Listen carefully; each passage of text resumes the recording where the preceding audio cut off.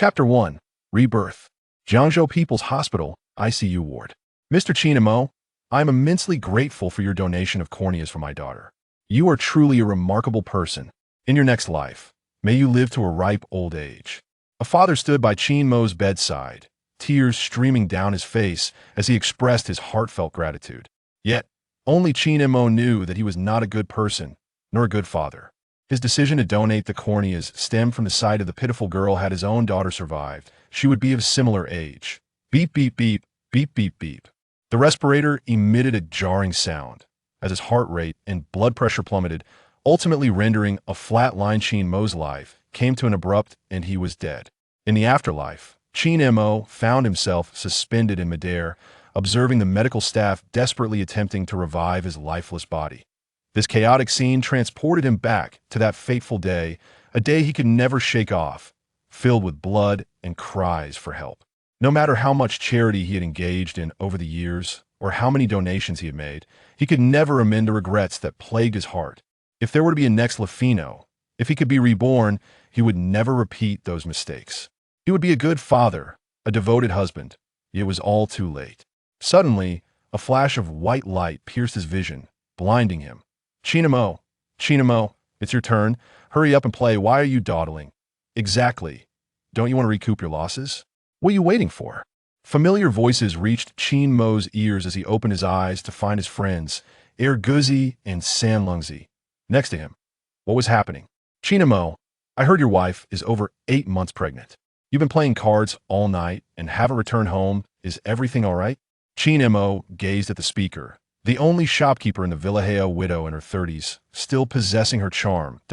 In colloquial terms, she was a woman of enduring allure, drawing the attention of both young men and old bachelors alike. Do not be fooled by her apparent concern. She was merely trying to provoke Qin Mo, igniting his masculinity to keep him playing, for every hour spent at the table came with a fee. Ring, ring, ring, ring, ring, ring. The landline phone at the shop rang, the shrill sound jolting Qin Mo to full awareness. Could it be that he had been reborn? The past vividly replayed in his mind, mirroring the events of that day. The shopkeeper, Ijia, swayed her still appealing figure towards the phone, answering. Oh, you're looking for Qin Mo? As Qin Mo took in the scene before him, though he felt a twinge of confusion, he understood that he could not afford to repeat the same mistakes, regardless of whether this was a rebirth or merely a dream. I am done playing and going home, Qin Mo declared, coldly tossing his cards onto the table. His bloodshot eyes, a result of sleepless nights, appeared harsh and unfeeling, yet the determination in his gaze was unmistakable. Hey, don't leave. Guzi grasped Qin Mo's arm in an attempt to pull him back. Qin Mo turned to face the people in the room, a peculiar smile curling at the corners of his lips. Today's events are far from over. Having uttered these words, Qin Mo shook off Guzi's hand and swiftly exited the convenience store, devoid of any hesitation. Once outside, Qin Mo's heartbeat suddenly became irregular. Could it be that Wen Li was already in distress? He recalled that after receiving the call, he had taken nearly 7 or 8 hours to return home. By that time, Wen Li had already passed away. She and the child were gone. No, he could not allow such a tragedy to unfold again. With this thought in mind, Qin Mo broke into a run. The convenience store was merely a 15-minute walk from his home, yet he reached his residence in just 5 minutes. Gazing at the tightly locked door of his house, Qin Mo felt a chill wash over him.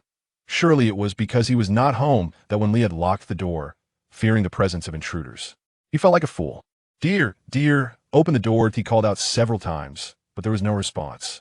Observing the low courtyard wall, he climbed over it with a slight effort and leaped into the yard. In a few strides, he reached the entrance and pushed the door, only to find it locked as well. Dear, open the door. Qin Mo pounded on the door with vigor, straining to catch any sound from within. Suddenly, a thud echoed from inside. Could it be that Wen Li had fallen? Without a moment's hesitation, he glanced at the dilapidated wooden door, which had long since seen better days. He delivered several forceful kicks, ultimately breaking the door down. With a swift motion, he burst into the house, only to find his wife Wen Li sitting on the floor, her complexion ashen. Thankfully, there was no blood. It was not too late. Qin Mo, don't be foolish. The child in my womb is your flesh and blood. Hurry, take me to the hospital. Wen Li's beautiful face contorted in pain, beads of sweat forming on her forehead. Sitting on the floor, she cradled her 8-month pregnant belly, casting a sorrowful glance at Qin Mo. Qin Mo's vision blurred with tears as he beheld Wen Li before him. Guilt and remorse surged within him, igniting a tumult of emotions. Yet this was not the time for reminiscing. "Come, let us go to the hospital." He strode over to Wen Li and effortlessly lifted her. Despite her 8 months of pregnancy, she appeared far from the typical expectant mother, weighing no more than 110 pounds due to malnutrition. Qin Mo's heart ached further, and he suppressed his feelings of guilt for the moment. Addressing the urgent issue at hand was paramount. When Li studied Qin Mo's profile, he seemed transformed, but she could not articulate how. Their village was in close proximity to the county, normally a mere 20-minute bicycle ride, yet Wen Li's condition rendered such travel impossible. Carrying Wen Li, Qin Mo made his way to the village headman's home. After explaining their situation, the village head wasted no time in activating the sole van in the village, transporting them to the county hospital. As he watched his wife being taken into the emergency room, Qin Mo felt a slight easing of his heart. This calamity should be nearing its end. "Qin Mo, your wife is remarkable," the village head remarked. "Everyone in the village praises her, and she has been exceedingly good to you. Do not wait until it is too late to appreciate her." The village secretary, with a face etched in deep wrinkles, gazed earnestly at Qin Mo. He was aware that this young man was not always like this. It was unclear when he had begun to change. He felt a pang of sympathy for the youth, hoping he could improve and not let Wen Li down. "Uncle, rest assured from now on, those two will be my lifeblood. I will never allow them to suffer again." The village secretary was taken aback by Qin Mo's words, momentarily at a loss for how to respond. Suddenly, the door to the operating room swung open. "Where are the family members of Wen Li? The condition of the patient is critical. Quickly pay the hospitalization and surgical fees so we can commence the rescue." The doctor, clad in a white coat, looked at Qin Mo and handed him the billing statement. Qin Mo took it, glancing at the amount, 5,000 yuan. In this era, such a sum was no trifling matter. A person's monthly salary barely reached 100 to 180 yuan, and the family savings had already been squandered on gambling. Let alone 5,000 yuan. He had not even a single yuan, not even 5. Were you still standing there for? They are waiting for rescue inside. That IT has said that a man should never kneel unless absolutely necessary. Yet in this dire situation, no one could produce the required 5,000 yuan. Chapter 2. The Daddy System. Qin Mo gazed at the nameplate on the doctor's chest, reading Head of Obstetrics and Gynecology, Lin Shi. With a firm resolve, he bit his lip and, with a thud, knelt upon the ground. "Director Lin, please save my wife and child. I cannot gather the money right now. Could you prioritize their rescue? I swear by the heavens, I will repay every penny."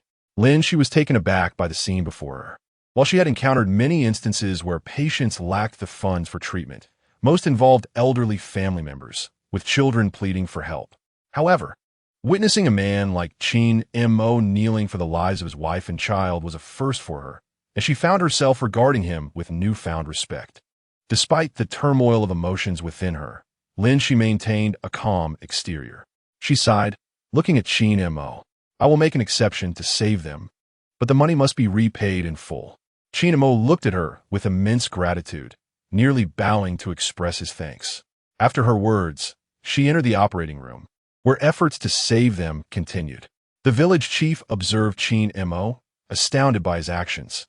Not only had he surprised Lin Shi, but he had also left the chief in shock. Was this truly Qin Mo, the unruly, reckless man who would kneel before a doctor for his wife and child? Was beyond comprehension.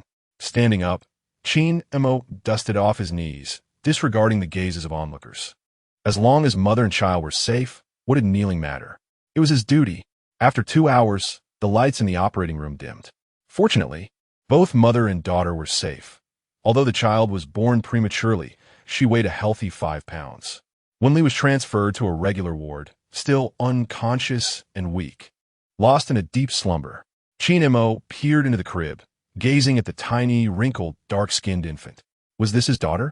He extended his large hand, gently grasping the child's small fingers, a warmth flooding his heart, an indescribable feeling, yet profoundly comforting. "Qin Mo, you must not harbor ill intentions towards a child. You cannot be such a scoundrel. Wen Li, opening her weary eyes, attempted to rise, unaware of what her reckless husband might do. Did he intend to take the child away and sell her? Stay still. Rest assured, even if I am a rogue, I would never sell my own child.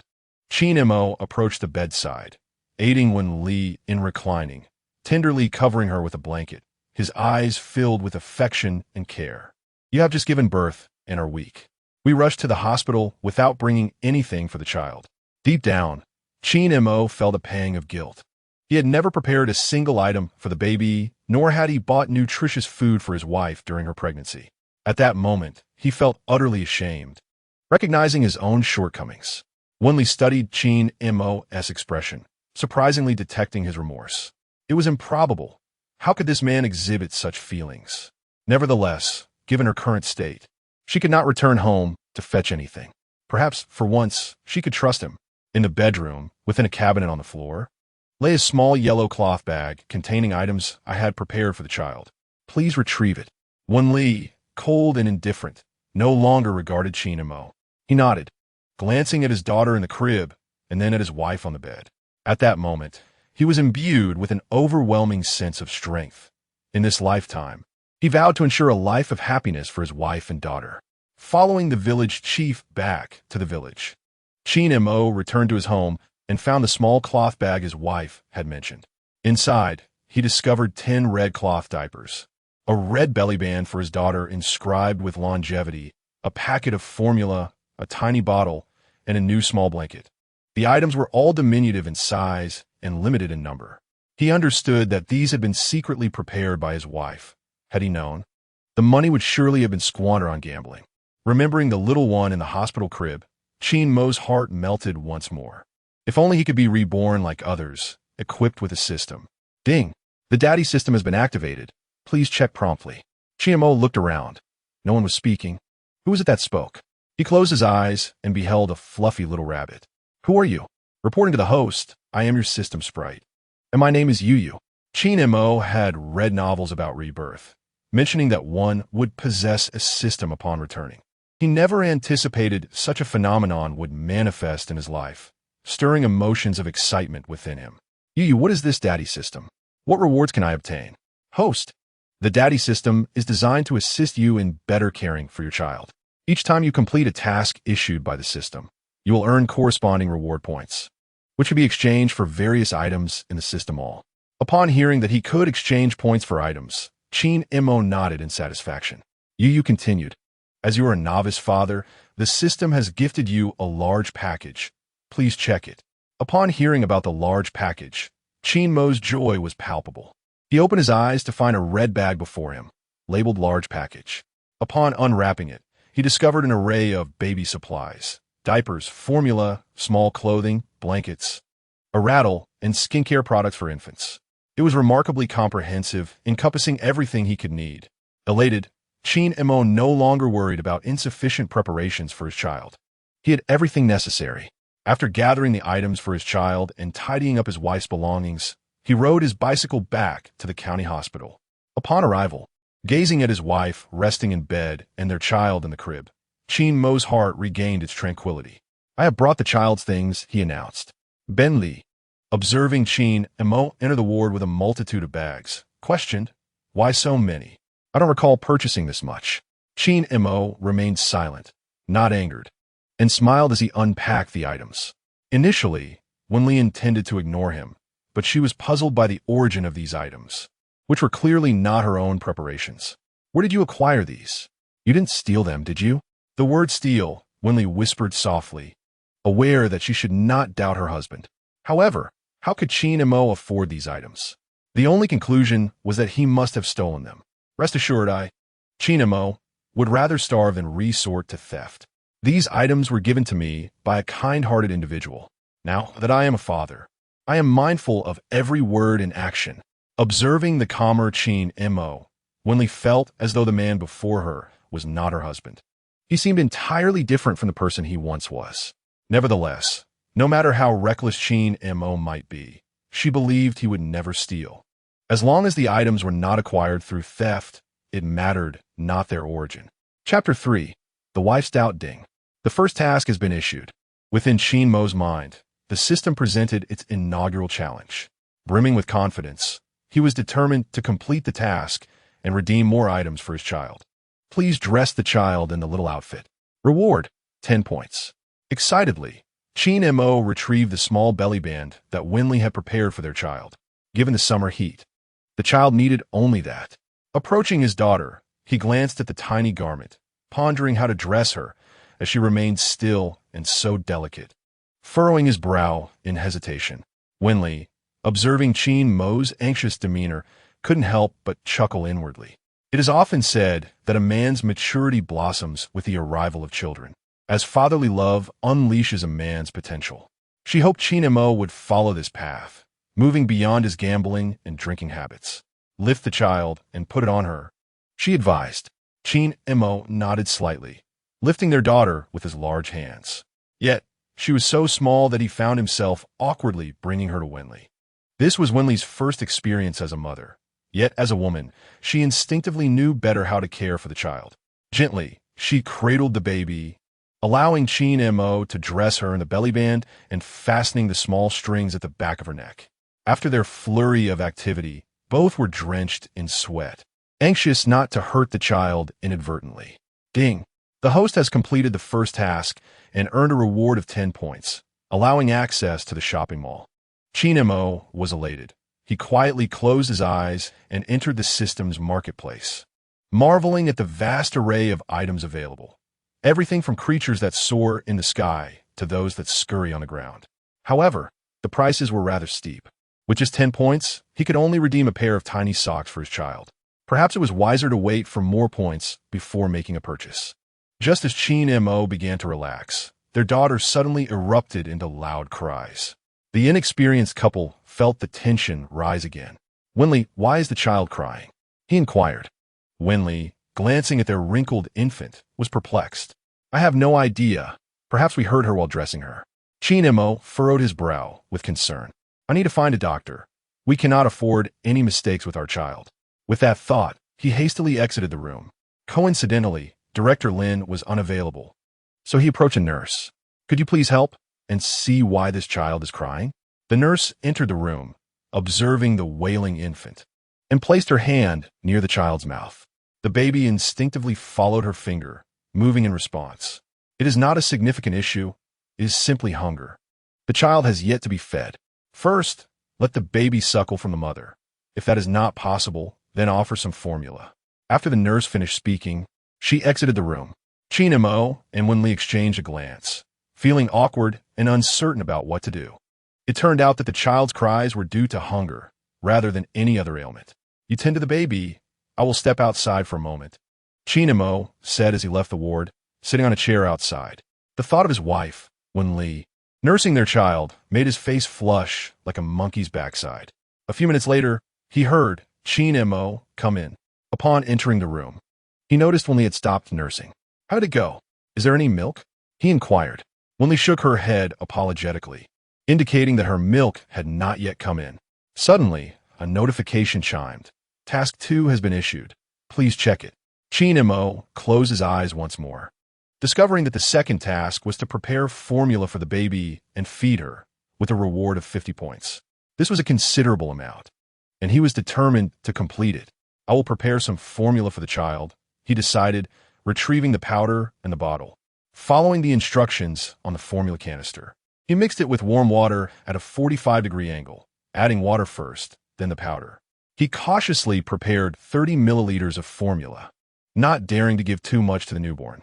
After mixing the formula, he gently shook the bottle to ensure the powder and water were thoroughly combined. Testing the temperature on the back of his hand, he found it to be just right. Mimicking his wife's actions, he cradled his daughter in his arms, carefully placing the nipple to her lips. As expected, she was hungry and began to drink eagerly. With a tender gaze, Qin Mo looked at his daughter, marveling at the fact that this tiny being was his own. The sensation was overwhelmingly delightful. Meanwhile, Wen Li lay in bed, observing Qin Mo's deftness in preparing the formula. How could he be so skilled? He even knew to check the temperature. Wait, could he not be Qin Mo? After feeding the child, Qin Mo gazed at his satisfied daughter, his face radiating happiness. He had missed such beautiful moments in his previous life, but this time he would not let go. "Qin Mo, come here." Seeing that the baby had fallen asleep, he placed her in the crib and approached his wife. Their relationship had been one of free love. Wen Li was the only vocational school graduate in the village, and he was unsure how she had fallen for the aimless Qin Mo. Back then, he had a job at the county's plumbing factory, a position arranged by his parents before their passing, but he ultimately lost it. His constant absenteeism and gambling with coworkers had led to his dismissal. "Who are you?" Wen Li asked, her eyes wide with suspicion as she stared at the man before her, who bore an uncanny resemblance to her husband. Qin Mo was taken aback by her words. He indeed had changed significantly, and it was understandable that his wife would doubt him. However, how could he explain the events that had transpired? Surely, no one would believe him. They would likely deem him mad. Qin Mo revealed a mischievous smile reminiscent of his former self as he gazed at Wen Li. "Who else could I be but your husband? I'm not always this amiable. I'm merely being kind since you've just given birth." Wen Li observed the prominent canine teeth of Qin Mo, realizing that even if someone were to impersonate him, they could hardly replicate such distinctive features. "Come closer," she beckoned. Blushing, Qin Mo looked at Wen Li, wondering if she might be inclined to kiss him. Although feeling somewhat bashful, she was, after all, his wife. He feigned a serious demeanor and leaned in closer. Wen Li reached out, touching the area behind his earlobe, where, as expected, a birthmark remained. They used to jest that even if they forgot each other's faces, the birthmark behind his ear would always be recognizable. Qin Mo anticipated a kiss, but to his surprise, she merely caressed his earlobe, lost in thought. It seemed that despite his efforts to be more amiable, he couldn't transform too drastically lest he arouse suspicion. "All right, I'm heading out to buy some food. After a long day, I'm famished." Qin Mo feigned indifference as he exited the ward, not sparing a glance at either the child or his wife. He truly had to muster considerable resolve to avoid looking back. Chapter 4. Rescuing the In-Laws Ding. Congratulations to the host for completing the nursing task. Reward, 50 points. The system's notification echoed in Qin Mo's ears. "Yu, does the system store have food? I wish to purchase something to eat." Yu smiled, "Of course. Our system store has everything available for points. You might want to explore the menu."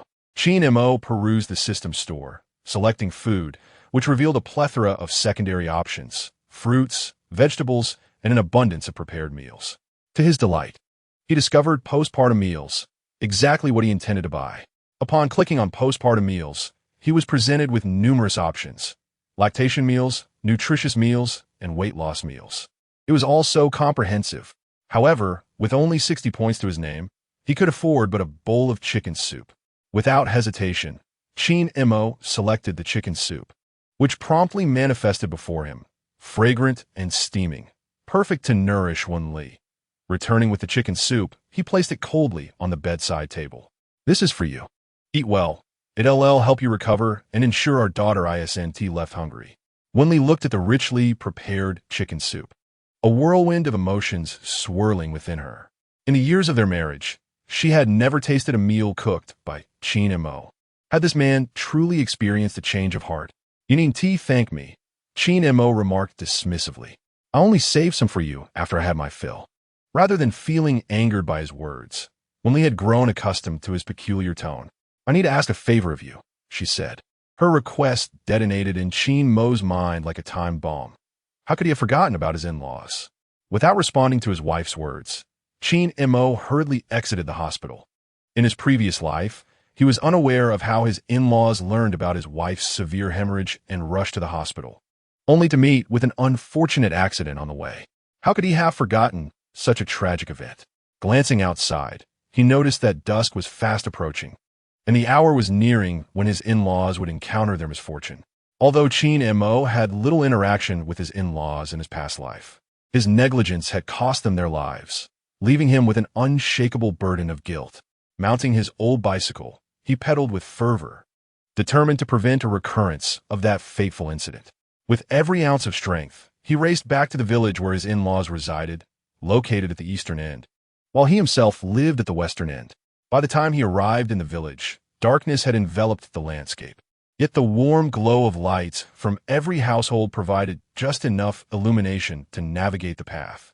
As he whizzed past the small convenience store, Jia caught a glimpse of the man who flew by like the wind, uncertain if it was indeed Qin Mo. She sensed a transformation in him, as if he had become someone entirely different. "Hurry up, old man.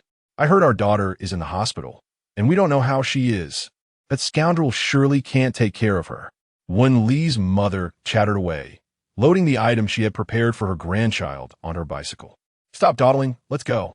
If that rascal isn't there this time, I'll bring Wen Li home to recuperate and demand a divorce."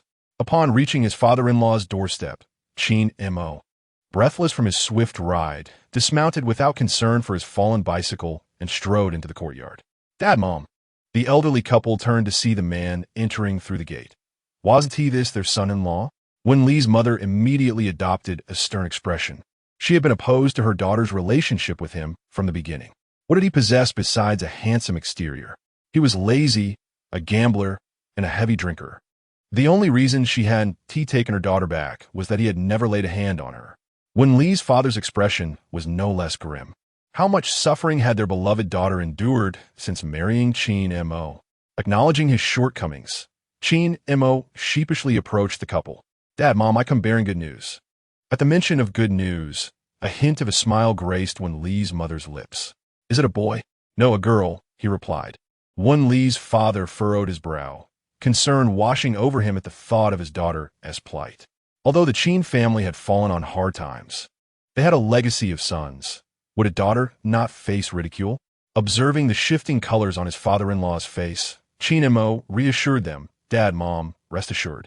Whether boy or girl, she is my flesh and blood.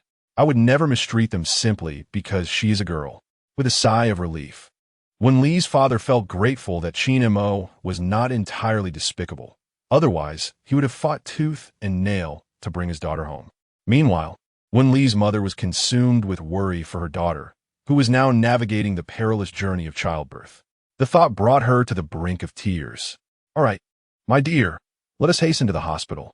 I cannot help but worry about our daughter's condition," he lamented, his heart heavy with concern. The trio pedaled their bicycles from Xiaohua village toward the county hospital.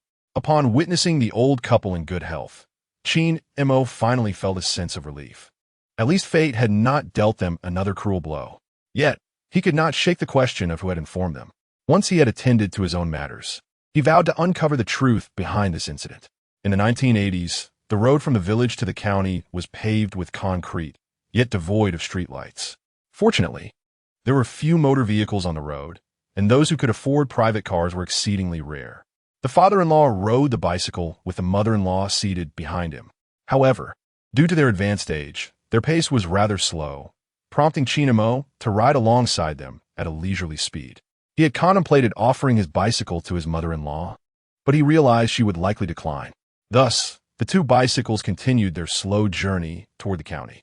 Just as they believed all was well, a small car suddenly emerged from an unknown direction, barreling toward them at an alarming speed, catching them off guard. Without a moment's hesitation, Qin Mo accelerated, pushing his in-law's bicycle aside, just as the speeding Santana car hurtled toward him. In a split second, the driver seemed to regain awareness, swerving the vehicle just in time to graze past Qin Mo's body, narrowly avoiding a collision. The car did not stop, continuing on its reckless path. The events transpired so swiftly that the elderly couple, still on the ground, remained in shock, unable to process what had just occurred. Qin Mo's heart raced. He had narrowly escaped death. Chapter 5. The hero saves the beauty under the moonlight. Qin Mo gazed after the departing car, which appeared to be a brand-new Santana. Judging by the license plate, it seemed to be a vehicle belonging to the county government, having nearly caused an accident and then fled. He would not let this transgression go unpunished. His steely gaze remained fixed on the receding vehicle. After a brief moment, Qin Mo's demeanor returned to normal. "Father, Mother, are you all right?" he inquired. Wen Li's parents helped each other to rise, brushing off the dirt from their clothes. The earlier fright had taken its toll, and they still felt a lingering apprehension. "We are fine. Did you sustain any injuries?" Qin Mo, his mother-in-law, a woman with a sharp tongue but a tender heart, softened at the thought of how he had pushed them aside to confront the oncoming car. Shaking his head, Qin Mo replied, "I have just returned to life. There are many things yet to accomplish. I cannot allow myself to perish so easily, nor will I forgive those who wronged me in my past." Following this unsettling encounter, they finally arrived at the county hospital without further incident. To spare Wen Li any worry, no one mentioned the earlier scare. Wen Li's parents observed their daughter and noted that she appeared to be in satisfactory condition. Although she had undergone a cesarean section, both mother and child were, at least for the moment, out of danger. After reviewing the provisions Qin Mo had prepared for the children, their hearts finally eased. Indeed, this son-in-law had transformed remarkably. With his parents-in-law present, Qin Mo felt reassured enough to step out of the hospital room and into the corridor, where he casually sought a quiet spot to sit. Habitually, he reached for his pocket for a cigarette, only to remember that, at this moment, he had given up smoking. Thus, he could only rub his hands together to alleviate his craving. Now that the lives of his wife, daughter, and parents-in-law were secured, a more pressing challenge awaited him: the pursuit of wealth. Providing them with a good life was not merely a matter of words. He aspired to purchase a spacious home, a modest car, and beautiful clothes for his daughter, all of which hinged on financial resources. Though Qin Mo had achieved a modest level of success in his previous life, he could hardly be deemed prosperous, having merely managed to secure basic necessities. However, the situation was different now. He was compelled to devise ways to earn money. It was the late 1980s, transitioning into the early 1990s, a time when rationing tickets for grain and fabric were gradually being abolished, granting people increasing freedom in their shopping endeavors. Many audacious individuals had already ventured into business, amassing their initial fortunes during this period, becoming millionaires and even billionaires. Not to mention, he needed to repay the 5,000 yuan owed to the hospital for his surgery.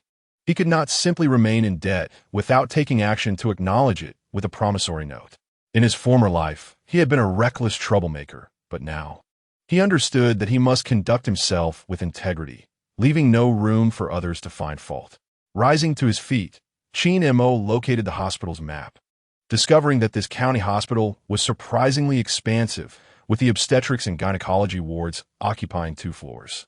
A somewhat immature idea began to take shape in his mind. The infant and toddler market would prove to be a lucrative sector in the future, and he could explore this opportunity. As he wandered, he arrived at the obstetrics and gynecology doctor's office, but at this late hour, it was likely that Director Lin had already left for the day. After a moment's hesitation, he knocked on the office door, only to find it unoccupied. It seemed he would have to wait until tomorrow. Just as Qin Mo contemplated leaving, he heard voices nearby and instinctively concealed himself behind a pillar. "Director Lin, your skills are truly exceptional. You managed to resolve such a complicated cesarean section with such ease." Hiding nearby, Qin Mo observed the obstetrics and gynecology chief, Lin Shi, accompanied by a short man dressed in a stylish suit. Upon hearing the man's words, Lin Shi smiled slightly. Who wouldn't he appreciate compliments? It was a validation of her expertise. However, please do not elevate my skills too high. Not every surgery is within my capabilities. The man closely followed Lin Shi, his eyes revealing the cunning of a shrewd businessman, filled with schemes and self-interest. "Director Lin, considering how late it is, shall we find a place to discuss matters in depth?" Lin Shi stood there, her expression betraying a hint of impatience as she regarded the man who had been persistently pursuing her for several days. "Enough. I have already told you that I cannot fulfill your request. You should speak to the hospital director." Upon hearing that the matter could not be resolved, the man's expression darkened noticeably. "I said, Mr. Lin, do not fail to recognize the favor being bestowed upon you. Your assignment to Jiangzhou is a mark of respect." After uttering this, the man attempted to grasp Director Lin's hand, his gaze becoming increasingly aggressive. Lin, she was taken aback, having not expected this man's earlier gentleness to transform into a potential threat. Observing the situation, Qin Mo promptly emerged from behind a pillar. "Director Lin," he called out. Lin Shi and the man turned to look. Lin Shi, of course, recognized Qin Mo and held a lasting impression of him. "What brings you here?" she inquired. "Director, My wife underwent surgery under your care, and I seek your guidance regarding her postoperative recovery.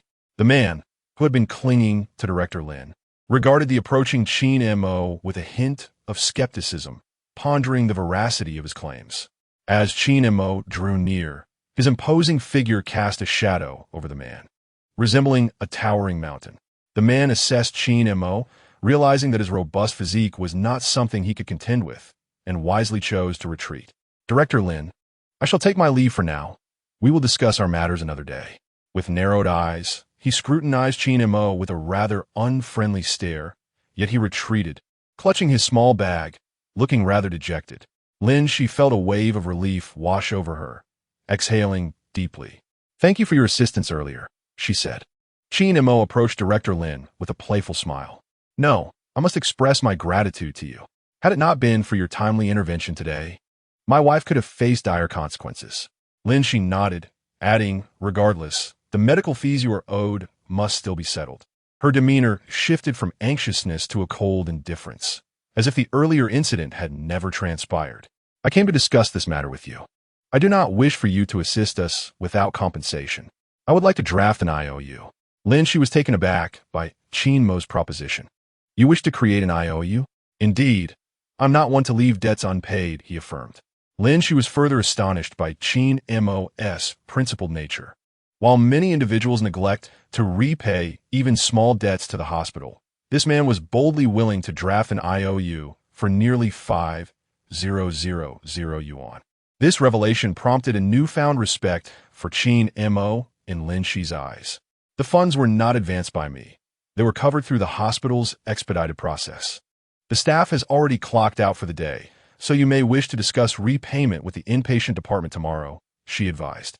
Qin Mo nodded, sensing that the hospital still possessed a degree of humanity, at least not exhibiting a complete disregard for patient care. Director Lin, we owe you our deepest gratitude. By the way, I noticed numerous obstetric wards in this hospital. It seems there are many births occurring here. She nodded in agreement. Our county hospital may not be large, but it serves many surrounding townships and villages where deliveries take place. Upon hearing this, Qin Mo felt reassured, realizing that his previous life had been spent in a fog, oblivious to many realities around him. During the stringent family planning era of the 1980s, it was customary for families to have only one child, promoting the ideals of superior genetics and the honor of being a sole offspring. Consequently, the act of childbirth was no longer approached with casualness. Rather, it was cherished and given due importance. Director Lin, I shall not disturb your rest any further.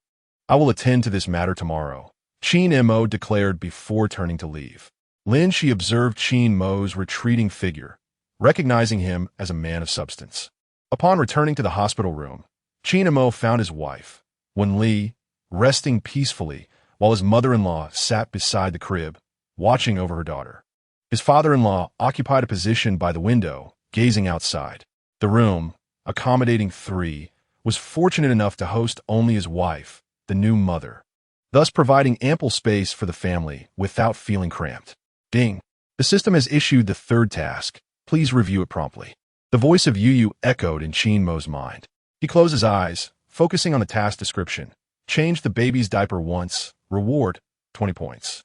Nodding in acknowledgement, he noticed diapers within the gift package, just as the baby commenced a loud wail. The thoughts of an infant are notoriously elusive. They cry for myriad reasons: hunger, discomfort, or simply restlessness. Only those with considerable experience can discern the cause. Observing the distressed child, his mother-in-law displayed a hint of anxiety, for it had been many years since she had cared for a baby. Cautiously, she unwrapped the diaper, discovering it was indeed wet. As his mother-in-law prepared to change the diaper, Qin Mo interjected, "Mom, let me handle it." Wen Li regarded him with disbelief. He was known for his laziness and reluctance to engage in household chores. Even if a bottle were to topple, he would not assist. Yet here he was, offering to wash the diaper.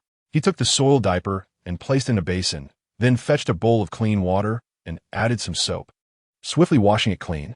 While rinsing, he pondered that specialized baby care products were essential for washing diapers, yet such items were not readily available on the market. After washing, He wrung it out by hand and hung it on a line by the door. Wen Li watched in astonishment as her son-in-law undertook this series of tasks. This was a man who had always shunned household responsibilities. His willingness to wash a diaper was nothing short of remarkable. Once he finished, however, his mother-in-law did not replace the old diaper. "Mom, I have a new type of diaper. Allow me to show you." Qin Mo retrieved a package from the gift bag, unveiling a set of diapers devoid of any brand markings, simply wrapped in white, a size suitable for a newborn. Wen Li's mother eyed the item curiously. "Is this also a diaper?" "This is an absorbent diaper. As you can see, if the baby urinates, the underside remains dry, preventing the blanket from becoming wet," Qin Mo explained, handing one to his mother-in-law while simultaneously fitting another onto his daughter. "This item appears quite remarkable. It must be rather expensive." Qin Mo understood that in this era of scarcity, the standard of living was not particularly high. If a pack of diapers were to be sold for several dozen, or even over 100 yuan, it would be unacceptable to the populace. This was brought back by a friend from abroad, and it is not yet available domestically. "From abroad?" Qin Mo nodded. He had already dressed his daughter in the diaper. Although it was her first time wearing one, he managed to put it on with meticulous analysis. Once clad in the diaper, his daughter ceased to wail from her damp backside. Instead, she pursed her little lips as if smiling, appearing exceedingly adorable. "Ding! Congratulations, host. You have completed the task. 20 points have been credited to your account." With the points earned, Qin Mo gazed at his daughter's smile, and his heart was instantly melted. Wen Li lay on the hospital bed, unaware of when she had awakened. Observing Qin Mo's bustling activities, her heart seemed to soften. Throughout their years of marriage, many had remarked that she was merely a warm face against a cold rear. No matter her enthusiasm, Qin Mo remained, true to his name, quite indifferent. It was only after drinking that he would express any affection towards her, and over the years, her patience had worn thin. However, the child within her provided the motivation to persist. So despite Qin Mo's daily gambling and revelry with dubious companions, she bore with it. As long as he returned home, she felt she could endure for the sake of their child. She had initially thought that Qin Mo would remain indifferent towards the child. Yet unexpectedly, he displayed a genuine fondness for the little one, embodying the essence of a loving father. "Qin Mo, let me see that diaper you have," Wen Li called out. Upon hearing his name, Qin Mo retrieved one and handed it to her. His in-laws were older and easily deceived, but Wen Li was young and had received an education. If she pressed him further, how would he explain? After all, this item was not yet available in the country and would only be introduced in a few years. Wen Li held the diaper, noting its excellent quality. It felt dry to the touch. Although she was uncertain of its materials, it seemed to surpass traditional cloth diapers. Once a cloth diaper was soiled, it required immediate washing, which felt less comfortable than this. "Qin Mo, I find this item quite impressive, yet it must be quite costly. Our current circumstances cannot bear such a burden." Qin Mo looked at his wife, fully aware that he had never contributed financially to their household. All expenses were covered by Wen Li's earnings as a factory worker. Not only did he fail to earn, but he also squandered her savings on gambling. The thought made him feel like a scoundrel. "Rest assured, my dear, you need not worry about the finances from now on. As for my past, let's not dwell on it. I will find a way to manage our monetary affairs." His words made Wen Li blush, and she fell silent. Whether Qin Mo spoke truthfully or otherwise, his words warmed her heart. The following day, her parents returned to Xiaohua village, as it was the season for farming, and their absence would prove detrimental. Before leaving, he discreetly left 500 yuan for his daughter, ensuring that Qin Mo remained unaware. Although Qin Mo seemed to have undergone a transformation, who could predict whether he would revert to his former self? In Chapter 7, the displeasing co-worker, due to Wen Li's cesarean section, she was required to stay in the hospital for at least 5 days. During this time, Qin Mo exhibited an extraordinary level of care for Wen Li and their child. He attended to every need, buying meals, providing massages, and caring for the baby, leaving no detail unattended. As he had little time to groom himself, stubble began to appear on his face, which, rather than diminishing his appearance, infused him with an undeniable masculinity. With discharge imminent, visitors began to enter the ward, and serendipitously, it was Xia Meng, a co-worker from Wen Li's textile factory. Xiao Ming, heavily pregnant, entered the room and upon recognizing the person lying on the bed, burst into laughter. Is that you, Wen Li? You've given birth? I thought you still had over 8 months to go. Early delivery, huh? Oh dear, it must be due to poor nutrition. Qin Mo regarded this woman entering the room. He had no prior acquaintance with her and could not recall any details about his wife's associates from his previous life. However, he could easily discern that her manner of speaking was rather unpleasant. Wen Li recognized the speaker as her co-worker, Xiao Ming. They usually worked together at the textile factory. But Xiao Ming's privileged background allowed her to frequently arrive late and leave early, with the factory leadership turning a blind eye. More often than not, it was Wen Li who assisted Xiao Ming with her tasks. Seeing Xiao Ming looking so spirited now ignited a flicker of discontent within Wen Li. A brief acknowledgement was all Wen Li offered before lapsing into silence. It was then that Xiao Ming noticed the striking man seated beside Wen Li. His handsome features and robust build were hard to overlook, and she pondered if he might be Wen Li's husband. A glance at her own short and unimposing partner ignited a twinge of resentment. I am Wen Li's co-worker. Who might you be? I am her husband, Qin Mo. Unaware of the nature of Xiao Ming's relationship with Wen Li, Qin Mo maintained a polite smile. Xiao Ming could hardly believe that this striking man was Wen Li's notorious husband, rumored to be indolent and a notorious slacker in the village. Yet his handsome visage, particularly his deep-set eyes, was unexpected. Wen Li, you are truly fortunate, Xiao Ming remarked, though Wen Li recognized the sarcasm in her tone. At that moment, she had no desire to engage in a quarrel, knowing well the unsavory reputation that Qin Mo had previously held. As they conversed, Xiao Ming's husband entered the room. Upon seeing him, Wen Li couldn't help but chuckle, for Xiao Ming often boasted of her husband's virtues, an esteemed university graduate from the provincial capital, handsome and charming. Yet, upon meeting him, Wen Li realized Xiao Ming had been weaving tales. Her husband stood at approximately 165 centimeters, somewhat portly, sporting silver-rimmed glasses, and his appearance could hardly be described as handsome. In fact, he was rather unremarkable. Qin Mo noticed Wen Li laughing and then glanced at the man behind her, quickly grasping the situation. The wife in question is quite amusing.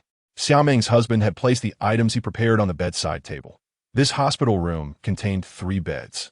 Wen Li leaned against the window. The middle bed was currently unoccupied, and the outermost bed was where Xiao Ming and her companions resided. Xiao Ming felt embarrassed in front of Wen Li, her face darkening instantly. Junjie, please take out the little clothes I bought for the child and show them to Wen Li. We purchased them in the provincial capital.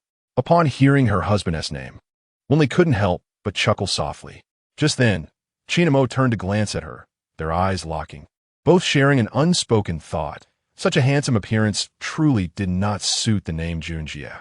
Obediently, Junjie opened the prepared cloth bag and retrieved several small garments from within. Initially, Qin Mo had no desire to involve himself in the matter between his wife and her colleague, as he merely wanted to ensure they could leave the hospital tomorrow without incident. However, Xiao Ming was not one to remain quiet. Holding the little clothes she had bought, she approached the bed of Qin Mo's daughter, intending to look down upon the garments they had chosen for their child. Yet, upon closer inspection, she found that the clothes worn by the little one were of superior quality compared to what she held. The styles were trendy, not inferior in any way, perhaps even surpassing her own choices. Wen Li, your child's clothing must surely be hand-me-downs, as how could you afford such fine garments? Moreover, such things are not even sold in our county. I purchased these in the provincial capital. Wearing someone else's old clothes is quite uncomfortable. Qin Mo, despite being a man, could see the disdain in Xiao Ming's eyes and thought to himself that while he might be able to defend his own dignity, he could not allow her to belittle his daughter and wife. Suddenly, Qin Mo sprang from his bed and approached Xiao Ming, his voice low and firm. Mind your words. Xiao Ming was taken aback by Qin Mo's sudden outburst. However, being pregnant, she felt somewhat emboldened, thinking to herself that he could not possibly harm her. She stood her ground, her belly protruding, a hint of fear in her heart, yet her tongue remained sharp. What's wrong? Am I wrong in saying this? How much could Wen Li possibly earn at the textile factory? A poor person is simply a poor person, and I have the right to speak. At that moment, Qin Mo could no longer contain his pent-up frustration.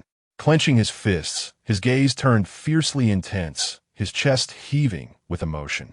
Let me tell you, whether you're a pregnant woman or not, I will not tolerate you saying such things about my wife and child. With that, he raised his fist before Xiaoming, the hardened knuckles making a menacing cracking sound, sending chills down her spine. Why you wouldn't dare hit me, would you?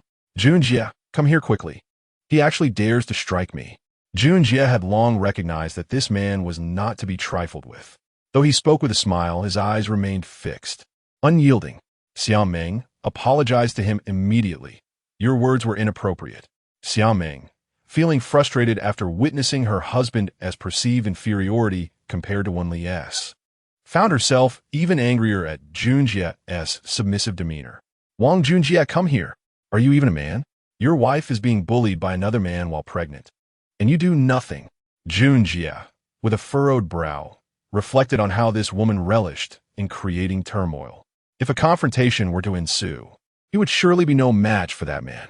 Qin Mo thought to himself, let it go, they're all colleagues. The voice of Wen Li drifted over from the hospital bed, just as the child began to wail. Qin Mo, maintaining a stern demeanor, shot a fierce glare at Xiaoming before approaching the crib to lift his daughter. Do not cry, my dear, Daddy is here to hold you. Xiaoming's resentment was not so easily quelled. Witnessing Qin Mo's reluctance to continue his threats only fueled her pride. A country bumpkin indeed, having produced a financial burden, and still thinking herself charming. How absurd! Qin Mo had truly not intended to bully a pregnant woman, but this was crossing the line.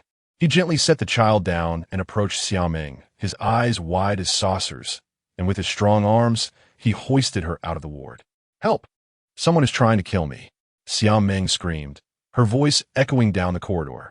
This time, Wang Junjie felt a twinge of fear. After all, the child in Xiaoming's womb was his own.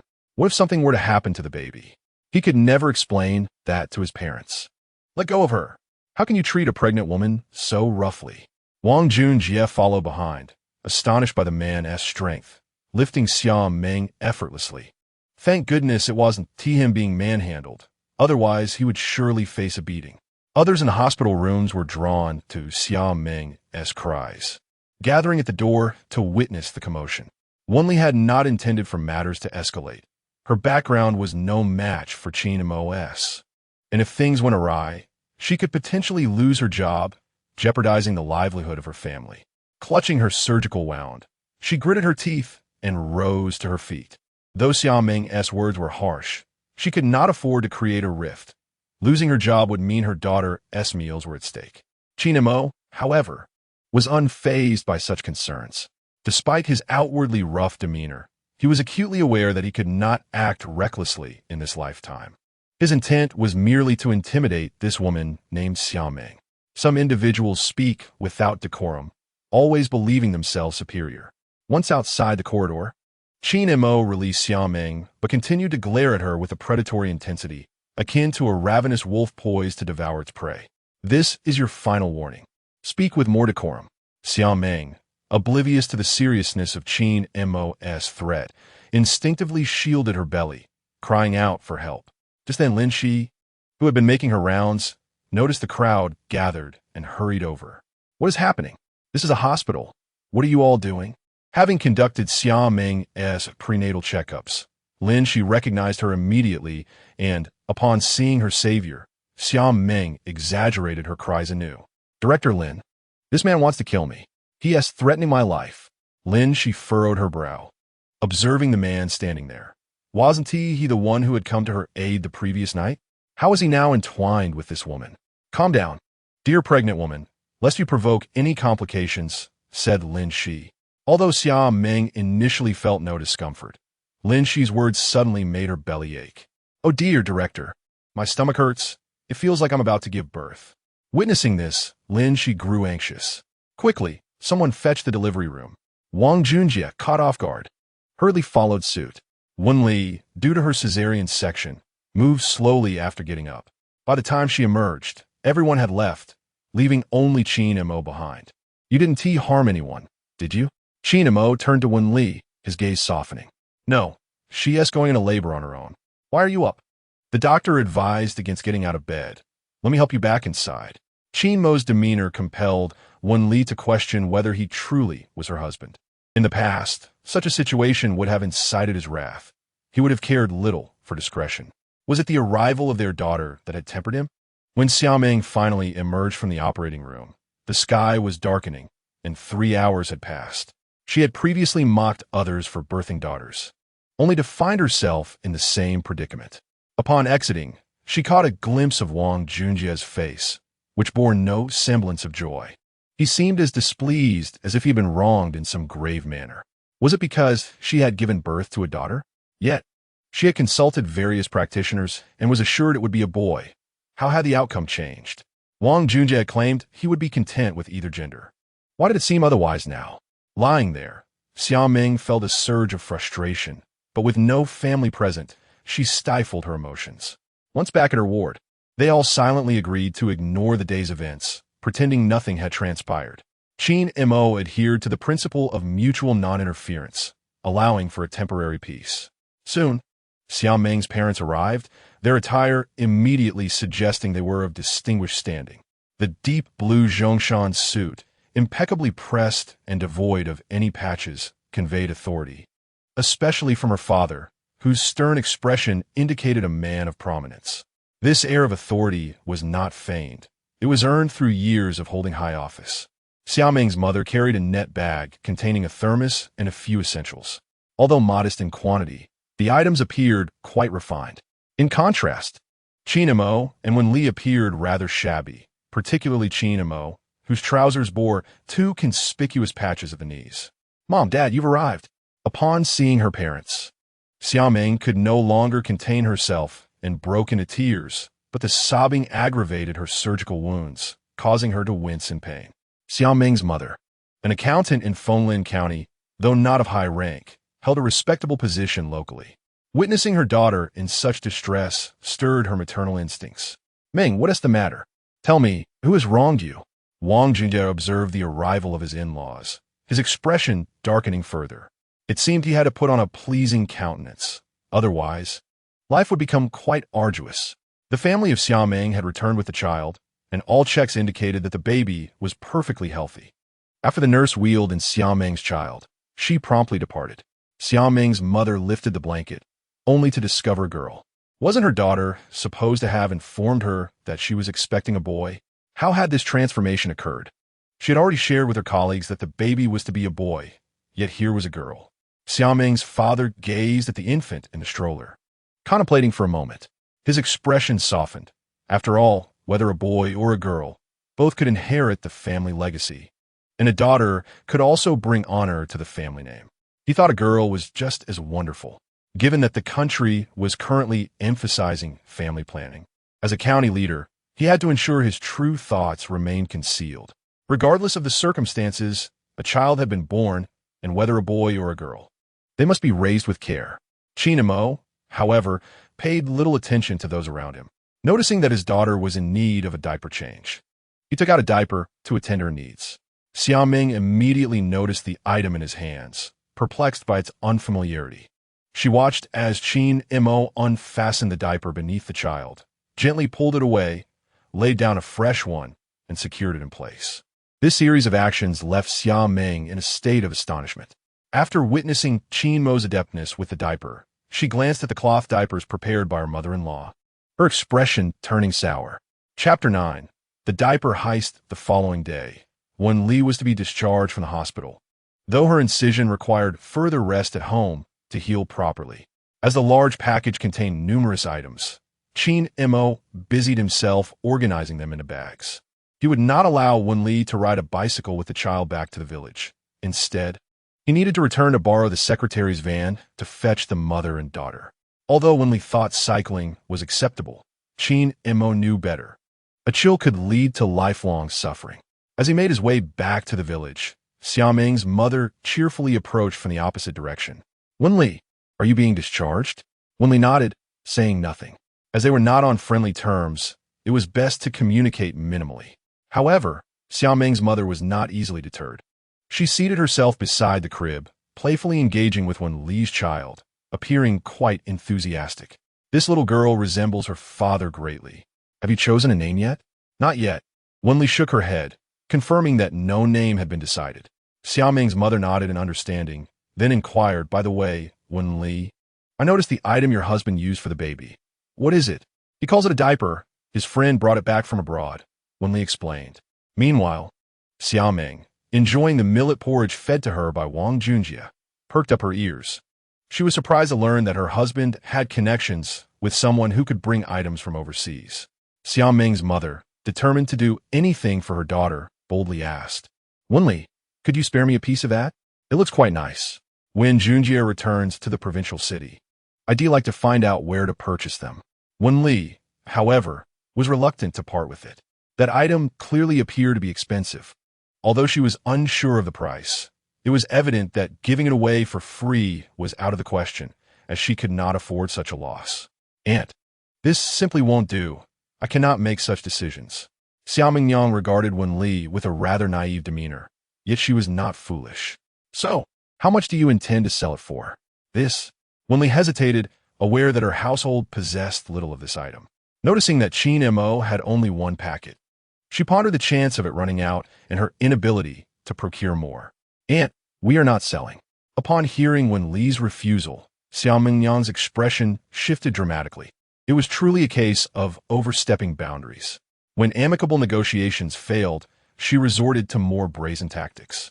Without regard for Wen Li's consent, she reached into the bag, intending to seize a piece, confident that her husband's absence rendered her untouchable. What are you doing? Do not snatch things, put that down. Wen Li felt a profound attachment to this item and could not allow it to be taken so carelessly. The child, sensing the tension, began to wail uncontrollably. At that critical moment, Director Lin entered. Upon seeing the newcomer, Xiaoming quickly retreated, putting on a smile as if nothing had transpired. Director Lin furrowed his brow, oblivious to the previous commotion. Where's Qin Mo? Did he not discharge today? Wen Li, clutching her abdomen, managed a faint smile. He went to fetch the van, concerned that the two of us might catch a chill on the bicycle. Lin, she smiled, convinced she had not misjudged this man.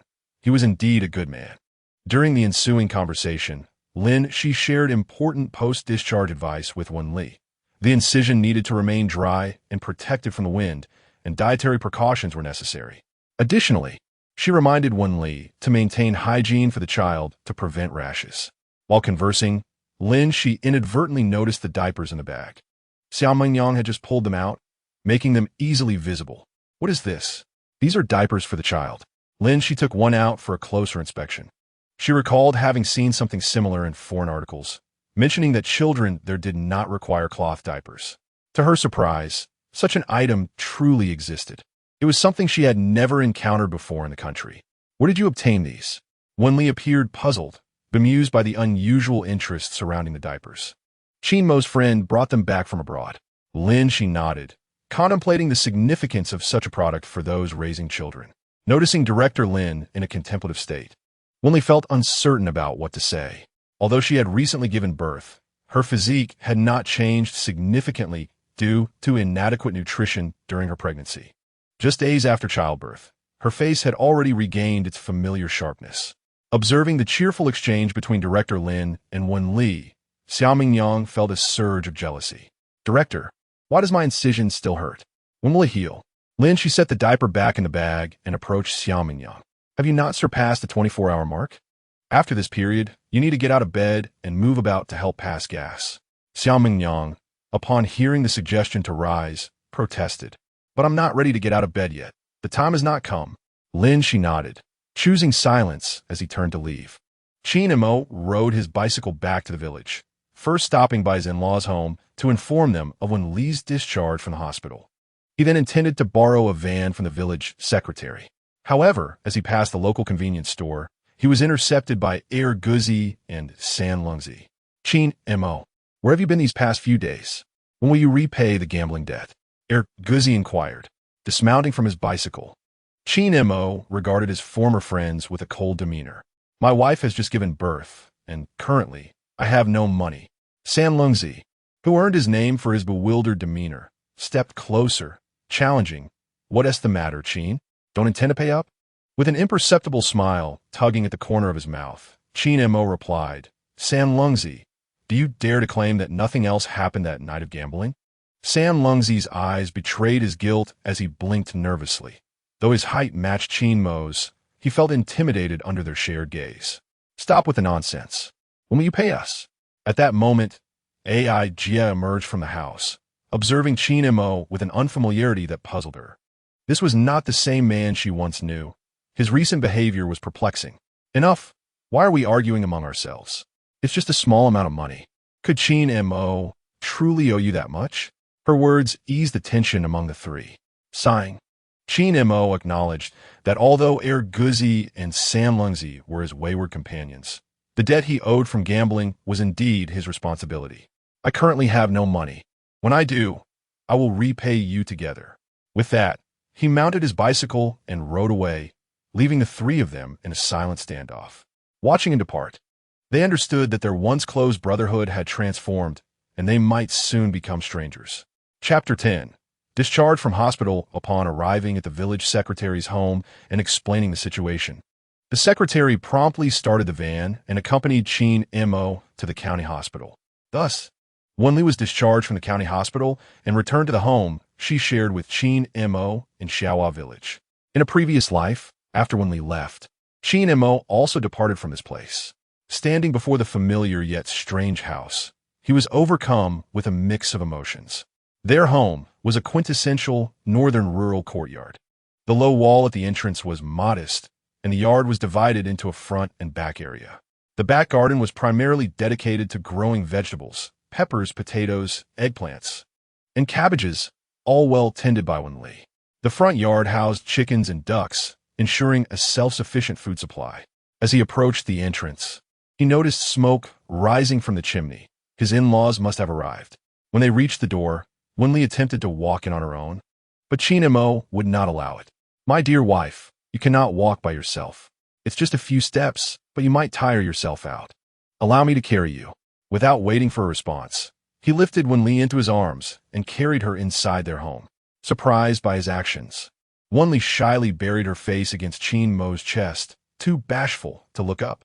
Wen Li's mother heard the sounds at the door and, smiling, stepped out to embrace the child, bringing him inside. My eldest grandson has returned home. Wen Li's father, holding 2 packs of cigarettes, slipped them into the village secretary's pocket. Expressing his gratitude, Secretary, I truly appreciate your help this time. These 2 packs are fresh goods. Even with money, one might not easily obtain them. They were brought back from the provincial capital by a friend of mine. The village secretary chuckled, replying, No need for such formality. We are all from the same village. It brings me joy to see Qin Mo thriving. Wen Li's father retrieved a pipe from his pocket, rolled a cigarette, and began to smoke, remarking, This boy is finally showing some maturity. If he misbehaves again, I shall not let him off lightly. The village secretary nodded, smiling, and chose not to elaborate further. In northern rural homes, most families have a heated Kong. Qin Mo placed Wen Li on the Kong, which was still warm from being heated by his mother-in-law earlier. Observing her daughter and granddaughter in good spirits, Wen Li's mother was aware of the hardships Qin Mo had endured over the past few days and refrained from voicing any reproaches. Qin Mo surveyed their home, consisting of 4 rooms, 2 bedrooms flanking a kitchen. They occupied the larger bedroom, while the smaller one was slightly more modest. Behind a small bedroom was a compact but tidy washroom. The furniture and appliances were remnants from their wedding, gathered together by his father-in-law, an old color television, a sewing machine, and cabinets atop the Kong, alongside floor cabinets. All of these were provided by Wen Li's family, along with several sets of bedding and quilts. The windows remained the traditional wooden type, with a sliding structure. By opening the upper window and securing it with a stick, ventilation was achieved. Qin Mo promptly closed the front and back windows, considering that his wife had just been discharged from the hospital and was still in confinement, ensuring she wouldn't be exposed to drafts. His mother-in-law presented him with a large piece of bright red cloth from a fabric bag, instructing him to hang it by the Kong to shield the child from any disturbances. Qin Mo nodded, acknowledging that while he understood this was an antiquated belief, he could not contradict his mother-in-law's intentions and obediently hung it up. Observing the yard, which was impeccably tidy, he could easily surmise that it was his in-laws who had come to help. In his previous life, he had acted like a fool, taking his in-laws' contributions for granted, believing they were simply obligated to assist. Reflecting on this now, he recognized his selfishness and questioned how he could have treated them so poorly. Dinner, prepared by his mother-in-law, was quite sumptuous. After the meal, his in-laws returned home, leaving the quiet courtyard with just the three of them. That night, unable to sleep, Qin Mo ventured into the yard and settled onto a small stool. He had conceived an idea during his hospital stay. He wished to sell diapers, but in the countryside, such a venture would be challenging. He would need to go to the county or even the province to succeed. Those with wealth were unconcerned about the cost, prioritizing their children's comfort.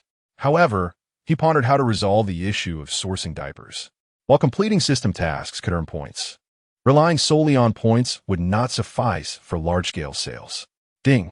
Host, why are you still awake at such a late hour? Qin Mo lay on the ground, gazing at the starry sky, troubled and unable to sleep. Yu, the system's little sprite, sensed Qin Mo's emotions. Host, are you worried about money? Of course. Who isn't troubled by financial matters? My wife and child are waiting for me to provide them with a better life, and my pockets are emptier than my face. How can I not be anxious? Yu yawned. Host, aside from the nanny system, we also have an entrepreneur system. Would you like to give it a try? Upon hearing this, Qin Mo instantly perked up. What is the entrepreneur system? Do tell. As the name suggests, it supports hosts who wish to start their own businesses. But it must be within the maternal and infant industry. Qin Mo nodded. Rest assured, it will definitely be in the maternal and infant sector. Additionally, we will take a certain commission. That's acceptable. We can split it 50-50. Yu nodded. Finally, the sales aspect will rely on you, while the production will be handled by our system. Qin Mo excitedly jumped up from the ground. Deal. Selling is my forte. My only worry is the production and processing. All right, host, can you rest now? Of course not. I haven't shared my grand ambitions with you yet. Yu closed her eyes, yawning. Host, I'm going to sleep now. We can discuss this tomorrow. Yu. Qin Mo called out, but Yu did not respond, clearly having fallen asleep. Qin Mo, now exhilarated, found it impossible to sleep. With this new venture, he wouldn't have to fret about making money anymore. A sleepless night ensued, and the next morning, Qin Mo, with dark circles under his eyes, fed his daughter. Wen Li noticed his condition and became concerned. Did he not sleep well last night?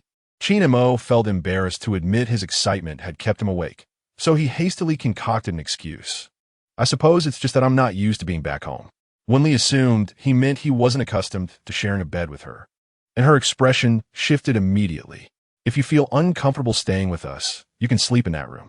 In truth, Qin Mo had long forgotten that he and Wen Li had been living apart for quite some time. He often returned late, reeking of smoke and alcohol. After a few reminders from Wen Li, he moved to a small bedroom, though he had forgotten this upon his rebirth. Chapter 11. The Entrepreneur System. Upon hearing Wen Li's words, Qin Mo recalled the reckless things he had done years ago, which he had indeed forgotten. Wife, I admit I was at fault for my actions lately. I should not have stayed out all night, nor gambled with unsavory friends. Before he could finish, Wen Li's soft, plump hand covered his mouth, silencing him. Qin Mo, you have indeed acted like a fool in the past, but I am willing to give you another chance. If you revert to your old ways, I assure you I will take our child and return to my family, never to return. Qin Mo felt the warmth of his wife's hand covering his mouth, soft and gentle, and he realized he had not experienced this sensation in a long time. Before his very eyes stood a living, breathing person, flesh and blood. In recent days, it felt as though everything was merely a dream. At this moment, he finally dared to believe in this reality. He had indeed been reborn. His vision seemed somewhat blurred, yet the resolute Qin Mo forcefully held back his tears. He took Wen Li's hand, cradling it in his own. His rough, calloused hand enveloped her delicate, wrinkled one. My dear wife, rest assured, I, Qin Mo, shall ensure that you and our daughter become the happiest women in this humble village, no, in Fenglin County, or perhaps even the entire world. Wen Li gazed at Qin Mo's sincere face and earnest eyes, and in that instant, it felt as though she had returned to the moment she first met him. She remained silent, a gentle smile gracing her lips as she nodded slightly. Just as this tender moment unfolded between the couple, their daughter suddenly began to wail as if deeply wronged, rather than displaying any sign of impatience. Qin Mo affectionately lifted the child into his arms. Mimicking the nurse, he placed his hand near the child's mouth, realizing she was hungry. The powdered milk from the large gift pack and the milk Wen Li had purchased were nearly depleted. The little one certainly had quite the appetite, requiring multiple feedings throughout the day. Oh, why is it that I have no milk? Wen Li thought, despite feeling quite full. Seeing her child in need, she understood it was time for formula again, yet felt disheartened by her inability to provide breast milk. If they relied solely on formula, it would be a considerable expense. Qin Mo hurriedly got off the bed, opened the thermos, poured out some hot water, and mixed it with cool water to achieve the right temperature before preparing the milk for their child. This constant need to mix hot and cold water was both time-consuming and troublesome. He had seen a constant temperature kettle in the system mall and vowed to purchase one once he accumulated enough points. As he fed the child, he spoke with Wen Li. "My dear, I will go to the pork vendor in the village shortly to see if they have any pig trotters. I've heard they help with milk production." Wen Li nodded, though she hesitated to indulge herself. However, if she did not eat, she would not produce milk, leaving their child hungry. Thus, the expense was necessary. From under her pillow, she retrieved a small cloth pouch and handed Qin Mo 50 yuan. "This is for my parents. Take it to buy the pig trotters." Qin Mo glanced at the money in Wen Li's hand. Although it was only 50 yuan, it symbolized her trust in him, and he could hardly contain his joy. "My dear, are you not afraid I might squander this money on gambling?" "Not at all. If 50 yuan could restore you to your former self, that would be a grave mistake on my part." Wen Li, Qin Mo nodded, touched by this small gesture from his wife. Had he grown so sentimental with age that he was easily moved to tears? After completing the feeding, he gently laid the child beside his wife on the Kong and, clutching the 50 yuan, stepped outside. As he walked a short distance from the door, he called out to Yu, the creator system he had yet to fully comprehend. "Yu, could you provide me with an explanation of this system?" The rabbit Yu stretched lazily, having been waiting for him. "Here you go. Take a good look." Suddenly, a stream of words flooded Qin Mo's mind, numerous and lengthy. "Yu, could you elucidate what this is?" Yu felt an urge to express disdain towards Qin Mo, yet upon reflection, she recognized their interdependent relationship, realizing she still relied on him. "Host, our entrepreneurial system is tiered, with varying purchasing prices for each level of entrepreneur." Qin Mo nodded, understanding that retail and wholesale prices are inherently different. At the most fundamental level, we have ordinary members, who can purchase diapers at a 10 discount, with a minimum order of 1 pack, requiring full payment upfront. Following this are the subsequent tiers. Members receive an 80 purchase price with a minimum order of 10 packs. Area managers enjoy a 70 price with a minimum of 100 packs. Distributors acquire at 60 with a minimum of 1,000 packs. Major area managers benefit from a 50 rate with a minimum of 10,000 packs. National general agents obtain a 40 price with a minimum of 100,000 packs. Asian general agents purchase at 30 with a minimum of 1 million packs. Global general agents enjoy a mere 20 with a minimum of 10 million packs. The sole global partner can procure at a 10 price with a minimum order of 1 billion packs. Ultimately, at no cost, the minimum order skyrockets to 10 billion packs. As Qin Mo examined the tiered structure presented by Yu, he pondered why he was not at the pinnacle. "Host, what are you contemplating? Do you believe our system is naive? You must provide the signed contract and prepay all funds to determine your tier." Qin Mo was surprised that Yu had discerned his thoughts, feeling somewhat embarrassed as he rubbed his nose. "I was merely envisioning the prospect of zero costs," he chuckled. Yu sighed. "Host, no one has yet reached the final stage of our system. Do not rejoice prematurely." Upon hearing that no one had reached the final stage, Qin Montag inexplicably smiled broadly. "Really? No one has ever reached the last stage?" "Of course not. Do you think it would be so simple?" "I, Yu, have lived for centuries. I advise you not to set your aspirations so high." Qin Mo instinctively reached for a cigarette in his pocket, only to find it empty, leaving him to rub his hands together instead. "In my past life, I squandered decades, but before my demise, I performed a good deed by donating my corneas. Heaven, seeing my remorse, granted me rebirth. This time, I aspire to accomplish something monumental. Yu felt a twinge of emotion upon hearing Qin Mo's words, perhaps due to their emotional resonance.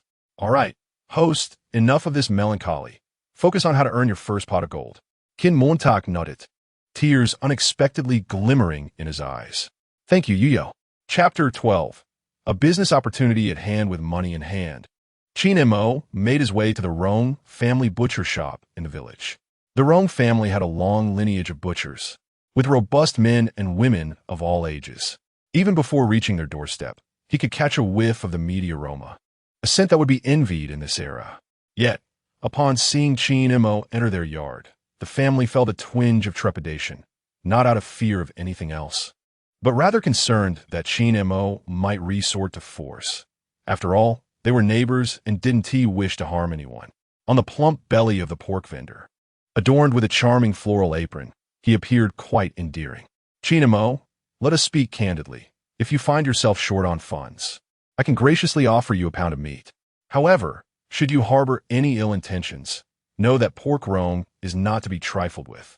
Qin Mo was acutely aware of his past indiscretions that had rendered him somewhat detested by the villagers, and the rumors surrounding him were grossly exaggerated. Thus, he mustered a faint smile, one that mimicked the toothy grins of others, appearing both insincere and affected. While the adage suggests one should not strike those who smile, the hand of pork Rong, concealed beneath the countertop, instinctively reached for a knife. Such vigilance was the very reason their family had thrived in the pork business for so many years. Here, take these 2 pig trotters. My wife wishes to prepare a nourishing soup. Pork Rong's eyes widened like those of a startled bull upon receiving the 50 yuan that Qin Mo had tossed his way. It was indeed a momentous occasion. Qin Mo had money to purchase meat. Since the payment was made, there was nothing to fear. He deftly picked up 2 plump trotters, weighed them with a scale, and wrapped them up, tossing them back to Qin Mo along with the 50 yuan. As your family welcomes a new child, consider these trotters as a gift for the little one. Qin Mo lifted his gaze to meet pork Rong's face, which was adorned with a fatherly expression of warmth. If his memory served him correctly, pork Rong had 2 sons. It seemed this man was quite amiable and worthy of further acquaintance. Thank you. As Qin Mo turned to leave pork Rong's abode, he pondered why he had never recognized the charm of the villagers before. It dawned on him that gambling and alcohol had blinded him to their virtues. Clutching the trotters, he headed homeward, but just as he reached his doorstep, he noticed a figure lurking suspiciously, peering inside. Furrowing his brow, Qin Mo stealthily approached the individual, picking up a brick from the ground, preparing to strike. In that critical moment, the person turned around. Wait, it's me. It was none other than Wang Junjie, the husband of Xiaoming. Qin Mo discarded the brick. What brings you to my home? Wang Junjie patted his chest, relieved to have narrowly escaped the imminent blow. I wish to purchase diapers from you. Diapers? Qin Mo stared incredulously at Wang Junjie, suspecting he might have uncovered something he ought not to know. With a scrutinizing gaze, he continued, Indeed, my wife Xiaoming saw the diapers your child uses and has been crying for me to acquire some. However, I have searched high and low, even through friends in the provincial capital, to no avail. With a furrowed brow, Wang Junjie squatted down, burdened by his troubles. Qin Mo's mind raced. Now that he possessed an entrepreneurial system, he could legitimately sell diapers. How many do you wish to buy? Will you truly sell them to me? Qin Mo nodded affirmatively. But your wife said they are not for sale. After a moment's reflection, Qin Mo realized that the only time he was absent was during his brief hospitalization. Something must have transpired during that period that he was unaware of. Could it be that you and your wife mistreated her, leading her to refuse your request? Wang Junjie gazed at Qin Mo, who was seething with anger, and felt a wave of fear wash over him, nearly bringing him to tears. He recounted the events of that day in meticulous detail. Qin Mo nodded, astonished to learn of this incident, relieved that his wife had not suffered any loss. How many do you wish to purchase? He inquired. Wang Junjie extended 10 fingers. 10 packs? Qin Mo clarified. Wang Junjie affirmed with a nod. Qin Mo glanced at the system's pricing. 30 yuan per pack, with each pack containing 30 pieces, equating to 1 yuan per piece. The price was indeed steep. At this time, one could still find coins worth 1 or 5 fun. A mere 10 fin could procure a kilogram of rice, and pork was just over 1 yuan per kilogram. Yet, the price was exorbitant. If one could accept it, they could proceed. If not, then so be it. Wang Junjie nodded in agreement. 30 yuan per pack. 30 pieces in each pack. Wang Junjie's eyes widened in disbelief. It was likely the most expensive item he had ever encountered. To think one would use it and discard it, yet cost a yuan per pack. Qin Mo recognized that the average person could hardly afford such luxury. It's all right. You likely cannot afford it anyway. These items are imported, and it's normal for their prices to be high. Is there anything foreign that is inexpensive? Wang Junjie understood the exorbitance of the products, yet he hesitated at the thought of such a price. However, if he did not purchase them, Xiao Ming would surely create a fuss, and he would be the one to suffer the consequences. Very well, if it must be expensive, then let it be. Reluctantly, Wang Junjie reached into his pocket and produced the 300 yuan he had prepared, handing it to Qin Mo. With a monthly salary of less than 200 yuan, around 190, this meant he had just forfeited a month and a half's wages. Qin Mo was taken aback by Wang Junjie's decision to buy. Accepting the money, he could hardly believe it.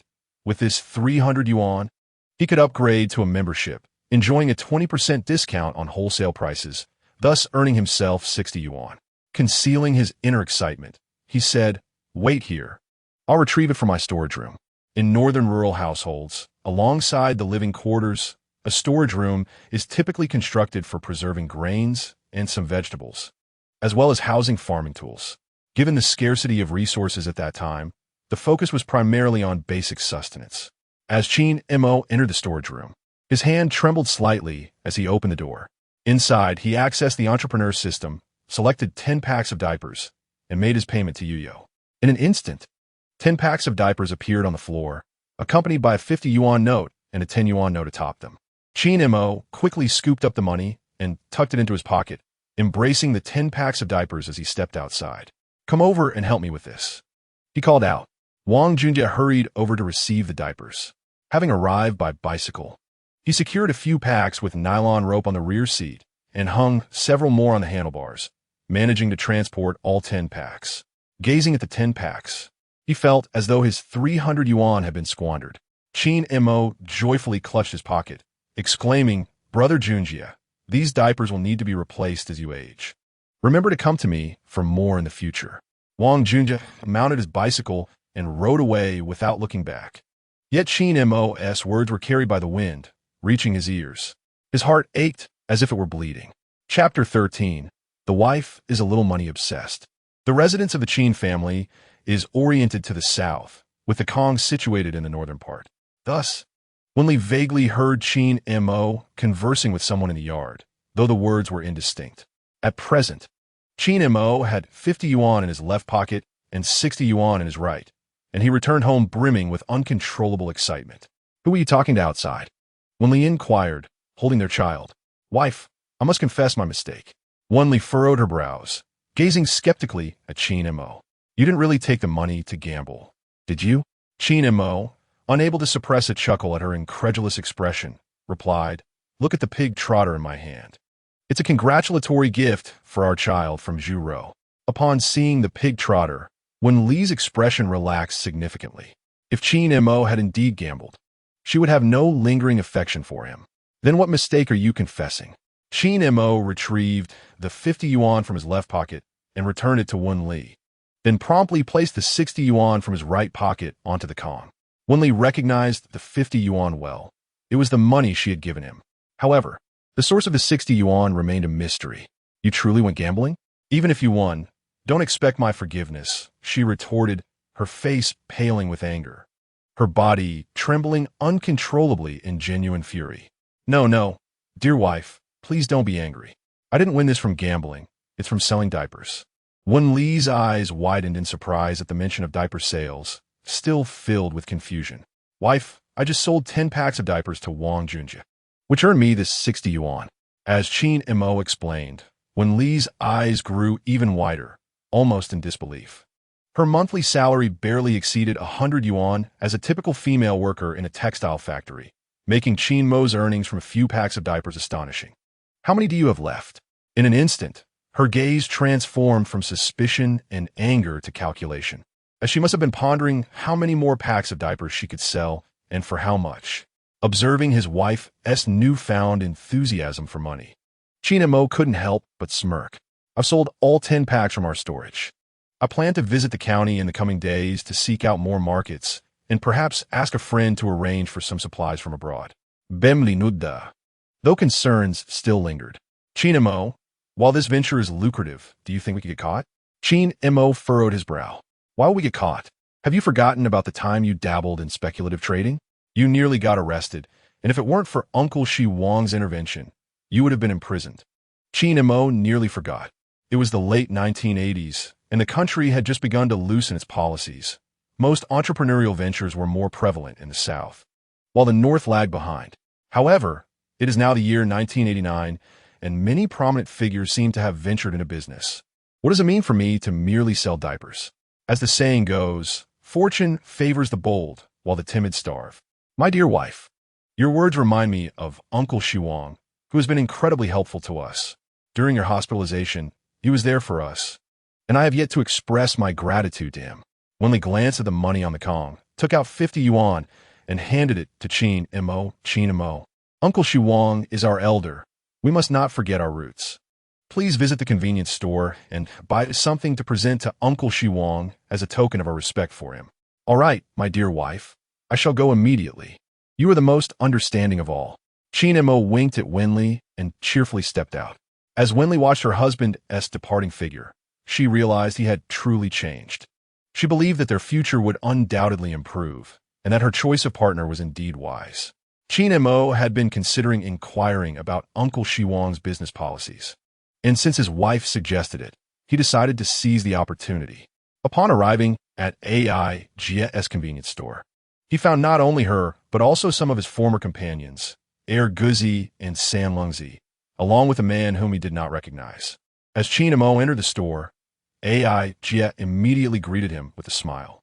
I said, if anyone could quit gambling, it would be Xiao Mo. Look, here he is. Following her remark, the three men in the back room turned their attention toward Qin Mo. Bring me 2 bottles of white liquor. Certainly, we have plenty of liquor. Would you like some snacks? Qin Mo surveyed the items on the counter. He had already resolved to quit gambling and had no intention of drinking as well. In his past life, alcohol had led to countless misfortunes, and if he failed to learn from those lessons, his rebirth would be in vain. No, thank you. Jia cheerfully retrieved the white liquor from behind the counter and placed it in front of Qin Mo. As per usual, I'll put on the tab. Previously, Qin Mo would keep a tab and repay it once his wife received her salary. He shook his head, pulled out the money from his pocket, and handed it to Jia. Oh, Qin Mo, you have money now. Wonderful, she exclaimed, accepting the cash and returning the change. Just as Jia was about to speak again, Qin Mo had already exited the store with the liquor, without a trace of hesitation. The others inside were taken aback by his behavior. Who was that just now? Inquired a middle-aged man with long hair, wearing bell-bottoms and smoking a cigarette. That's him. He the talk of the village. Since you've been away, he has been the most prominent figure here, Jia replied. Chen Laowai nodded, took a drag from his cigarette, revealing his yellowed teeth. Seems like a decent fellow. Why did he leave so quickly? Is he, by chance, the brother you mentioned? Guzi and San Lungzi nodded in agreement. They had just been discussing Qin Mo and were surprised by his sudden arrival, only to see him leave like a gust of wind. As Qin Mo walked to Uncle Shi Wang's house, he found himself sneezing continuously. He pinched his nose, pondering who might be behind his misfortune. Whoever it was would surely regret it. Upon arriving at Uncle Shi Wang's home, Qin Mo stood at the door, took a moment to adjust his appearance, and then entered. Is Uncle Shi Wang home? The village party secretary was busy organizing items in his granary, preparing to submit the harvest to the state in a few days. He needed to ensure his own grain was ready and also to urge other families in the village to prepare theirs. As he stepped out of the granary, he spotted Qin Mo and immediately frowned. What happened? Is your wife headed to the hospital again? Noticing the secretary's soiled appearance, Qin Mo set aside his drink, entered the granary, and began to work alongside Uncle Shiwang while engaging him in conversation. Uncle, I am here for another matter. Chapter 14. Naming the child Uncle Shiwang was taken aback by Qin Mo's willingness to assist him, feeling somewhat unaccustomed to it. It was imperative to select the finest grain for the state's supply. Without the government's favorable policies, how could anyone enjoy a life of sufficiency and warmth? The village secretary, being older and having lived through the natural disasters from 1959 to 1961, understood the significance of grain deeply. Every kernel of corn that fell to the ground was a treasure not to be wasted. The two men opened the sacks and poured out the grain, discarding the inferior corn before repacking the good ones. This labor lasted for over an hour. Once they finished, the secretary took a damp cloth and brushed off Qin Mo's clothes, suggesting they move indoors. They proceeded to the bedroom, which bore a similar layout to Qin Mo's home, with the only distinction being two rattan chairs and a wooden tea table beside the Kong. Uncle, I brought you 2 bottles of wine. It's my wife's request since you've been so helpful during her hospital stay. Uncle Shiwang glanced at the bottles Qin Mo had brought and replied, "What do you need that for? Everyone knows your family's circumstances. Take it back and buy your wife something nutritious instead. This is what my wife insisted on. If she finds out I returned it, I want to dare to sleep at home tonight." Seeing the sincerity in Qin Mo's demeanor, Uncle Shiwang nodded slightly in acceptance of the wine. He then pulled out a small sheet of white paper, rolled some tobacco leaves, and began to smoke. "You mentioned you wanted to talk to me. What's on your mind?" Qin Mo settled into one of the rattan chairs and pondered before responding. "Uncle, I've heard that many places in the south have begun engaging in commerce. I wonder if there are any policies for us here." The village secretary, smoking and observing Qin Mo, asked, "What is going on? Do you wish to start business?" Qin Mo nodded. "You know my family situation. I'm unemployed. An outsider without land. With a child now, if I don't find a way to earn money, we'll be left with nothing." The village secretary nodded in understanding. "You have a conscience, young man. Everyone in the village has noticed the hardships Wen Li has endured alongside you these past few years." Acknowledging his shortcomings, Qin Mo nodded in agreement with the secretary's admonition. Although the state policy hasn't been explicitly stated, just look around.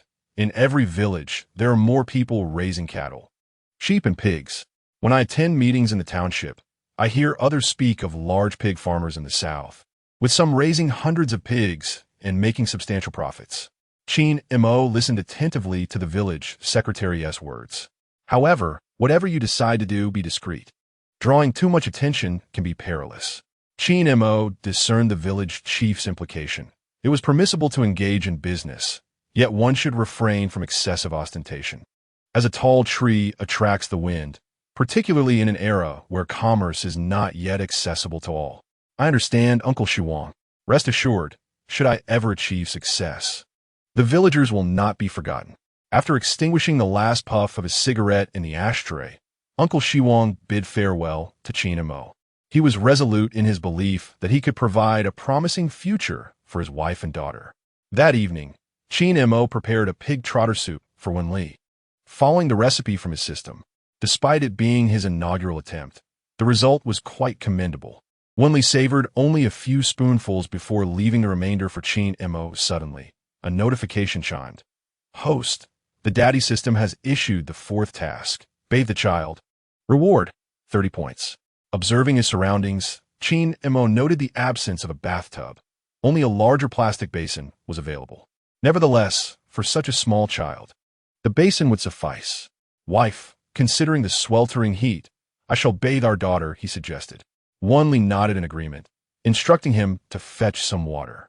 Descending from a Kong, Qin Mo adjusted the water temperature in the kitchen before bringing the basin over. Bathing an infant presented considerable challenges, especially one in the postpartum phase. With utmost care, he removed the child's clothing and diaper, cradling her in one arm before gently placing her in the water, ensuring he supported her throughout. As the umbilical cord was still partially attached, he had to be particularly cautious to keep that area dry. "Wife, in my bag, there is something that can shield her belly from water." Wen Li turned to open Qin Mo's large gift bag and retrieved a tape-like item, which upon unwrapping revealed a series of navel stickers. After applying one to the child's belly, they could proceed without fear of wetting it. with a small cloth. Qin Mo tenderly splashed water on the child while gazing at her with affection. Wen Li sat nearby, despite the pain from her incision, cherishing this warm moment. Qin Mo, what shall we name our child? It dawned on Qin Mo that he had yet to choose a name, lost in the bustle of life. Wife, do you have any suggestions? Having pondered over names, Wen Li, a vocational school graduate, listed several. Qin Wanqing, Qin Alian, Qin Mei, over 10 names reminiscent of those found in romantic dramas. Qin Mo chuckled softly. I have one in mind. What do you think of Qin Ali for her formal name, and we can call her Little Grape as a nickname? Upon hearing this, Wen Li understood the significance of the formal name, recognizing it as Qin Mo's expression of affection. However, she was puzzled by the nickname. Qin Mo, with a hint of shyness, explained, do you remember when you were 4 months pregnant and suffering from severe morning sickness? You lamented how delightful it would be to eat a bunch of grapes, yet at that time, I didn't buy any for you. Wen Li looked at Qin Mo, touched that he remembered. Each woman's experience of pregnancy is uniquely different. Some experience mild morning sickness during pregnancy, while others endure it until birth. Wen Li at the time suffered greatly, longing for grapes, yet their seasonal unavailability in winter thwarted her desires. It is surprising that you still recall this matter. After Qin Mo finished bathing the child, he gently laid the baby upon a large towel, meticulously drying the hair and body. With a chime, a notification congratulated the host on completing a task, earning 30 points. Qin Mo retrieved some talcum powder, applying it lightly to the baby's skin, for infants in the postpartum period tend to be plump, and in warm weather, they are prone to rashes. The creases of their arms and legs can easily develop red marks. Thus, it is imperative to dust them with powder after each bath. Once bathed, their daughter peacefully drifted off to sleep, her hands raised above her head, radiating relaxation. My greatest regret is how, during your pregnancy, I acted like a scoundrel, neglecting your feelings. My dear wife, I was wrong. Wen Li gazed at Qin Mo, noticing the sweat beading on his nose and forehead due to the heat, and her heart softened instantly. Chapter 15. Old friends. Wen Li reached out, wiping the sweat from Qin Mo's forehead and nose, promising to cherish their life together. The following day, Qin Mo rode his bicycle to the county. Having discussed with Wen Li the need to enlist a friend as help with orders, he could not afford to raise her suspicions. Before departing, he prepared lunch for her to prevent her from going hungry. Furthermore, he needed to ascertain how to effectively market the diapers, as waiting idly at home was impractical. Upon reaching the county, Qin Mo sought a secluded, shaded spot to sit. Approaching the obstetrics and gynecology department directly to promote the diapers seemed unrealistic, as he would likely be dismissed. After all, he could not discern the wealthy from the impoverished. Engaging each person individually would make scaling this business arduous. Moreover, selling only a single pack of diapers would yield minimal profit, necessitating alternative strategies. Was that person squatting ahead Qin Mo? He turned to see a man in a white short-sleeved shirt observing him from a distance. Upon closer inspection, he recognized Fang Zheng, a former colleague from the pipe factory. They had maintained a decent rapport, with Fang Zheng even serving as a kind of mentor. Fang Zheng, what brings you here? Fang Zheng approached with purpose, clapping Qin Mo on the shoulder. Look at you. It's been years since I last saw you after you left the pipe factory. Qin Mo felt a surge of joy. Their reunion was long overdue. I've been in the village, just passing time. What about you? Fang Zheng produced a cigarette from his pocket, offering one to Qin Mo, who adeptly accepted it, though he merely placed it behind his ear without smoking. Fang Zheng chuckled, undeterred, and lit one for himself. I resigned from the pipe factory. Qin Mo stared at Fang Zheng in disbelief, recalling the young man's unwavering confidence in his work there, vowing to stay for life. With such a meager monthly salary, how could one support a wife and child? Besides, I've moved south. It's a land of opportunity there. Qin Mo, having lived several decades longer than Fang Zheng, was not particularly surprised to hear that there was gold everywhere. Instead, he remained remarkably composed. Fang Zheng, assuming Qin Mo was skeptical, furrowed his brow and explained in detail. Really, you must believe me. Everything over there is profitable. I'm much better off now than before. As Qin Mo observed Fang Zheng, He was taken aback by the transformation in his old friend over the years. Fang Zheng had become considerably more confident and cheerful. All right, when the opportunity arises, take me to the south to make some money, Qin Mo suggested. Fang Zheng nodded, discarding his cigarette but on the ground. I can't chat right now. I need to visit the county hospital to see my wife. She just gave birth, and there's so much to handle. Upon hearing about the hospital visit, Qin Mo's eyes lit up. Let us go together. I want to see her and perhaps bring some gifts for my sister-in-law. Fang Zheng did not object, and the two of them purchased some snacks at the hospital entrance before heading inside. Qin Mo's primary intention was not merely to visit a patient. He was keen to explore potential avenues for selling diapers. Following Fang Zheng, they arrived at the room where his wife was staying. This ward was quite different from the one where Wen Li was hospitalized. This floor was comprised of single rooms, each accommodating one new mother. So this level has single rooms. Those who can afford to stay here must be relatively well off, Qin Mo mused. How much does it cost per night? It's quite pricey. 30 yuan a night, Fang Zheng replied.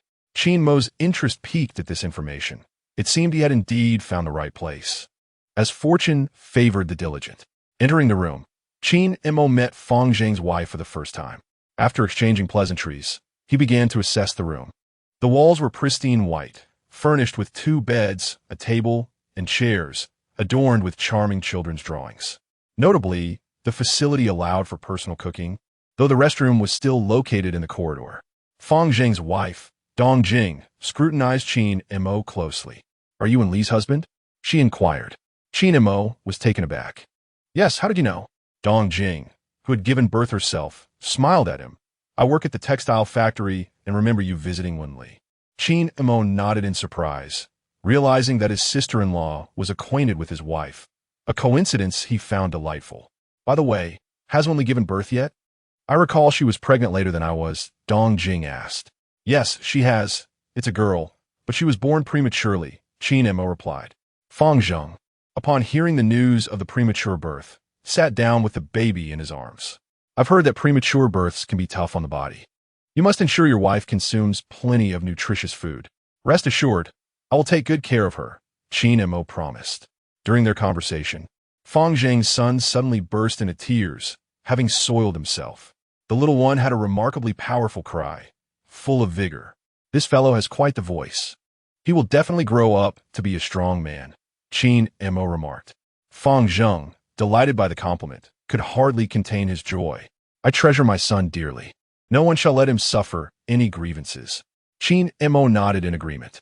By the way, I heard that Xiao Meng is also hospitalized here. Upon hearing the name of Xiao Meng, Dong Jing's expression soured instantly.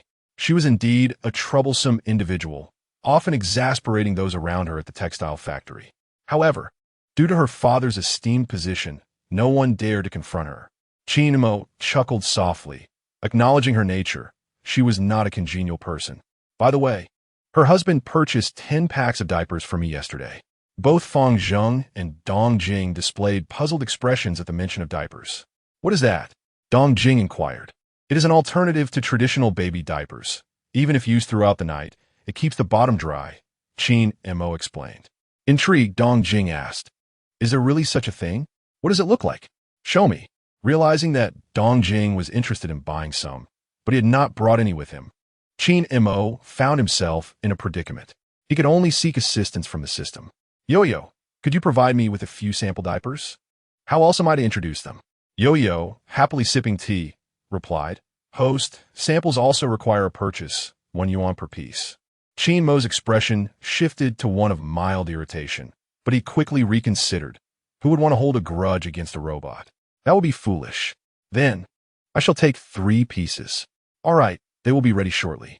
Qin Mo nodded, saying to Fang Zheng, sister-in-law, I will check the bag on my bicycle. I believe I packed 2 pieces when I left. After descending the stairs and completing the transaction with Yo-Yo, he returned to the hospital with the diapers. Chapter 16. The business capital provided by my wife Dong Jing examined the diapers handed to her by Qin Mo. Their design was quite novel and felt soft to the touch. These can truly absorb urine? She asked, to which Qin Mo nodded sincerely. Fang Zheng took a piece for inspection and remarked, Qin Mo, I must admit, this is rather impressive. This little one goes through so many diapers daily. It would take me quite some time to wash them all. Qin Mo smiled. Sister-in-law, consider these 3 pieces a gift from me for your child.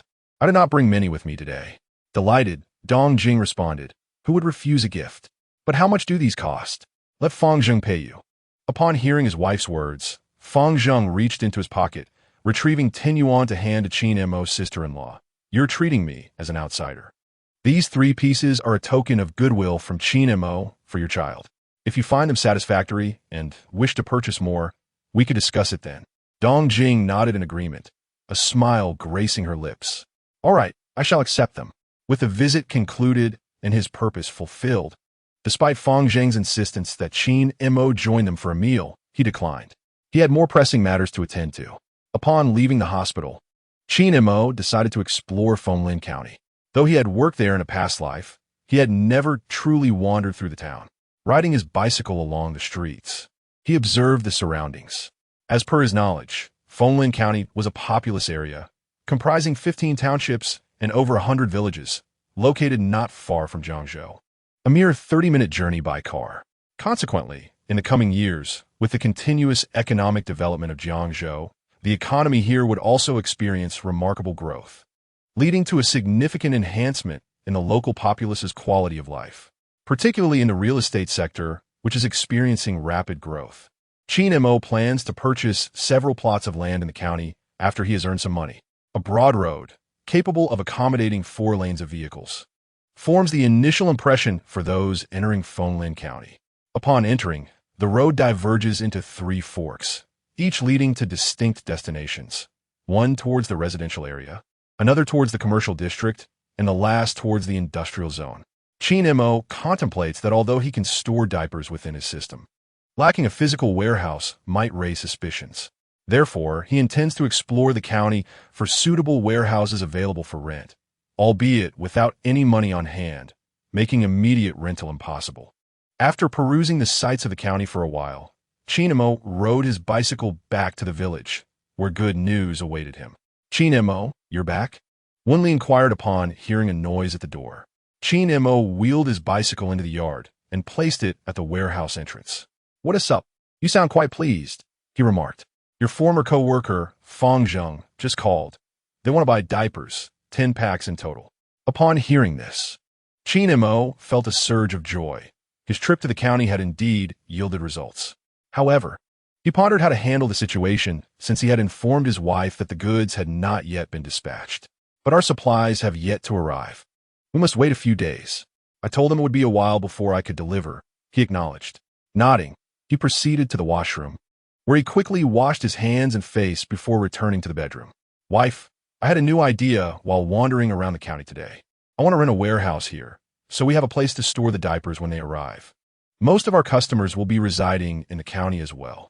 Wen Li placed their child on the Kong, fanning him gently while smiling at Qin Mo. All right, you decide. By the way, here is something for you. She handed him a small handkerchief. Upon opening it, Qin Mo discovered approximately 400 yuan. Where did you get this money? He asked. This was given to me by my parents during my hospital stay, a total of 500 yuan. After spending a few days there, we used some for food and necessities, leaving this amount. You can use it as capital for your business. Qin Mo, exhilarated by the money in his hand, replied, Wife, we truly share a connection. With this money, I can rent a warehouse in the county. The couple exchanged glances, their eyes reflecting mutual admiration and trust, deepening their bond. Ding. Host, the Diaper Dad system has issued a task. Please clean the baby's diaper. Reward, 20 points. Qin Mo felt quite frustrated. Every time he shared a tender moment with his wife, it was either a system task or the baby crying. Sighing, he realized that having a child had curtailed his indulgences. Hearing the system's announcement, he looked at his daughter, who was making soft noises. Her face flushed, a clear sign she needed changing. Upon opening her diaper, a foul odor wafted towards him. Indeed, she had soiled it, and the scent was far from pleasant. Wen Li gazed at her daughter, who appeared relieved after a successful visit to the restroom, and couldn't help but smile. Allow me. I'll take care of this. You fetch a basin of water for me. Qin Mo observed the stool his daughter had produced. Its color was slightly yellowish, though not excessively so, indicating good health. Let me handle this. You mustn't strain your incision. Lie down and rest. He picked up the soiled diaper from beneath his daughter's tiny bottom, rolled it up, and tossed it into the bag outside. After preparing a basin of warm water, he gently cleaned her. He had grown increasingly adept at these tasks, although a novice father. His diligence in learning had led to rapid improvement. Congratulations, host, for completing the task and earning 20 points. As he glanced at his peacefully sleeping daughter and wife, Qin Mo closed his eyes. However, he did not succumb to slumber. Instead, he entered the system's marketplace. Previously, he had intended to purchase a temperature-controlled kettle, but the required points were 300. Now, he had amassed enough points and eagerly anticipated his next trip to the county, where he could acquire it. In this era, the convenience of modern delivery services was yet to come. Mailing items was not particularly easy, relying primarily on the postal service. Even landline telephones were not commonplace. Few households possessed one. The telephone in Qin Mo's home had been installed by his parents at considerable expense, now serving as a vital means of communication for his business endeavors. Reflecting on his parents, a wave of sorrow washed over Qin Mo. They had passed away too soon, leaving him without the opportunity to express his gratitude and filial piety. He had not enjoyed any blessings and harbored numerous unanswered questions that he never had the chance to discuss with them. His family were newcomers, having relocated to Xiaohua village when he was around 10 years old, yet he possessed no memories from before that age. When he inquired of his parents why he could not recall events prior to turning 10, they simply explained that he had suffered a fever that caused him to forget everything. Chapter 17. Reinforcing the dam with villagers. Thus, to this day, Qin Mo remained oblivious to the events of his early childhood, and he was unaware of the origins of his family south journey to this place. In July, the northern weather had become quite warm, especially in the afternoons when the sun's heat made it difficult to sleep. Rural folk often took respite under the shade of the large trees in front of their homes during their laborious intervals. Observing his sleeping wife and daughter, Qin Mo felt no inclination for rest and rose from the calm, making his way to the shade of the tree at his doorstep, where he sat down. At 25 years of age, Qin Mo found himself lacking connections and abilities, and his past reputation in the village was far from favorable. He had been labeled as a ruffian, an ne'er-do-well, and a sloth, with all manner of negative labels affixed to him. Though he had been reborn, the actions of his past still lingered, and the impressions others held of him had already been formed. How could he possibly alter their perceptions? Why strive for such change? Qin Mo believed that in order to expand his business, character and reputation were of paramount importance, especially in this era marked by scarcity. Although the past cannot be reclaimed, one's future performance remains observable. He pondered over the books he had previously read, which had stated that the more extensive one's network of connections, the greater the opportunities for financial gain. Relying solely on oneself would yield minimal returns. Moreover, securing substantial contracts is essential for significant profits, and this necessitates a network of contacts, friends, and a solid reputation. While Qin Mo was deep in thought, Uncle Shiwang approached from a distance, wielding a shovel in his left hand and a cigarette in his right. He arrived in front of Qin Mo's home. Uncle Shiwang, off to work in the fields. I see, Qin Mo remarked. Uncle Shiwang, with a furrowed brow, took a puff from his cigarette and said, Qin Mo, this afternoon the men from the village are heading to the dam. The rainy season is fast approaching, and you know that every year we must reinforce the dam in Xiaohua village. Will you join us? Hearing Uncle Shiwang's words, Qin Mo's spirits lifted. Yes, Uncle Shiwang. Wait for me while I grab my shovel. Without delay, he dashed to his family's storeroom, seized his shovel, and as he glanced back at his wife and daughter sleeping soundly, he refrained from waking them to share the news. Soon, following Uncle Shiwang, they arrived beneath the large tree at the village entrance, where several tractors awaited. The truck beds were filled with men from Xiaohua village, young and old, and even boys of about 10 years. The dam reinforcement was the village's most crucial annual task. Despite lacking monetary compensation, no man would dare to absent himself. However, Qin Mo had never participated in such activities before, and the men on the tractor were taken aback to see him and Uncle Shiwang approach. This slacker, This ne'er-do-well of the village. Is he really here to help with the dam, or does he intend to cause trouble? Qin Mo was aware of the negative impressions others held of him, so he chose not to explain himself or acknowledge their gazes. He understood that altering their perceptions would not occur overnight.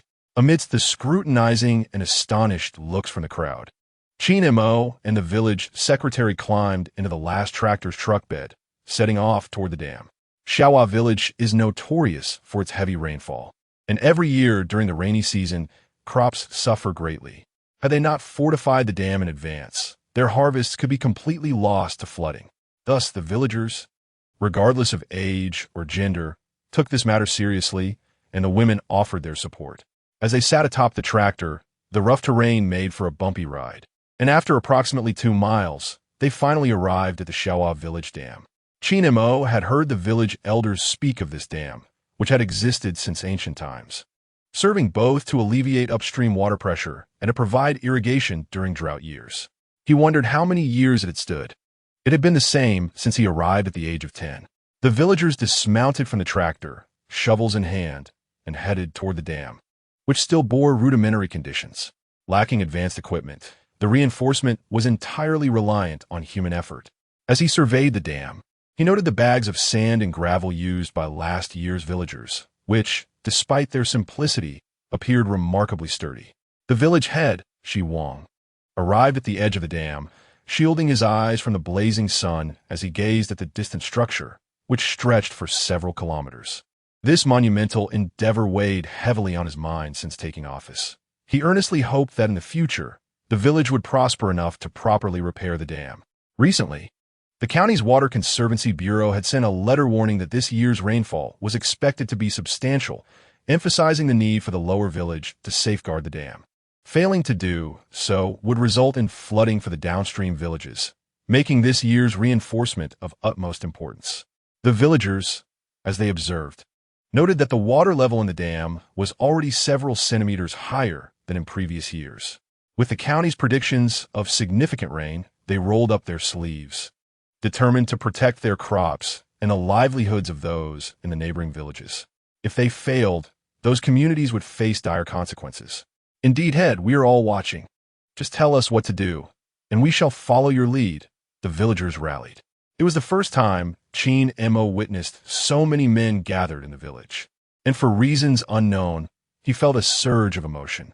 In these lean times, food was paramount, and the grain harvested was essential for a family's sustenance for the coming year. The thought of his wife and daughter being affected stirred a newfound strength within him. Head, I have a suggestion, Qin Mo said, raising his hand to voice his thoughts. As he spoke, all eyes turned towards him. This notorious slacker of the village had something to say. What would he possibly contribute? Uncle Shi Wang regarded Qin Mo, uncertain of what he would propose, but refraining from silencing him. Speak up. Everyone is welcome to share their opinions. Stepping closer to the village head, Qin Mo composed himself and began, I propose we divide into 2 groups. One group will accompany the tractor to fetch sand and gravel, while the other remains here to transfer the materials to the dam once they arrive. This way, both groups can work concurrently without wasting time. Uncle Shi Wang nodded slightly at Qin Mo's suggestion, which mirrored his own thoughts. Previously, they had all gone together and returned together, leading to inefficiencies and unproductiveness. All right, listen up. Some of you will take the tractor to collect sand and gravel, while the rest will stay here to transport the materials to the dam for reinforcement. He instructed. Although the villagers were unsure of Qin Mo's proposal, they nodded in agreement upon hearing the village head's endorsement. I'll help load the sand and gravel. I'm strong, one villager declared. I'll join you, another chimed in. I'll stay here by the dam to assist with the reinforcement, a third volunteered. The enthusiasm was palpable, even among the younger children, who were eager to contribute. The village head organized the groups accordingly, accompanying the tractor to gather materials while assigning Qin Mo to lead the reinforcement efforts at the dam. Chapter 18. The acknowledgement of the militia leader. The villagers held reservations about the village head's decision, fully aware of Qin Mo's reputation as a slacker. Could such a man truly lead them in labor? It seemed almost ludicrous. Qin Mo understood that mere words would not suffice to alter the perceptions others held of him. It was through tangible actions that he could effect change. He was acutely aware that everyone was waiting for him to falter. On this sweltering afternoon, the sun's heat was almost dizzying, prompting everyone to seek refuge in the shade, save for Qin Mo, who circled the dam in relentless determination. This behavior only deepened the skepticism surrounding him, leading some to speculate that perhaps Qin Mo's faculties were not entirely sound. Nonetheless, he paid no heed to their gazes and persisted with his task. Before long, the first batch of sand and gravel was delivered by tractor, and Qin Mo hurried over to heft a bag of sand, making his way towards the dam. This bag weighed no less than 100 pounds, a burden typically manageable only by the strongest of men, with some requiring assistance to lift it. Under Qin Mo's guidance, the villagers swiftly transported the sand from the tractor to the dam's edge, with Qin Mo himself carrying the most, a surprising feat for someone not accustomed to labor. The afternoon unfolded with fervor, the villagers drenched in sweat, their clothes soaking to the point where they could wring them out. As the sun dipped lower in the sky, signaling around 7 p.m., the village head led the tractor convoy back to the dam, and everyone climbed aboard once more to return to the village. Qin Mo's skin, naturally not very fair, had darkened further under the sun's relentless glare, and the sweat on his face had left streaks resembling rivulets. Village head, I have estimated that this flood control project will require approximately 2 more days of work, and we will need over 10,000 sandbags. Assuming we raise the height by a meter, Uncle Shi Wang, who was over 50, remarked, feeling the toll of the day's labor weigh heavily on him. After taking a few puffs from his cigarette, he nodded towards Qin Mo. You will lead the flood control efforts for tomorrow and the day after. This afternoon, everyone witnessed the considerable effort you put forth. Uncle Shi Wang's declaration silenced the crowd, eliciting a subdued reaction. Village head, I will follow your arrangements, spoke Han Zhuang, the village militia captain, a figure respected by all, second only to the village head himself. Observing Qin Mo at work today, he found him to be somewhat better than the rumor suggested and decided to place his trust in him. Qin Mo turned to face the speaker, a sense of familiarity washing over him, though he couldn't quite recall when they had interacted. Very well, since the militia captain has agreed, let it be so. As dusk approached, Qin Mo finally returned home, knocking the dirt off his shovel at the door before entering the courtyard and placing it in the storage room. Wen Li had already awakened and, after calling out several times without receiving a response, assumed he must have gone out. As darkness enveloped the sky, she wondered why he had yet to return. Honey, I'm back. Are you hungry? I'll prepare dinner right away, he announced. Hearing his voice, Wen Li called back. Qin Mo, where have you been? You were gone all afternoon. Qin Mo initially contemplated washing up before entering the house. Yet reflecting on how his wife had not seen him all afternoon, he decided to step inside. My dear, I was reinforcing the dam with the secretary this afternoon, he announced. Wen Li looked up at Qin Mo, who appeared covered in dirt after his absence. And though she felt a twinge of displeasure for not being informed of his whereabouts, her heart softened upon seeing him in such a disheveled state. What happened to you? Why are you so dirty? She inquired. Qin Mo's darkened face broke into a sweet smile. It was too hot, and working made me sweat. A simple wipe left all these marks. As Wen Li observed his dusty visage, a tender part of her heart was struck. You should quickly wash up. We can manage with a simple meal tonight. All right, my dear. I shall wash and then prepare dinner, he replied. Qin Mo headed to the washroom, removed his clothes, and took a quick shower, feeling the refreshing coolness of summer. Just as he was about to begin cooking, he realized they had a visitor. His mother-in-law entered, carrying a basin covered with a cloth, and smiled warmly at him. No need to cook. I brought food for both of you. Enjoy. At that moment, hunger gnawed at Qin Mo, and the fatigue from his labor made him profoundly grateful for her arrival. Thank you, Mom. I'll fetch some bowls and chopsticks. Wen Li, touched by her mother's visit and the food she brought, exclaimed, Mom, what a surprise. It's already dark. Her mother set the basin on the small table beside the khan. I saw Qin Mo repairing the dam today, and since your father has been unwell, I figured you might not have eaten. I brought some dumplings. As her mother unveiled the dumplings, she explained, these have more meat. They're for Qin Mo, and these with less meat are for you. I made them with soft dough, so they should be quite tender. Qin Mo brought in 2 sets of chopsticks and adjusted the small table closer to Wen Li. Mom, can Wen Li still eat soy sauce? Yes, but it's better to avoid salty foods. It could affect the baby. Wen Li accepted the chopsticks from Qin Mo and placed a dumpling in her mouth. Mom, I've been drinking pig trotter's soup daily, yet still not helping with my milk supply. It's quite distressing. Meanwhile, Qin Mo devoured the dumplings ravenously, too hungry to engage in conversation.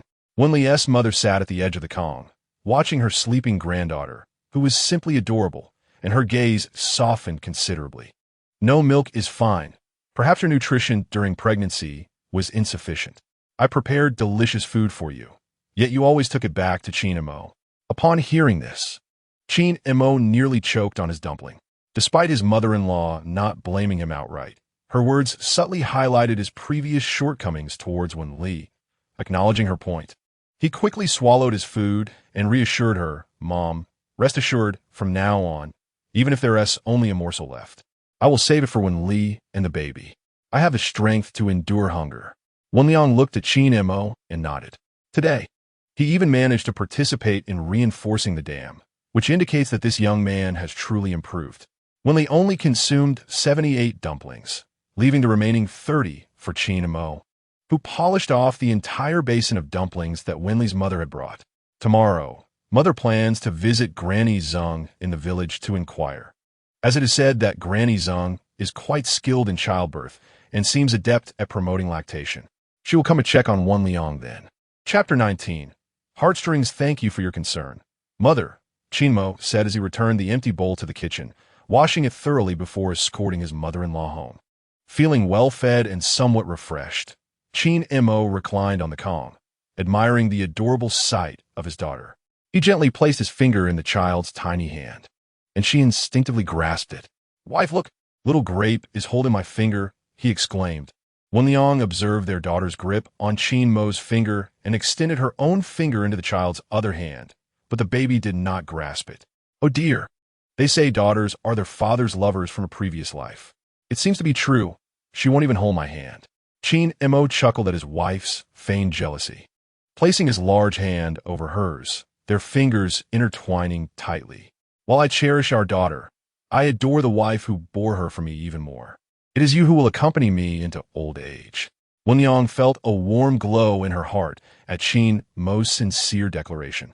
She marveled at how this man had transformed into such a tender speaker.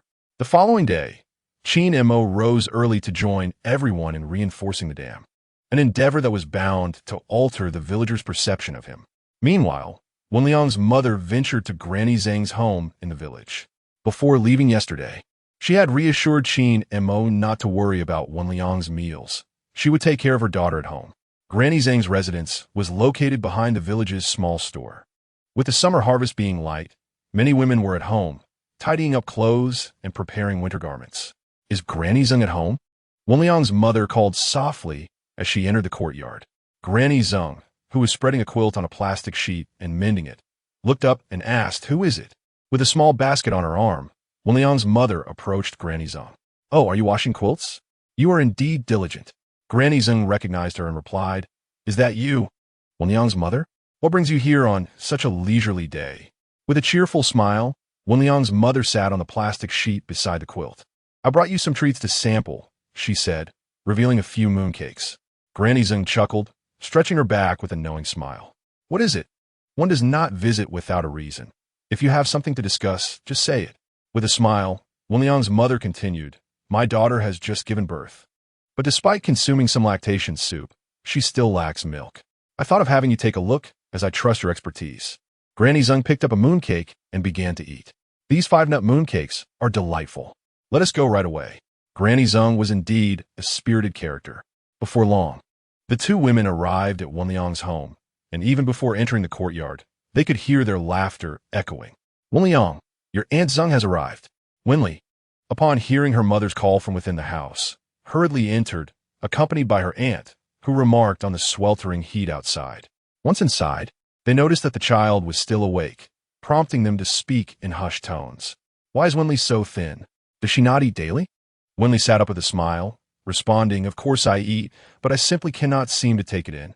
I am unsure why. Zheng Auntie, seated on the Kong, scrutinized Wen Li. My dear girl, having born a child, You have yet to gain any substantial weight. How can you possibly have milk? Extend your hand. Let me examine you. Wen Li complied and offered her hand, while Zhang Auntie mimicked the practice of traditional Chinese medicine, taking her pulse. After several minutes, she nodded solemnly. You're suffering from significant depletion, both physically and perhaps emotionally. Do you harbor any unresolved feelings? Wen Li shook her head. No. Annie, I have no such feelings. I'm quite happy every day. Zhang Auntie fixed her gaze intently upon Wen Li. Having assisted in childbirth and lactation for over 30 years, I can easily discern your hidden thoughts. Traditional Chinese medicine teaches that emotional stagnation can obstruct milk production, which may be manifesting as a blockage in your heart. Wen Li's mother looked at her daughter, then at Zhang Auntie, puzzled. What unresolved feelings could she possibly have? My dear, has Qin Mo done anything improper? Wen Li shook her head again. No, mother, Qin Mo has been exceptionally good lately. It is not him. Zhang Auntie continued to observe Wen Li. If you do not address these emotional blockages, no amount of food or milk-enhancing soup will be effective. Mark my words, dear. With that, she departed, somewhat eccentric, seemingly indifferent to whether anyone comprehended her words. Since her daughter offered no further explanation, Wen Li's mother refrained from pressing her for more information.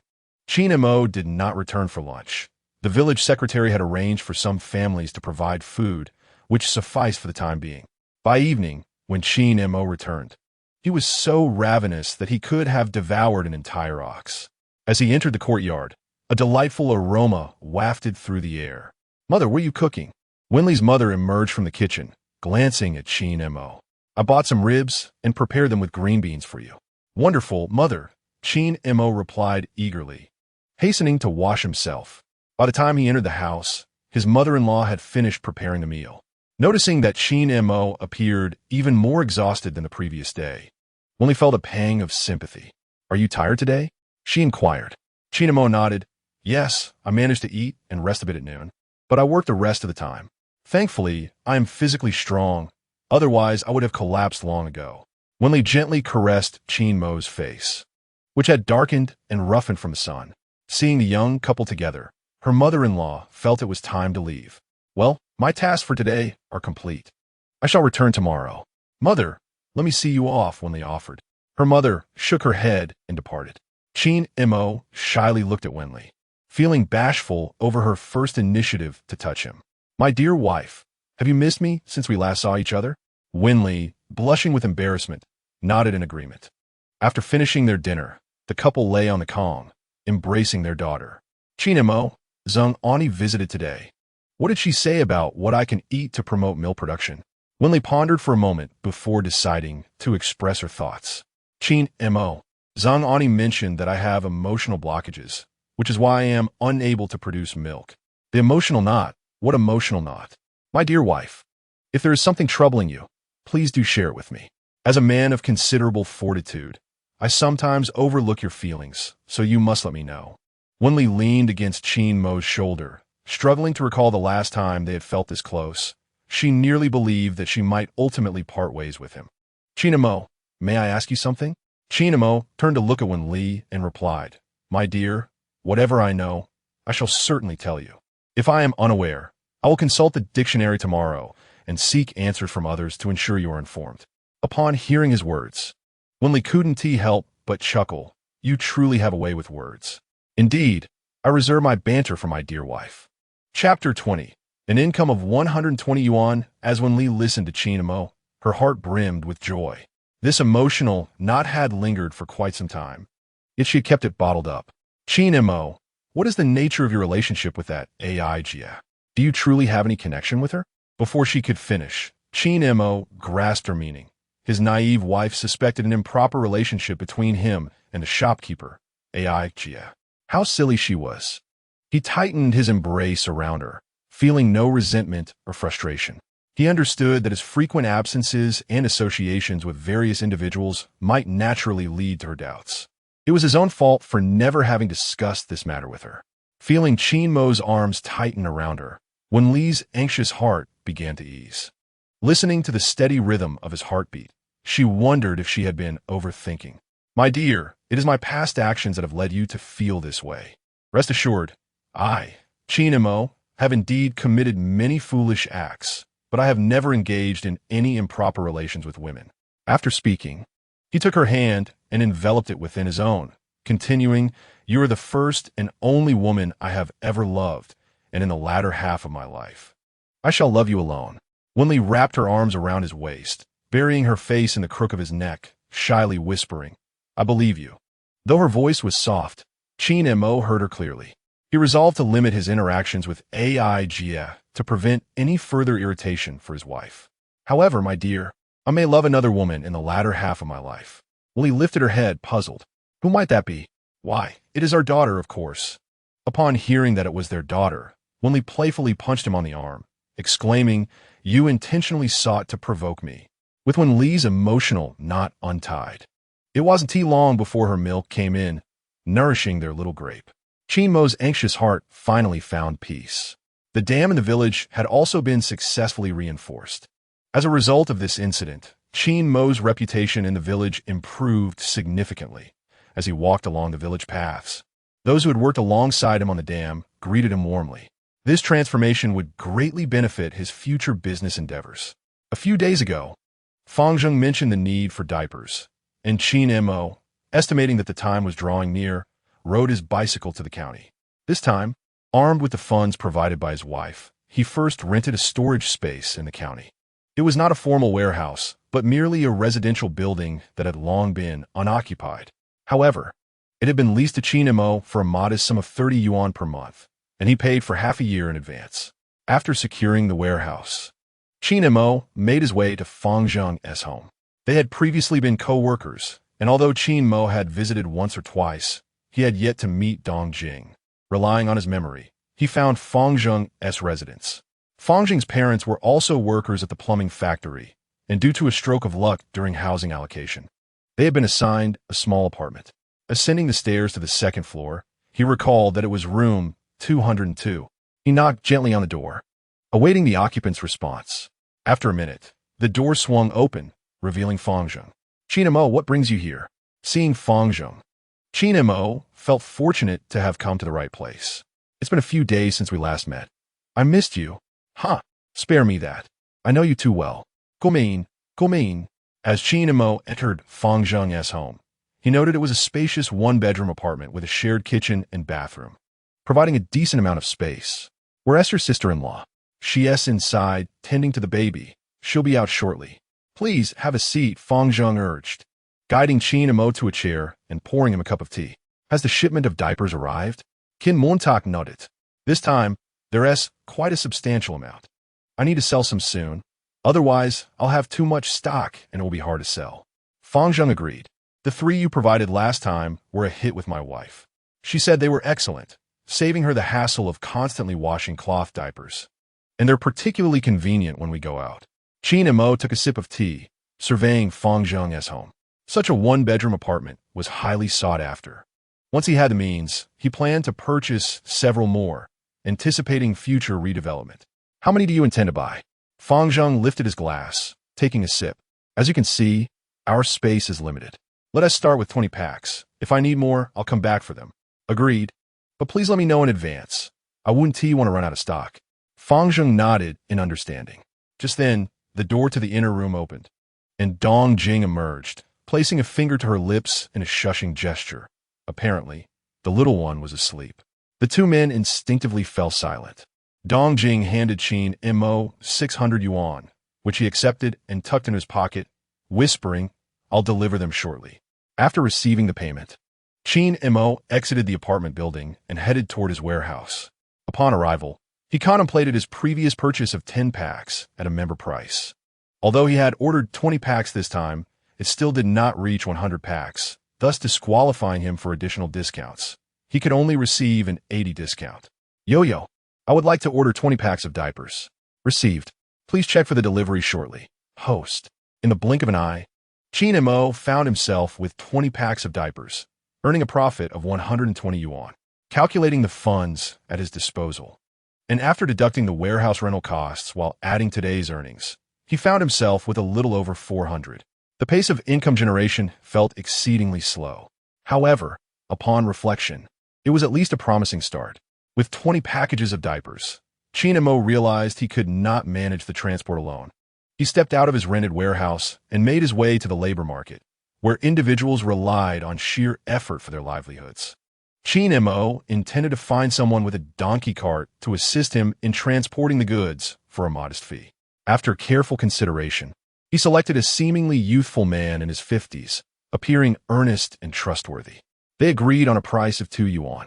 Qin Mo led the man to his rented storage, ensuring he didn't approach too closely. He entered the warehouse to retrieve the diapers and loaded them onto the cart. The two then proceeded to Fang Zheng's residence, where they carried the diapers inside.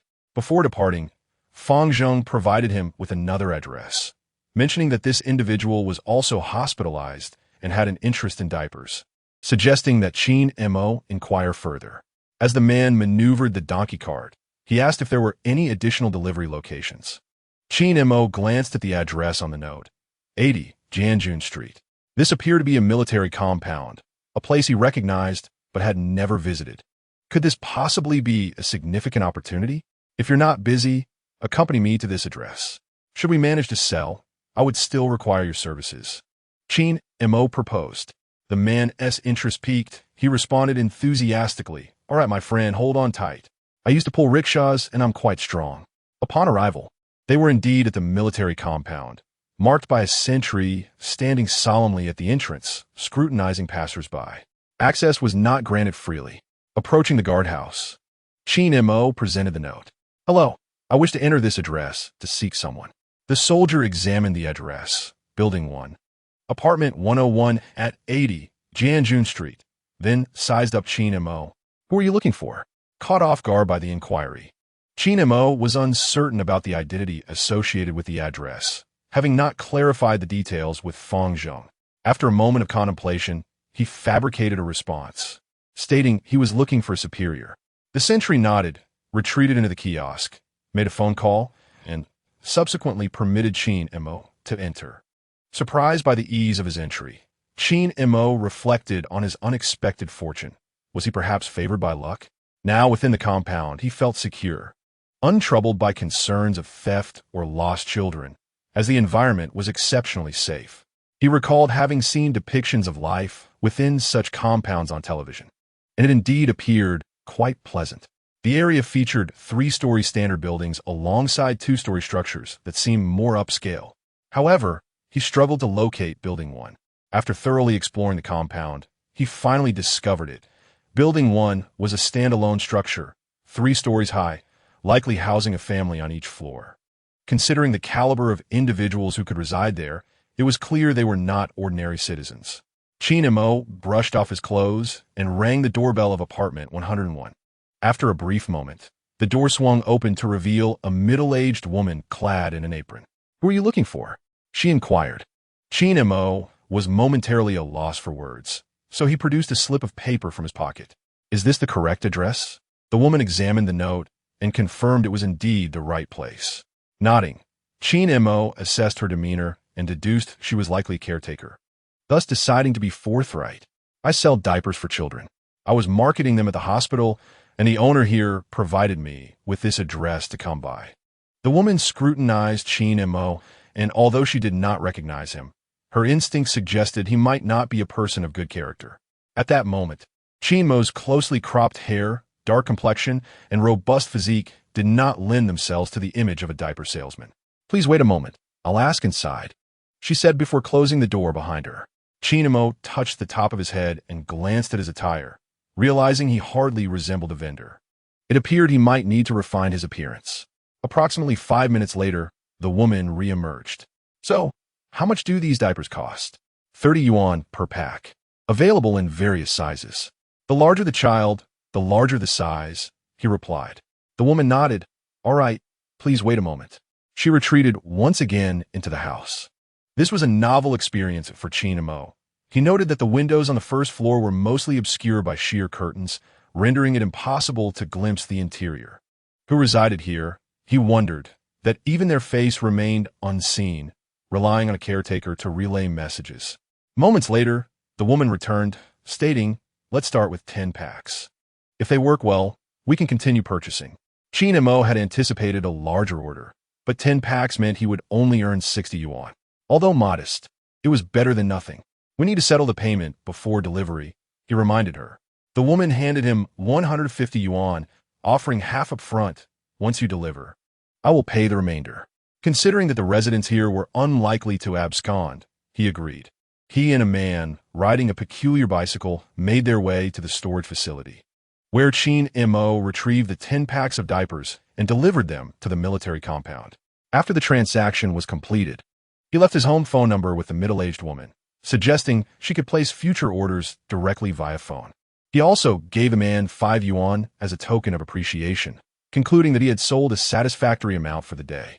Though the earnings were modest, they sufficed for his wife and child's needs. Recently, he had noticed that his wife's clothing was tattered, lacking even a single decent piece. This observation weighed heavily on his heart, prompting the realization that it was time to purchase her some new clothes.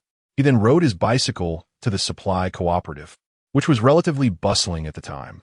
However, with the nation's policies opening up, vendors had started setting up stalls nearby. Some were even importing jeans and white shirts from the south, alongside stockings.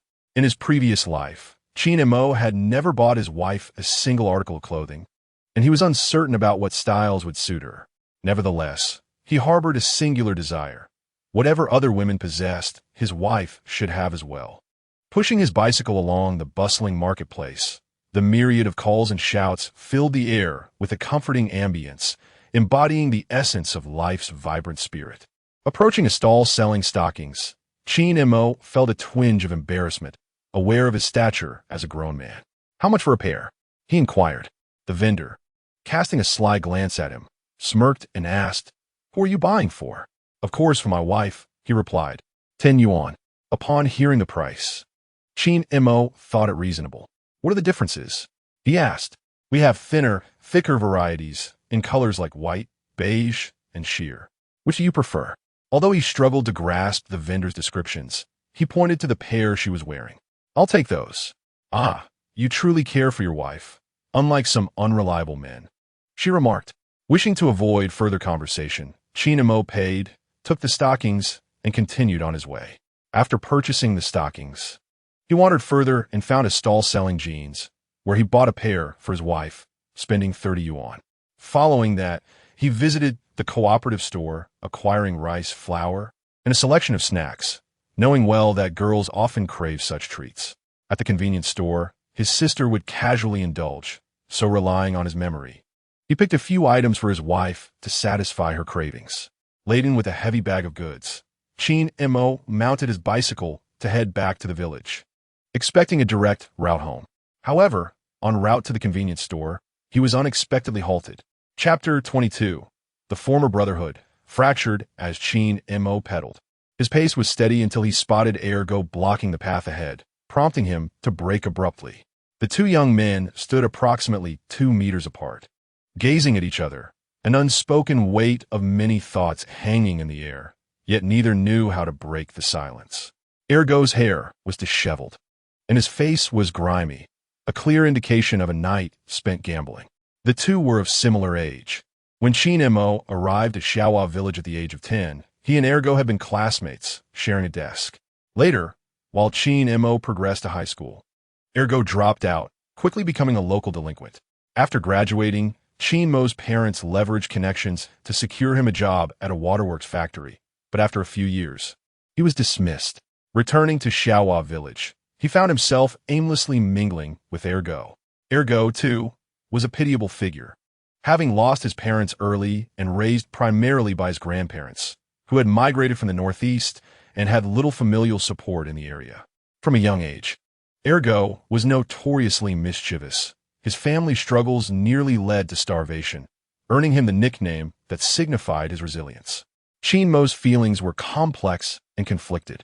He yearned to sever ties with his past, wishing to distance himself from all related individuals and circumstances. Yet, given that Ergo had been his childhood companion, he felt a pang of compassion. Although he had distanced himself from the village in a previous life, he had learned of Ergo's tragic fate thereafter. He sincerely hoped to assist Erguzi in returning to the righteous path, for gambling is far from a virtuous pursuit. especially considering the dubious character he encountered that day at the convenience store.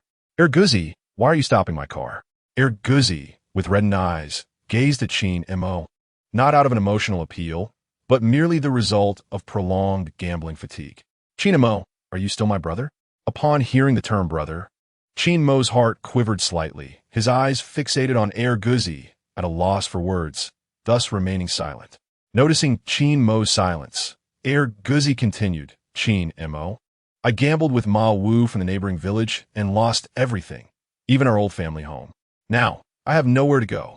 If you're still my brother, come with me to win back the house. Observing Erguzi's obstinate demeanor, Qin Mo shook his head. Erguzi, gambling is not the solution. Losing your home is a divine warning. If you can renounce this vice, I am willing to assist you. Erguzi gazed at Qin Mo incredulously, a peculiar smile creeping onto his lips. Assist me? In what? Selling children's diapers? Ha ha ha. I, Erguzi, am not that lowly. Despite Erguzi's harsh words, Qin Mo patiently persisted in his counsel. Erguzi, I was once like you, adrift without purpose, wasting my days. But now I have a daughter. I cannot stray from the right path. Listen to me. Do not engage in actions you will regret. Erguzi regarded Qin Mo as one might an overzealous elder. Finding it irksome, he shook his head.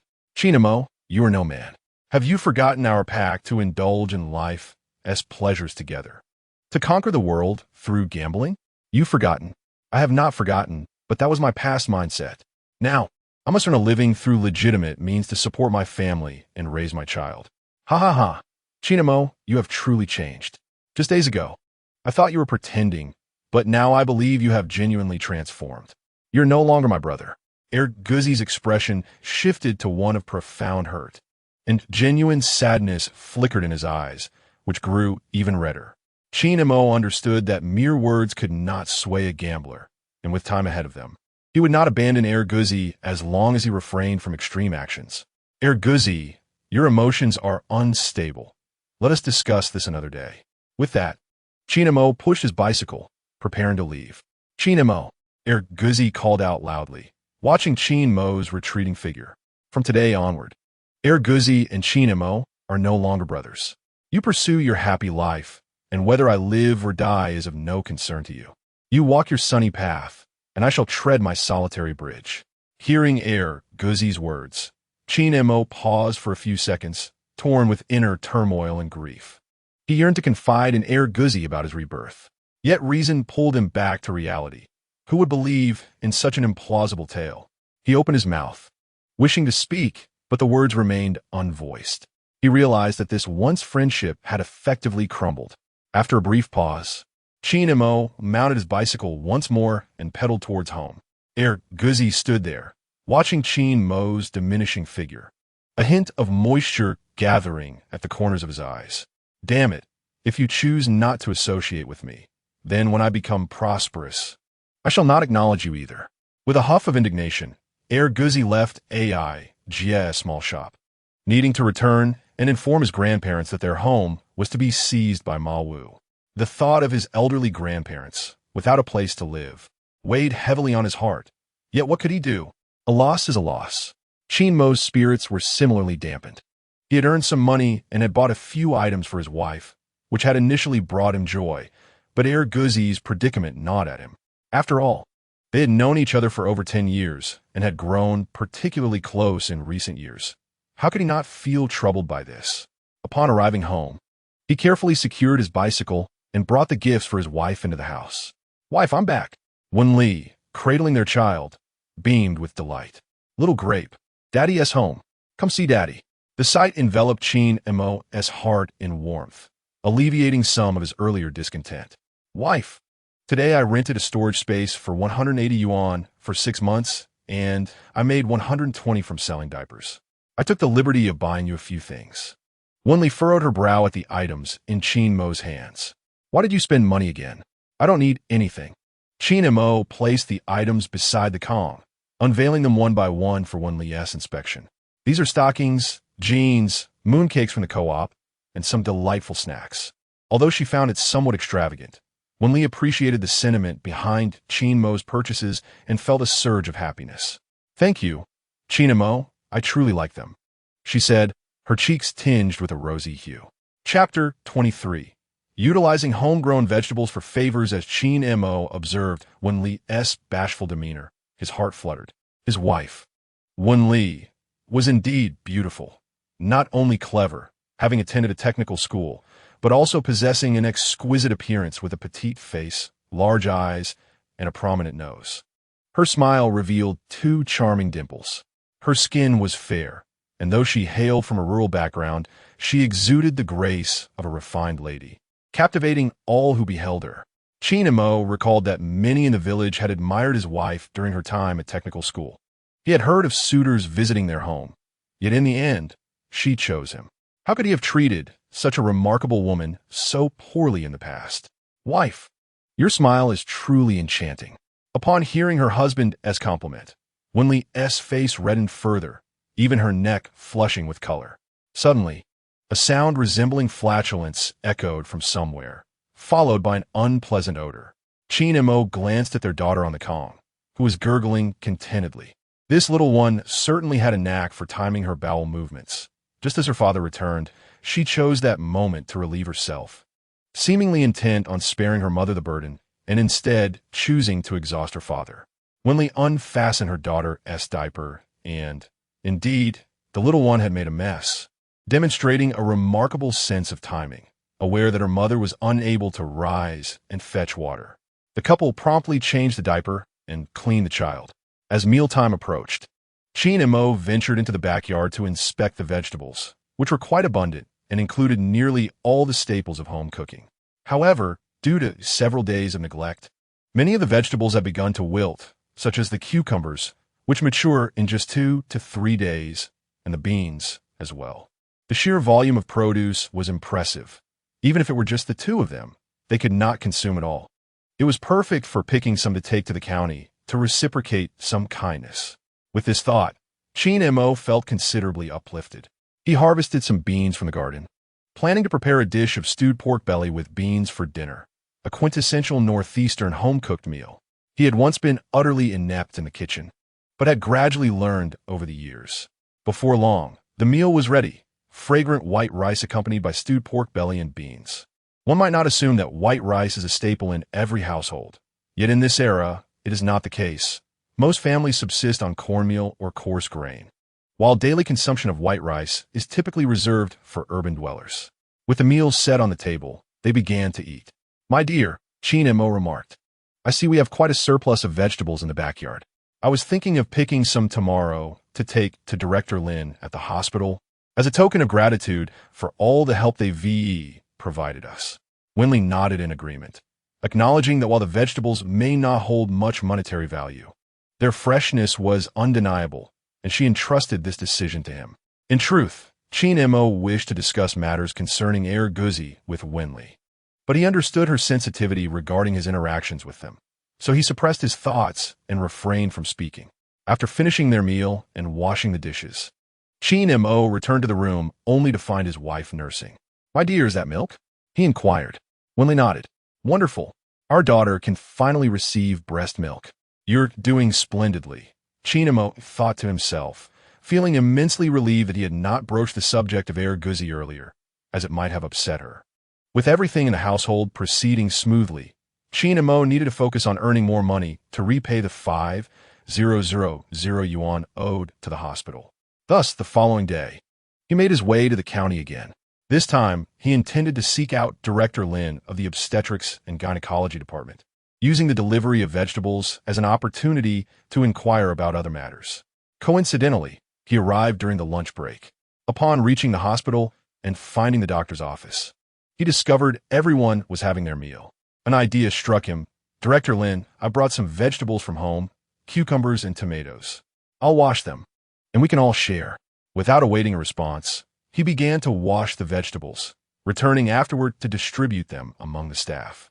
Although Director Lin typically maintained a degree of distance from patients, the homegrown vegetables prompted a more relaxed atmosphere. "What brings you here?" she inquired. "How is your wife?"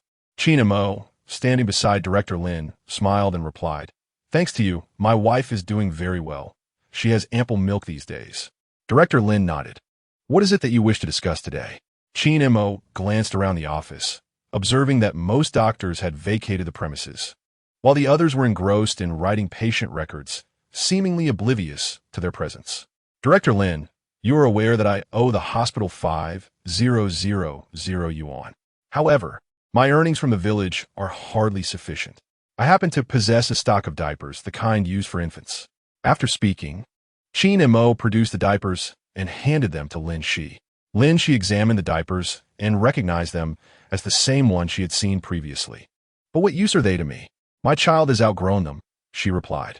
Qin Mo then pulled a chair beside him and settled down. Director Lin, I understand that our hospital's wards are considered premium, accommodating individuals of substantial means. I have an idea, though I'm uncertain if it is feasible. Lin Shi frowned slightly. Do share your thoughts. What if we distribute a diaper to each new mother? If they express interest in purchasing more, they could approach me, and I would gladly share the proceeds with you. Lin Shi's frown deepened. I do not require a share of the profits. I can assist you this once. But if this arrangement is to continue, you'll need to discuss it with the director. Qin Mo recognized Lin Shi's steadfast nature and refrained from pressing her further. Thank you. Director Lin, he said gratefully. Lin Shi nodded, perplexed as to why she was making an exception for Qin Mo, a gesture she had never extended to anyone before. Perhaps it was due to the considerable debt he owed the hospital. For the entirety of the afternoon, Qin Mo remained at the hospital, meticulously placing each diaper into individual bags, labeling them with his home phone number. He was uncertain if this approach would yield results. He had always believed himself to be quite astute and possessing a keen business acumen, yet translating ideas into action proved to be a more arduous task than anticipated. Yo-Yo, where are you up to? He inquired. Yo-Yo smiled. Host, I'm simply awaiting your order. How did you know I was about to place an order? Yo-Yo took a small cookie and popped it in her mouth. I have a premonition. An order is imminent. Qin Mo chuckled. Let's hope so. By the way, Yo-Yo, will you remain in the system indefinitely? Yo-Yo nodded. Host, I am a manifestation of your thoughts. When you no longer require my assistance, I shall fade away. Seated alone in the hospital's waiting area, Qin Mo conversed with himself, and to an onlooker, he might have appeared somewhat unhinged. It was not until the sun began to set that Lin Shi returned to seek him out. In Chapter 24, a modest profit was made. Qin Mo sat alone in the hospital's waiting hall, and upon seeing Director Lin approach, he immediately rose to his feet. Director, how did it go? Having worked tirelessly throughout the day, Lin Shi had not forgotten to instruct a nurse to distribute a diaper to each new mother. Now that she had concluded her tasks, she came to inform Qin Mo. I have a list of those in need of diapers. It's not extensive, but at least our efforts were not in vain, she stated, handing him the slip of paper. Qin Mo took the note and glanced over it. Room 301 ordered 2 packs. Room 303 ordered 5 packs. He counted, totaling 30 packs. Although it fell short of the large order he had envisioned, it was nonetheless a positive outcome. Elated, he could not suppress the smile forming on his lips. Director Lin, I am immensely grateful. I will retrieve the goods now, and this evening, I shall treat the doctors to a meal. As Qin Mo was about to leave, Lin Shi called out to him, reminding him that he had yet to receive his payment. She then pulled out 900 yuan from her pocket and handed it to him. With a cheerful smile, Qin Mo accepted the money and tucked it into his pocket, saying, Director Xie, I'm off to collect the goods now. He dashed out like the wind, first heading to the labor market where he sought out the uncle he had previously hired. This time, he made sure to learn his name, which everyone referred to as Uncle Liberation. In this era, such a name was not particularly unusual, so Qin Mo did not inquire further. Brother, your business seems quite good. I assume you'll make a decent profit this time? Qin Mo remarked, having ridden his bicycle instead of taking a donkey cart, as he anticipated needing extra space for the goods. Not much profit to be made, just enough to get by, Uncle Liberation replied. You could consider becoming a taxi driver in the future. What is a taxi? Uncle Liberation asked, pedaling vigorously. In our small county, we don't have those yet. In the larger cities down south, they've long had them. Remember my words. When you hear about taxis, you should jump on the opportunity. It will surely be profitable. Uncle Liberation smiled broadly at Qin Mo, saying, All right, I'll take your advice, young man. You seem like a good person with serious intentions. It's not wise to keep money tucked away without purpose. As they chatted, they arrived at Qin Mo's storage facility. Similar to before, he conducted a transaction with Yu, retrieving the diapers and loading them onto the donkey cart. The two then hurried to the obstetrics and gynecology department of the hospital. Qin Mo knocked on the doors of each ward, delivering the ordered diapers directly, and upon completion, he earned 180 yuan. After giving Uncle Liberation 5 yuan for transportation, Qin Mo decided to buy some dishes for the doctors, but upon reaching their office, he found that Director Lin had already left for the day. After a moment's thought, he realized that since Director Lin was gone, there was no need to purchase the food. He would still owe him a favor.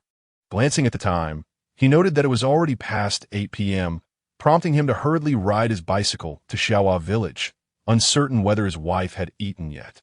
In his haste that morning, he had forgotten to seek assistance from his mother-in-law. The absence of streetlights rendered the road quite dark, requiring Qin Mo to ride cautiously along the edge.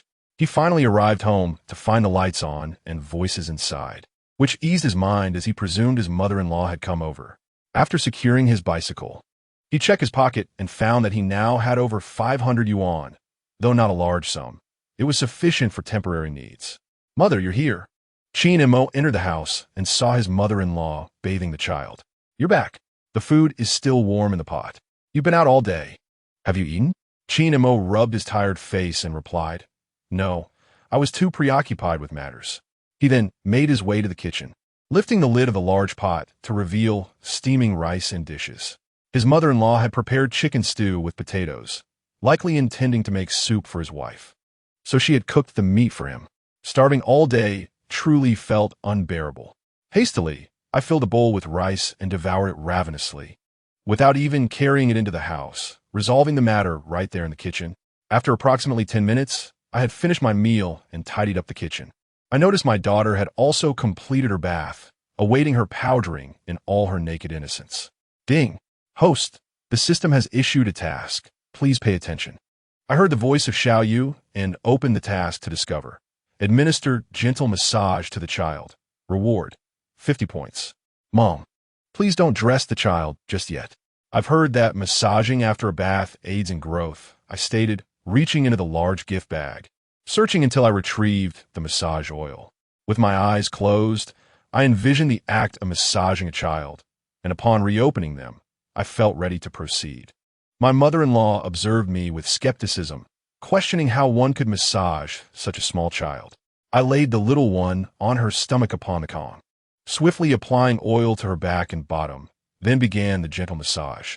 The little grape, feeling so relaxed, actually fell asleep. However, given her tender age, I knew I could not massage for too long. 2 minutes sufficed. Ding! Congratulations, host. Task completed. You have earned 50 points. I smiled, recalling what the hospital staff had said about massage promoting sleep, and indeed, she looked so peaceful. My mother-in-law nodded. "You clever boy, you have quite the creative ideas." Wen Li sat on the Kong, having been discharged for nearly half a month, yet her incision had not fully healed, and she was hesitant to move too much, uncertain when she would fully recover. "Mom, have we cleared the weeds from our land?" I inquired. "We are in the process. Your father has been working the fields these past few days. It will take several days, as there is much grass and much land to tend to." Upon hearing this, I understood that during this season of farming, there were no herbicides available. People had to clear the weeds when the seedlings reached about 10 centimeters in height. Otherwise, it would hinder the growth of the corn. This was a task I had never undertaken, as my family did not own land. Even during the collective farming days, it was my parents who worked the fields. I was quite young then and had not participated much. "Mom, tomorrow I will go with Dad to till the land. It will expedite the process." My mother-in-law was astonished. She had never considered that I would regard them as parents. As long as I treated her daughter well, she was content. However, the prospect of working the field alongside her husband was indeed a surprising turn of events. "Do you know how to do it?" she asked. I chuckled, cradling my daughter in my arms, such a soft little creature. "Mom, even if I don't know how to do it, I can learn. There's so much land. It is too exhausting for Dad to do it all alone." My mother-in-law nodded. "Then it will be hard work for you. I recognized that my standing with my mother-in-law had improved, but my relationship with my father-in-law still needed mending. Thus, I resolved to solidify my bond with him through this labor. Chapter 25. Assisting my father-in-law in the fields the following day. I took a hoe and set off for my mother-in-law's home, departing as early as 4 in the morning.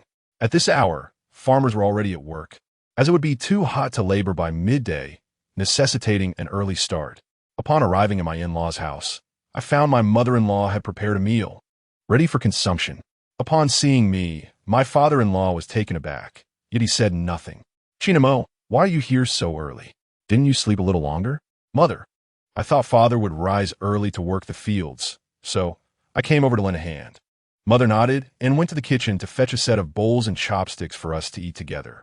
This morning I didn't prepare much, just some porridge, steamed buns, and a bit of pickled vegetables. "I'll cook some meat for you both at noon." "All right, Mother." Throughout the meal, father-in-law remained silent. After finishing, he rolled a cigarette, took his hoe, and rode his bicycle out. Qin Mo was not upset and followed suit on his own bicycle. At this time of year, land was allocated by drawing lots. Some families received better plots, while others received less desirable ones, striving for an equitable distribution. Thus, the fields were often scattered, requiring multiple locations for planting. As they pedaled to the field's edge, the scenery was truly breathtaking. Devoid of pollution and the clamor of urban life, it presented a serene tableau. Occasionally, wild chickens and rabbits scurried about, reflecting the thriving ecological environment. Upon reaching their own plot, father-in-law parked his bicycle by the roadside, rolled up his trousers, and began to work. Having never worked the land before, Qin Mo watched father-in-law to learn the ropes. This task appeared simple. However, it was genuinely laborious, requiring the back to remain in a semi-bent position. Despite knowing the work would be taxing, Qin Mo commenced as well, each man wielding a hoe as they toiled together. Soon, several figures emerged across the expanse, some donning wide-brimmed hats, others in sleeveless vests. Men and women alike labored in the fields. In that era, devoid of mobile phones or abundant entertainment, people's thoughts were uncomplicated. Their primary goal was to earn enough to ensure their families were well fed. Having endured years of hunger, the mere act of eating to satisfaction provided immense fulfillment. If only there had been a mobile phone to capture a photograph, a precious memento of this moment. Yet, such thoughts were fleeting and ultimately unattainable. Despite it being his first experience, Qin Mo matched father-in-law's pace. The task of tilling demanded both speed and precision. While some seedlings emerged in pairs or threes, only the strongest would survive. The weaker ones had to be uprooted without harming the stronger plants, all while attempting to eliminate the surrounding weeds. Initially, Wen Li's father doubted Qin Mo's resolve, assuming he would merely go through the motions. However, as the morning wore on, the two men, under the blazing sun, worked fervently together. Before the sun fully emerged, the work was manageable, but once it shone down relentlessly, the heat became almost unbearable, with sweat streaming down their faces and backs to the ground.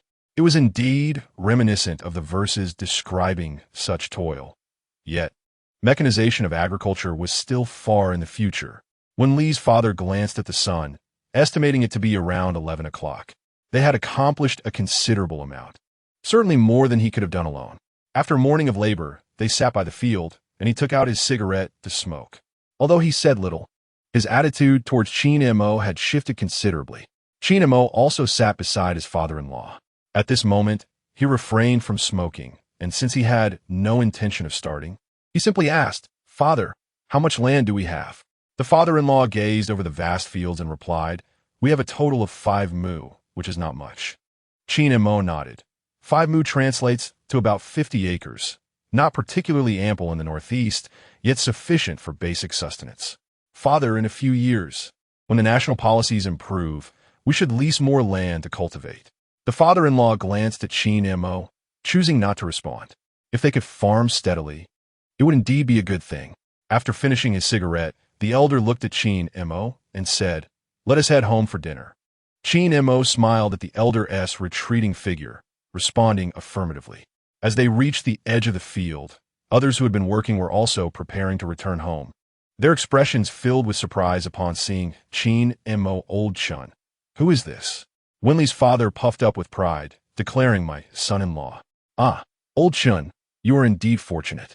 With your son-in-law helping, the work will progress swiftly. Wen Li's father beamed, nodding slightly as he glanced at Qin Mo, whose complexion had darkened from the morning sun, feeling warmth in his heart. Upon returning to his in-laws' home for lunch, Qin Mo found that his mother-in-law had prepared a delightful spread, even pouring a little white liquor for the two of them. Qin Mo had a remarkable capacity for alcohol. While he may not boast of being impervious to intoxication, he could easily consume 12 bottles of white liquor. However, he was not foolish. He understood that excess could lead to mishaps. A small drink could elevate one's spirits, but overindulgence could harm the body. He was determined not to let himself become inebriated, as that could lead to regrettable actions. His mother-in-law had made braised carp, cucumber salad, sweetened tomatoes, dumplings, and sauce bones. A feast indeed for this era. Mother, you've prepared so many delicious dishes. Yes, during busy farming times, one must indulge a little. Otherwise, fatigue makes work unbearable. Qin Mo washed his hands and face, quickly taking a seat at the table. He picked up his chopsticks and served a dumpling to his father-in-law, saying, Father, let us eat. The father-in-law looked up at Qin Mo, pausing for a few seconds before responding, all right. Observing the two interact, the mother-in-law felt reassured, having feared that the stubborn elder and his son-in-law might clash. It seemed they were getting along well. After a while, Qin Mo raised his glass, addressing his in-laws. In the past, I did many things that caused you grief. This glass of liquor is my apology. Wen Li's father lifted his glass, nodding in acknowledgement. Qin Mo, do you realize? If Wen Li had gone into premature labor that day, and you hadn't been there, I had already resolved to bring my daughter back home. Father, I understand. I was quite frightened that day as well. Rest assured, I will never again do anything to worry you. Wen Li's father nodded, taking a sip from his glass. Throughout the meal, Qin Mo consumed only one glass of liquor. Such a modest amount had no discernible impact on his ability to think clearly. After enjoying a hearty meal, the elder lay down on the Kong and drifted off to sleep. Qin Mo prepared to return a check on his wife, intending to come back to work later, and to bring her some food as well. After Qin Mo departed, the elder opened his eyes, and Wen Li's mother smiled, asking, so, how is your son-in-law? Well, things are good now. Let us hope he doesn't revert to his old ways. I don't think he will. The way he looks at our daughter now shows he has a genuine intention. With a furrowed brow, Wen Li's father gazed at his daughter-in-law, pondering the meaning behind her silence. However, he refrained from pressing her for answers, choosing instead to reflect on it himself. In Chapter 26, he repaid 500 yuan in medical expenses. Wen Li's father looked on with a smile as his wife sat at the edge of the Kong, unperturbed and calm. Since she had chosen not to confide in him, he would rely on his own thoughts. Meanwhile, Qin Mo, bearing a hoe and riding his bicycle, made his way home. It had been half a month since his wife had been discharged from the hospital, and he contemplated hosting a celebration for their daughter's full month, a tradition he wished to honor despite the lack of relatives on his side. His wife's family, however, had enough members to bring some liveliness to the occasion. Lost in thought, he pedaled home. Wen Li had just finished nursing the baby and realized it had been over 10 days since she had stepped outside. She wondered if she would be able to walk again, fearing that inactivity might render her unable to move. Though she diligently massaged her legs each day, it was no substitute for walking on the ground. She planned to discuss this with Qin Mo upon his return. Wife, I'm back. I brought some food for my mother-s. Qin Mo announced as he entered, setting down the provisions on the table beside the Kong. Why have you returned? You should have rested at your mother-s. You must be exhausted after working all morning, Wen Li replied. With a gentle smile, Qin Mo playfully pinched his wife's nose. I was worried about you. If I hadn't come back, you would have had to settle for dry rations. Wen Li's cheeks flushed with shyness. It's fine. During the busy farming season, every family manages as best they can with what little food they have. Quickly, Qin Mo retrieved a bowl from the kitchen. Wen Li, feeling hungry, began to eat heartily, while Qin Mo lay back on the Kong, watching her until he inadvertently drifted off to sleep. The morning's labor had been arduous, and he needed rest to continue working well into the afternoon. After finishing her meal, Wen Li noticed Qin Mo asleep and gently covered his stomach with a small blanket. This handsome man had captured her heart with his striking appearance, and she had pursued him, pleasantly surprised when he reciprocated her feelings. As Qin Mo slept, all his defenses fell away, and he relaxed like a child, snoring softly. Their daughter, Little Grape, seemed to sense her father's presence. Keeping her eyes wide open despite Wen Li's attempts to lull her to sleep, she did not cry, simply lying there contentedly. At 1:30, Qin Mo awoke. Noticing the sun had dipped slightly, after rubbing his eyes, he realized he had enjoyed a deep slumber. "You're awake. Your daughter hasn't slept since your return. It seems she has been waiting for you to play with her," Wen Li informed him. With a smile, Qin Mo turned to look at his daughter. He initially intended to reach out and touch her tiny hand, but hesitated, remembering the dirt on his clothes, and withdrew his hand. The little one appeared more spirited than in the past few days, her large eyes mirroring her name. Wen Li cradled their daughter, gently patting her while conversing with Qin Mo. "It's been over 10 days since I was discharged. Do you think I can finally walk?" The doctor advised against lying on the Kong all day. Qin Mo nodded. "Once Little Grape falls asleep, I will help you walk around." Hearing that she could finally move about brought joy to Wen Li. Before long, their daughter was peacefully asleep, and Qin Mo assisted Wen Li in getting up, ensuring she was dressed in long sleeves and trousers. The traditional Chinese practice of sitting the month varies across regions, lasting either 30 or 40 days, with dietary customs differing as well. Generally, it emphasizes rest and refraining from physical exertion. Thus, Qin Mo was hesitant to allow his wife to walk about. It was only upon her own initiative that he felt emboldened to agree. In the afternoon, Qin Mo ventured out to assist his father-in-law with labor. Engaging in agricultural work, he soon grasped the strenuous nature of farming. It was indeed a laborious endeavor. Over 5 days, Qin Mo aided his father-in-law, and at last, the field work was temporarily completed. Gazing upon the verdant crops, he felt a sense of hope flourishing before him. The sun exposure had darkened Qin Mo's complexion considerably, a natural consequence of his outdoor toil. His bare arms bore the imprint of his sleeveless shirt, and his neck contrasted starkly with the rest of his body. Nevertheless, what did it matter if a man appeared somewhat darker? He looked all the more robust. Before he knew it, his wife Wen Li and their daughter, Little Grape, were approaching their 1-month milestone. Qin Mo contemplated the necessity of hosting a proper celebration for the occasion. While his own relatives were few, Wen Li's family was quite extensive. He did not wish to bring any shame upon her. Thus, despite not voicing his thoughts, he remained preoccupied with the matter. Suddenly, the telephone rang, prompting Qin Mo to rush inside to answer. "Hello, may I ask who this is?" After a brief silence, the voice on the other end replied, "I am the nanny from the commander's household, the one you have met." Qin Mo recalled the nanny from the military compound and replied, "Ah, I remember now. What prompted you to call me?" "Mr. Qin, we need to order 100 packs of diapers. I will provide you with the sizes. Please take note." The formal address of Mr. Qin caught him off guard. He was not accustomed to such courtesy from a servant of a prominent family. Hastily, he retrieved a pen and notebook to jot down the sizes she mentioned. "Have you recorded everything?" she inquired. Yes, I have it all," he assured her. The nanny nodded on her end. "How long will it take for delivery?" Qin Mo was aware that delivery could be arranged immediately, but he could not reveal that his supplies came from his space. "Approximately 8 days. It must be transported from the south," he replied. "Very well. Please come by to collect the deposit at your convenience." After hanging up, Qin Mo reviewed his notes and realized that with 100 packs at 30 yuan each, the total would amount to 3,000 yuan. With a 30 discount, he would earn 900 yuan. However, considering the bulk of the order, he anticipated negotiations on price, so he needed to reserve some profit for others involved. With this 900 yuan, he resolved to repay the hospital 500 yuan, as they needed to celebrate their daughter's full month properly. Wen Li, cradling their child, had been startled awake by the ringing phone. "What was that about? How many packs did you order?"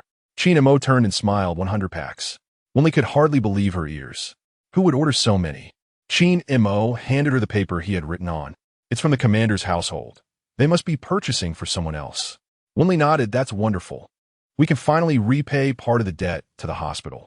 Qin Mo had not mentioned the idea of hosting a full-month celebration to his wife, intending to surprise her instead. After a few days of waiting at home, he finally visited the commander's residence to deliver the goods, earning a profit of 850 yuan, despite the buyer haggling for a reduction of 50 yuan. With the money in hand, Qin Mo headed to the hospital. Upon seeing him return the money, she was taken aback. "How much do you plan to repay this time?" she inquired. Qin Mo smiled and handed her 500 yuan, saying, "Let us start with 500. I will repay the remaining 4,500 as soon as possible." Chapter 27. Preparing for the full-month celebration, she worked as a doctor in the hospital. Although her salary was somewhat higher, it amounted to only around 200 yuan a month, making the 500 yuan quite a sum for an ordinary person. The moment she laid eyes on Qin Mo, she felt he was unlike anyone she had ever met. Regrettably, being married with a child, she could only admire him from afar. "Your repayment is quite prompt. There aren't too many patients like you. Many who owe money tend to vanish," she remarked. Qin Mo chuckled. "One must value integrity. Without it, how can one navigate life? It is the foundation of being human." She nodded, affirming, "Indeed, I did not misjudge you." In truth, Qin Mo wished to express his gratitude to Lin Shi for her assistance, but he understood that she would not accept money, so he sought alternative means. With tomorrow marking the child's full month, Qin Mo decided to host a banquet with 5 tables at home. He had previously discussed the arrangements with his in-laws regarding which relatives to invite. Once he received the list, he made efforts to inform everyone. Their attendance would ultimately be their choice. In preparation for the celebration, Qin Mo purchased a bag of sunflower seeds and peanuts, along with some other snacks. The meat was procured from the local Zhu meat shop, and the vegetables were plentiful from their garden. The task of cooking would fall upon his shoulders. After all, with only 5 tables, he felt confident in his ability to manage it. Upon returning home with the supplies, he found his in-laws had arrived, indicating that his wife must have been informed about the celebration. "Mom, Dad, I'm back," he announced. His mother-in-law nodded, saying, "Qin Mo, aren't you hosting the full-month celebration tomorrow?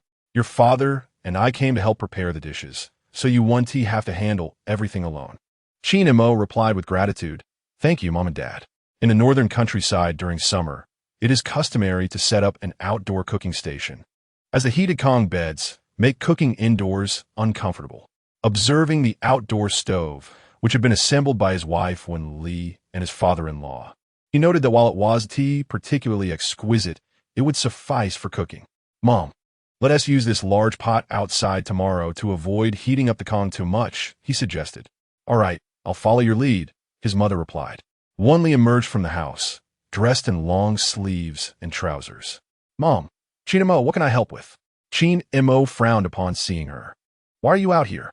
"There is still a day left," he said, concerned. "It's fine. Mom just mentioned that one day doesn't matter. Staying on the Kong is too uncomfortable, so I came out to get some fresh air," she explained. Qin Mo approached her and gently arranged her hair, saying, "All right, just sit to the side. Don't expose yourself to the wind. You don't need to do anything. I can manage on my own." After Qin Mo finished speaking, he returned to the stove, preparing to cook with this pot tonight to see how it performed.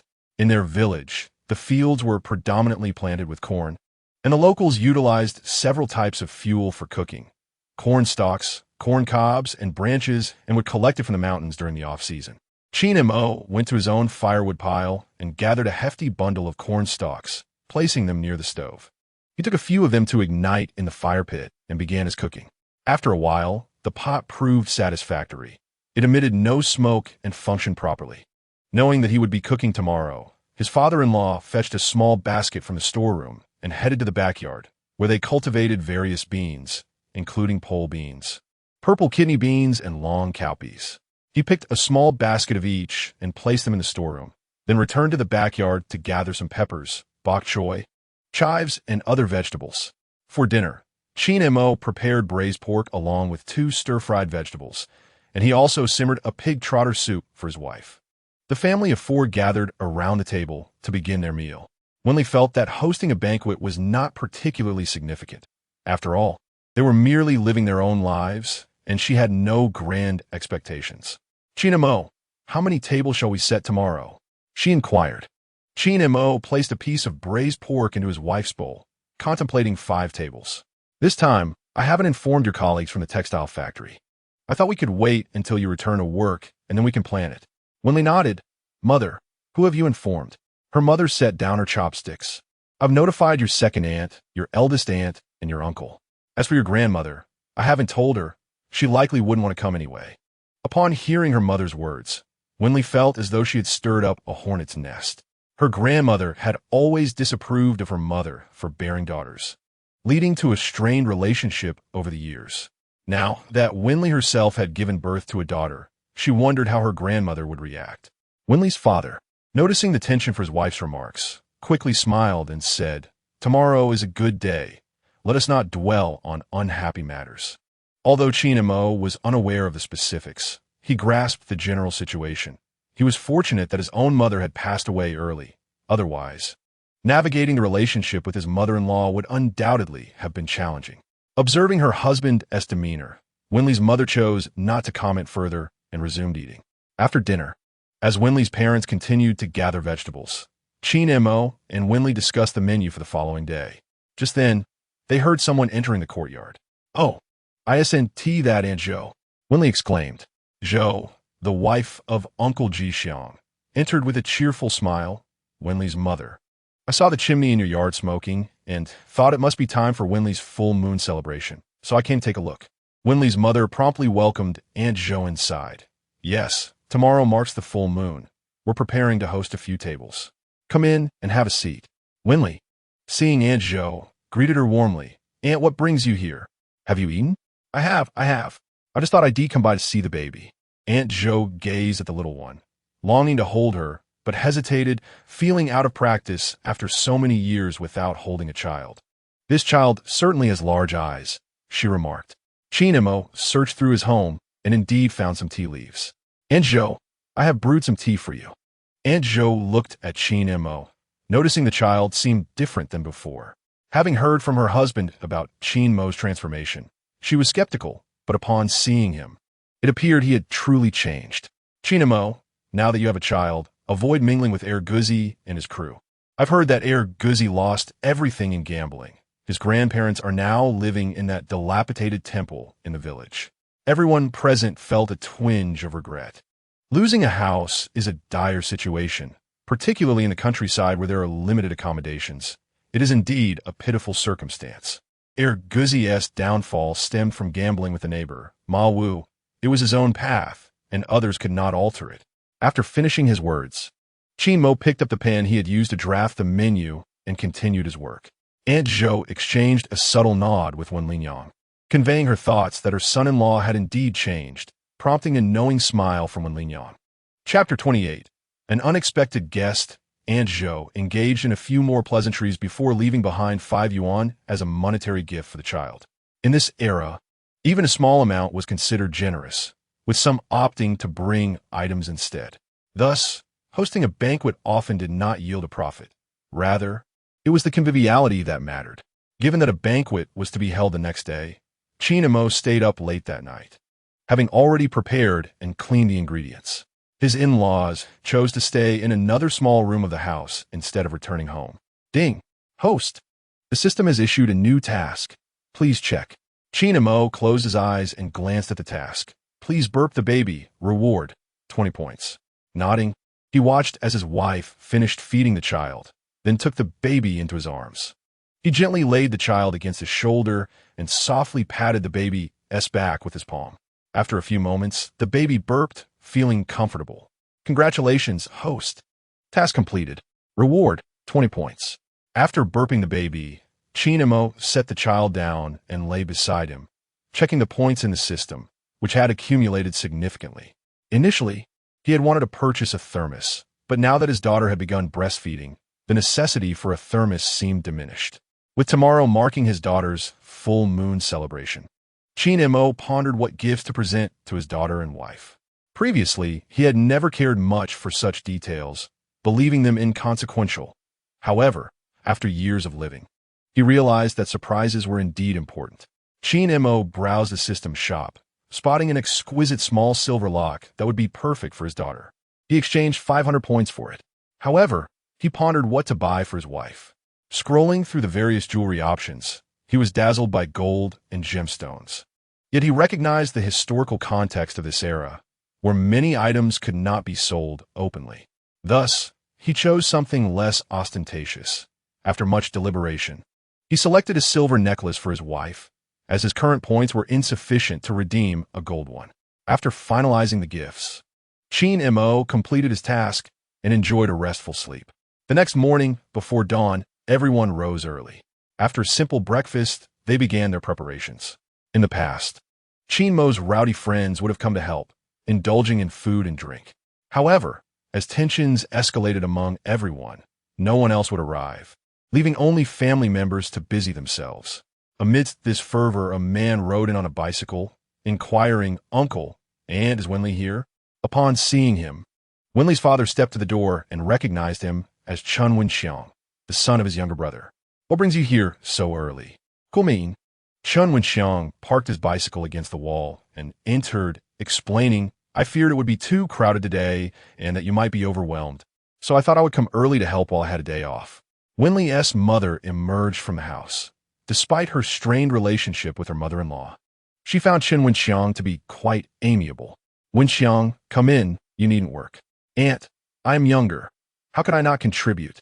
At that moment, Qin Mo was organizing items in the storeroom and did not hear the commotion outside. When he finally emerged, he saw Wenxiang sweeping the yard. After a moment of reflection, he recalled that Wenxiang was related to his wife's family.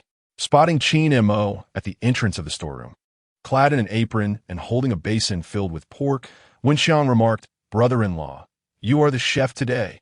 Initially, I was skeptical, but now I believe it. Understanding the context, Qin Mo replied, "Indeed, today I am the chef." Qin Mo's demeanor was generally rather reserved.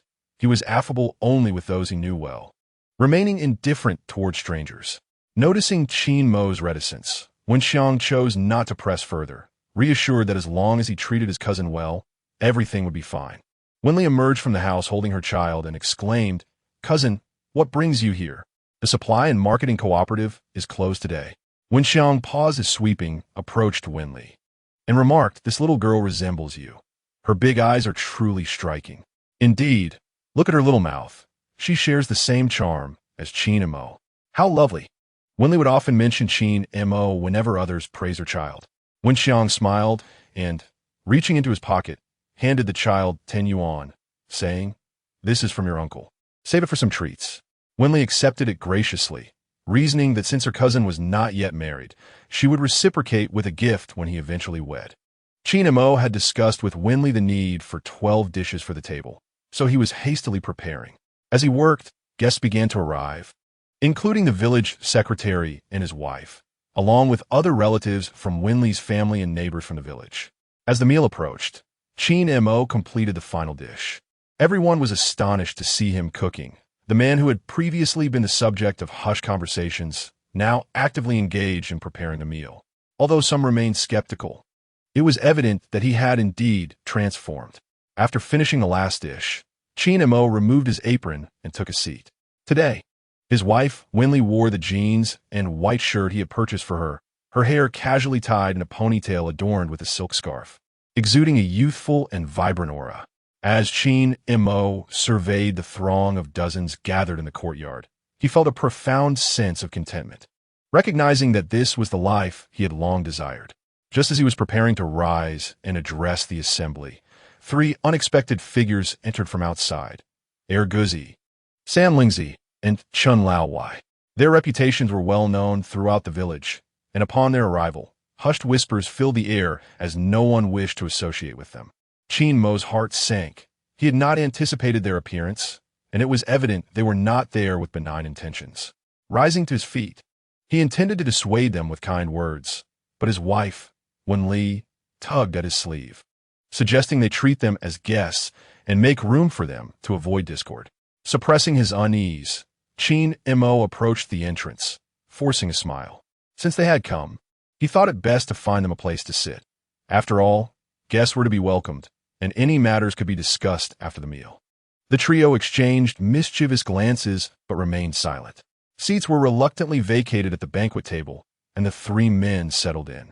The atmosphere, once jovial, quickly turned tense, as the long benches accommodated only 2 or 3 individuals each. Thus, the slightest movement risked causing one to topple. To alleviate the palpable awkwardness, Qin Mo lifted his cup and stood. Today marks my daughter's full moon celebration, and we have prepared a modest selection of wine and dishes to express our gratitude for your presence. He smiled as he drained his cup and then took his seat, sensing that trouble was brewing. The arrival of the three men had cast a shadow over the gathering, rendering the guests noticeably reserved, with conversation dwindling to a minimum. Wen Li's uncle and aunt hailed from a neighboring village. Although they were aware of Qin Mo's past transgressions, they were oblivious to the significance of the three newcomers. Wen Li's aunt came from a well-to-do background, her husband having once been the captain of the production team, which instilled in her a sense of superiority. Wen Li, for your daughter's full moon, I see she has nothing to adorn her. I have heard it said that gifts for a child on this occasion ward off misfortune. This folk belief resonated with Wen Li, though she did not regard it as essential. Just as she began to respond, Qin Mo interjected, Annie, I recall this saying as well. Therefore, I arranged for a small silver lock for a child. He then produced a charming little silver lock from his pocket. Wife, please place this on our daughter. What other families have, our daughter should also possess. Wen Li was taken aback. She had no idea when Qin Mo procured the silver lock, and it was indeed a delightful surprise. Oh, she will look lovely wearing it. As Wen Li adorned their daughter with the silver lock, Qin Mo revealed a necklace. Annie, this is a gift for Wen Li. She has borne me a beautiful daughter, and I wish to honor her for her efforts.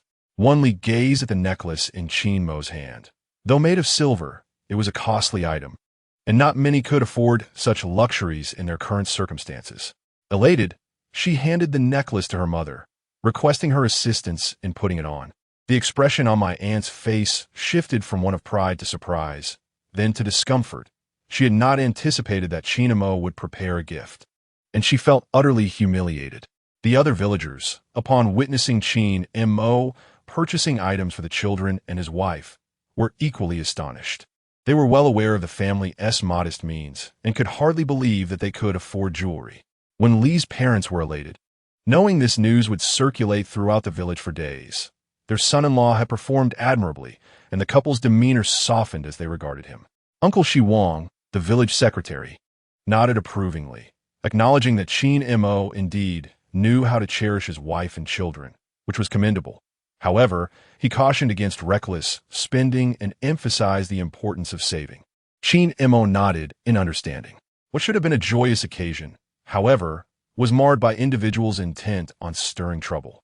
Qin Mo, when will you repay the 80 yuan you owe me? San Lungzi stuttered, his nerves getting the better of him. Once again, all eyes shifted to the trio, and those seated at their tables stood up, hastily offering their gifts before departing. Others at different tables, sensing the tension, also contributed money and left, leaving behind only familiar faces. Qin Mo had restrained his anger and refrained from expelling them earlier, but now it seemed they were deliberately provoking him. He approached the three individuals. How much do I owe you? 80, San Lungzi replied, fear evident in his demeanor. Ever since that day, Qin Mo had appeared almost possessed, his gaze fierce and intimidating. Qin Mo retrieved 80 yuan from his pocket and placed it before San Lungzi. Here, we are square. San Lungzi licked his lips, accepting the money with a slight nod. He had assumed Qin Mo was financially strained, so he was taken aback by the immediate payment, feeling somewhat embarrassed. After all, they had once been brothers, and demanding such a trivial sum felt rather excessive, prompting him to awkwardly sit back down. Since the three of you were not invited by me, and now that you've eaten and drunk, it is time for you to leave, Qin Mo stated coldly. Guzi, noticing Qin Mo's indifference, jumped up. What about my money? How much do you claim? 50. Qin Mo produced another 50 yuan and placed it before Guzi. Gritting his teeth, Guzi stared at the money, realizing this man was resolutely severing ties with him. Chun Lao Wai, pulling out a cigarette from his pocket, lit it and took a puff. What's going on here? Attending a banquet and being handed money? He laughed, though his mirth was laced with malice, unmistakably taunting. Seeing the trio's audacity, a faint smile crept onto Qin Mo's lips. "I am not acquainted with you, but considering you are from this village, I have no qualms about you dining here. However, I kindly request that you leave now." Chun Laowai, undeterred by Qin Mo's words, defiantly propped his feet on another chair. "I, Chun Laowai, suggest you inquire around, in all of Shaohua village, who dares treat me this way." Qin Mo sighed. In this new life, he had promised himself to remain composed and consider his wife and children. Yet, if others continued to bully him, his patience would reach its limits. With a smile gracing his lips, he kicked Chun Laowai's feet off the chair he had placed them on. "The stool in my home is meant for sitting, not for resting your feet. This is the last time I'll say it. Leave at once." Wen Li urged her mother to swiftly take the child indoors, fearing what might transpire next, as she sensed Qin Mo's simmering restraint. Yet, the audacity of these individuals was excessive. Were they not clearly seeking trouble? "What do you want? Are you intentionally stirring up conflict? Get out. You're not welcome here." Wen Li moved beside Qin Mo, vociferously scolding Chun Laowai. After finishing his cigarette, Chun Laowai stood up with a grin, observing Wen Li. "Oh, isn't this Wen Li? You've grown into a fine young lady. Quite the beauty, I must say. I remember when you used to wear open-crotch pants." In a flash, Qin Mo unleashed a punch that struck Chun Laowai squarely on the nose. The speed so swift that onlookers were momentarily taken aback. While others might tolerate provocations, he would not suffer such public mockery of his wife. Caught off guard, Chun Laowai did not anticipate Qin Mo's retaliation. Blood streamed from his nose as a result of the blow, leaving Guzi and San Lengxi bewildered by the sudden turn of events. Wiping the blood from his nostrils, Chun Laowai chuckled. Did everyone see that? He was the one who threw the first punch. But as he continued to prattle, Qin Mo struck again, this time landing a blow to Chun Laowai's right cheek, causing blood to trickle from the corner of his mouth. Fuming, Chun Laowai glared at Qin Mo and swung his right fist in retaliation. However, Qin Mo, quick on the uptake, extended his left hand to grasp Chun Laowai's fist and, with a slight exertion of force, sent him sprawling to the ground. Though Chun Laowai was of similar stature to Qin Mo, approaching 40 years of age, his physical strength and reflexes paled in comparison to those of a man in his 20s. Rising swiftly from the ground, Chun Laowai lunged at Qin Mo once more, employing both hands and feet in an attempt to subdue him. Qin Mo, however, was no pushover. With a slight furrow of his brow and eyes ablaze with anger, he prepared to retaliate. "Wait!" Wen Chong shouted, stepping in front of Qin Mo to block Chun Laowai. Qin Mo was taken aback by Wen Chong's intervention, retracting his fist but maintaining a cold gaze upon Chun Laowai. Though Chun Laowai found himself hindered by Wen Chong, the ruffian had no scruples. Unable to overpower Qin Mo, he aimed a punch at Wen Chong. Wen Chong, standing at over 6 feet tall, was no slouch himself.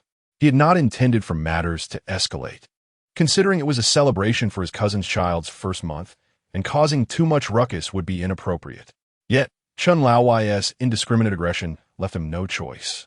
With a sweeping kick, he sent Chun Laowai crashing to the ground once more. "Ouch!"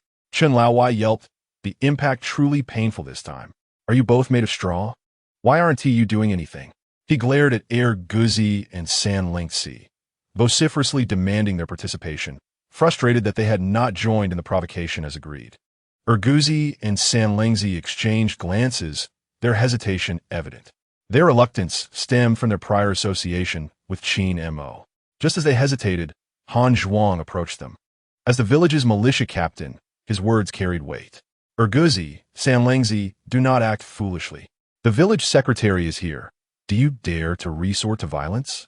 Observing the situation, Guzi and San Lengxi, recognizing the gravity of the moment, promptly turned and fled, leaving only Chun Laowai sprawled on the ground in a rather disheveled state. Yet, having been assaulted, he felt the need to assert himself. "Secretary, you witnessed the assault. I require medical attention. Otherwise, I shall report this to the police," he declared. The secretary scoffed, striding over and pointing a finger at the disgraced man. "Chun Laowai, you know full well what transpired today. Do you believe the police cannot uncover the truth? Numerous witnesses can attest that you initiated the conflict. Chen Laowai was taken aback by the camaraderie among his adversaries.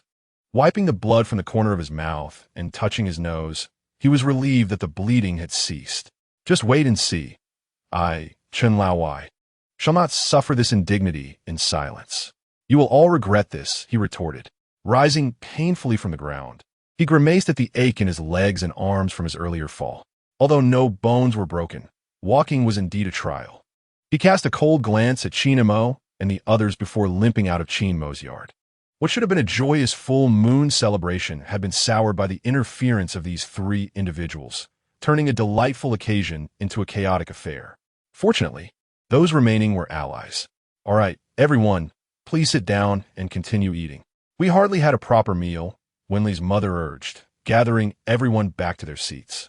The remaining guests included Qin Mo and his spouse, his in-laws, the village secretary and his wife, Han Zhuang and his mother, as well as Wen Li's little aunt, second uncle, and cousin.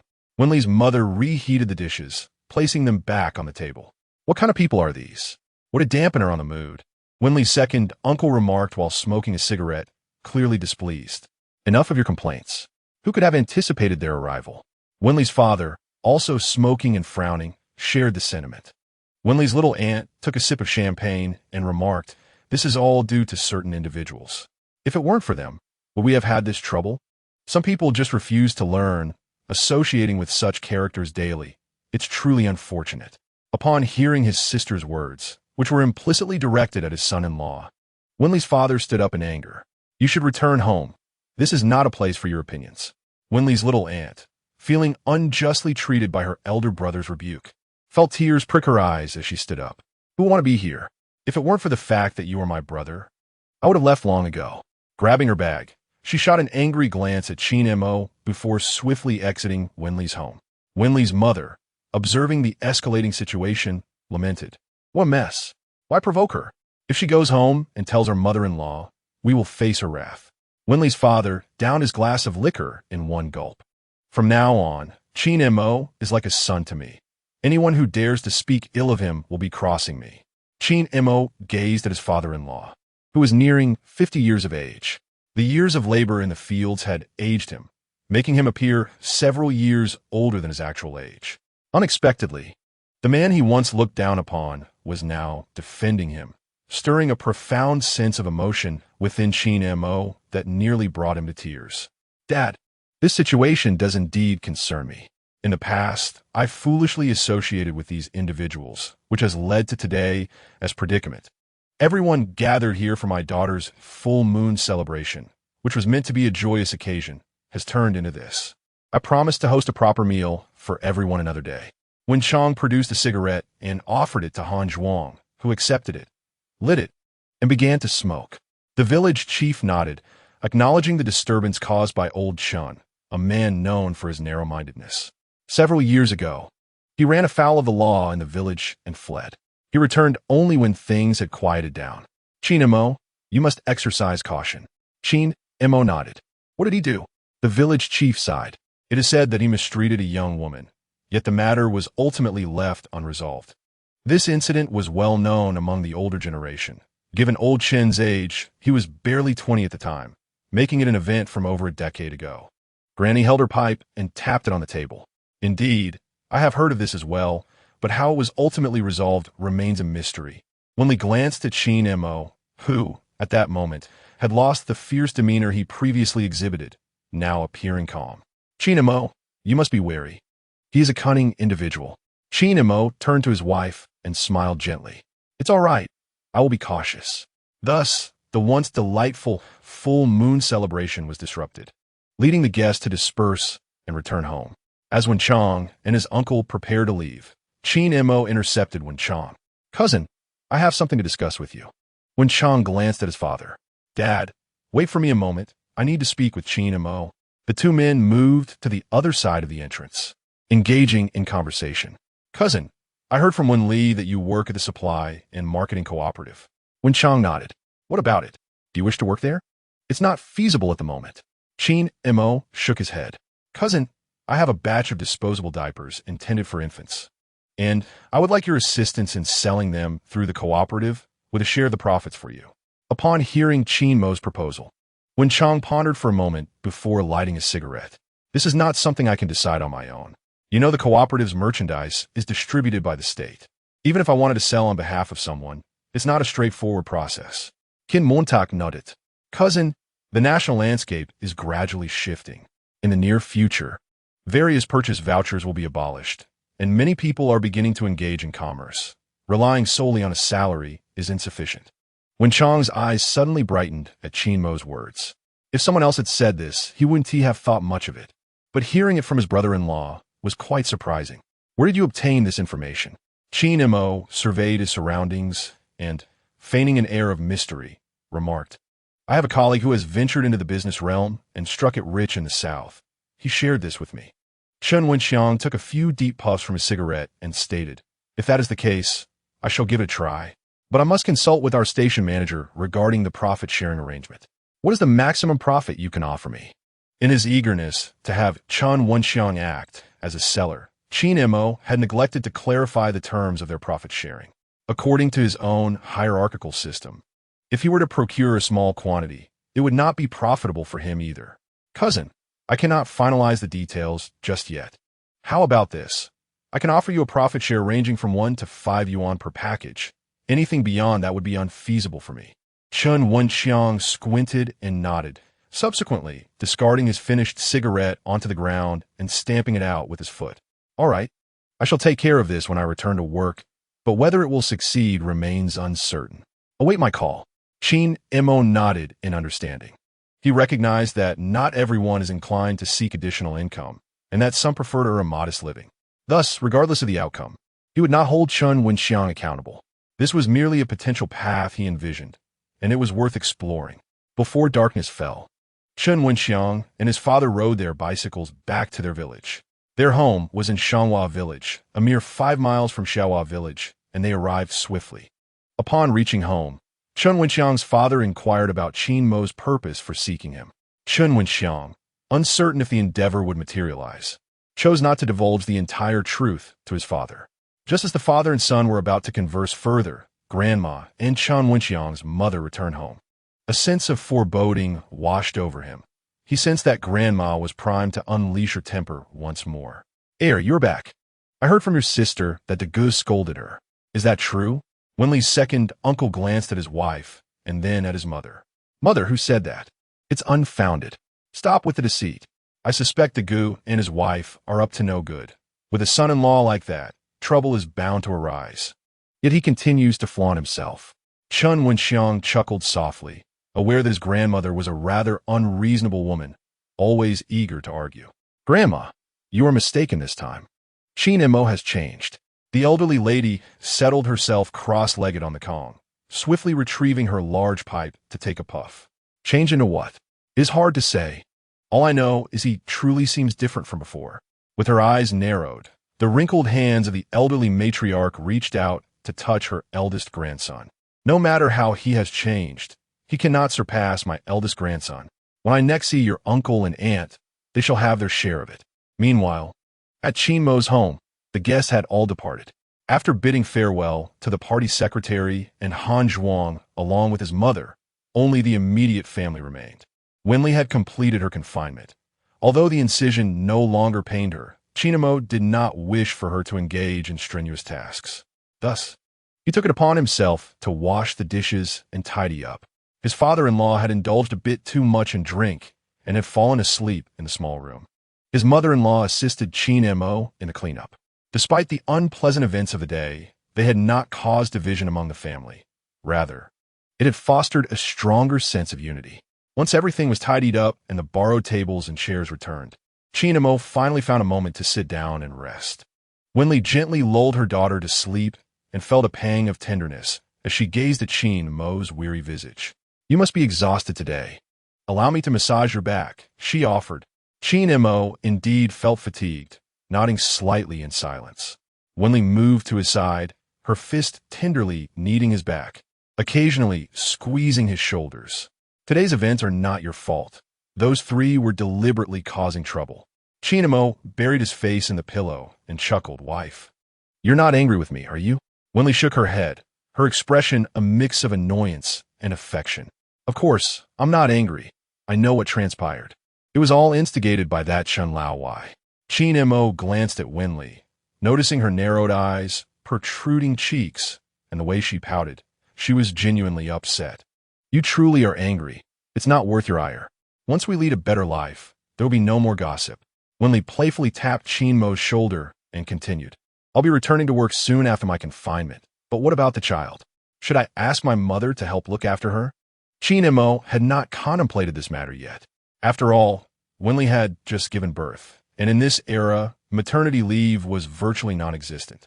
If someone could tend to the baby, Wen Li could return to work shortly after her confinement. While Wen Li suggested her mother take care of the child, Qin Mo was not distrustful of his in-laws. Rather, he recognized that they had their own farm work to manage, which would make caring for the baby a burden. Wife, I support your decision to work, provided you are feeling well enough. I will look after our daughter, and if I find myself too busy, I can ask my mother for assistance. Upon hearing Qin Mo's words, Wen Li furrowed her brow slightly. Qin Mo, it will be too tough for you to take the child back and forth to the county. That's not feasible. Qin Mo understood her concern for his well-being, but he had made up his mind. He would not only excel in his career, but also be an attentive father, a true super dad. You need not worry about these matters. I will manage. However, what about your breastfeeding? Wen Li looked at her sleeping daughter, feeling reluctant to part from her. Initially, she had felt little attachment to the child, but after a few days, she found it difficult to be away, growing anxious even with brief separations. The prospect of returning to work posed a challenge for her. Qin Mo, how is it that I adore this little one so much? Even though she cannot speak or comfort me, I can hardly bear to be apart from her for even a minute. Qin Mo observed Wen Li, radiating maternal warmth. It is because you carried her for 10 months. I once heard that parents often fail to see their own child's flaws, and now I truly believe it. My daughter is not ugly.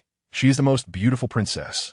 Qin Mo glanced at both his wife and daughter, resolutely determined to ensure they led a joyous life, akin to that of royalty. Chapter 32. The pricey washing machine and refrigerator. The ensuing days were relatively tranquil. Qin Mo noticed that their daughter seemed to have grown considerably following her first month. It was time to take Wen Li and the baby for a follow-up examination at the hospital. This time, Wen Li insisted that Qin Mo refrain from borrowing the van from the village chief, deeming it too cumbersome, and suggested they simply ride their own bicycle instead. Unable to oppose Wen Li, Qin Mo reluctantly pedaled with her and their daughter in tow. Fortunately, it was summer, with warm weather that alleviated concerns of the child catching a chill. With his wife and child seated behind him, Qin Mo rode at a leisurely pace, taking twice as long as usual to reach the county hospital. After registering, they awaited their turn for the consultation. Wen Li, please enter for your examination.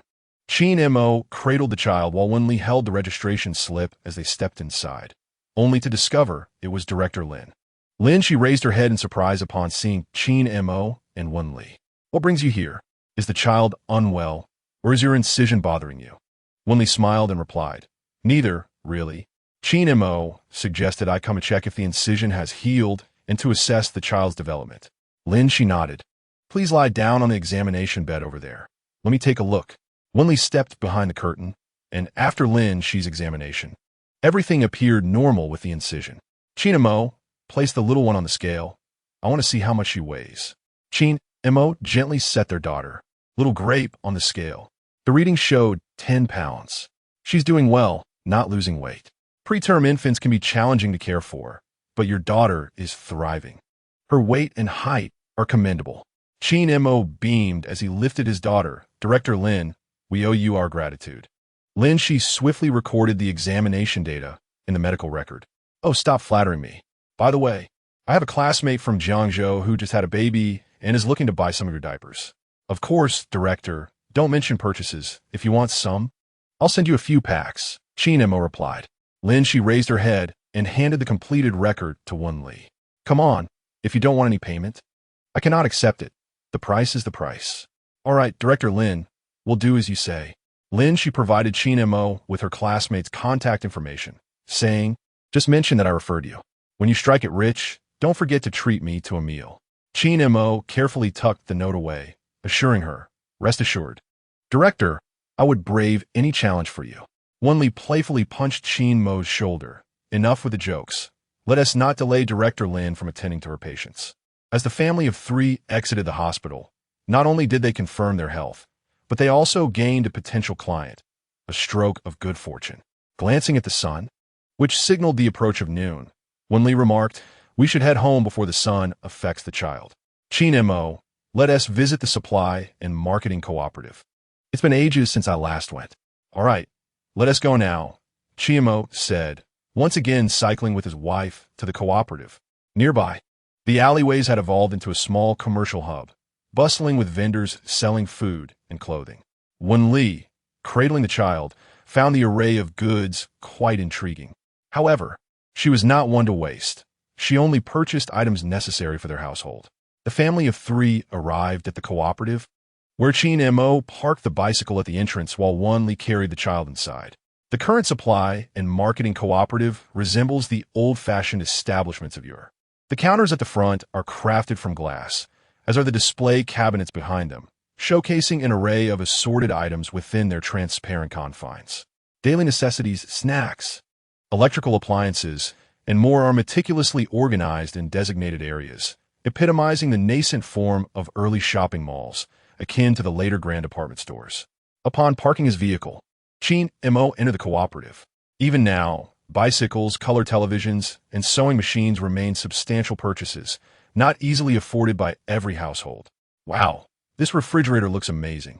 And that washing machine too. I truly wish to buy one," he mused. The couple noticed a throng gathered before a counter, oblivious to what was being sold. Qin Mo cradled their child and encouraged, "Go take a look at what they are selling." Wen Li chuckled and squeezed into the crowd, scrutinizing the signage. To her surprise, the items for sale were refrigerators and washing machines, rarities indeed for their village. Primarily, the villagers were only just beginning to improve their living conditions, having only recently gained access to electricity. Thus, such novel appliances were beyond the means of most. The prospect of affording these gadgets also implied a cost for electricity. "Look, this is the latest model of refrigerator, with double doors, available in yellow and green. It is not only hard to come by, but also quite expensive, 1,730 yuan, announced the salesperson. Gasps of astonishment rippled through the cooperative at the mention of the price. "That is exorbitant. Indeed, who can afford that?" Wen Li gazed at the green refrigerator, its structure featuring a compartment labeled refrigeration on top and freezing below. "Can this truly freeze?" she pondered. "Well, have you finished admiring the refrigerator? Now take a look at this washing machine, which is equally splendid at 1,500 yuan. However, the clothes spun dry and its drum come out nearly dry, making it quite practical." The announcement of the washing machine's price left the crowd even more astounded. Using it to wash clothes would be no better than doing it by hand. "Exactly. It's such an expense. It would take a year to earn that back." Wen Li's eyes widened as she contemplated the washing machine. Goodness, these two items are indeed pricey. No purchase today. Qin Mo stood nearby, cradling their child, hearing the salesperson's enthusiastic pitches. In this era, over 1,000 yuan was indeed a hefty sum. For some families, their annual income barely exceeded that amount. Wen Li emerged from the crowd and returned to Qin Mo's side. "Can you guess how much the refrigerator and washing machine cost?" Qin Montag smiled, feigen in Kontemplation. 500 yuan? Wen Li shook her finger in disapproval. No. One is over 1,700, and the other 1,500, absurdly high prices." Qin Mo's expression transformed into one of disbelief. "Really? That is exceedingly dear. Indeed, we shall not buy them. They are of no use to us," Wen Li asserted, shaking her head while examining other items. Qin Mo followed closely behind, holding their daughter. He understood that no woman could resist such treasures. If any household possessed these two items, they would undoubtedly become the center of attention in the village. Qin Mo recognized that in a few years, these once expensive objects would become commonplace, merely a reflection of their current scarcity. Qin Mo, having just finished examining the two items, couldn't help but feel that everything seemed rather affordable. "Look at this salt, merely 0.25 per pound, and this sugar only 0.98 per pound. These are truly tangible goods." Qin Mo nodded, appreciating how his wife managed their household so wisely. She spared no expense on anything other than essential living supplies. However, he understood that money was earned through effort, not hoarded through frugality. Once he had amassed sufficient funds in the near future, he would undoubtedly purchase a refrigerator and a washing machine, ensuring his wife became the envy of all the women in the village. Chapter 33. The women of Jiangzhou, after the family of three procured some daily necessities, they prepared to leave the supply and marketing cooperative when they coincidentally encountered his cousin, Wen Chang, entering from outside. He was a sales clerk there, having just returned from delivering goods. Wen Li, Qin Mo, what brings you here? Wen Chang greeted the couple with evident delight, the corners of his mouth lifting slightly. Cousin, I thought you weren't working today. I searched around earlier, but didn't see you. Wen Li replied, her eyes gleaming as she looked at Wen Chang. The bond between these cousins was quite amicable. Wen Chang's gaze fell upon the child in Qin Mo's arms, his eyes brimming with affection. He too was at the age to settle down. Yet he had yet to encounter the right partner. When would he be able to cradle such a soft child? And have someone like his cousin who would care for him tenderly? I was out delivering goods. What did you buy? Wen Li revealed the items in her hands, displaying the household supplies they had acquired, lamenting the exorbitant prices of the new washing machines and refrigerators. Wen Chang nodded. Wen Li, why don't you take little Grape over there to browse for a while? I need to speak with Qin Mo. Wen Li glanced at Qin Mo, who offered her an encouraging nod. After checking with her cousin, she acquiesced and moved to another counter with the child. Qin Mo, come this way. Wen Chang beckoned, leading Qin Mo to the counter where he sold goods. He primarily dealt with agricultural tools, such as hoes and sickles. Thus, the clientele was sparse. As they stood by the counter and observed their surroundings, Wen Chang broke the silence. Regarding what you mentioned the other day, I spoke with our station manager. He informed me that there are currently some policy relaxations. In a few years, the state-run establishments may undergo reforms. Qin Mo nodded, aware of the situation. According to his recollections, the cooperative began its restructuring in 1993, and although it was still 1989, the policies had evidently begun to loosen. Did your station manager agree to the consignment sale I proposed? Wen Chang nodded. He did agree, but it cannot be done overtly. He will first assign me to the children's goods counter, making it more convenient for us. Hearing this, Qin Mo felt optimistic. Although conditions were generally modest, families tended to be quite generous when it came to their children, especially since each newborn was cherished as a treasure. I have a warehouse in the county with a stock of diapers. I will fetch you 10 packs shortly. You can start selling them.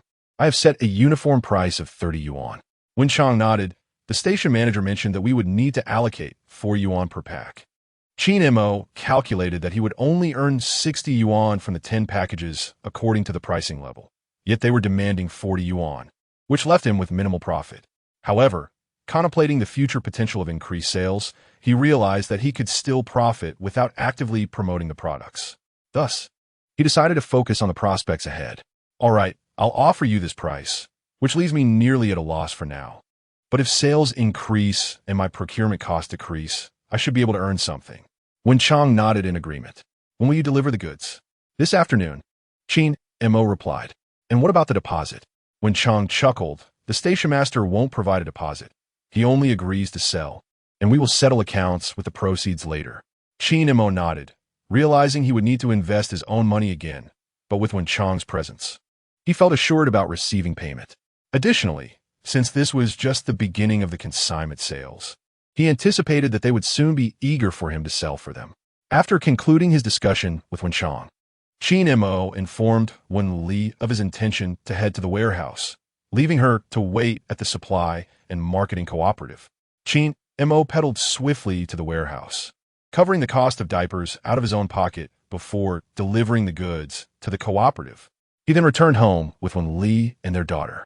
Upon returning, Qin Mo held a slip of paper in his hand, which contained a client's phone number given to him by Lin Shi. This client was located in Jiangzhou, and once a deal was secured, he would need to deliver the goods there. The last few decades of his previous life had been spent in Jiangzhou, a place he had witnessed transform from desolation to prosperity. The thought of returning stirred a tumult of emotions within him. Meanwhile, Wen Li was in another room, soothing their child to sleep. Noticing Qin Mo hesitating to make a phone call, she took the baby to a different room. The landline phone of that era was still the rotary type, where one had to rotate the dial for each number, which was rather entertaining. Qin Mo adeptly dialed the number, listening to the rhythmic beeps as he waited for the connection. After a moment of silence, a voice finally came through. "Hello. Who is this?" It was the voice of a young woman. "Hello, I'm the one recommended by Director Lin Shi, selling diapers." "Oh, I see. Lin Shi mentioned you have diapers. How many do you have?" Qin Mo was taken aback by the inquiry about his stock. Did she intend to purchase a large quantity? "How many do you need?" The woman chuckled lightly on the other end. "I need to see the quality first. If it meets our standards, we could potentially establish a long-term partnership." Listening to her pleasant tone and manner of speaking, Qin Mo sensed that she was not an ordinary housewife. "I assure you, the quality is impeccable, and there will be no issues with leakage or rashes." After a brief moment of contemplation, the woman responded, "In that case, please send me some samples for evaluation." Qin Mo understood that this was a client introduced by Lin Shi, but he was unclear about the specifics. He pondered the possibility of a wasted trip to Jiangzhou if things did not go as planned. "How many do you require?" "I need to check the stock in the warehouse, and payment must be made in advance before delivery." The woman hesitated for a few seconds, but without seeing the quality, how could she feel at ease to transfer the money? Qin Mo remained unhurried and unperturbed. At present, he was the only one capable of procuring the goods. Whether she chose to buy or not was of no consequence to him, for he had no worries about selling. After contemplating Qin Mo's words for a moment, the woman hesitated again. She was aware that this item was not available on the market, and the source of the goods in this man's possession was uncertain. However, as long as it proved to be useful, it would undoubtedly sell well, and she need not concern herself with a few hundred yuan.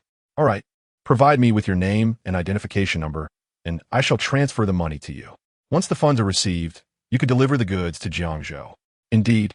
Upon receiving the payment, I will proceed with the delivery." The woman pondered, "But how can I ensure that you will indeed deliver the goods? What if you abscond with the money?"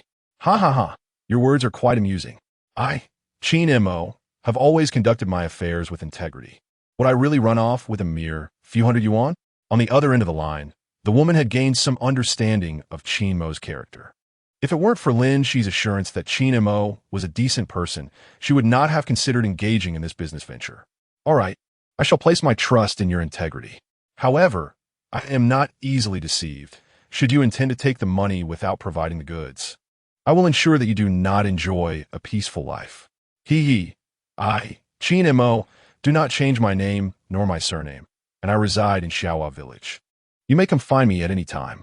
The woman, being straightforward herself, ceased to dawdle with Qin Mo and agreed to send the money via the post office the following day, after which they would reconnect. Wen Li, having heard Qin Mo hang up the phone, approached from another room. "So, how did it go?" Qin Mo picked up his daughter. "It went well. Though she does not seem like a typical buyer, she appears to be interested in a partnership." Wen Li picked up a fan from the side and waved it for Qin Mo, as the evening air was stifling and devoid of any breeze. "Did she agree to send the money first?" "She did. Once the funds arrive at the post office, I shall make a trip to Jiangzhou." Wen Li nodded. "By the way, I wish to return to the factory tomorrow to inquire about how many days of maternity leave I can take." Qin Mo placed the child on the Kong, having recently exchanged points for a small cooling mat for her, as the heat was unbearable and the child was struggling to sleep. "Go ahead. I shall stay home with the baby. If you prefer, I can accompany you, allowing my mother to watch her for a day." Wen Li shook her head. "No need. I will ride my bicycle there, ask a few questions, and return." Qin Mo nodded, choosing to remain silent. However, the daughter he had just set down began to wail, leaving him puzzled as to the cause. He quickly picked her up. "Ding. Host, the system has issued a new task. Please check it. What are you staring at? Can't you see my daughter is crying?" Qin Mo exclaimed loudly. Startling Wen Li. "What's wrong?" she asked, concerned. Qin Mo hastily apologized to his wife. "Dear, I was not speaking to you. I seem to have been possessed just now, huh?"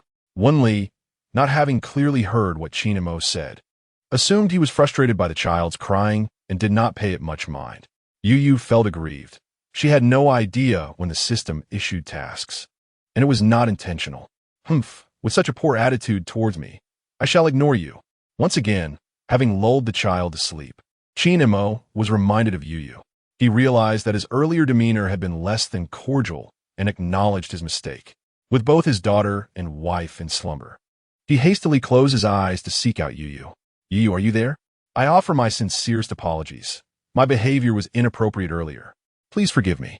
However, after calling out several times, there was no sign of Yu. It seemed she was genuinely upset. Then it struck him. He had seen Yu enjoying a lollipop the other day. Perhaps purchasing a few lollipops would mend a rift. Qin Mo opened the system's marketplace and selected a few lollipops, exchanging his points for them. Although he felt a pang of regret, he understood that a small sacrifice was necessary to appease Yu. After completing the purchase, he called out again, but still received no response. Reluctantly, he unwrapped a lollipop. Wow, this looks delicious. Just then, the candy was snatched from his hand, and there sat Yu on a chair, savoring the lollipop. Qin Mo chuckled. Yu, you've come out. I am here to apologize. I truly was in the wrong to speak to you so harshly. Yu sighed. Forget it. By the way, have you checked your tasks? Qin Mo scratched his head, admitting, not yet. He opened the system tasks and saw a mission to comfort his baby from colic, with a reward of 50 points. Upon seeing the points, he realized that Yu must have been eager to inform him because of the points involved. He had indeed misjudged her intentions. Once more, he expressed his apologies to Yu. But at that moment, his daughter, Little Grape, began to cry loudly again. Wen Li awoke, cradling their daughter, attempting to soothe her with a few sips of milk. Yet the cries persisted. Qin Mo deduced that their daughter was likely suffering from colic. He closed his eyes, envisioning the airplane hold, and embraced his daughter in that manner. Wen Li frowned at her husband, observing him holding their daughter with one arm, positioning her face down on his forearm. What kind of hold is that, Qin Mo? At this rate, the baby will surely spit up and feel uncomfortable. As she spoke, she reached for the child, but Qin Mo extended his other arm to prevent her. This hold is commonly referred to as the airplane hold. Our daughter is a preemie, and her digestive system is still developing.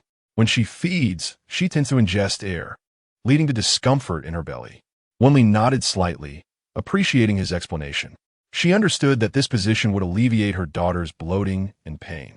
Trusting Qin Mo's knowledge, she was unaware of where he had learned such techniques, but as long as it benefited their daughter, it mattered little. Their daughter appeared to be more comfortable now, having settled down into a peaceful slumber. Leaning against her husband's shoulder, Wen Li became aware that her disappointment in Qin Mo had gradually transformed into reliance. She was not typically a clingy woman, yet now she found herself desiring to be with him all day long. The change in her feelings towards Qin Mo was profound. However, a lingering fear haunted her that he might revert to his former self, which would leave her utterly disheartened. Ding! Congratulations, host. You have completed the task and earned 50 points. Qin Mo nodded, noticing that his wife, resting against his shoulder, had also fallen asleep. A smile graced his lips as he reflected on the blissful days he had finally attained. In his previous life, he had endured decades of solitude. Initially, he had contemplated ending his existence, but ultimately, he renounced that notion. He sought redemption and felt a profound obligation to atone for his past misdeeds. Thus, he tirelessly worked to amass wealth, dedicating his earnings to charitable causes, never acquiring so much as a brick or tile for himself. He believed that it was through his contrition that he had earned the joys of today. Hence, he felt immense gratitude for this opportunity of rebirth, vowing to seize it wholeheartedly. In his previous life, he had lived in mediocrity. In this one, he was determined to rise above. The following day, his daughter's condition improved significantly. Qin Mo predominantly carried her in a manner akin to cradling an infant, ensuring her comfort. Today, Wen Li intended to visit the textile factory in the county, but her milk supply was ample, and should the baby go an hour without feeding, she risked discomfort. This posed a dilemma for Wen Li, as a round trip would take at least an hour and a half. What if she experienced engorgement during the journey? It would be utterly embarrassing to have her clothes stained. Observing his wife's hesitance, Qin Mo inquired, "My dear, what troubles you? Are you unwell?" With a sigh, Wen Li confided her worries to him. It then dawned on Qin Mo that during their visit to the county hospital, she needed to nurse every hour, thus avoiding this predicament. "Why don't I accompany you with the baby?" he suggested. Chapter 35. A dog's perspective upon hearing Qin Mo's words. Wen Li realized that this was the only feasible solution. Unbeknownst to Qin Mo, a nursing pad lay within his substantial bag, which could alleviate the situation. The couple decided to embark together, packing their belongings. Qin Mo rode his bicycle, carrying his wife and child to the county. Wen Li's workplace, the Fonlin County Textile Factory, was one of the larger state-owned enterprises in the region, equipped with various amenities, including a bathhouse, cafeteria, and barbershop. Workers residing within the factory could manage their lives without venturing outside. However, individuals like Wen Li, lacking connections and holding lower ranks, were unable to secure housing. Wen Li had initially enrolled in a teacher training program at a vocational school, but through a series of unforeseen circumstances, she was redirected to a dyeing and printing specialization. Although it was not her passion, she excelled in her studies. Upon arriving at the factory's entrance, the gatekeeper, an elderly gentleman, recognized Wen Li. Despite the thousands employed at the factory, he could recall each name. "Isn't this Chun Wen Li from the textile group? Have you given birth?" he inquired. "Yes, Uncle Mao. I have. I wish to inquire about the duration of my maternity leave," Wen Li replied. Uncle Mao nodded. "You may go in. It's likely the lunch hour now." After speaking, he opened the gate, casting a glance at Qin Mo, who had garnered quite the reputation among the workers. However, upon seeing him today, it appeared that the tales were somewhat exaggerated. Wen Li led Qin Mo to the office of her team. It was lunchtime, and the office was empty, as everyone had gone to the cafeteria to eat. "Let's wait for a moment. They will return shortly." Qin Mo nodded as he gazed out of the window. The textile factory was indeed vast, bustling with thousands of workers. However, the looming wave of layoffs in a few years could impact countless lives. Individuals like his wife, who lacked any substantial background, would undoubtedly face the risk of being dismissed. He recalled the time when a large number of workers transitioned from secure jobs to unemployment, leading to a surge of individuals without work. "How is the factory performing, my dear?" he inquired. "The first few years were satisfactory, but recently, things have not been well. Sometimes, machines remain idle for days," she replied. Qin Mo nodded in understanding. Such large factories would inevitably be among the first to undergo transformations in light of the evolving times, a shift that was likely to occur within the next couple of years. As Qin Mo pondered these matters, individuals returned from the office. "Oh, is that Wen Li? What brings you here? Have you given birth?" Wen Li smiled at everyone. "Yes, I have given birth. The baby has been a month old for several days now." Qin Mo observed the female workers at the textile factory, all adorned with white hats. The purpose of these hats was not for aesthetics, but for safety. The long hair of the women could easily become entangled in the machinery while they worked. An older female worker, holding a large teacup, scrutinized Qin Mo while sipping her water. "Wen Li, who is this?" "This is my husband, Qin Mo." Upon hearing that he was Wen Li's husband, the others began to appraise him, astonished by his striking appearance. In this era, Qin Mo stood out not only for his looks, but also for his physique. "Ah, Wen Li, your husband is quite impressive. Where does he work now?" When the topic of work arose, Wen Li hesitated on how to respond. To say that Qin Mo was idle would not be entirely accurate, but to claim he was engaged in business felt inappropriate, given the sensitivity of the term in this period. "His husband is a bit of a drifter, relying entirely on Wen Li for support," remarked a young female worker with a smug expression. Others began to whisper, realizing he was merely a pretty face. Wen Li's cheeks flushed with embarrassment. However, she did not feel that Qin Mo was bringing shame upon her. Even if there was embarrassment, it pertained to the past version of Qin Mo hearing their comments. Qin Mo felt a pang of discomfort, recognizing that his previous reputation as a drifter may have caused Wen Li distress at the factory. "Hello, everyone. I am Wen Li's husband. Indeed, I was once labeled a drifter, but I am now a self-employed entrepreneur." The older woman, upon hearing that Qin Mo was unemployed, suddenly displayed a look of impatience. "Enough chatter. Wen Li, please come inside." Wen Li followed the woman into the office, and the others ceased their whispers. Heading downstairs to the workshop, the older woman, known as Wang Mei Li, was the forewoman of Wen Li's shift, age 45, and possessed a condescending disposition akin to that of Xiaoming. Wen Li, what brings you here today, and why did you bring your husband along? Wen Li bit her lip, remaining silent, for she understood that no matter what she said, this class leader Wang would not side with her. Wang Meili, observing Wen Li's silence, irritably placed her cup down on the table. You've given birth, and your temper has only worsened. What on earth brings you here today? I wish to inquire about the duration of maternity leave. The standard for ordinary female workers is 2 months, while for those in leadership positions is 3 months. Yet, Wen Li recalled having read the employee handbook, which clearly stated 3 months. Class leader, I remember it being 3 months. How has it been reduced to 2? Upon hearing Wen Li's words, Wang leaned back in her chair. I said 2 months, so 2 months it is. If you choose not to return, consider it an absence and prepare for dismissal. This is utterly excessive. You're being deliberately unfair. Wang Meili smiled wryly, for her animosity towards Wen Li was not without cause. Wen Li was strikingly beautiful, the factory's belle, and a graduate of a technical school, which led the younger male employees to frequently seek her out. Meanwhile, at the age of 45, Wang had yet to marry, and witnessing Wen Li's charm and popularity incited her jealousy, particularly as Xiaoming often whispered disparaging remarks about Wen Li in her presence. Indeed, I am being deliberate. I have informed you, it is only 2 months. Should you choose not to return, your job will be forfeited. Wen Li was not one to engage in arguments, nor was she particularly assertive. Anger coursed through her, causing her to tremble uncontrollably. She yearned to inform Wang Meili that she was resigning, yet she refrained.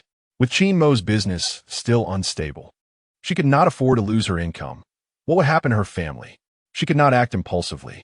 With a quiet resolve, she raised her head. Willing her tears to retreat, she would not cry in front of this woman.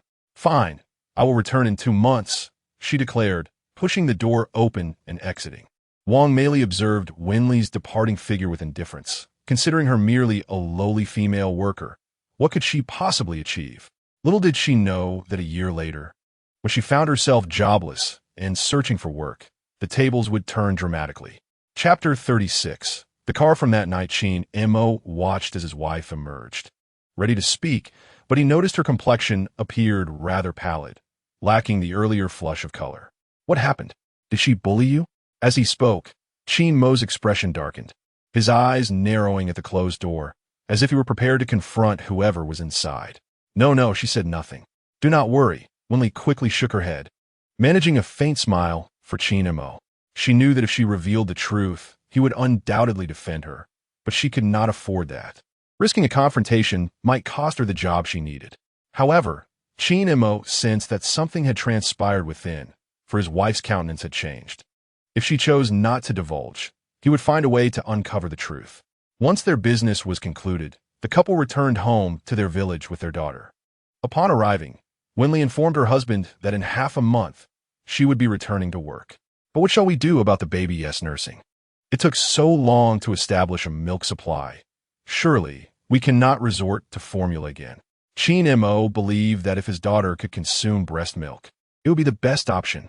However, with his wife working, it was impractical for her to make multiple trips throughout the day to nurse the child. He pondered the situation and thought that having a refrigerator would be ideal, allowing his wife to pump and store milk for their daughter. Yet, refrigerators were quite expensive, priced at over 700 yuan, a substantial sum, especially with an outstanding hospital debt of 5,000 yuan, of which 500 yuan remained unpaid. At that moment, Qin Mo truly understood the saying that one does not appreciate the value of household expenses until they manage a household themselves. Now that he was responsible for the family's finances, he recognized the challenges faced by homemakers. Nevertheless, he believed that difficulties required solutions, and dwelling on complaints was not his style. Wife, rest assured, I have a plan, he declared. Wen Li furrowed her brows, curious about his idea. I plan to buy a refrigerator. What? Wen Li thought she misheard him. Buying a refrigerator seemed utterly unrealistic given their existing debts. Observing her astonishment, Qin Mo playfully pinched her cheek and reiterated, You heard me correctly. Once we have a refrigerator, You want tea need to run back and forth to nurse. You can pump and store the milk. Wen Li was uncertain whether this plan would work, but she felt that purchasing a refrigerator was impractical. Qin Mo, I'm not trying to discourage you, but as you saw the other day, the refrigerator costs over 700 yuan, which is barely covered by my annual salary. Qin Mo smiled at Wen Li's anxious expression, assuring her, don't worry. I'll handle this. I have a plan. Although Wen Li understood that her husband had her best interests at heart, the amount was significant, and, given their financial condition, acquiring the refrigerator seemed daunting. However, she did not wish to abandon the idea of breastfeeding their daughter, leaving her in a state of conflict. With only 2 weeks before Wen Li returned to work, the prospect of earning 700 yuan in that short time seemed almost insurmountable, particularly in this era where opportunities to earn money were limited. That evening, Qin Mo calculated that, based on the regional manager's pricing, he would need to sell 200 packs of diapers at 30 yuan each, allowing him to earn 800 yuan after factoring in a 30 discount on procurement. Aside from the funds tied up with the supply cooperative, he had over 100 yuan in hand, which he could not afford to squander, as it needed to be reserved for travel expenses to Jiangzhou. The next day, Qin Mo set out to visit several former clients to see if they might be willing to make additional purchases. However, he realized that the time frame was rather short, and most clients still had ample stock. Yet, he believed that without effort, one could never ascertain success. Resolute, he mounted his bicycle and headed to the county. He first visited the Fong family, who had just finished 2 packs, meaning they would not need to buy more for some time. He then went to the home of a local official, where there was also a significant surplus of supplies, rendering them unable to purchase. Qin Mo began to doubt whether focusing solely on the diaper business was wise. Selling food or beverages would likely attract a broader customer base. Sitting by the roadside, he observed the people around him. At that moment, the streets were not overly crowded with cars. The predominant modes of transportation were bicycles and pedestrians. Suddenly, a car sped past Qin Mo, its license plate strikingly familiar. It was the very vehicle that had nearly collided with his in-laws that fateful night. Without a moment's hesitation, Qin Mo mounted his bicycle and pursued the car. The vehicle traversed the main street of the county for a while before veering toward a residential area, weaving through alleys until it came to a halt in front of a somewhat secluded bungalow. Riding a bicycle, Qin Mo found himself drenched in sweat from the exertion of chasing the car. Yet fortunately, he had not lost sight of it. As the car came to a stop, he placed his bicycle aside and stealthily concealed himself by the wall, eager to discern who would emerge from the vehicle. He was compelled to uncover the identity of the occupants. In his previous life, his in-laws had fallen victim to a hit-and-run, and the perpetrator had never been apprehended. This time, he was determined to unveil the truth. Qin Mo's gaze remained fixed on the interior of the car, yet the occupants remained inside, while someone from the house stepped out. Upon closer inspection, he was startled to recognize Xiao Meng, a co-worker of his wife. Reflecting on this, he recalled that Xiao Meng had been born merely a few days after his wife, which meant she too should have recently celebrated her full month. However, what was she doing here? Given her family's circumstances, she ought to reside in an apartment within the city, not in this remote bungalow. There was undoubtedly something amiss, though the specifics eluded him. Xiao Meng approached the car, opened the door, and got inside. Alarmed, Qin Mo realized the vehicle was about to depart. He hastened across the street, hoping to catch a glimpse of the driver, but by the time he reached the spot, the car had already driven off. He reproached himself for hiding. He should have approached directly to investigate. Now, after such a lengthy pursuit, he lacked the strength to chase the car any further. Surveying his surroundings, he noted the area was indeed quite isolated, a good 20-minute distance from the bustling heart of the county. But what was the purpose of the activities taking place in that house? Qin Mo walked directly to the very bungalow from which Xiao Meng had emerged, only to find the door locked, indicating that the owner was likely absent. He circled the premises and peered through the window, but the interior remained shrouded in darkness due to the sunlight streaming in. "Who are you looking for?" A voice from behind startled him. Turning around, he found an elderly woman. He quickly calmed himself and inquired, "Excuse me, do you know when the owner of this house will return? I have some matters to discuss with her." The elderly woman scrutinized him before responding. "She just left, didn't you see?" After a moment's contemplation, Qin Mo realized, You mean the car that just drove away? If only I'd come sooner. What a pity to have missed her. Chapter 37. The indulgent father-in-law. The old woman regarded Qin Mo's sincere smile with a mix of curiosity and caution, ultimately nodding slightly before turning to leave. Qin Mo took in the surroundings once more, refraining from further inquiries. He feared that questioning too much might alert Xiaoming, should she indeed be involved in anything nefarious. After all, she had entered that vehicle, and the driver could very well be her husband or someone she knew.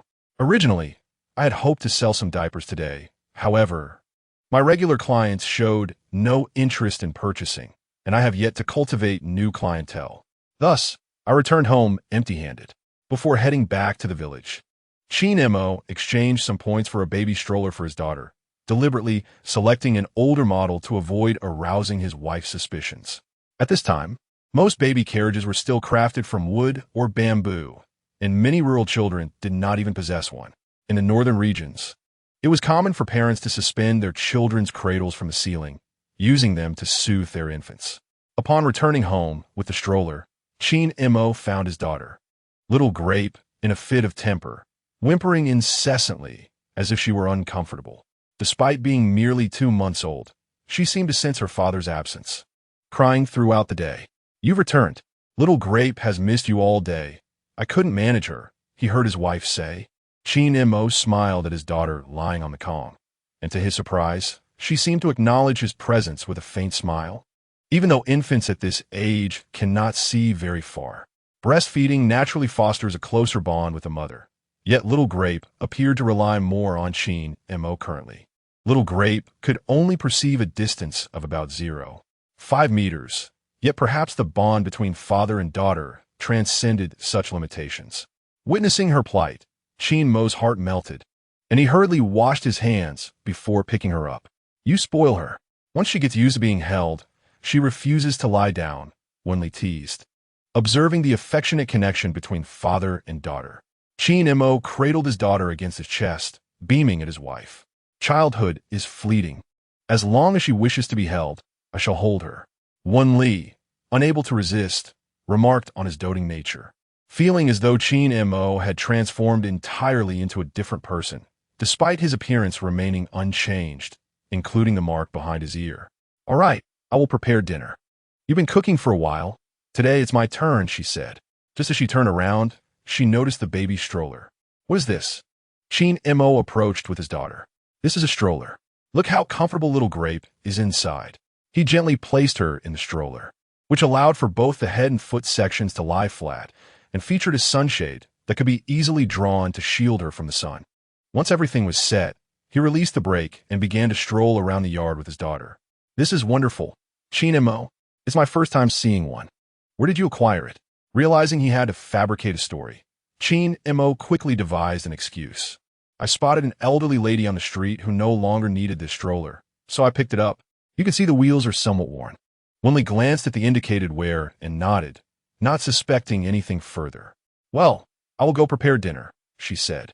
Qin Mo observed that the sky was still bright, so he pushed his daughter out of the courtyard, intending to stroll around the village. It was the hour when every household was busy preparing meals, and most people remained indoors, while those who ventured out were often gossiping women. Not only had the villagers never seen a baby stroller before, but it was also rare to see men carrying children. Thus, Qin Mo's robust figure pushing the stroller attracted the attention of the idling rural women. "Isn't that Qin Mo?" one exclaimed. "Indeed, what a good man he is, so attentive to his child." The rural women chattered animatedly with Qin Mo. He found no issue with their curiosity. Why should men not take care of children? He believed that both fathers and mothers should share the responsibility of nurturing their offspring. As his wife, Wen Li, was busy cooking, he took the opportunity to take their child for a walk. "Why aren't you all home cooking?" he inquired. The other women chuckled. "My husband is at home doing it. I have my mother-in-law to help. We can manage with a simple meal tonight." Each had their own perspective, and these women were well known for their gossip. What they knew spread through the village like wildfire. Qin Mo had not always been this way in the past. He was a man whom even dogs would avoid in this lower-lying village. Yet now he was engaged in light-hearted conversation with these women while pushing a stroller. Before long, they were all mingling together, sharing laughter and stories. After discussing the child, their curiosity turned to the stroller itself, prompting them to push it and take turns trying it out. Thus, Qin Mo's identity as a caring father began to circulate among the villagers. Of course, while many women praised him, the men often criticized him behind his back. A man caring for a child with such attentiveness was hard for many to accept, especially in the 1980s when societal norms were still quite traditional. However, Qin Mo remained unfazed. He chose to follow his own path, unconcerned with others' opinions. He found solace in the ability to make up for past regrets, feeling truly gratified. While Qin Mo tended to their child, Wen Li was in the backyard, tending to their vegetable garden. She found that all the vegetables were nearly ripe. Even if they ate 3 meals a day, they could not finish them all. However, if they let them overripe, it would be a waste. In this village, every household had a vegetable garden, and no one was lacking. An idea struck her. In August, the heat was at its peak. So Wen Li took a small basket and harvested a large quantity of vegetables. She planned to slice them thinly and dry them for preservation, ensuring they would have food for the winter. Winters in the north were harsh and cold, making it impossible to grow vegetables in the garden, as everything was covered in snow. Fresh vegetables were also hard to come by in rural areas, primarily due to their high prices, which made villagers hesitant to purchase them. Thus, the resourceful rural women would dry various vegetables into preserved forms, such as dried green beans, potato chips, sweet potato strips, and radish slices, creating delicious winter fare.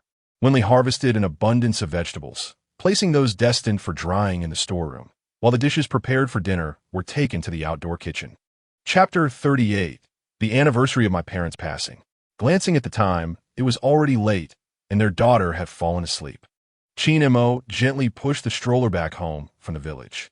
As soon as he entered the courtyard, he was greeted by the enticing aroma of a meal. "Wife, what have you prepared for dinner?" "You're back. I didn't make much, but remembering that you adore eggplant, I made minced meat eggplant." Qin Mo wheeled his daughter into the house and tenderly lifted her from the stroller, placing her on the comm. His wife set the dishes on a small table in the courtyard and fetched 2 small stools. "Qin Mo, wash your hands. It's time to eat."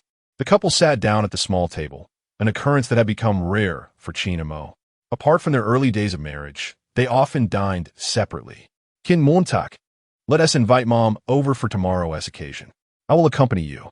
Qin Mo looked up in surprise. "You remember tomorrow's date?" Wen Li nodded. It was the anniversary of her in-laws' passing, a date she could not forget. At times, she felt a deep empathy for Qin Mo.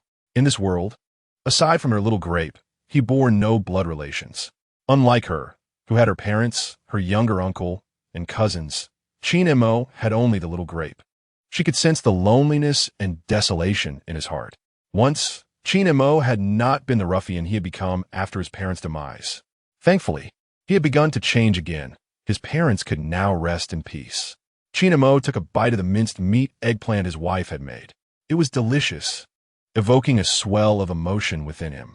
In this world, only the little grape and his wife remained as his closest kin. Yet, he had unwittingly bestowed upon them his worst emotions and attitudes in his past life. He felt remorseful. "Wife, thank you." Wen Li bowed her head to eat, her heart equally aching for Qin Mo. "All right, let us finish our meal. Afterward, you should buy some items for tomorrow." Qin Mo nodded. After their meal, he set off. In the 1980s, many people still harbored somewhat feudal and outdated beliefs. Thus, he planned to purchase joss paper to take with him. For him, this act represented a form of solace, a psychological comfort for honoring deceased loved ones. Uncle Wang Kuei's family in the village sold such items, and it was said that these things were inauspicious. Uncle Wang Kuei, now around 70, refrained from visiting others in times of grief. Very few would visit his home, primarily coming to buy goods, which rendered him somewhat of a mystery. Qin Mo knocked on the large door of Uncle Wang Kuei's house. The door was secured with an iron chain, but was not locked. "Who is it?" An aged voice called from the yard. "Uncle Wang Kuei, it's Qin Mo. I'm here to buy joss paper." In a short while, a hunched, elderly man emerged, leaning on a cane.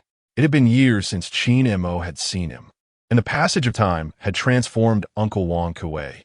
"It's you. Come in." Qin Mo gently pushed open the door. setting aside the iron chain that hung beside it. Upon entering the courtyard, he was struck by the sight of rampant weeds. The untamed dirt paths had allowed the grass to grow increasingly tall and wild. The courtyard appeared desolate and abandoned, as if no one had resided there for ages. "Uncle Wang Kuei, it seems your back has become even more stooped," he remarked. Uncle Wang Kuei, with his frail fingers, lit up a dry cigarette and replied, "You appear to be in high spirits. What is it? Are you truly happy now?" Qin Mo nodded slightly. "Uncle Wang Kuei, I wish to purchase some paper offerings. Tomorrow marks the anniversary of my parents' passing, and I intend to pay my respects." Uncle Wang Kuei turned to Qin Mo, reflecting, "It has been a few years now, hasn't it? Such a fragile fate, departing before enjoying any comforts." "Indeed, and now I have a granddaughter, yet they are no longer here," Qin Mo sighed. Uncle Wang Kuei rose and shuffled to the storage room, returning with 2 bundles of paper, which he handed to Qin Mo. "After one lesson, one must learn to cherish life," he said, before leaning on his cane and retreating into the house, the door creaking shut behind him. Qin Mo stood there, puzzled by Uncle Wang Kuei's words, wondering what he meant by having learned a lesson. Did he somehow know of Qin Mo's rebirth? He took a few steps forward, intending to inquire further, but before he reached the door, Uncle Wang Kuei's voice echoed, "Do not ask, do not concern yourself. All is destined by fate." Gazing at the somewhat dilapidated house, Qin Mo halted his advance. He had often heard tales of Uncle Wang Kuei being unlike others, possessing an uncanny ability to perceive things beyond the ordinary. Once skeptical, he now found himself questioning that disbelief, yet he felt some matters were best left unspoken. He retrieved a 10-yuan note and placed it beneath a stone in the courtyard. "Uncle Wang Kuei, I shall take my leave," he announced, before exiting the confines of Uncle Wang Kuei's home. After purchasing the paper offerings, he intended to buy some wine as well. The village boasted only a single small shop, and there was no alternative place to procure it. Qin Mo had promised his wife, Wen Li, to maintain a distance from Aijia. Thus, during his visit to buy wine, he spoke only the necessary words, remaining silent regardless of Aijia's chatter.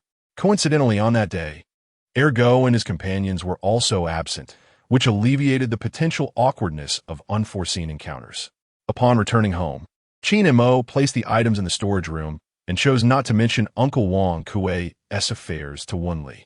The following day, his mother-in-law came to tend to the small grapevine while the couple made their way to the village cemetery. Unlike other villages, all the deceased in Xiaohua village were interred in a single cemetery due to the unique geographical constraints that prohibited random excavation.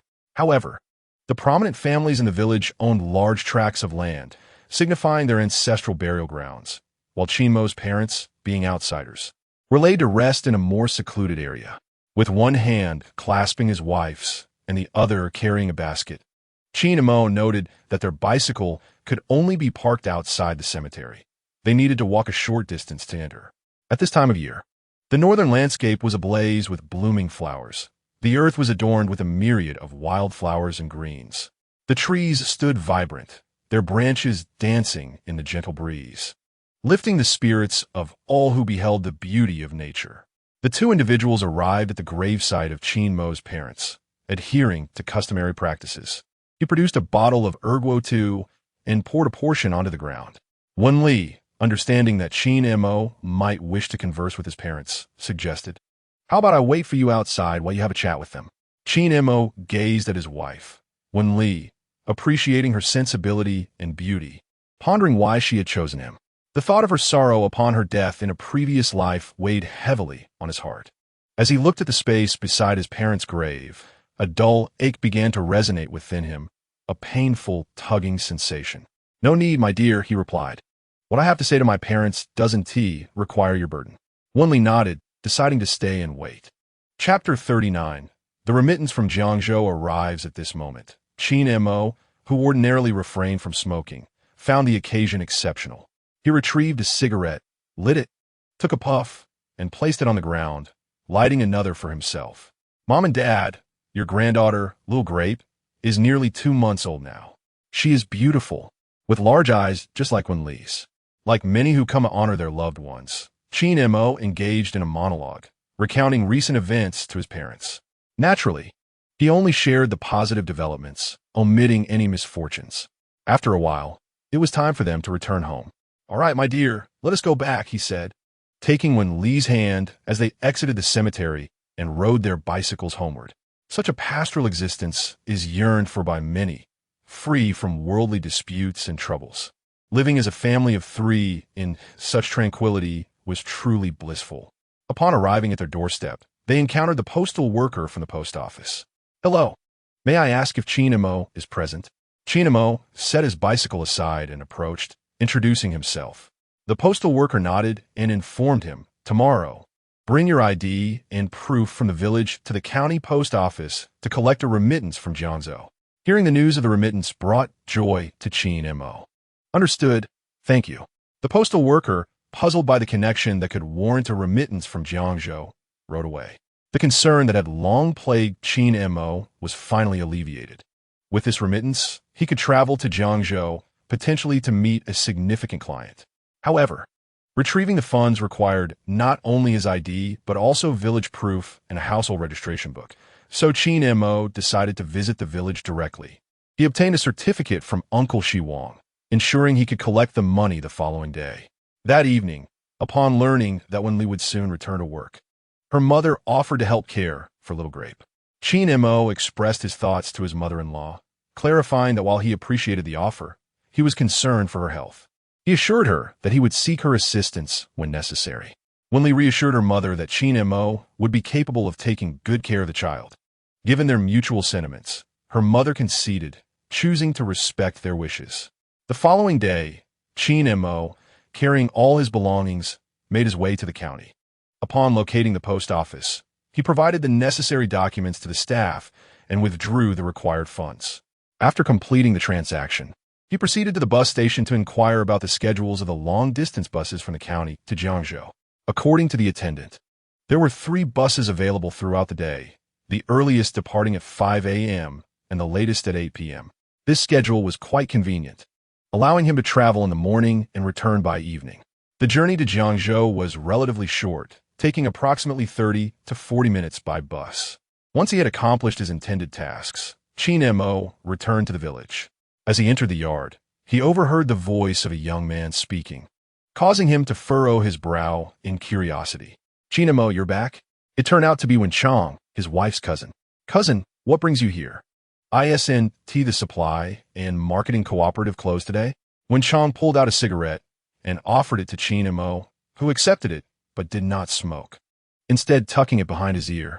"I've come to share some good news." Qin Mo struck a match and lit Wen Chang's cigarette as well. "All 10 packs of diapers have been sold, and I'm looking to restock." Qin Mo nodded, acknowledging that he was currently out of stock but intended to go to Jiangzhou the next day for a client order. Wen Chang, gazing into Qin Mo's eyes, recognized his intelligence and the fact that he was not easily manipulated.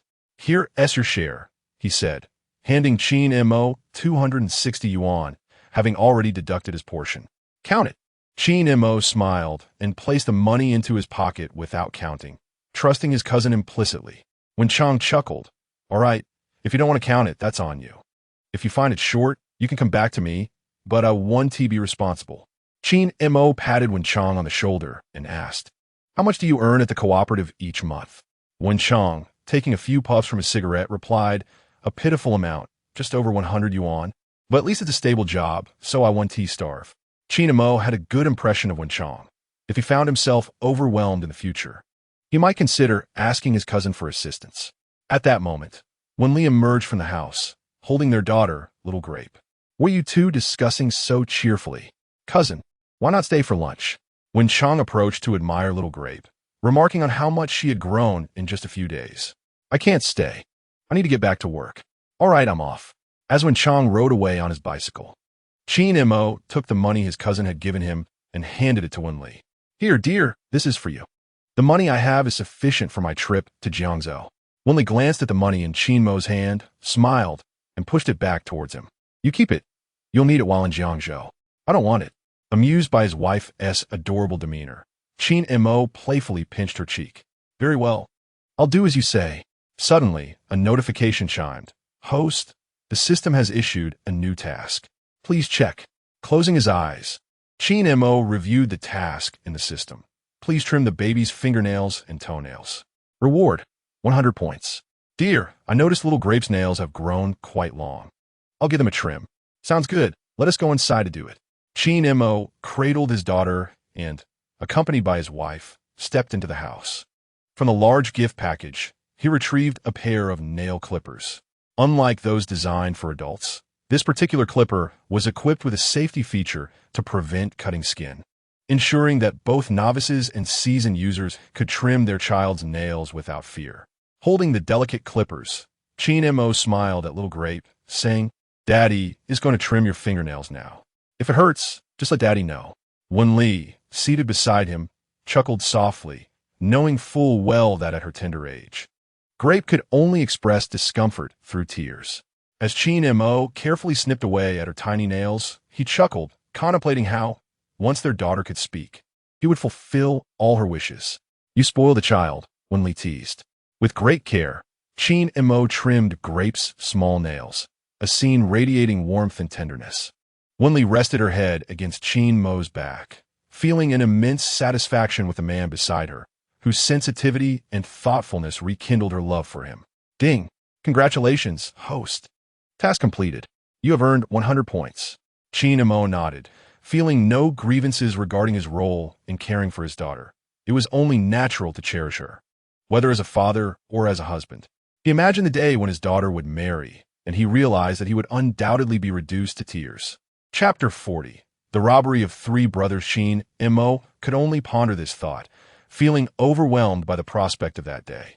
As he needed to catch an early bus to Jiangzhou the next morning, he resolved to rise in the middle of the night. Observing his wife and daughter peacefully slumbering beside him, he steeled himself, mounted his bicycle, and set off for the county. Upon arrival, he first visited the storeroom to procure 10 packs of diapers, and then proceeded to the bus station with his supplies. At 5 in the morning, the bus station was relatively quiet, the dawn light breaking as most buses had yet to commence their journeys. Qin Mo hurried to the ticket counter, purchased his ticket, and found a seat on the bus. The current buses lack the luxurious amenities of air conditioning. In the summer heat, simply opening the windows provided some relief.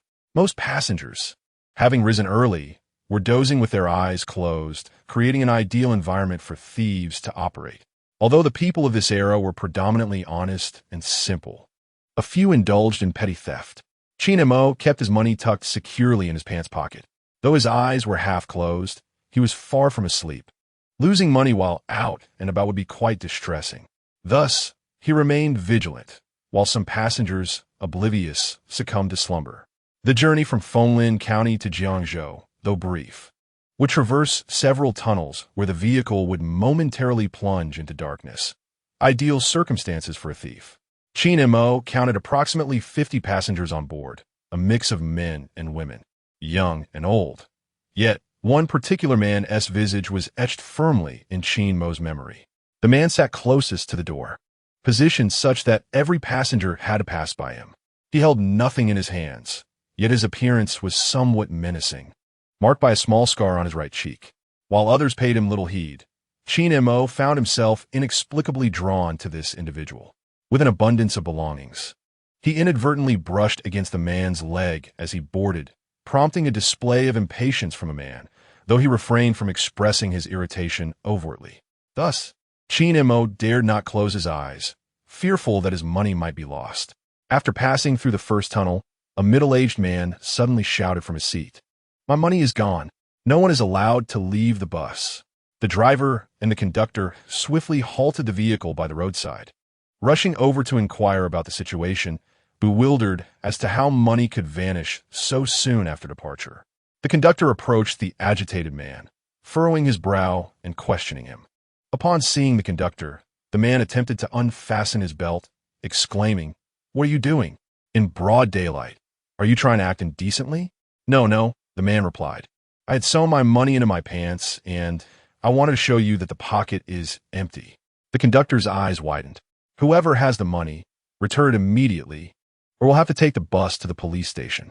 The other passengers, traveling to Jiangzhou at such an early hour, surely had urgent matters to attend to.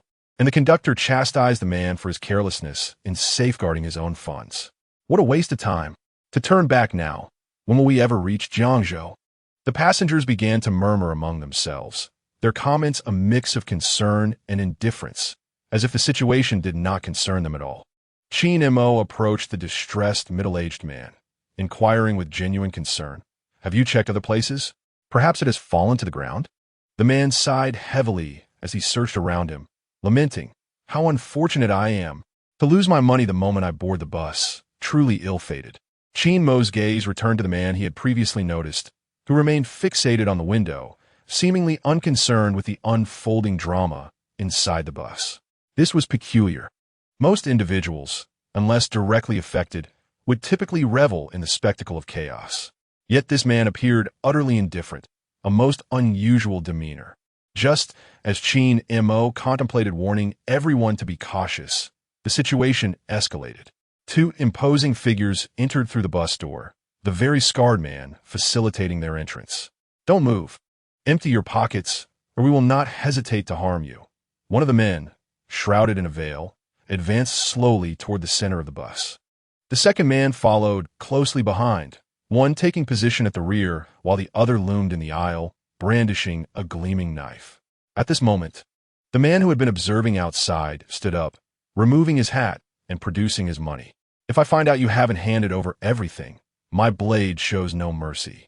The entire bus fell silent, paralyzed with fear by the actions of these three assailants. Some children even burst into tears. The driver and conductor, taken aback by the turn of events, cowered in a corner, too frightened to utter a word. The scarred man concealed a knife, holding it firmly as he began to demand money from the passengers, starting from the front row. Naturally, no one was eager to part with their cash. But the threat of the blade loomed large. Refusal meant a severed ear. "Hand it over now," he barked. The first victim, a young woman, hesitantly retrieved the money from her backpack and handed it to the scarred man. "Is this all you have?" he sneered, in a panic.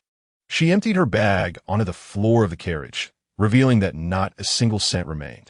The scarred man counted the meager sum she had given him, cursing under his breath. "Only $20? You miser." He then slapped her across the face. The girl, unable to express her anger or fear, could only weep silently. Qin Mo, though reluctant to intervene, could not allow this man to rob him of his money. After all, it represented everything he owned. "What are you two standing around for? Sit down and hand over your cash." The thug at the back of the vehicle scolded Qin Mo and a middle-aged man. The older man, paralyzed by fear, immediately took a seat, terrified that he might be stabbed. Qin Mo, however, moved leisurely back to his seat before settling down. The scarred man continued his collection, knowing full well that no one dared to refuse him. Defiance would only lead to violence. When he reached Qin Mo, he demanded the contents of his pockets. Qin Mo smiled. "You want to be touching my money?" "Ah, we have a fearless one here," the scarred man chuckled darkly. "Old 2, old 3, look at this. It seems we'll be going in with a blade and coming out with blood today." The two men who had joined him laughed in agreement. "Boss, I think he's just pretending. Maybe he'll wet his pants soon enough," one remarked. "Yeah, he looks big and tough, but he might just be a fool." Chapter 41. Courageous capture of thugs. Qin Mo stood before the trio of thugs, devoid of fear or trepidation. He would never shrink back, no matter the circumstances. "I'll say this once more. You will not get my money." The scarred man scoffed, brandishing his gleaming knife as he advanced. "You must be tired of living. Don't you know who we are? The three great thieves of Jiangzhou are not to be trifled with." Qin Mo, irritated by the sight of the knife waving before him, replied, "I care not whether you are the great thieves or the great fools of Jiangzhou. Do not even think of touching my money. You clearly don't know when to yield." The scarred man lunged at Qin Mo, intent on stabbing him in the abdomen. In a swift motion, Qin Mo stood and sidestepped, causing the knife to embed itself into the seat. With the thug's attack thwarted, he prepared to strike again. But Qin Mo had no intention of engaging in a prolonged encounter. He wished to depart for Jiangzhou soon. As the blade neared him once more, Qin Mo raised his right foot and delivered a powerful kick, sending the knife flying out of the scar man's grip and out the window.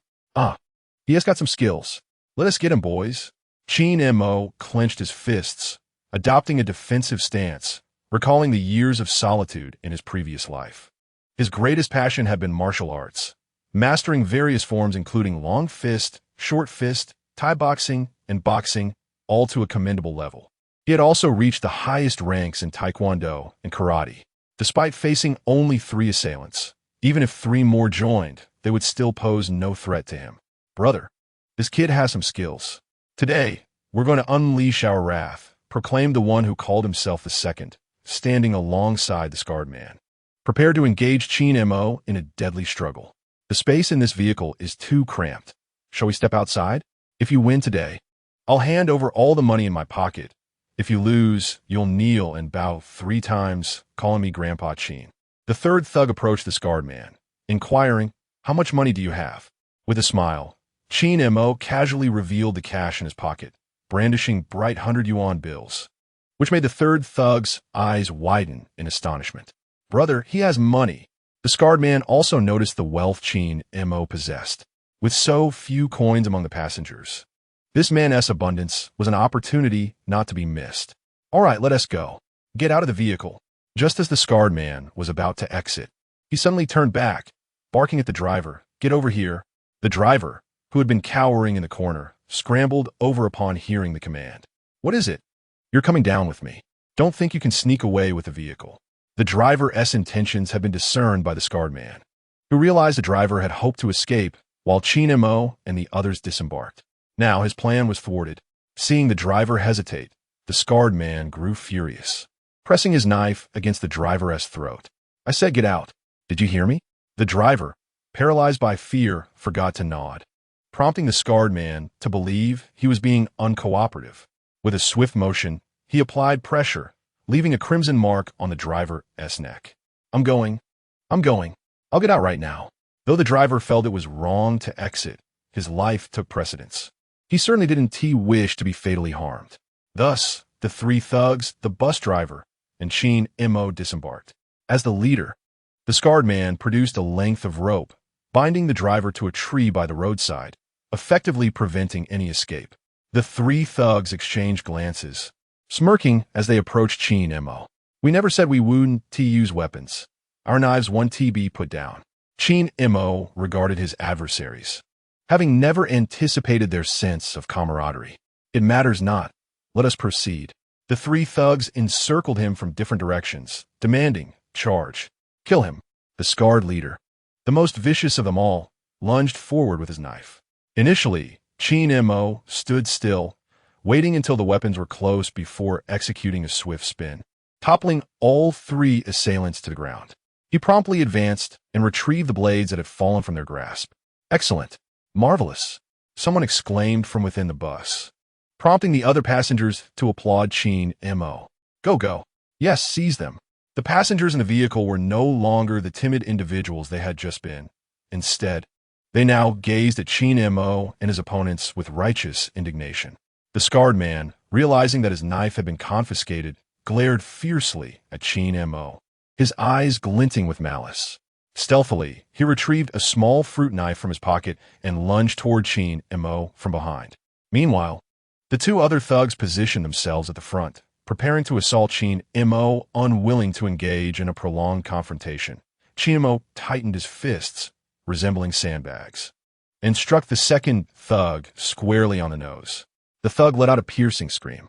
Immediately afterward, he raised his right foot and forcefully kicked the third thug several meters away, the unfortunate soul spitting out a mouthful of blood. The leader assumed he could successfully ambush Qin Mo, but was met with a swift turn and a decisive kick to his vital area. You played dirty, he shrieked. Now, all 3 criminals lay sprawled on the ground, one clutching his nose, another cradling his stomach, and the last covering his most sensitive area. How could I resort to underhanded tactics against you? You brazenly attempted to rob in broad daylight, truly audacious. Just as Qin Mo contemplated further discipline for the trio, police sirens echoed nearby. Run! The police are coming. Seeing the officers approaching, the 3 brothers scattered in different directions, but the well-trained police swiftly apprehended them. After clarifying the sequence of events, They requested that Qin Mo accompany them back to Fenglin County for further investigation. Qin Mo explained his intention to travel to Jiangzhou, promising to cooperate with the inquiry by tomorrow at the latest. The passengers corroborated his account, confirming that the money stolen from them had been returned. Fortunately, the driver's injuries were not severe, merely minor wounds, thereby allowing the journey to continue uninterrupted toward Jiangzhou. Qin Mo did not perceive his actions as particularly commendable. Yet the other passengers expressed their gratitude. An elderly woman approached him, offering 2 meat buns.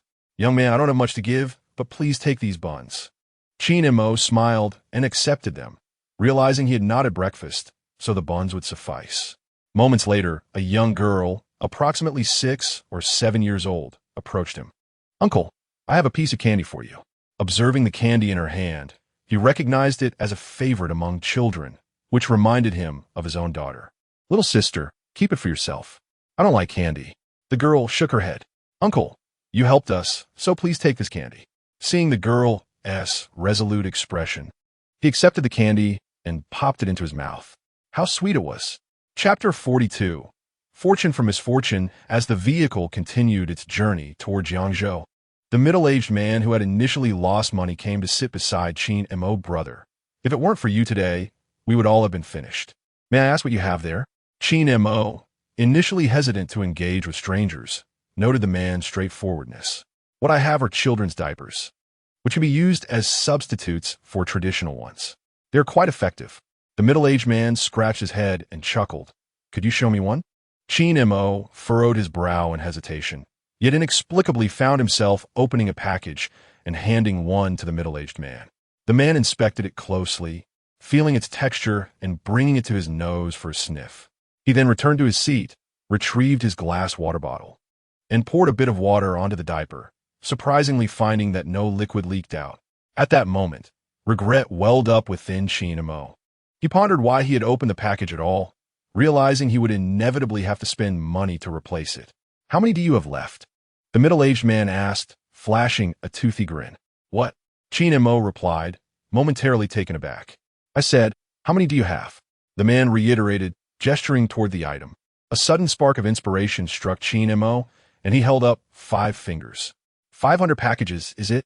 Upon hearing 500, Qin Mo's jaw nearly dropped in astonishment.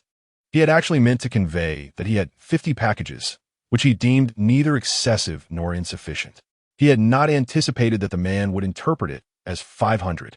Nodding, Qin Mo dismissed the notion that this individual could afford such a vast quantity of diapers, suspecting he was merely jesting. "How much is each package?" 30 yuan, the middle-aged man replied, lowering his gaze to begin calculating. "1 package is 30. 10 packages amount to 300, 100 to 3,000, and 500 to 15,000. After completing his calculations, he nodded slightly. "All right, but you must give me a discount. How about 9% off?" Qin Mo nodded in agreement. "Good. Once we disembark, accompany me to my place, and I will settle the payment. You could deliver the goods tomorrow." "All right." In a state of bemusement, Qin Mo unwittingly promised the middle-aged man a delivery for the following day. Yet at that moment, he still found it hard to believe that the man would genuinely make a purchase. It wasn't until the vehicle arrived at Jiangzhou passenger terminal and a small car came to pick him up that Qin Mo began to feel that this venture might indeed come to fruition. Jiangzhou was a place he knew intimately. Every street and alley was familiar to him. Upon arriving in Jiangzhou, one would quickly realize that Fenglin County was minuscule in comparison. The streets of Jiangzhou were bustling with small cars, and even public buses were abundant. Moreover, the shops lining the streets were diverse, offering everything from foreign goods to local specialties, and the foot traffic was notably heavy. At this juncture, Jiangzhou was gradually transitioning into a burgeoning city. Finally, the vehicle came to a stop at the most prosperous establishment in Jiangzhou, the Jiangzhou Economic and Trade Hotel. "What is your name, young man?" "Qin Mo," he replied. The middle-aged man nodded.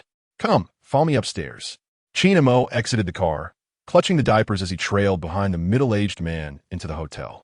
Although the lobby was not particularly lavish, the hotel was well decorated, befitting a port city. Qin Mo was quite familiar with the Jiangzhou Economic and Trade Hotel. as it was the largest in the area, boasting several hundred rooms divided into various price ranges. As Qin Mo pondered these thoughts, he followed the middle-aged man into the elevator. Do not be afraid. This is an elevator, and it is much faster than the stairs. Qin Mo nodded, feeling as though he were a rustic bumpkin venturing into the city, though he knew he was not significantly less informed than this man. The elevator came to a halt on the 9th floor, and the sound of a ringing phone echoed from an unknown source.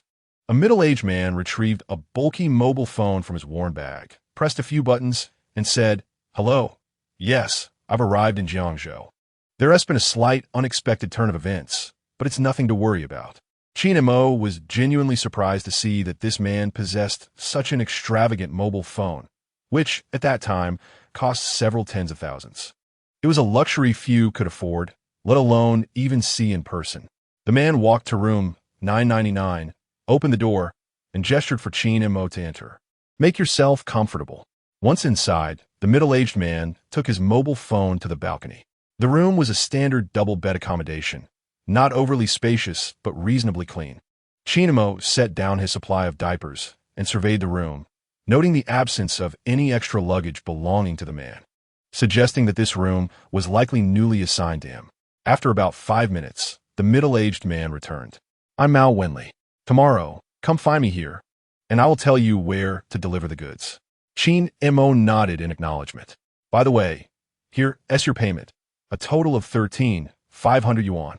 The man took out several stacks of 100 yuan bills from his tattered bag, counted them carefully, and handed them to Qin Mo. "Please check it."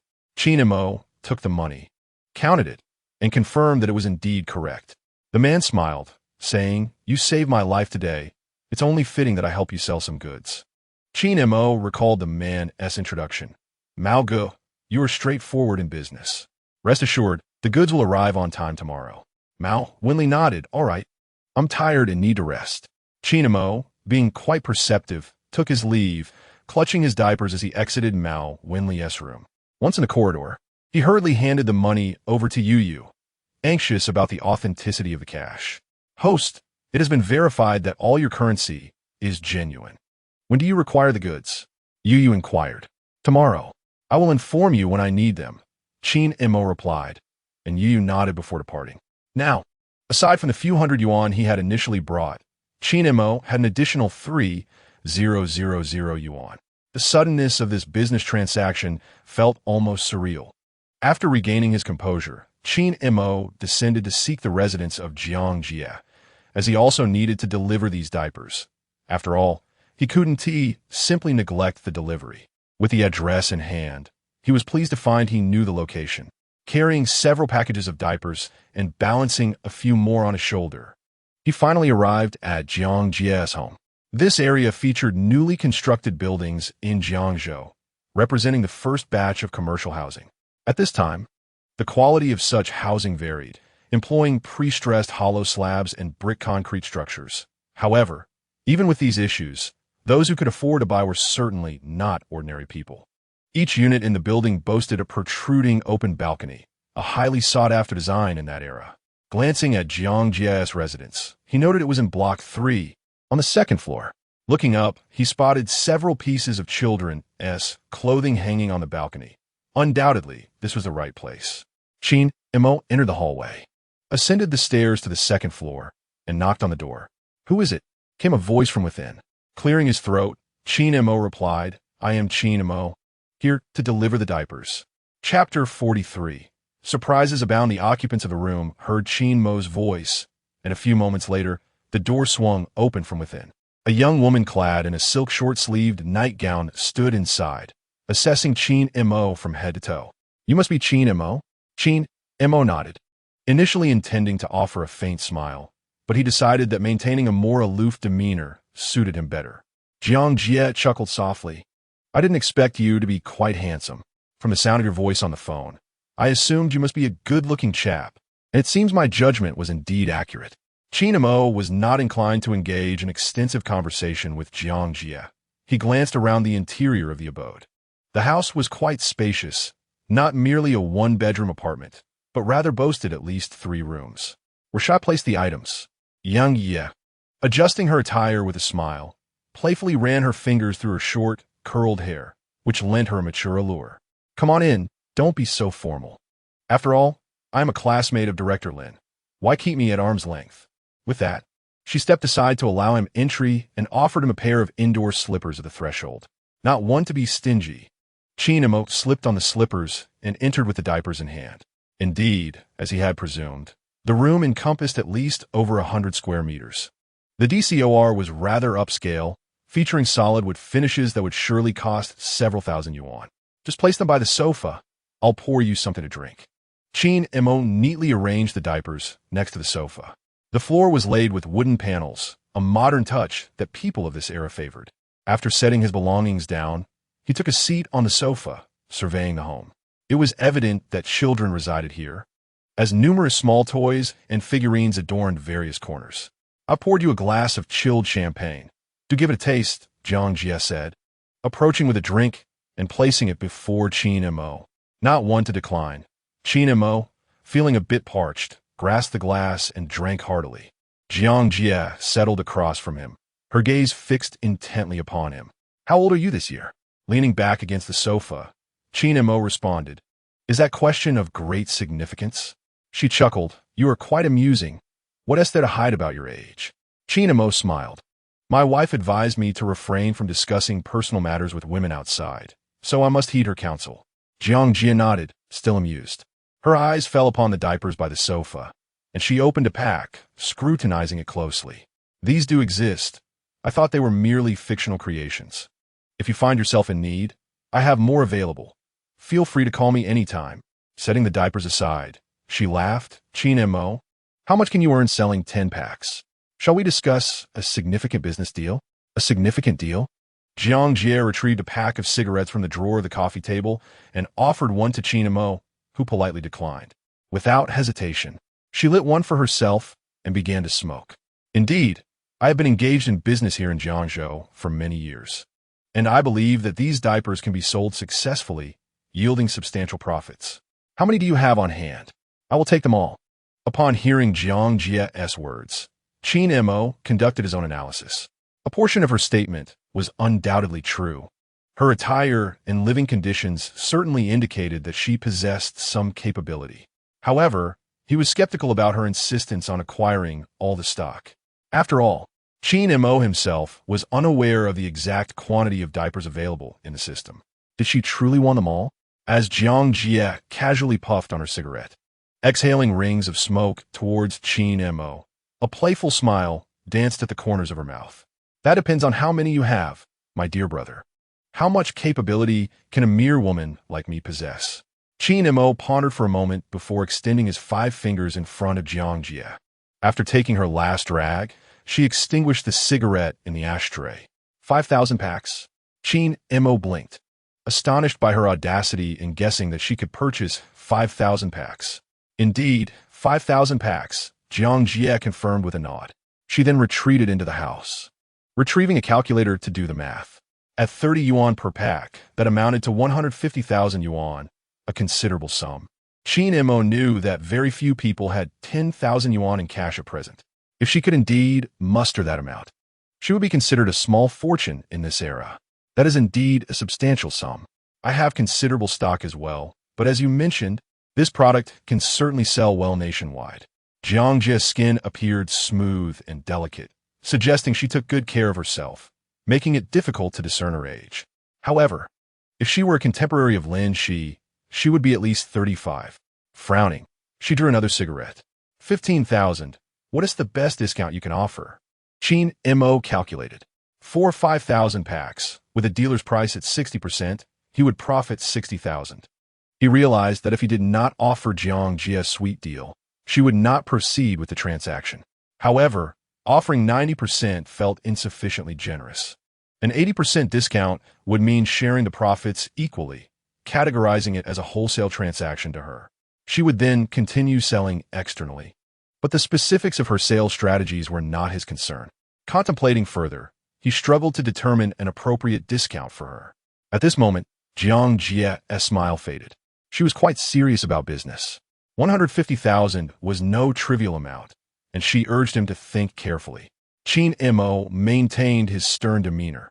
In his heart, he had a small plan that was yet to be fully formed. 150,000 is indeed a lot. I can reduce the price by 10,000. My selling price is 30. If you manage to sell at a higher price, that is your skill. Upon hearing this, Jiang Jie's tense expression did not ease. 15,000. Qin Mo sighed. If he reduced it by 15,000, he would still profit 45,000, which was quite satisfactory. Deal. Upon hearing the word deal, Jiang Jie finally revealed a hint of a smile. With such a large quantity, when can you deliver the goods? Qin Mo contemplated for a moment. I have matters to attend to tomorrow. It will take at least a week at the earliest. Jiang Jie nodded, stating that she would first provide a deposit of 10,000 yuan, and upon the arrival of the goods, she would pay the remaining balance.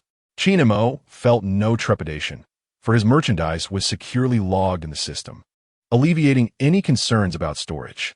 Consequently, he acquiesced to Jiang Jie's proposal. Furthermore, they executed a written agreement, meticulously outlining the terms of the deposit and the remaining payments. Chapter 44. Hiring a vehicle back to Fenglin County. Once all formalities were completed, Qin Mo exited Jiang Jie's residence. His journey to Jiangzhou had yielded substantial rewards, as evidenced by the over 10,000 yuan in his pocket. This fortune provided him with a sense of relief regarding his family's financial concerns. Gazing at the sun, he estimated the time. There were still several hours before the last bus to Fenglin County. Thus, Qin Mo decided to purchase some items for his wife. He arrived at the supply and marketing cooperative in Jiangzhou, with a selection of goods vastly surpassed that of Fenglin County. Aware that women cherish beauty, he noted the scarcity of cosmetics available for his wife. Approaching a cosmetics counter, he surveyed the limited offerings and selected a friendship snow cream and a hand lotion, as well as an additional item whose purpose eluded him, yet he resolved to buy it for her nonetheless. After securing the cosmetics, Qin Mo proceeded to the counter selling malt milk. During this era, malt milk was a prized commodity, and he bought several cans to bring back to his in-laws. Time was of the essence. With the departure of the bus still some time away, he contemplated the possibility of hitching a ride. Carrying his purchases, he made his way to the Jiangzhou bus station, which dwarfed the one in Fenglin County by several magnitudes. The yard was lined with dozens of large buses, all heading to nearby destinations. Inquiring at the ticket counter, he learned that no buses would depart before nightfall, and he was reluctant to wait several hours. Wandering around the bus station, he noticed that most people were engaged in factory work, and even if there were vehicles available, they were predominantly government-owned. Not far off, a white truck was parked, the owner unknown to him. Taking a chance, Qin Mo approached and knocked on the window. "Who is there? Can't you see I'm trying to sleep?" A burly man with a thick beard poked his head out, glaring at Qin Mo with fierce, bovine eyes. "Speak up, or let me rest." Unfazed by the man's brusque demeanor, Qin Mo understood that truck drivers in this era were often not ordinary individuals. Most had to rely on connections to secure their positions. "Good sir, are you heading to Fenglin County?" The man furrowed his brow, scrutinizing Qin Mo. "What are you hauling?" Qin Mo gestured to his belongings, prompting the man to erupt in anger. "Are you jesting with me? With that little bit, you expect to hire my truck?" Placing his items in the truck's rear compartment, Qin Mo reiterated, "So will you take me or not?" The driver, upon assessing Qin Mo's demeanor, discerned that he was not attempting to mock him. And in Jiangzhou, everyone knew of the man's reputation. Few dared to cross him. "I can take you. But how much are you offering? What do you want?" After a moment's hesitation, the bearded man declared, "At least 50. It's a deal. Let us go." He did not expect Qin Mo to be so straightforward. Judging by the items he purchased, it seemed he was not a deceitful character. "Let me tell you, once we arrive, if you don't pay me, I'll make you regret it," he threatened. Qin Mo chuckled coldly. "Such a trivial amount of money. I can certainly afford it. Let's be on our way." The burly man, feeling a tinge of skepticism, returned to the driver's seat, while Qin Mo settled into the passenger side, eagerly anticipating the moment he would reunite with his daughter. This was the first time the burly man encountered a client who paid promptly and without haggling. Yet he still felt a hint of unease. As they traveled, silence enveloped them until Qin Mo broke it. "Do you have work tomorrow?" "Not at the moment," the burly man replied. Qin Mo nodded, I have something to transport from Fenglin County to Jiangzhou tomorrow. While driving, the burly man discreetly scrutinized Qin Mo through the rearview mirror. I won't carry anything illegal. Rest assured, it's merely a small business venture, nothing unlawful. Qin Mo assured him. The burly man nodded, and soon they arrived in Fenglin County. Qin Mo instructed him to park at the bus station, as his bicycle was still there. When Qin Mo produced a 50 yuan note to hand to the burly man, the latter still felt incredulous. Brother, what exactly are you transporting tomorrow? Qin Mo smiled. It's nothing illegal. If you dare show up, I'll see you here at 8 a.m. Looking at the money in his hand, the burly man couldn't refuse such a prompt client. All right, I'll be there on time. Qin Mo nodded, placing his items onto the bicycle and pedaling towards Xiaohua village, where he still had some distance to traverse. He hadn't seen his little grape for half a day and missed her dearly. Meanwhile, Wen Li cradled their child in the yard, singing lullabies to coax her to sleep. Just as she turned to enter the house, she caught sight of her husband returning. Why are you back so soon? Didn't you take the last bus? Qin Mo chuckled as he wheeled his bicycle into the yard. I hitched a ride. Come inside. I have something for you. Wen Li followed him into the house, and coincidentally, little Grape had also fallen asleep, so she gently placed the child on the con. Qin Mo produced the cosmetics he had bought for his wife, saying, This is what I got for you in Jiangzhou. I'm not sure what's best, but I bought a little of everything. Wen Li examined the cosmetics in her hands. These were familiar items, as many women in the factory, especially that Summer Dream, possessed them. However, she hesitated to spend money on such luxuries. You didn't spend all your money, did you? Qin Mo caressed his wife's somewhat rough palm. No, I earned quite a bit this time. And here are a few cans of malted milk essence for your parents. Isn't Dad suffering from leg pain? He should eat more to recuperate. Seeing the malted milk essence on the Kong, Wen Li was touched and threw herself into Qin Mo's embrace. You think of us. Did you not buy anything for yourself? Holding his wife, Qin Mo felt a profound sense of stability. For him, matters of food and clothing were trivial. He was indifferent to such concerns. As a man, it matters not what I wear. Wen Li rested her head against Qin Mo's chest and softly asked, Qin Mo, how have you become so wonderful? He replied, Because I have experienced loss once, I understand that feeling. Thus, I cherish you and our daughter even more now. Wen Li lifted her gaze to meet Qin Mo's, inquiring about the meaning of having lost something. Qin Mo gently caressed Wen Li's troubled face and said, I once had a dream where both you and our daughter left me, leaving me in solitude. I never wish to feel that emptiness again. Wen Li smiled and tightened her embrace around him, assuring, Rest assured, in this lifetime, as long as you don't betray me, I will never leave you. I am not a materialistic woman, and I believe in loyalty. Qin Mo returned her embrace more tightly and added, By the way, I need to give you some money, but this must remain between us. No one else should know. With that, he retrieved all the cash from his pocket and handed it to her. Chapter 45. You want me to be the militia captain? Wen Li initially thought there would be only a few hundred yuan, but her eyes widened in astonishment upon seeing the substantial amount of banknotes in her hands. Qin Mo, pinch me. Am I dreaming? Where did you get all this money? Qin Mo chuckled at her adorable reaction, assuring her, Don't worry, it's all from selling diapers. He then recounted to her everything that had transpired on the bus, as well as the events in Jiangzhou. Upon hearing about Qin Mo's confrontation with 3 thugs, Wen Li's eyes filled with tears. Why were you so foolish? What if something had gone wrong? You know I can't bear the thought of losing you or our child. Before she could finish, Qin Mo pulled her into his arms once more, calming her. It's all right. Nothing happened. I was planning to visit the police tomorrow, but it seems I can only go in the afternoon now. Wen Li nodded, her heart racing at the thought of Qin Mo fighting 3 men. She quickly checked for any injuries and, relieved, found none. Let us have a chicken stew tonight to nourish you, she suggested. Qin Mo agreed, proposing, Shall we invite your mother and the others to join us? Wen Li shook her head, determined, No, this is just for you. That evening, Wen Li slaughtered one of the hens from their home. In the past, she would have hesitated, but now, Qin Mo's health took precedence above all else. Although she was the only daughter, she was not delicate and had grown up in the countryside, which shaped her resilience. With deft hands, She quickly dispatched the chicken, plucked its feathers, and cleaned the insides with remarkable efficiency. Truly a woman of strength.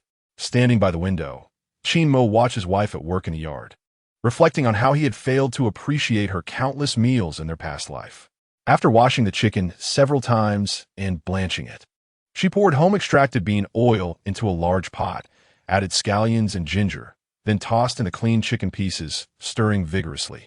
Just as Wen Li was preparing dinner, the system issued a new task notification.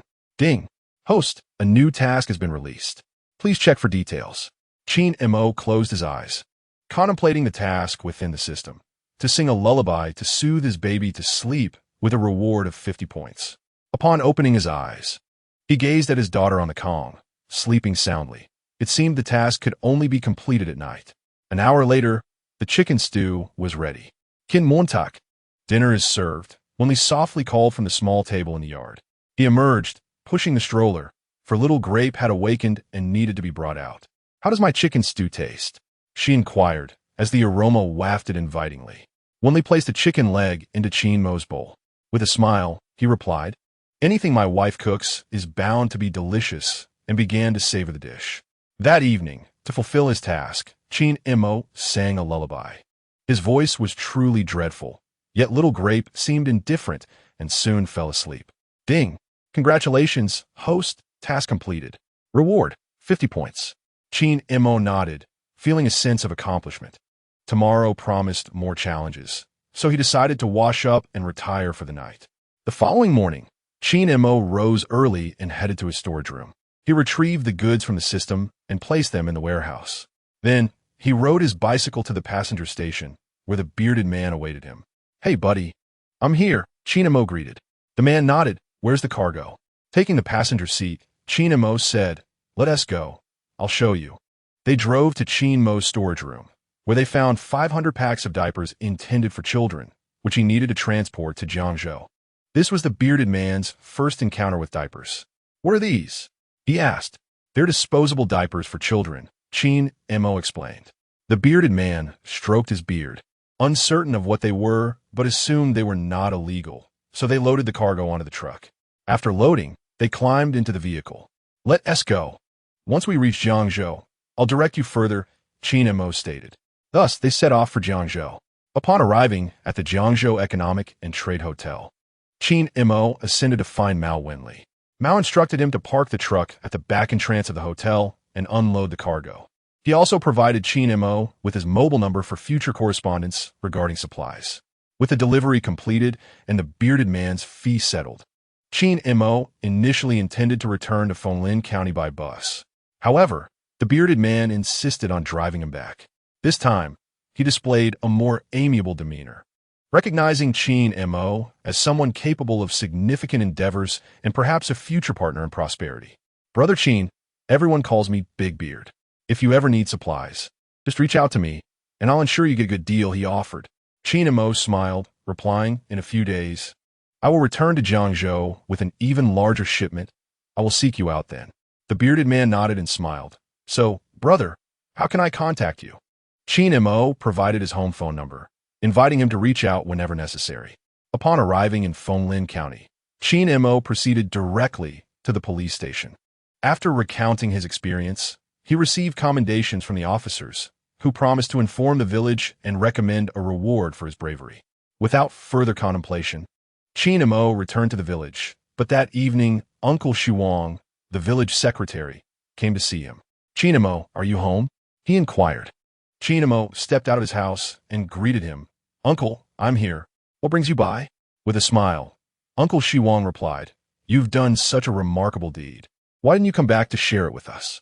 If it weren't for the police informing me, I wouldn't have known.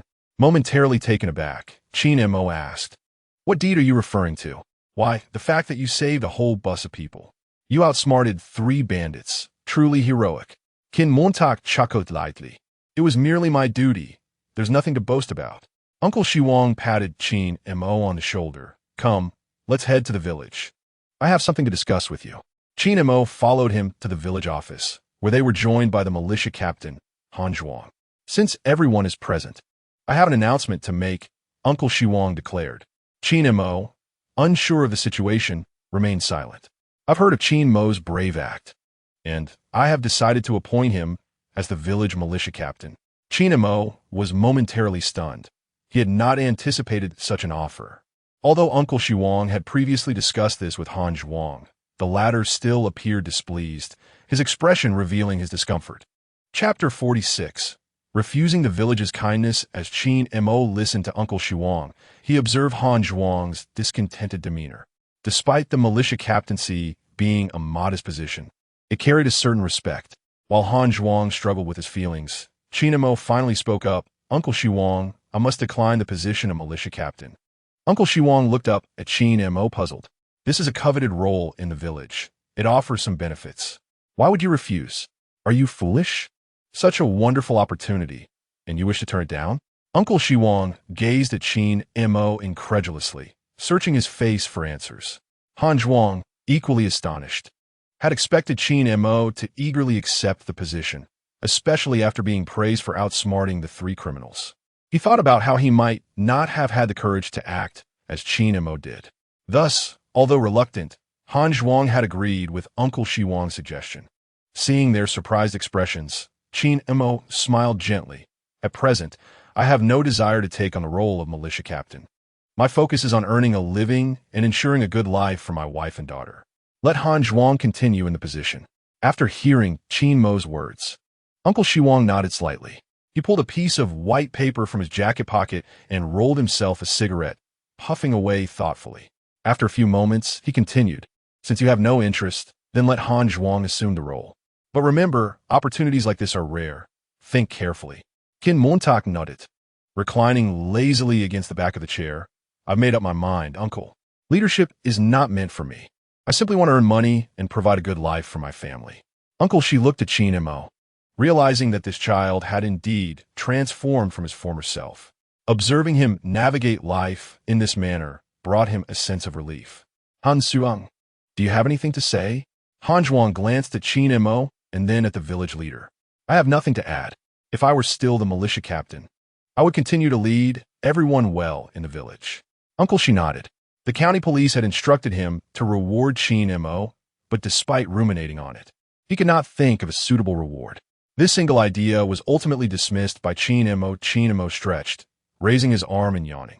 Village leader, I do have a request. I wonder if you could assist me.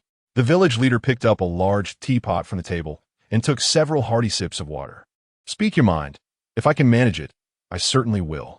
A faint smile crept across Qin Mo's lips as he returned to the table. Uncle, I would like a voucher to purchase a refrigerator. My wife is going back to work, but we cannot afford to interrupt my daughter's breastfeeding, so I wish to buy a fridge to store the milk. Han Zhuang, having just relaxed upon hearing Qin Mo's intention not to be the militia captain, was taken aback by the mention of a refrigerator. While he had seen such appliances before, their cost was exorbitant. Qin Mo, do you even know how much a refrigerator costs? I do, it's over $1,700, right? My wife and I saw it at the supply and marketing cooperative in the county the other day. Uncle Shi was taken aback. Qin Mo, if you have that kind of money, why not pay off your hospital debts? Only then did Qin Mo recall that he had yet to settle his hospital bills. Uncle, your comment jogged my memory. I will go to the hospital to repay the money tomorrow. Uncle Shi stared at Qin Mo with wide eyes. You have that much money saved up? Qin Mo nodded. Han Zhuang was unaware of the exact amount Qin Mo owed the hospital, but it was rumored to be significant. Balancing repayment and purchasing a refrigerator meant he would need several thousand. In his view, the village rarely saw any money throughout the year, with each household living modestly. If any family managed to save a few hundred, it was a considerable achievement, especially for those who were wealthier in the village. Yet in just a month or two, Qin Mo had managed to amass such a sum. How had he done it? Had he engaged in unlawful activities? Uncle Shi, may I voice a thought? Uncle Shi regarded Han Zhuang and nodded slightly. Han Zhuang placed his hands on the table, intertwining his fingers gently. I may be overstepping, but the entire village is aware of Qin Mo's family background. It seems rather suspicious that he has earned so much money in such a short time. We must inquire whether his means are legitimate. Uncle Shi pondered Han Zhuang's words, recalling that Qin Mo had once visited his home and expressed his beliefs. He trusted that Qin Mo would not engage in illegal activities, If he did, would he so brazenly go about saving lives? Qin Mo, having overheard Han Zhuang, scoffed lightly. Rest assured, militia captain, I, Qin Mo, would never partake in illegal activities, nor would I allow the villagers to suffer consequences. Han Zhuang observed Qin Mo's somewhat carefree demeanor. Feeling ambivalent yet, considering the man's recent transformation, he chose to temporarily set aside his doubts. As the village secretary addressed him, Qin Mo refrained from further comment. Feeling a sense of joy for his improved circumstances, he nodded coolly, inquiring about the possibility of obtaining a ticket for the refrigerator. The secretary's parched lips moved awkwardly, a forced smile appearing on his face as he promised to find a way, urging Qin Mo to await his news. Nodding in acknowledgement, Qin Mo took his leave from the village office, casting a glance back at the modest building.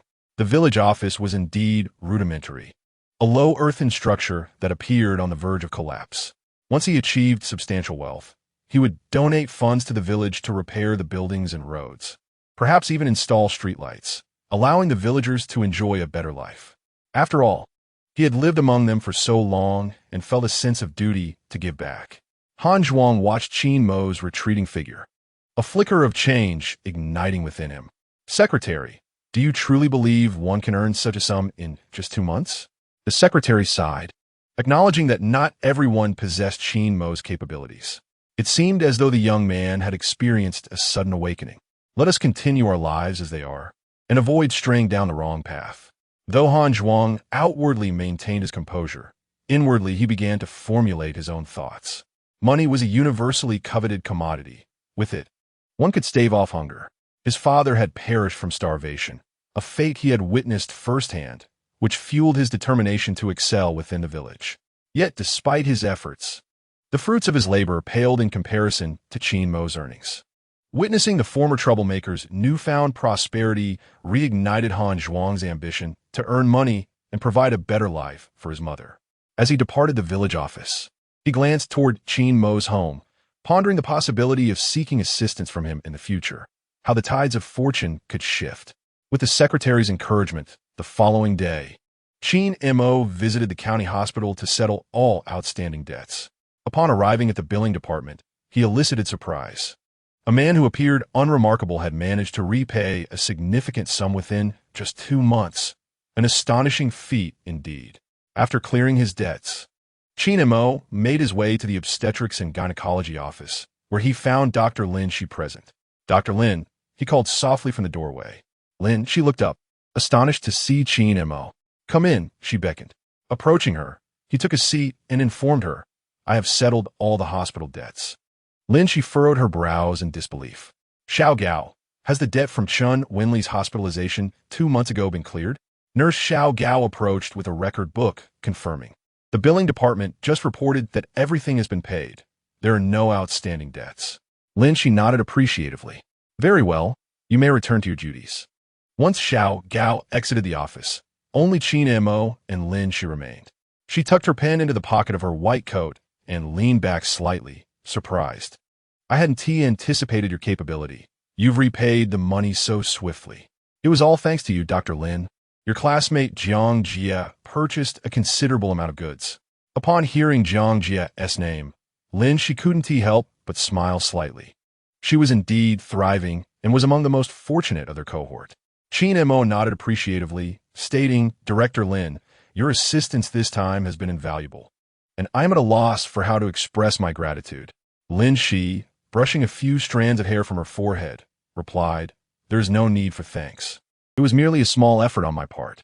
Qin Mo then produced a box of chocolates from his pocket and placed it on Lin Shi's desk. Director Lin, these chocolates are for you. I owe you a favor. Do not hesitate to call upon me in the future. Lin Shi examined the exquisitely packaged chocolates, pondering. What brand is this? I have never seen it before. This chocolate was redeemed using points from the system. Such items are no longer available in this era. A friend sent them to me from abroad. They're quite delightful, Qin Mo explained.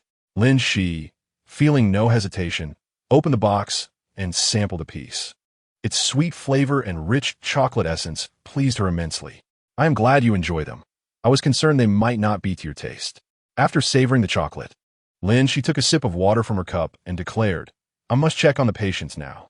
Should you become a successful entrepreneur, do not forget about me. Qin Mo chuckled. How could I? I appreciate your kind words. With that, she rose and exited the office, followed by Qin Mo, who recognized her as a benefactor.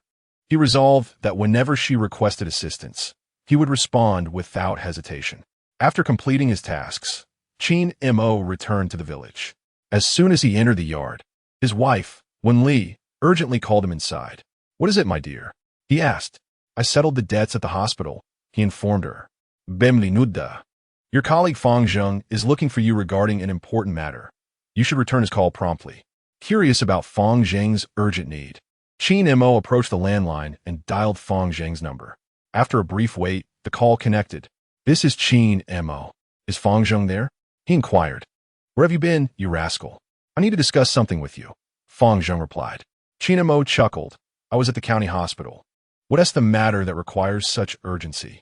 I recently discovered that, aside from you, there are others in the county selling diapers, Fang Zheng revealed. Qin Montag is baufullvit instantly. Are they available at the supply and marketing cooperative? No, the packaging differs from yours. Your product lacks any branding, while theirs is quite legitimate, complete with an address and everything, Fang Zheng explained. Growing anxious, Qin Mo pressed for details. What is their product like? I have no idea, as I have never used it, but I've heard that it does not absorb well, Fang Zheng replied. Qin Mo nodded. Wait for me at home. I will come to see you shortly. After hanging up, Qin Mo pondered who could replicate his diaper design. Though it seemed straightforward, the intricacies of absorption and leakage prevention posed significant challenges. Whoever attempted to imitate him must have experience with his product. It appeared essential for him to secure a trademark for his creation. Wen Li, cradling their child, observed Qin Mo as fluctuating expressions of concern and relaxation, feeling anxious herself. What is troubling you? Do you need my assistance? Qin Mo shook his head and said, Wife, I have an idea. What idea? She inquired. I wish to imprint our own trademark on our diapers. Wen Li, having attended a vocational school, possessed a greater understanding of certain matters than those of this generation. Then we need to register the trademark first. Exactly, my dear. This is quite important. Tomorrow, I shall visit the trademark office in the county. If that doesn't work, I'll go to Jiangzhou. Wen Li nodded. What did Fang Zheng want from you earlier? He mentioned that someone in the county seems to be imitating our diapers. Oh no, does that mean our diapers won't sell anymore? How much stock do we have left? Qin Mo, noticing the slight furrow in Wen Li's brow, smiled reassuringly. Don't worry, I will handle these matters. Just focus on not getting anxious. We mustn't let our daughter's provisions run low. Hearing Qin Mo's teasing remark, Wen Li smiled faintly. All right, but do let me know if you can't manage. Qin Mo nodded slightly. After solidifying his thoughts, Qin Mo prepared to ride his bicycle to the county. However, Wen Li immediately stopped him. You haven't had lunch yet. No need. I'll just find Fang Zheng in the county and eat with him. With that, Qin Mo rode off once more. Watching her husband's retreating figure, Wen Li smiled softly. Little Grape, your father is remarkable. He is brave and wise. You must grow up to be like him. Do you understand? Not far from home, Qin Mo began to sneeze repeatedly, pondering who might be speaking of him. Upon reaching the county, he went to Fang Zheng's house, and fortunately, Fang Zheng had not yet eaten, so they decided to dine out together. They hadn't walked far before arriving at a restaurant, most of which were still state-owned at that time. Once inside, they found a table and sat down. Fang Zheng, what do you feel like eating? Fang Zheng lit a cigarette and replied casually, anything is fine, as long as it fills me up. We used to eat at the factory cafeteria, and the food was terrible, yet we managed. With a smile, Qin Mo picked up the menu and called over the waiter. I'll have a pot of sweet and sour pork, sauced eggplant, a cucumber salad, a plate of peanuts, and that fish over there. All right, that's enough. It's too hot to eat much, and anything extra would go to waste. Qin Mo nodded, just these and one bottle of ergo too. Hey, no alcohol, please. Fang Zheng waved his hand. What's wrong? Qin Mo asked, frowning. Have you quit drinking? Fang Zheng chuckled sheepishly. Not really. It's just that my wife has forbidden me from drinking lately. Qin Mo nodded. Then let us skip the alcohol. The waiter, seeing they didn't want any drinks, took the menu and left, indifferent to their choices. Qin Mo picked up the cigarette box from Fong Zheng's table, took out a cigarette, lit it, and inhaled. How did you discover that someone else is selling diapers? Fong Zheng, playing with 2 walnuts in his hands, smiled. My wife heard it from others. People in this building love to gossip. She mentioned that their prices are significantly lower than yours. Qin Mo took a drag from his cigarette, furrowing his brow. As it appeared, someone sought to partake in a share of the spoils. Do you have any suspects? He inquired. Qin Mo nodded. Who might that be? I suspect it to be Xiao Meng from the textile factory. Are you familiar with her? Fong Zheng slightly nodded. Yes, that woman is no ordinary individual. She has considerable influence and connections. By the way, you mentioned she purchased diapers from you, correct? Indeed, she bought 10 packs, but I still harbor doubts, as there is no concrete evidence yet. The server arrived with peanuts and cucumber slices, mentioning that their dish, the pot-wrapped meat, would take a bit longer due to the need for frying. Qin Mo acknowledged, that's fine. We are in no rush. Fong Zheng picked up a pair of chopsticks from the holder on the table and began to munch on a piece of cucumber. If it turns out to be them, what will you do? I came here to discuss this very matter with you. I intend to register a trademark and establish my own brand, complete with customized packaging.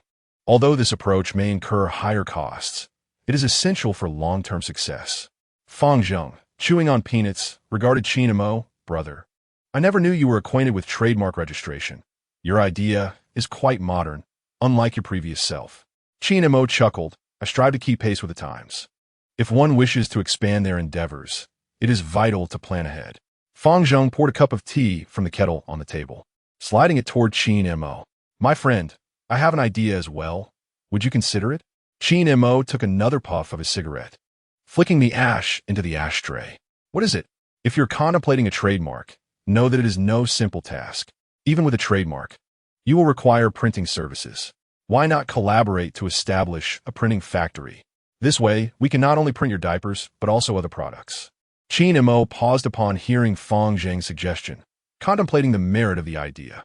Fong Zheng continued, during my time in the South, I observed numerous small factories that, despite their size, thrived in business. As long as we secure clients, we shall never go hungry. Qin Mo nodded, recognizing that he too had aspirations. Selling diapers could serve as his initial venture, but he was not inclined to place all his bets on a single endeavor. If I could diversify into several industries, wouldn't that yield greater profits? Besides, Fong Zheng is a familiar acquaintance, and the printing sector could certainly be beneficial. Collaboration seems feasible. It appears we lack such printing machinery in the north. Fong Zheng reassured, that is of little concern. We can venture south to explore. They possess everything there, and you and I can certainly learn the necessary skills. This is not an insurmountable issue. The primary question is whether you are willing to pursue this. Qin Mo extinguished his cigarette in the ashtray and picked up a peanut with his chopsticks. Your proposition is not without merit. Let us conduct further research. Fong Zheng nodded. I have indeed made some money in the South, but without a stable venture, I find it difficult to feel secure. Qin Mo regarded Fong Zheng very well.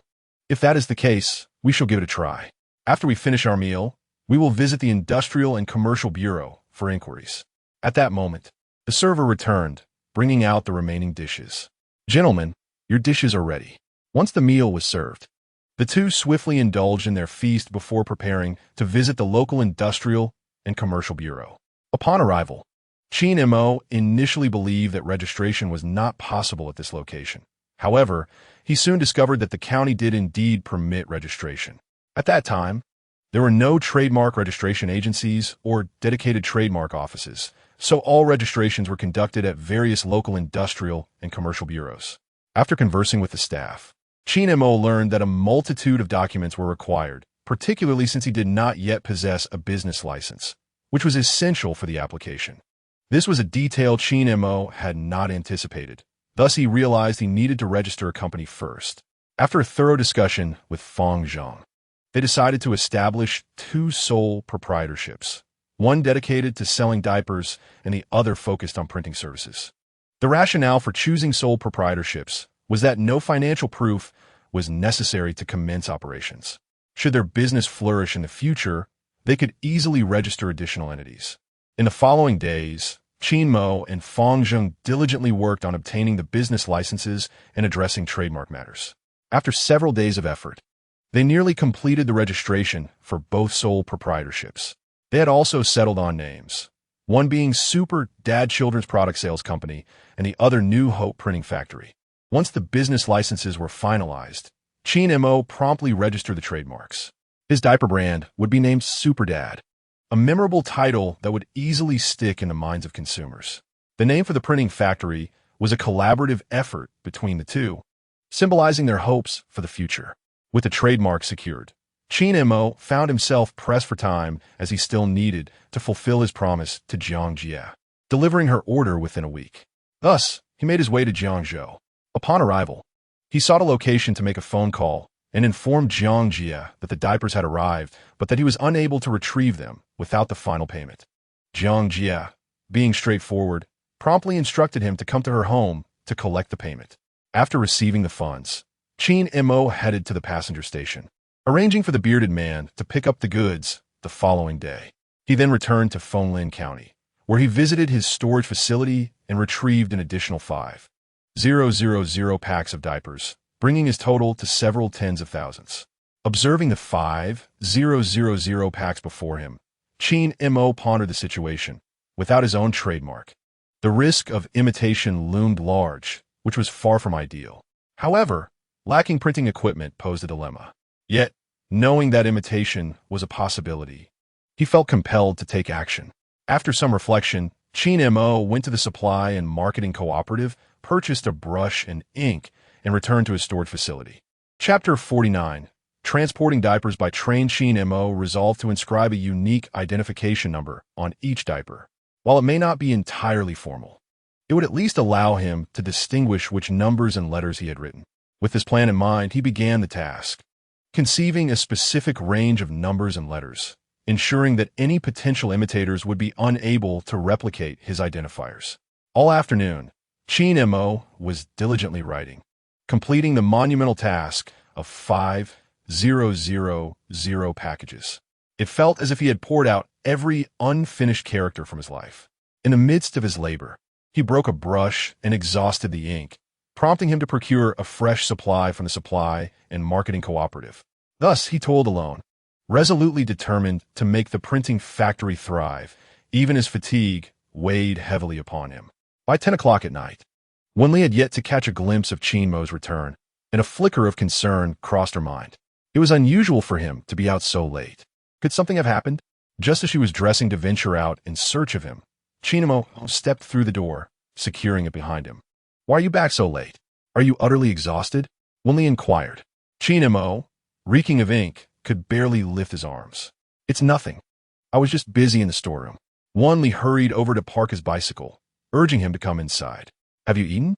Qin Mo shook his head, fatigue evident in his demeanor. "Wait, I'll make you a bowl of noodles."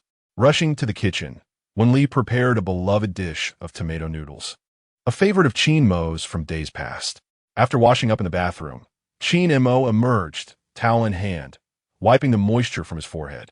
"Wife, what is that delightful aroma? It's your favorite tomato noodles. Come and eat." Wen Li entered the room, placing the dish on the small table, accompanied by several cloves of garlic, all peeled and ready for Qin Mo's bowl. As he gazed at their daughter, nestled on the Kong, Qin Mo felt the day's toil was insignificant. For her well-being and a promising future, he would endure any hardship. After taking a moment to admire their little girl, he sat down to eat. Wen Li lay beside their daughter, watching Qin Mo. "Are you going out tomorrow?" "Yes, I need to go to Jiangzhou. Jiangzhou's goods are scheduled for delivery." Wen Li nodded, noting that their stock was lighter this time. "You can take a break." As Qin Mo savored his noodles, relishing the garlic, he remarked, eating noodles without garlic diminishes the flavor by half. "I've discussed with Fong Zheng. We need to visit the south soon. We lack the printing equipment here, and it must be transported from there." Wen Li nodded in agreement. "Don't worry about the child while you're away. My mother can look after her.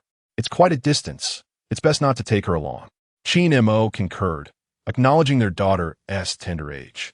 "I fear she might not adapt to the journey. Let us have my mother help out for a few days." With that, the couple fell into a comfortable silence. The following day, the bearded man arrived punctually at Qin Mo's storeroom. By the time Qin Mo rode in on his bicycle, the bearded man was already there. You're here early? Well, if there's work to be done, why not start right away? Honesty is essential in business. Qin Mo secured his bicycle beneath a tree and opened the storeroom door. Today we have 5,000 packages to move. Let us work together. Rest assured. You won't be shortchanged. The bearded man chuckled. All right, don't worry. I have plenty of strength. Qin Mo and the bearded man were busy transporting 5,000 packages of diapers. Although it seemed like a small task, they toiled for over an hour, and the cargo hold was nearly half filled with the items.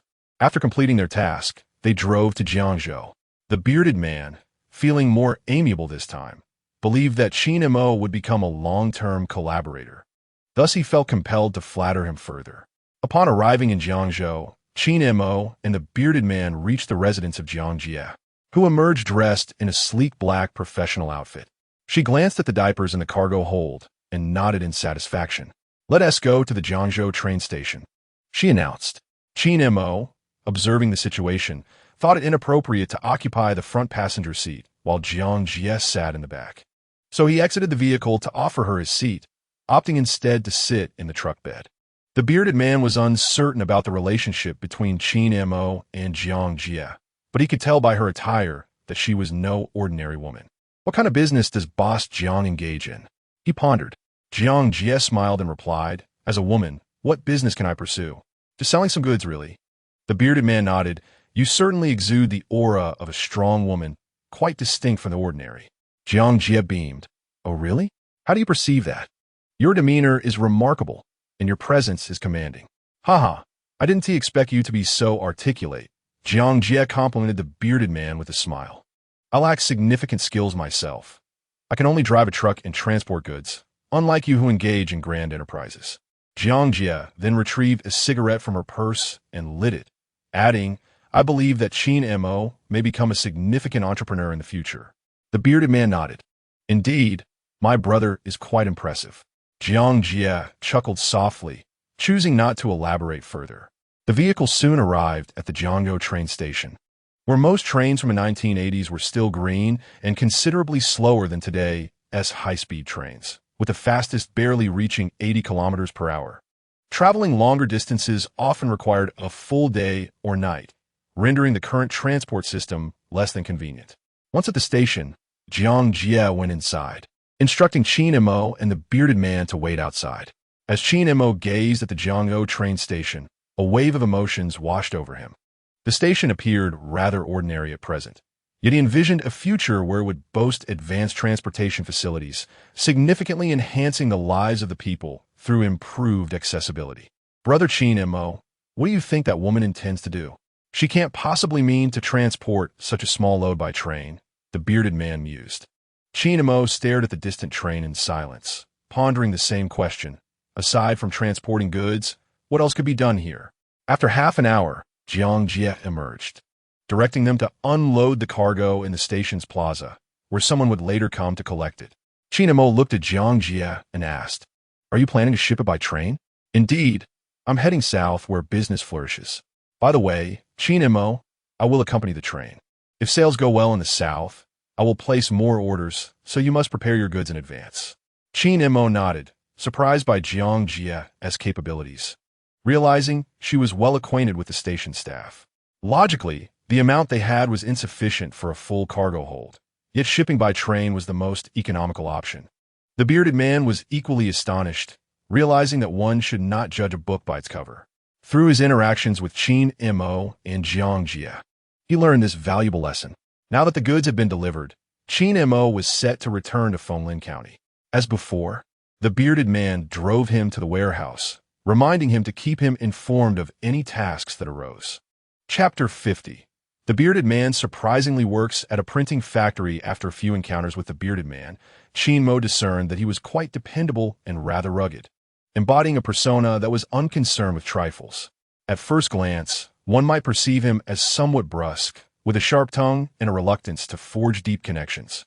However, upon closer acquaintance, he revealed himself to be a warm-hearted individual. Where did you acquire this vehicle? I know that most people could never manage to obtain one. Qin Mo inquired. The bearded man chuckled. gazing at Qin Mo with a twinkle in his eye. What's this? Does the esteemed Qin want to delve into the transportation business? Qin Mo shook his head, admitting that he had no such intentions at present. Upon witnessing this, the bearded man pulled a hat from beneath his seat and donned it. Its wrinkled appearance rendered it rather amusing. Qin Mo frowned and glanced at the inscription on the hat, which surprisingly read Jiangzhou Printing Factory. He was taken aback, realizing that the bearded man indeed held a legitimate job. You work at a printing factory? He asked. Indeed, I've just returned from military service, and the local authorities assigned me to work as a driver at the printing factory. However, due to the current economic downturn, I've taken to finding extra work on my own, as that meager salary hardly suffices, the bearded man explained. Qin Mo had intentions of collaborating with Feng Zheng to establish a printing factory. Initially, he was not well versed in this field, so if the bearded man had insight, it would save him considerable research time. Qin Mo's demeanor shifted from indifference to cordiality, a smile gracing his lips as he looked at the bearded man. I've always referred to you as the bearded man, but what is your real name? The bearded man stroked his beard and replied, My full name is Zhang Dafei. Some of my friends call me Dafei, while others prefer bearded man Qin Mo. You may choose whichever name you like. Qin Mo smiled and nodded. I think I'll stick with bearded man. It sounds more endearing. Zhang Dafei chuckled, picked up a large glass jar beside his chair, and began drinking water heartily. Qin Mo noted that it was, in fact, a preserved food jar, further exemplifying his disregard for frivolous details. Bearded man, how much do you know about the printing factory? Could you enlighten me? As Zhang Dafei was sipping his water, he hastily finished it upon hearing Qin Mo's inquiry and wiped his mouth with his hand. What piques your interest in the printing factory? You would be contemplating something, would you? Qin Mo nodded earnestly, admitting that he indeed had ideas but lacked sufficient understanding. Upon realizing Qin Mo's unfamiliarity with the subject, Zhang Dafei's confidence surged. He tousled his unkempt hair and began. Currently, printing factories mainly produce books, textbooks, newspapers, and such. I visited the workshop a few times, and they still utilize lead-type printing, which is dreadfully slow. I often find myself anxious for them. Qin Mo pondered his understanding of history, recalling that the printing press is one of the 4 great inventions of ancient China. As history progressed into the 21st century, the printing technology diversified into numerous types, such as relief printing, lithography, and intaglio printing, showcasing remarkable advancements. However, in the 1980s, it seemed that our country had not yet acquired many intaglio printing machines, which only became more prevalent in the 1990s. Consequently, contemporary printing houses require a multitude of typesetters who meticulously arrange individual letter molds in the order dictated by the text before proceeding to print. Moreover, the initial print must be proofread by an editor before embarking on large-scale production. Does your printing house lack intaglio printing machines? Upon hearing Qin Mo mention these machines, Big Beard's eyes widened in astonishment. Brother, you are quite knowledgeable about this. Not really, just heard about it. It seems quite challenging to obtain, Qin Mo replied modestly. Indeed, you are correct. Our factory possesses only one of these machines, so we simply cannot keep up with the demand. Qin Mo nodded, expressing that he and a friend were also interested in starting a printing venture, and if they needed transportation, they would seek his assistance. Ha ha, Qin Mo, you are a true friend. I, Big Beard, may lack skills, but I cherish brotherhood. Back in my military days, I was quite popular in the mess hall. Upon hearing about the mess hall, Qin Mo understood why Big Beard did not exude a dashing demeanor, but rather appeared somewhat unkempt, likely a result of indulging in delicious food. It is evident that with you at the Jiangzhou passenger station, no one dares to compete with you for goods.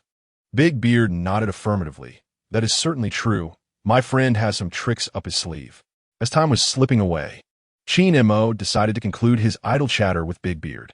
He alighted from the vehicle, allowing Big Beard to drive back to Jiangzhou alone. Just as Qin Mo intended to ride his bicycle back to Xiaohua village, a woman passed by him on a bicycle. He glanced at the bike and noticed it was quite impressive, approximately 26 inches in size, perfect for his wife. With only one bicycle at home, it was inconvenient for both of them to share.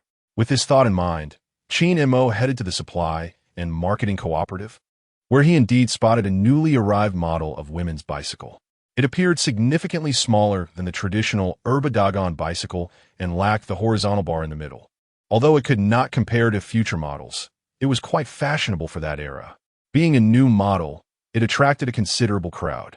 Qin Mo checked the price, 568 yuan, not exorbitant, and he could certainly afford it. He resolved to purchase a bicycle for his wife. However, while he had the money, he lacked the necessary bicycle ticket. Observing the people in the cooperative, he decided to approach Wen Xiang for assistance. He soon found Wen Xiang at the children's goods counter, seemingly engrossed in examining something. He recalled that he had yet to continue supplying him with diapers. He nearly forgot about that matter. Qin Mo approached Wen Xiang's counter and gently tapped on the glass surface a few times. Wen Xiang looked up, recognizing Qin Mo. "What brings you here? You seem quite absorbed in thought." Wen Xiang smiled lightly as he tucked away the ledger in his hands, remarking that he was merely perusing the accounts. Qin Mo nodded in response, noting the presence of a newly arrived lady's bicycle and inquiring if tickets were available, as he wished to purchase one for Wen Li.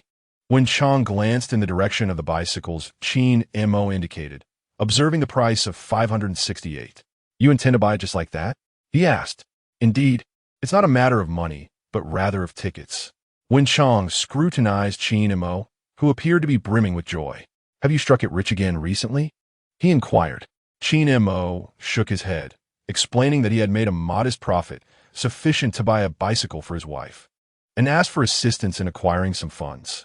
Recognizing the sincerity in Qin Mo's demeanor, Wen Xiang resolved to assist him, saying, "Wait a moment." He then stepped outside, returning a few minutes later with a ticket in hand. "Here, 50, he said. Qin Mo inspected the bicycle ticket with satisfaction, smiling as he produced 50 yuan from his pocket to hand to Wen Xiang before proceeding to the bicycle counter. Amidst the envious gazes of onlookers, he purchased the lady's bicycle. Chapter 51. The disappearance of my wife and daughter elated. Qin Mo pushed the bicycle out of the supply and marketing cooperative's entrance when Wen Xiang approached from behind. "Brother-in-law, wait a moment." Qin Mo turned to see Wen Xiang, his expression furrowing slightly, sensing a hint of impatience beneath the surface. "What is it?" Wen Xiang, feeling an inexplicable twinge of fear, swallowed nervously.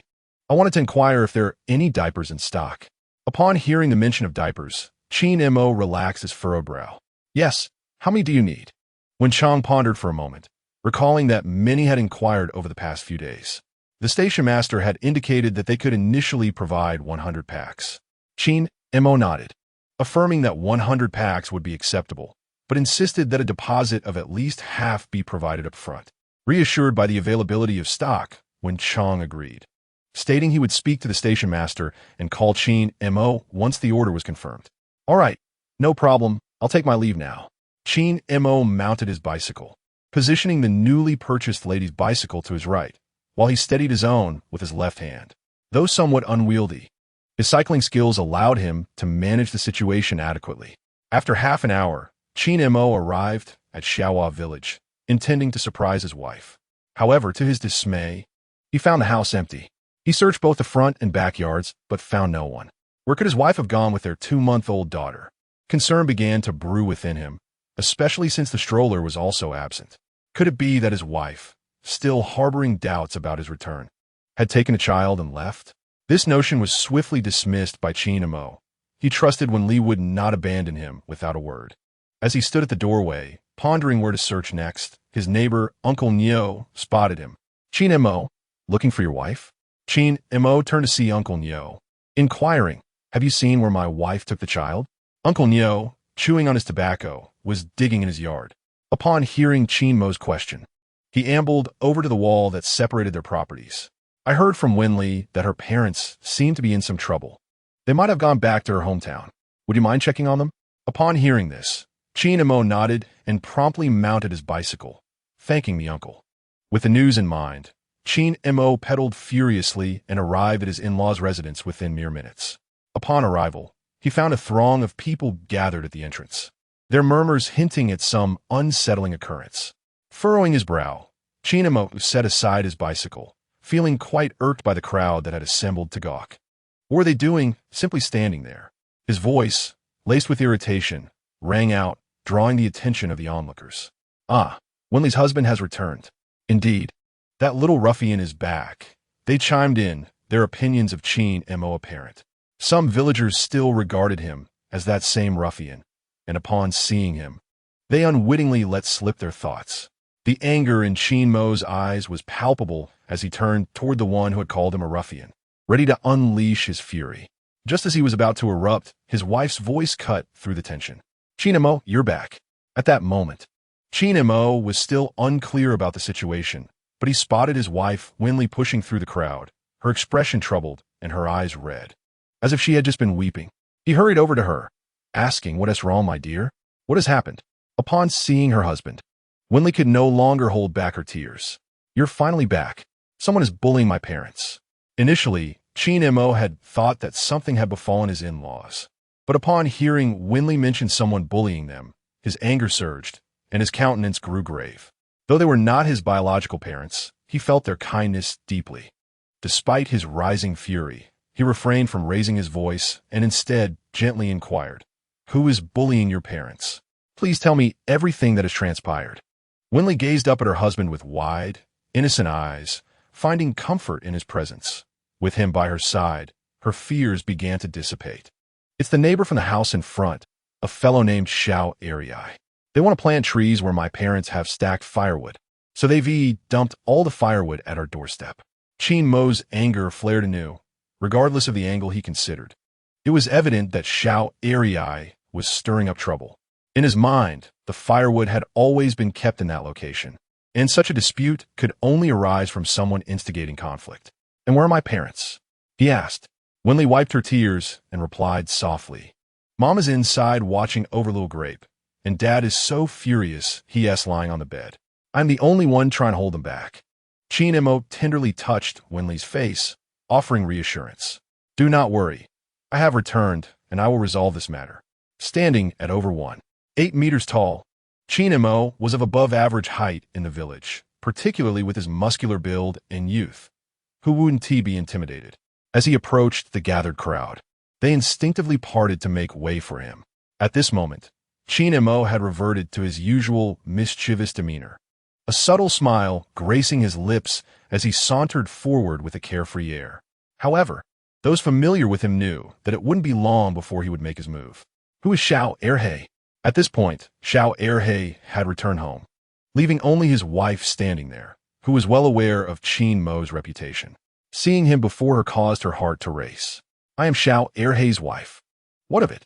Although fear gripped her heart, she feigned calmness as she gazed at Qin Mo, doubting that he would dare to strike a woman.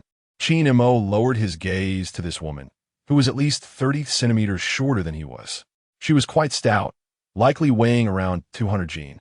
It is often said that the ugly are prone to mischief. Not only was she unattractive, but her face was adorned with makeup, and she wore a garish pink floral blouse, truly a sight to behold. Glancing at the doorway of her in-laws' home, he noticed heaps of corn stalks strewn about, creating a rather chaotic scene, further igniting his anger. "Where is Xiao Erhei?" he demanded. He has gone home," Xiao Erhei's wife stammered, gesturing toward their home while trembling uncontrollably. Qin Mo flashed a roguish smile and surveyed the onlookers. "You all ought to disperse. I wouldn't want to splatter you with blood." The crowd exchanged wary glances, fully aware that Qin Mo was capable of anything. Within a minute, they had all vanished. Chapter 52. Avenge my in-laws. Qin Mo coldly observed the departing figures. Most were merely there for the spectacle, eager to witness a confrontation between him and Xiao Erhei. With the crowd gone, he set his sights on settling the score with Xiao Erhei, striding directly towards his home. Both Xiao Erhei's and his in-laws' residences were the first houses on their respective streets, typical abodes facing south with neatly aligned courtyards. However, Xiao Erhei's home differed in that its entrance faced east, leading to a sizable open space outside. This expanse had been utilized by his in-laws to stack firewood, leaving Qin Mo curious about what mischief Xiao Erhei had perpetrated today. Before even stepping into the yard, he heard the distinct barking of dogs, likely the rural mutts kept by Xiao Erhei, sensing the approach of a stranger. Qin Mo chuckled to himself as he entered Xiao Erhe's home. Immediately spotting a large black dog standing beneath the eaves, barking noisily. He had his methods for dealing with dogs. Closing his eyes, he accessed the system store and swiftly exchanged points for a can of dog food. This mutt had probably never tasted such a delicacy. As Qin Mo opened the can, the enticing aroma wafted through the air, instantly silencing the dog, which shifted its focus entirely to the can of food. With a grin, Qin Mo extended his hand, gesturing to one side. The dog seemed to comprehend his signal, quickly racing to the indicated spot and obediently sitting down, tongue lolling out as it gazed up at Qin Mo. Qin Mo gazed at the obedient canine, nodding slightly, before tossing the can of food directly in front of the dog. With a delectable meal so close at hand, the mutt had little regard for the presence of strangers, immediately lowering its head to devour the offering. Observing the foolish dog, Qin Mo shook his head and strode to the entrance of Xiao Erai's home. Despite his many steps, no one emerged. The house was either empty or its occupants were asleep. Noticing a wooden stool placed at the doorway, Qin Mo was struck by inspiration. He extended his foot and kicked the stool, causing it to collide forcefully with the wooden door, producing a loud thud. "Who is it? Who dares disturb my slumber? Do you wish to perish?" Indeed, there was someone inside, as evidenced by the response. It appeared the occupant had merely been asleep. Qin Mo forcefully lifted the door curtain and entered. Xiao Erai initially thought it was his wife returning, deliberately making noise. Though he called out, receiving no reply, he had no intention of rising. He desired to indulge in a bit more sleep. However, despite keeping his eyes closed, he sensed a formidable dark figure standing before him. Slowly, he opened his eyes to discern the identity of the intruder.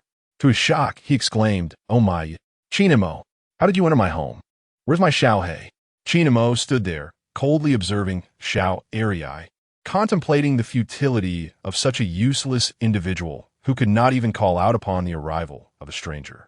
Upon hearing Qin Mo's words, Xiao Erai immediately sat up on the Kong, exclaiming, "What? You kill my Xiao He?" Qin Mo let out a cold snort, maintaining a stoic expression and saying nothing further, neither confirming nor denying the accusation. Xiao Erai, interpreting Qin Mo's silence as tacit approval of his dog's demise, lamented, "My poor Xiao He, how brutally you have perished." He then began to weep, his tears flowing freely, displaying a lack of masculine composure. "What brings you to my home? Why did you slay my dog? What offense did it commit against you?"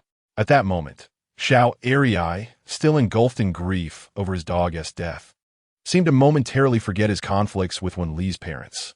"Shouldn't I be the one asking you? What grievance do my in-laws have against you that prompted this disturbance today?" Xiao Erai looked up at Qin Mo, suddenly recalling the events of the day, and his gaze faltered for a moment before returning to normalcy. "That piece of land rightfully belongs to my family. I intend to reclaim what is rightfully ours, and anything that does not belong to my household must naturally be cast aside." Qin Mo sighed, a smile gracing his lips as he seated himself beside Xiao Erai. "You claim that land is yours, but how can you prove it? I could just as easily assert that this house belongs to me." "What? You? This is utterly unreasonable. This is my home." In a fit of anger, Xiao Erai leaped from the Kong to the ground. His stature was modest, standing at around 1.7 meters, making him appear quite diminutive in comparison to Qin Mo, akin to a child standing before an adult. Rising from the Kong, Qin Mo looked down at Xiao Erai. Given the latter's demeanor, Qin Mo felt it unnecessary to indulge him any longer. With a swift motion, he yanked off his short-sleeved shirt, casting it onto the Kong, revealing a physique brimming with muscular definition, exuding an aura of strength. With clenched fists, the left hand poised for a jab and the right hand ready for a hook, Qin Mo shook his neck and shrugged his shoulders, loosening his wrists in preparation for battle. At that moment, his face was ashen, brows knitted tightly, and his gaze sharp as a blade, fixed intently on Xiao Erai, whose muscles quivered slightly under the strain of his own apprehension. Observing Qin Mo's intimidating demeanor, Xiao Erai could not help but tremble, acutely aware that he was no match for him. Even two of him combined would be insufficient to contend with Qin Mo's formidable strength. "What do you intend to do?" he stammered, his voice quaking with fear. "This is a society governed by law. Violence is a crime. Qin Mo, upon hearing Xiao Erai's words, let out a cold laugh. Have you not heard of my reputation? Who in our village could possibly best me? Count them on your fingers. Xiao Erai, confronted with Qin Mo's menacing visage, his face resembling that of a grim reaper, his broad back like an immovable mountain, and his well-defined muscles, felt a wave of terror wash over him.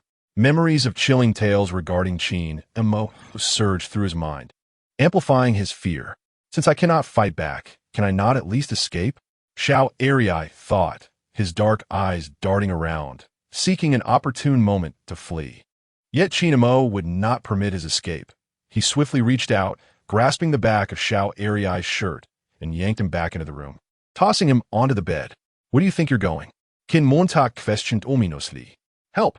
Someone save me. Qin Mo is going to kill me. Xiao Erai shouted, his cries echoing like a pig being slaughtered. As Qin Mo began to punch the air before Xiao Erai, the speed and power of his strikes were nothing short of astonishing. Oh, ouch. It hurts too much. Help, I'm going to die. As Xiao Erai whimpered with his eyes closed, pretending to be the victim, Uncle Shi Wang and Han Zhuang entered the room. Had they not witnessed it firsthand, they would have found it hard to believe. Xiao Erai, what on earth are you doing? Uncle Shi Wang exclaimed, his wrinkled face brimming with indignation and disdain. Isn't it shameful for a grown man to behave this way? He had only come because Xiao Erai's wife had sought him out, claiming that Qin Mo was about to kill him. Xiao Erai was notorious in Xiaohua village for his laziness. He neglected his own fields and abstained from participating in village affairs, being both indolent and gluttonous. Had it not been for his industrious wife over the past few years, he would have long since starved. Upon hearing unfamiliar voices that were not Qin Mo's, Xiao Erai opened his eyes and saw the village chief and the militia captain observing him with scornful expressions. Embarrassed, he sprang from the bed and landed on the floor. Chief, you've arrived just in time. Qin Mo is going to kill me. Look, he even took off his clothes. By this time, Qin Mo had already donned his clothing. He was not one to expose himself publicly. Han Zhuang, as the captain of the militia responsible for handling disputes in the village, had developed a newfound respect for Qin Mo due to recent events, and thus found himself subtly biased in Qin Mo's favor. Xiao Erai, you are lying. Since my arrival, I have not witnessed Qin Mo lay a finger upon you. And as for your wife, what are you two, as a couple, fabricating this for? The moniker Xiao Erai is derived from his face, perpetually unwashed, hence cloaked in a layer of grime. Not merely his visage, but his entire being emanates a foul odor detectable from 2 meters away. I am not lying, he retorted, revealing his arms and legs, which bore the marks of Qin Mo's alleged assault. Upon pulling up his sleeves, unsightly flakes of skin cascaded from his garments, an utterly repulsive sight. Qin Mo instinctively recoiled, distancing himself, for he wished to avoid the stench clinging to Xiao Erai, lest his daughter, Little Grape, come to despise him. The village head pinched his nose, scrutinizing the areas Xiao Erai indicated. The bruises, though present, appeared more akin to the result of a fall rather than a beating. Xiao Erai, I shall inquire once more. Did Qin Mo strike you? Should you dare to lie, I will promptly contact the county police to have you taken away. Xiao Erai's wife, who had been standing by the window, dashed into the room upon hearing of her husband's potential capture. Village head, please do not take him away. It is our fault, all our fault. Xiao Erai glared at his wife, incensed by her interference, and raised his hand as if to strike. Observing this, Qin Mo swiftly interposed his fist, questioning the manhood of one who would strike his own wife. Ouch! Xiao Erai yelped in pain from the blow. Witnessing her husband's aggression, his wife collapsed to the ground in tears, lamenting, You wastrel. All you know is to hit me. The village head, massaging his temples, pondered the convolutions of the situation. Enough of this weeping. Clarify the matter at hand. Just as he called for clarity, Wen Li, cradling her child, arrived at Xiao Erai's home alongside her parents. Aware of Qin Mo's visit to confront Xiao Erai, they rushed over, anxious to prevent any trouble from arising and to shield Qin Mo from any potential repercussions stemming from their own issues. Village head, do not blame the children. It is entirely my fault. Wen Li's father limped into the abode, laboring under the presumption that Qin Mo had assaulted Xiao Erhe, and hastily sought to absolve the children of any wrongdoing. Dad, what brings you here? I thought you were unwell. Qin Mo approached and assisted his father-in-law in sitting on the bed. Observing the influx of visitors, Xiao Erhe felt emboldened and took a seat upon a rickety wooden stool. Village head, regardless of who arrives, that vacant land before my home is mine by right. What is wrong with my desire to reclaim it? The village head, finally grasping the underlying issue, responded, Xiao Erhe, who has declared that piece of land is yours. Does your property deed include that area? Though it may not be documented, it lies before my home, thus it is mine. Wen Li's mother, in a fit of anger, strode into the house. Secretary, that piece of land has been where Lao Chun and I have stacked firewood for many years, ever since my marriage. How has it suddenly become theirs? Wen Li's father sat on the Kong, unable to suppress a sigh. Throughout his life, he had never engaged in conflict with anyone. He was inherently a kind-hearted person, never one to quibble over matters. Yet, this time, he was truly infuriated. Alas, it's a pity that that old fellow passed away too soon. Otherwise, our families would never have found ourselves in such a predicament, he lamented, referring to Xiao Erhei's father, with whom they had once shared a cordial relationship. The secretary sighed, settled himself on the edge of the Kong, and pulled out a cigarette from his pocket, taking a few puffs. Little Grape, nestled in Wen Li's arms, seemed to sense her father's presence, babbling without knowing what to do. Seeing his daughter in such a state, Qin Mo directly took her into his embrace. Once in his arms, Little Grape became as docile as a kitten, no longer restless. Secretary, I have a suggestion regarding this matter. I wonder if it would be feasible? The secretary looked up at Qin Mo, curious about the proposal. What suggestion do you have? Regardless of who is right or wrong today, the fact remains that he has thrown my father-in-law's corn stalks onto the roadside, which is his wrongdoing. He must retrieve them. Upon hearing this, Xiao Erhei retorted defiantly. Why should I pick them up? I want to do it. Xiao Erhei, can you really endure this? Even if you disagree with their use of the land, shouldn't you notify them in advance before moving their belongings? You can't just take someone else's property and cause destruction. Shouldn't it be restored to its original state? Xiao Erhei, faced with the secretary's ire, though displeased, nodded slightly. All right, that resolves this issue. Now, regarding the land, it should be considered as belonging to the village. Even if it doesn't belong to the village, it is still state property, and I wish to continue using it. What do you suggest, Secretary? The secretary took a drag from his cigarette, glancing at Qin Mo. What do you propose?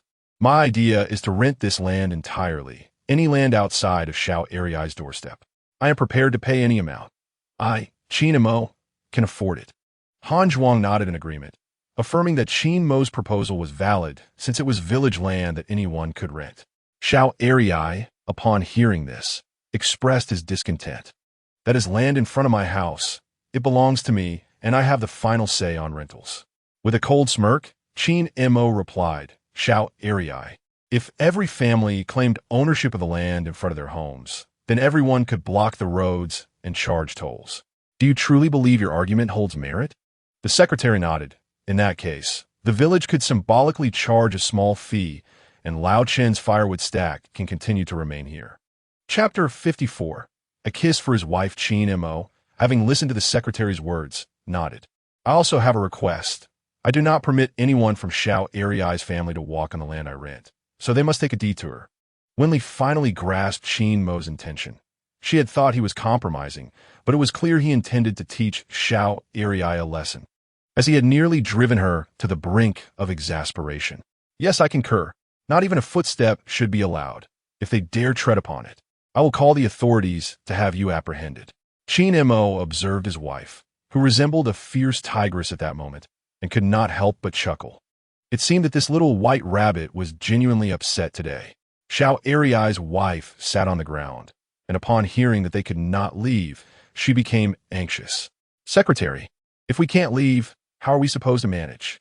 The autumn harvest is approaching, and we need to bring in corn. That is not our concern. The land we rent is under our control. Secretary, we will go to the village to sign the contract. Whatever the cost, I am willing to accept. Xiao Erhei's wife sprang up from the ground, pointing at Xiao Ai and began to scold him. I said it's not acceptable. You had to do it this way. And you claim they have no sons to look after them. Isn't their son-in-law person? Now look, we can't even leave home. Xiao Ai sat on the bench, feeling somewhat at a loss. He never intended for things to escalate to this point. Had it not been for that person's instigation, he would not have acted this way. Alas, it's all that Qin Laowai's fault. He said this land belongs to my family, and I foolishly believed him. Qin Mo furrowed his brow. Who instigated you? It was Qin Laowai. Just as Qin Mo suspected, it was evident that Xiao Ai had no such intentions himself. He was indolent and indifferent to what transpired outside his door. Clearly, someone had been stirring the pot. Humph, that Qin Laowai truly does not engage in proper matters. He has been away for many years and returns only to create trouble. Just wait, I shall teach him a lesson, the secretary exclaimed, unable to contain his anger. Wen Li's father sat on the Kong, gazing at Xiao Ai on the ground, feeling melancholic and saddened. Ai, how well we used to get along with your father. During those years of hardship, if anyone had food, we thought of each other. Alas, how can people change so drastically after death? Xiao Ai, witnessing the sorrow on Wen Li's father's face, felt a pang of guilt and remorse. Uncle, I was momentarily possessed by a malevolent spirit. I should not have treated you that way. Wen Li, observing Xiao Ai's apology, remained unyielding. Now that you realize your mistake, do you know how much you upset my father? He nearly fainted. No, I will not allow them to leave. Wen Li's mother, seeing her daughter's stubbornness, understood it was merely a moment of anger. All right, Wen Li, we are neighbors. We see each other every day. When you were away at school, Xiao Ai helped your mother with many chores. Hearing this, Xiao Ai felt even more remorseful. Uncle, aunt, I am not worthy to be called a person. How could I behave this way? Your firewood pile can stay as long as you like. Just leave away from my family to access our land. Xiao Ai's wife was perceptive and said, Secretary, we have all admitted our faults, so let us not rent the land. This is public space. Everyone can use it freely. Ha! Han Zhuang looked at this woman, noting her ability to adapt. Moments ago, she was crying pitifully, yet now she was ingratiatingly following the secretary's lead to apologize. Truly, they were a matched pair. Qin Mo observed his wife's anger and nodded slightly. Since my wife disagrees, we shall proceed to rent this piece of land. Secretary, let's go to the village office. No. Secretary, we cannot go. If we do, we want to be able to leave through the main gate. Xiao Ai interjected. Brother Qin, I am a few years older than you. Today's matter is indeed my fault, and I apologize to you. Xiao Ai completed his salutation to Qin Mo. However, Qin Mo was indifferent to such formalities. His wife was still upset, and he cared not for others' opinions. As long as her displeasure lingered, the matter remained unresolved. Wen Li gazed at her husband, touched by his awareness of her feelings, and her anger began to dissipate. Wen Li's father observed the interaction between Xiao Ai and his daughter, deciding it was best to let bygones be bygones, to leave a little room for reconciliation. Wen Li looked at her father, recognizing him as a perpetual, good-natured man, one who bore grievances in silence. Yet, seeing the pleading look in his eyes, she felt compelled to ease the tension. Given that her parents had interceded on his behalf, she resolved to let the matter rest, but insisted that he properly stack the firewood at her home.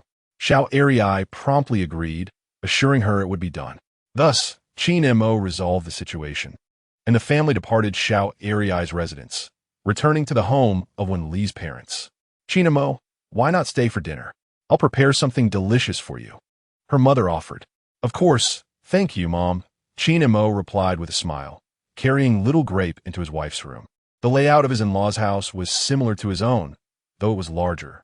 Wen Li's room, modest in size, contained a double bed, yet it exuded warmth and coziness. It seemed that little had changed since her marriage. Ding. Host, a new task has been issued by the system. Please check it. Qin Mo nodded and closed his eyes to review the task. Please assist your baby in lifting her head. Reward, 50 points. Wen Li, our daughter is almost 2 months old. Should we see if she can lift her head? He suggested. Is that possible? She is so small, Wen Li replied, gently touching their daughter's tiny hand, uncertain of her capabilities. Qin Mo placed the little grape on the Kong and joined her, assuring, "It's all right. I've heard that by 2 months, babies can usually lift their heads while on their stomachs." Wen Li nodded in agreement. "Then let us give it a try." The couple carefully turned the little grape onto her stomach, watching attentively. Before long, she began to lift her head. "Qin Mo, look, our daughter can lift her head." "She truly can," Wen Li exclaimed joyfully, completely unaware of Qin Mo's gaze upon her. Qin Mo found her delight utterly charming and could not resist planting a kiss on her cheek. Startled, Wen Li turned to him, her face flushing. "What are you doing? It's broad daylight." Qin Mo chuckled softly. "I simply kissed you. How could I not, with such a beautiful wife?" Ding. Congratulations, host, for completing the task. Reward, 50 points. Wen Li, blushing from the kiss, quickly descended from the calm. "I'll go help Mom with dinner." "I'm not speaking to you," she said shyly as she left. Chapter 55. Is my wife flirting with me? Wen Li, feeling bashful, walked away, leaving Qin Mo to ponder his own bewilderment at the moment. Suddenly, she kissed him. It must have been an instinctive reaction of the body. Little Grape opened her eyes wide, her gaze darting around as she looked at Qin Mo, a smile unconsciously gracing her lips. "Are you mocking your father, you little rascal?" That evening, my mother-in-law prepared a sumptuous feast featuring braised pork and a delightful pot of goose, a remarkable spread for this village.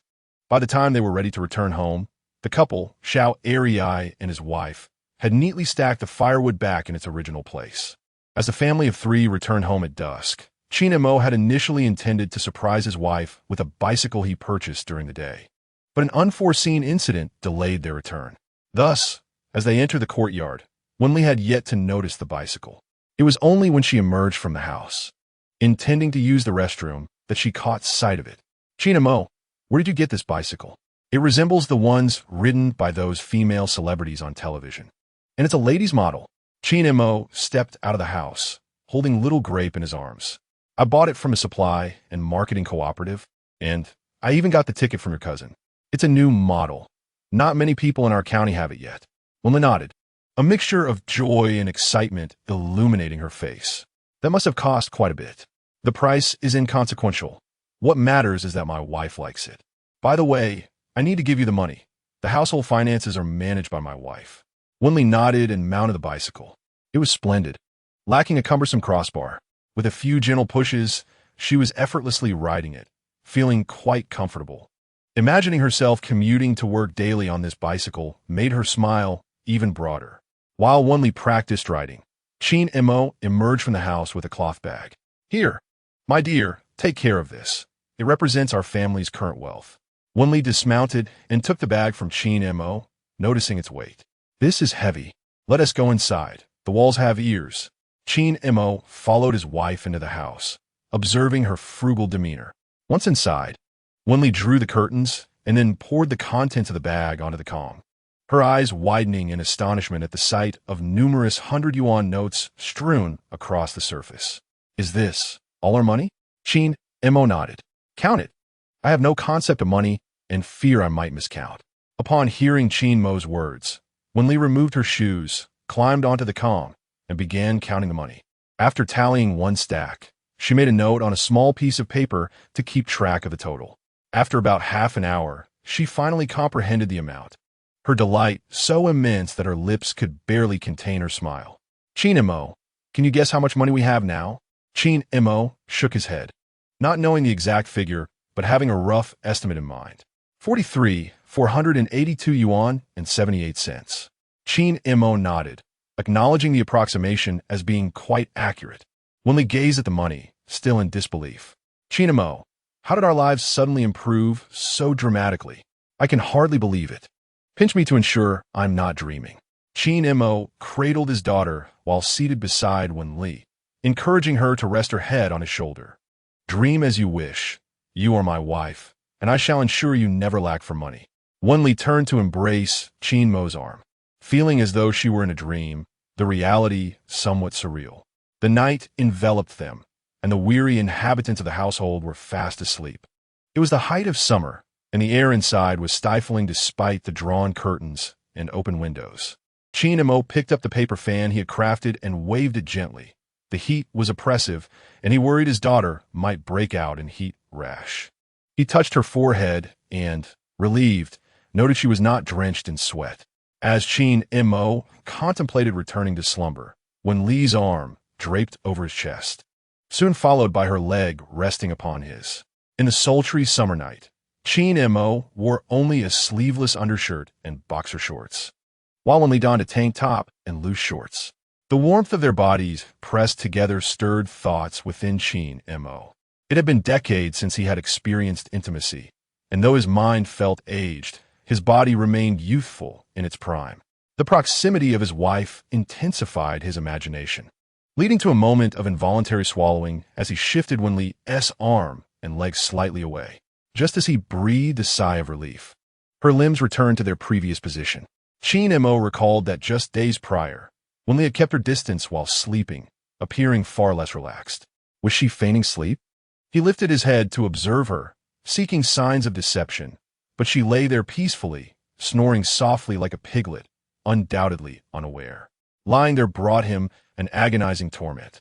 Although he recognized that Wen Li would likely not be upset should something transpire between them, he refrained from acting on the impulse. In this lifetime, he wished to prove to Wen Li that he was not the callous husband who disregarded her feelings. Throughout the night, Qin Mo found himself shifting Wen Li's arm and leg repeatedly, baffled by her obliviousness to the misunderstandings her behavior could provoke, as if she were enticing him. The turmoil within him burned like an internal fire, prompting him to rise early for a run. This habit stemmed from the last few decades of his previous life, a means of expending the excess energy that had no other outlet. In the quiet morning of the small village, the world was still asleep, save for the crowing of roosters and the bleating of sheep as the animals began their day. Qin Mo, in peak physical condition, abstained from smoking and drinking, intent on maintaining his health. He had anticipated a solitary run this early in the village, but halfway through his route, he encountered Han Zhuang, the militia captain. Han Zhuang looked taken aback, incredulous that the indolent Qin Mo was actually running. "What are you doing up so early?" he exclaimed. Qin Mo chuckled, rising early in the morning to engage in a brisk run for physical exercise. "What are you up to?" he inquired. Han Zhuang also smiled, responding, "I too am exercising. If I neglect it for too long, my body will become rusty. With my old limbs, if I don't keep fit, I shall surely suffer the consequences." Qin Mo nodded in agreement, choosing not to elaborate further, and the two continued their run in opposite directions. Chapter 56. The village's first refrigerator when Wen Li awoke. She discovered that Qin Mo had already left the house. Glancing at the wall clock, she noted it was only 6:30 a.m. How would he be up so early? She turned her gaze to her daughter, who slept soundly beside her. With only 2 days left until she returned to work, she felt a deep reluctance to part with her child, as well as with Qin Mo. She realized, to her surprise, how much she had come to depend on this man. Upon returning from his morning exercise, Qin Mo made his way to the washroom, quickly freshening up before preparing breakfast. Unsure whether his wife and daughter had risen, he refrained from disturbing them. Skillfully, he scrubbed the pot, boiled water, retrieved 2 eggs from the basket, washed them, and dropped them into the pot, then rinsed some rice in preparation for porridge. Just as the breakfast was nearing completion, Uncle Shi Wang arrived. "Qin Mo, are you cooking?" he called out. Turning around, Qin Mo recognized Uncle Shi. "Uncle, what brings you here so early? I saw smoke rising from your chimney, so I thought I'd drop by. Didn't you ask me to secure a refrigerator ticket for you last time? I managed to pull some strings to get it." He replied, "Really? That's wonderful. Once we finish breakfast, I'll head to the county," Qin Mo exclaimed. Uncle Shi nodded approvingly. "Good to see you taking care of business." Taking the refrigerator ticket from Uncle Shi's hands, Qin Mo carefully tucked it into his pocket. "Thank you, Uncle." Hearing voices, Wen Li emerged from the room just as Uncle Shi was leaving. "Who is it?" she asked. "Uncle Shi came by to deliver the refrigerator ticket," Qin Mo replied. While Wen Li was brushing her teeth, she was momentarily taken aback by the news. "Did he really manage to get it?" she asked. "Yes, once we finish breakfast. We'll head to the county to buy the refrigerator," he confirmed. "All right." Venturing out with a child in tow was quite a task, necessitating the packing of diapers, handkerchiefs, and clothes. Thankfully, with breastfeeding, they did not need to carry formula. By the time the family of 3 arrived in the county, it was nearly 10 a.m. Honey, I'll hold our daughter. You go ahead and make the purchase. We have enough tickets and money, Qin Mo suggested. Wen Li nodded and approached the refrigerator sales counter. Hello, I'd like to buy a refrigerator, she stated. The salesperson regarded Wen Li with incredulity. You want to buy a refrigerator? She asked. Yes, Wen Li affirmed. Do you have a ticket? Wen Li produced the ticket and handed it over. And the money? The salesperson inquired. Wen Li presented 700 yuan. The salesperson, initially surprised by the modest woman's ability to afford a refrigerator, glanced at the man holding the child behind her. Recognizing him as the one who had purchased a women's bicycle the previous day, she understood they were a family. After receiving the money and ticket, the salesperson's demeanor transformed, her face lighting up with a warm smile, as if she were an entirely different person. Would you prefer yellow or green? She asked. Green, please, Wen Li replied. The salesperson nodded, remarking, You are truly fortunate. That man seems to be of remarkable stature. Your days of enjoyment are certainly ahead. Wen Li, not wishing to engage in lengthy conversation, simply smiled and remained silent, eager to complete her purchase. At that moment, Wen Chong emerged from behind, spotting Qin Mo holding the child and Wen Li, and approached them directly. Wen Li, what brings you here? He inquired. Turning to see her cousin, she replied, I came to buy a refrigerator. Noticing the familiarity between Wen Chong and the woman, the salesperson became even more enthusiastic. Wen Chong, is she a relative of yours? She appears quite affluent. This is my cousin. Help her select a fine one. Of course, we are all family, the salesperson affirmed, selecting a green refrigerator with double doors, which he then brought out from behind the counter. Qin Mo, cradling his daughter, approached as the refrigerator was wheeled out. Is everything ready? He asked. Wen Li nodded, but expressed her concern, but how shall we transport home? Qin Mo smiled reassuringly. No worries, I will find a way.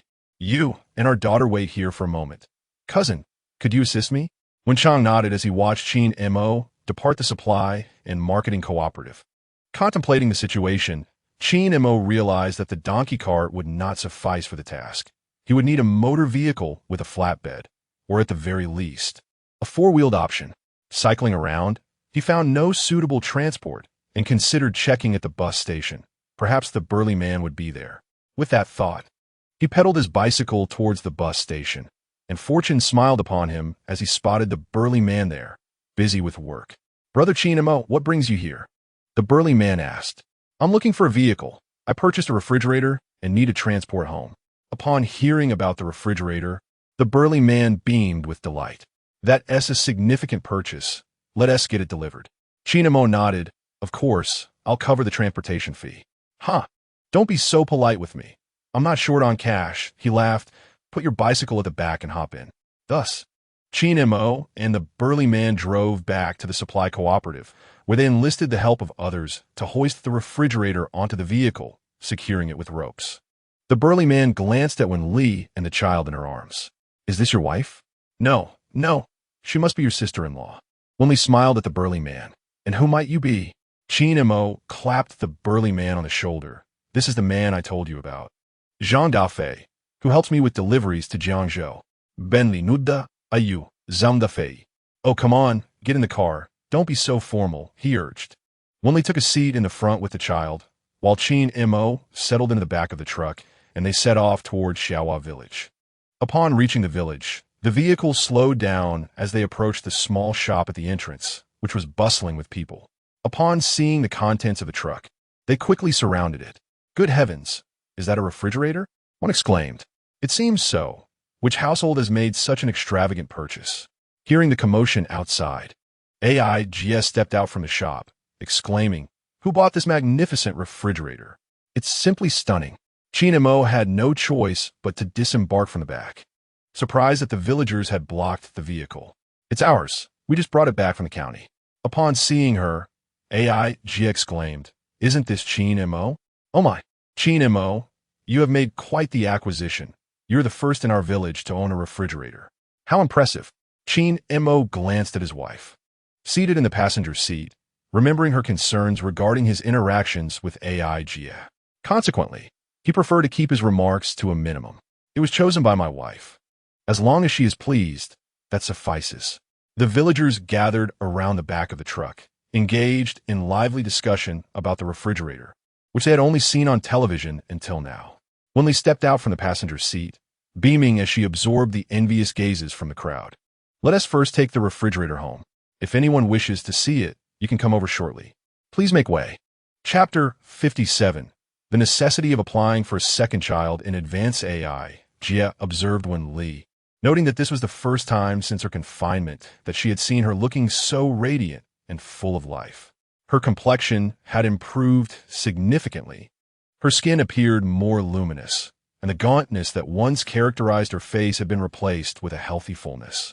This sight ignited a spark of irritation within AI, Jia. Wen Li, it seems you're living quite well, even purchasing a refrigerator. I also heard that Qin Mo bought you a lady's bicycle. Wen Li, who had never been fond of AI, Jia, deliberately smiled at her with a hint of condescension. Indeed, my Qin Mo has said that if other women possess something, I shall have it too, and if they lack it, I shall still acquire it. AI Jia, provoked by Wen Li's smug demeanor, felt her teeth clench in irritation. Qin Mo, don't you wish to know what transpired that night? The moment AI Jia spoke, all eyes turned to Qin Mo, including that of the burly man, startled. Who was this woman, and what trouble was she brewing? Did Qin Mo have some hidden affair with her, despite his wife being present? Was a confrontation about to unfold? Qin Mo, upon hearing AI Jia's words, maintained a stoic expression. Deep down, he was aware that neither in his previous life nor in this rebirth had he ever wronged his wife.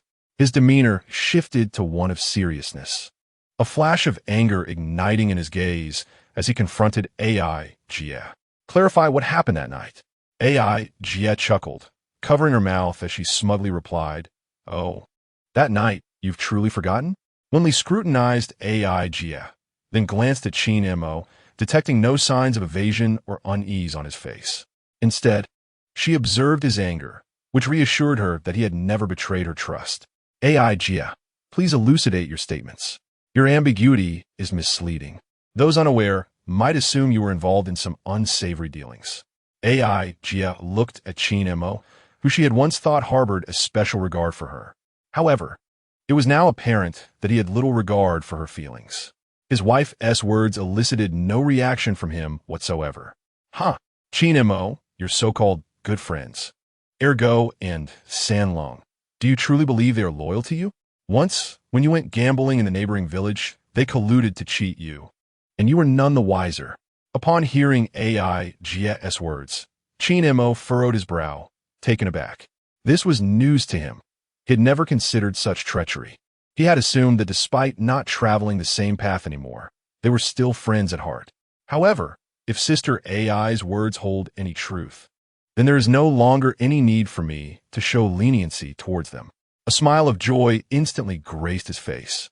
I can overlook past grievances, but from this moment forward, anyone who dares to harbor ill intentions towards me or my beloved wife and children shall not escape my wrath. The bearded man observed Qin Mo at that moment, unable to ignore the innate charisma of a born leader. There is a saying, to wield authority without anger. Yes, that is precisely it.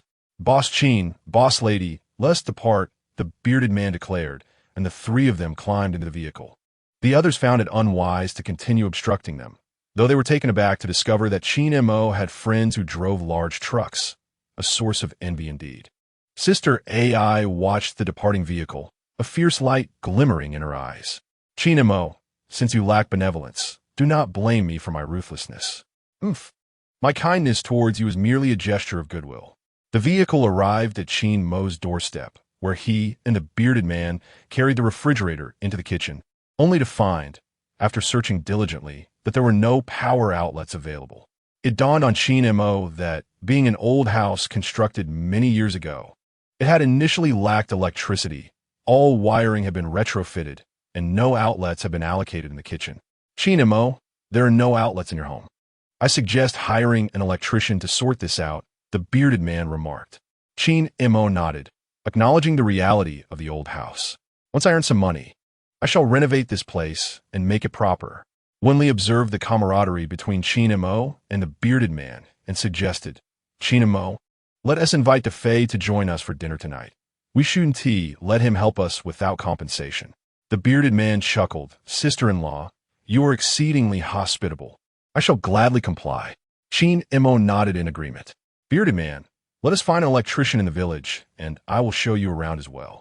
All right, the bearded man replied, following Qin Mo out of his yard and into the village. Qin Mo, I find your village quite appealing. Each household appears well kept. Indeed, the village is well planned, and before long, its residents will enjoy a better life. The bearded man stroked his beard thoughtfully, pondering what such a good life entailed. Every household will have televisions, washing machines, refrigerators, landline phones, pagers, mobile phones, and laptops, Qin Mo explained, leaving the bearded man increasingly perplexed. I do not quite understand what you're saying. Ha ha ha. It matters not if you do not comprehend.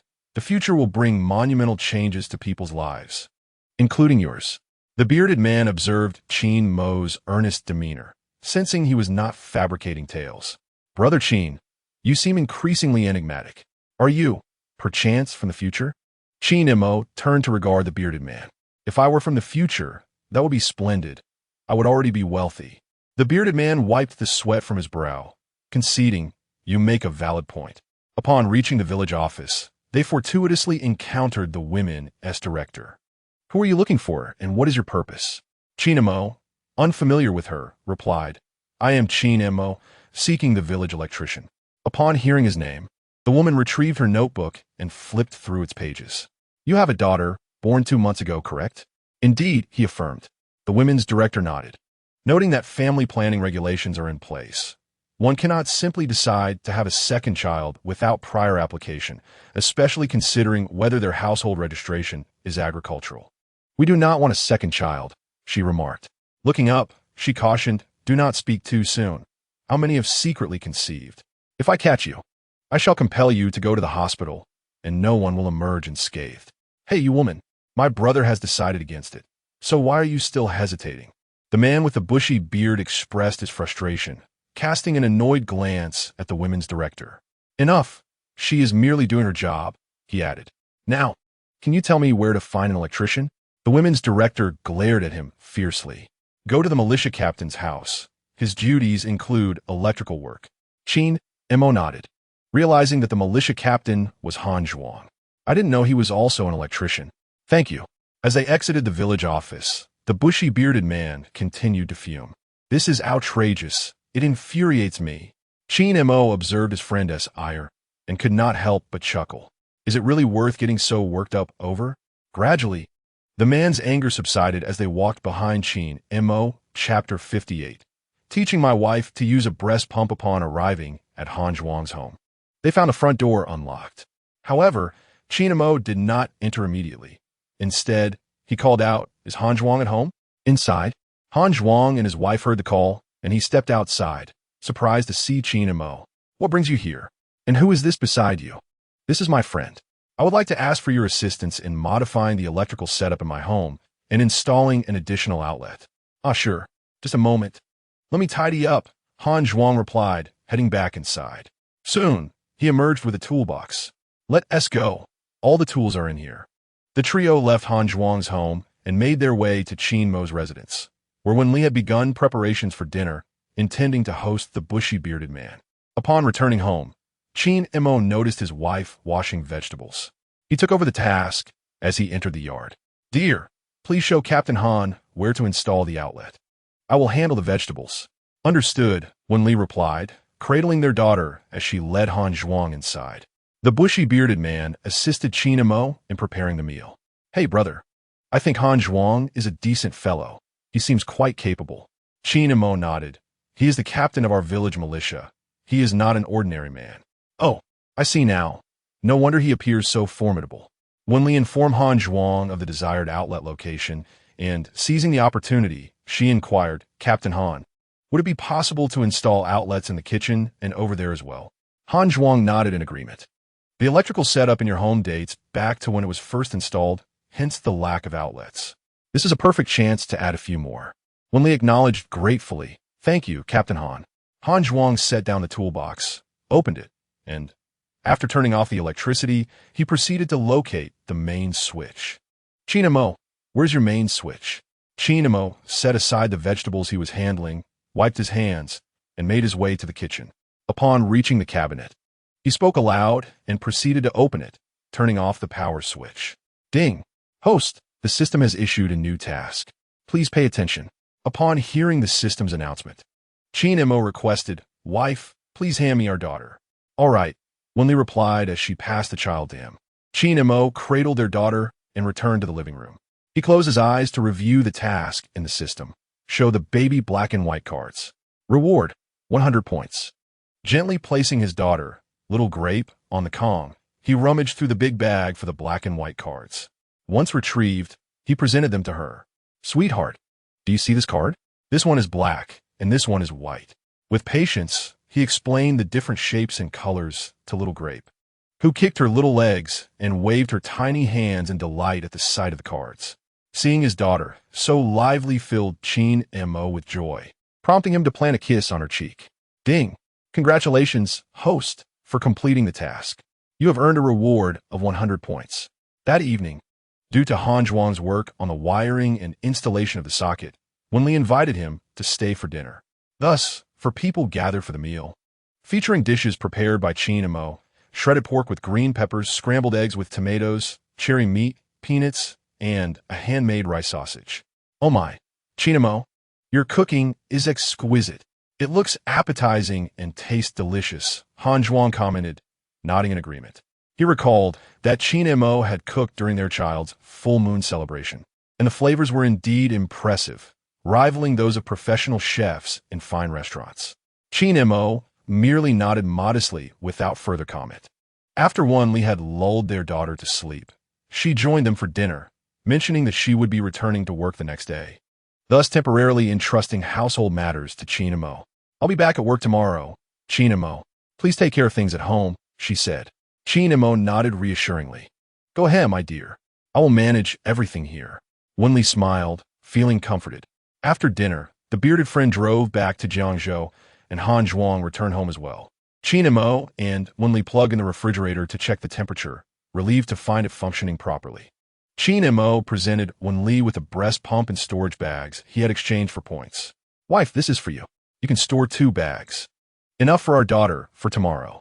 Wen Li looked at the unfamiliar items with curiosity. What is this? How does it work? Truthfully, it was Qin Mo's first time using them as well. He closed his eyes to consult the manual in the system, feeling his face flush with embarrassment. Let me teach you. Though somewhat shy, he knew it was necessary to instruct his wife on its use. They retreated to the bedroom, drawing the curtains. Qin Mo explained the method he had seen in the manual, causing Wen Li's face to redden as she felt bashful about having Qin Mo watch her use the pump. I can manage this myself. You can step outside, she insisted. Qin Mo, equally embarrassed, nodded and left the room. Wen Li, following Qin Mo's guidance, unfastened her clothing and commenced using the breast pump. Surprisingly, it proved remarkably effective. In no time, the attached bottle was filled to the brim, holding a substantial 500 milliliters. Qin Mo, come in, she called. Qin Mo rubbed his face and entered the room, astonished to see the milk already collected. So quick? He remarked. Indeed. I pump from both sides. Can you help me transfer it to the storage bag? Qin Mo took the warm bottle from his wife. I'll place it in the bag and store it in the refrigerator. He proceeded to the kitchen, opened the modest refrigerator, and found it sufficient for the milk bags. He poured the milk into the storage bags, sealed them one by one, and placed them in the fridge. Their Little Grape now required 60 milliliters of milk at each feeding, which amounted to at least 5 feedings a day, necessitating a considerable quantity of milk. After their tasks were completed, it was nearly bedtime. The following day, Wen Li would return to work after a 2-month break, being still in her nursing period. She wondered if her body would adapt. Dear, if work proves exhausting, you needn't go. However, if you enjoy it, I fully support you, he reassured her. Wen Li nestled against Qin Mo's arm, contentedly absorbing his words. She had never realized how thoughtful he was until now. Understood. If one day I choose to stop working, will you take care of me? Of course, that essay given. If I can't even support my wife, what kind of man would I be? All right then, let us sleep. We have an early start tomorrow. Wen Li nodded and drifted off in the embrace of Qin Mo. The next morning, Qin Mo rose early to prepare breakfast for Wen Li and also packed her lunch. After sending her off, it was just the two of them left at home. Chapter 59. Picking up my wife from work, Qin Mo gazed at their little grape, her wide eyes open, calm, and content. His heart melted at the sight. Ding! Host! Congratulations on completing the novice father task. The system has rewarded you with a special gift package. Please check it. Upon hearing the notification, Qin Mo noticed a red bag materialize before him, identical to the first reward he had received. He gently placed his daughter in the stroller and opened the gift package. Inside, he discovered a baby gym intended to help her develop leg strength, along with a rattle, an intelligent early education machine, and teething gel sticks, items that would be essential for his daughter in the coming months. The system was remarkably considerate, providing exactly what he needed. Suddenly, the home phone rang. Pushing the stroller back into the house, Qin Mo answered the landline. Who is this? Qin Mo, it's Wen Li. Do you remember your big brother? Upon recognizing the voice on the other end, Qin Mo recalled it was his elder brother. Of course, how could I forget? I was just wondering how your sales were going. My brother has a good memory. Sales have been excellent, and I've sold out completely. I've been so busy that I haven't contacted you. How much stock do you have left? Listening to the lively voice of Wen Li, Qin Mo recalled his previous living conditions in Jiangzhou and a shipment of 10,000 packages that had just arrived. On the other end of the line, Wen Li nodded thoughtfully and, after a brief pause, remarked, Brother, 10,000 packages represent a substantial amount of money. Indeed, I am currently pondering how to sell them. How much stock can you take this time, Brother Mao? As he smoked, Wen Li contemplated and inquired, if you were to supply me with all of them, what discount could you offer? Qin Mo was taken aback by Wen Li's considerable appetite for the entire 10,000 packages, a significant quantity indeed. He calculated in his mind that with 10,000 packages, he could procure at the area manager's price of 30 yuan per package, totaling 300,000 yuan. If he acquired them at half the cost, he would earn 150,000. Previously, he had discounted Jiangjia's shipment by 15,000, so this time, he could afford to reduce the price by 30,000. Brother Mao, I pride myself on being straightforward. This 300,000 yuan worth of goods is not insignificant, but I have my own cost to consider. I can offer you a discount of 30,000 at the very least. Wen Li sighed on the other end. Brother Qin Mo, let me think this over. After all, it's 300,000. All right, take your time to decide. But do contact me promptly to avoid running out of stock. Okay, brother, I understand. After hanging up, Qin Mo felt quite pleased. If this deal materialized, he would be able to purchase a house in the county. Of course, the house might not solely serve as a residence, but also as an investment. What he truly desired was to renovate his rural home, for he still preferred living in the countryside. Today marked Wen Li's first day at work. So she rode her bicycle to the textile factory in the county early on. Everyone was quite surprised to see her there. Wen Li, why are you here at work? Wen Li smiled awkwardly and replied, I thought there was quite a bit of work to be done at the factory, so I came. In truth, everyone was well aware that it was the team leader, Wang Meili, who was deliberately making things difficult for Wen Li. Otherwise, who would return to work just 2 months after giving birth? Aside from Xiaoming, Wen Li maintained a good relationship with several of her colleagues. Knowing it was her daughter's first day at work, and fearing that Qin Mo might struggle alone with the child, Wen Li's mother came over from home. After some thought, Qin Mo decided to visit the county since his mother-in-law was there. Mom, I'm heading to the county. I'll return with Wen Li in the evening. All right, go ahead. I'll look after my granddaughter. Nodding, Qin Mo rode his bicycle to the county. He first visited the supply and marketing cooperative to discuss the specific quantities with Wen Xiang, then went to the warehouse to check the stock. Afterward, he headed to the labor market to find Uncle Jiefeng, who had not seen Qin Mo in a while and eagerly engaged him in conversation. Qin, where have you been lately? I haven't seen you hauling goods. Qin Mo, riding his bicycle, did not take a ride on Uncle Jiefeng's donkey cart, explaining that he had been selling goods in Jiangzhou recently, as the sales here were insufficient. Uncle Jiefeng gazed at the donkey ridden backward, listening to Qin Mo with a chuckle. My dear brother, it seems there are others in the county selling those diapers of yours. Although I did not bring the goods, I heard those who did mention it. Oh, is that so? Uncle Jiefeng nodded. Now you have competition. Hence, selling them has become more challenging. Qin Mo agreed, acknowledging the urgency of the matter. Thank you, uncle. This is of great importance to me. After delivering the diapers to the supply and marketing cooperative, he returned with half the deposit, alleviating his worries about losing his investment. Noticing the time, Qin Mo realized he still had ample time to pick up his wife.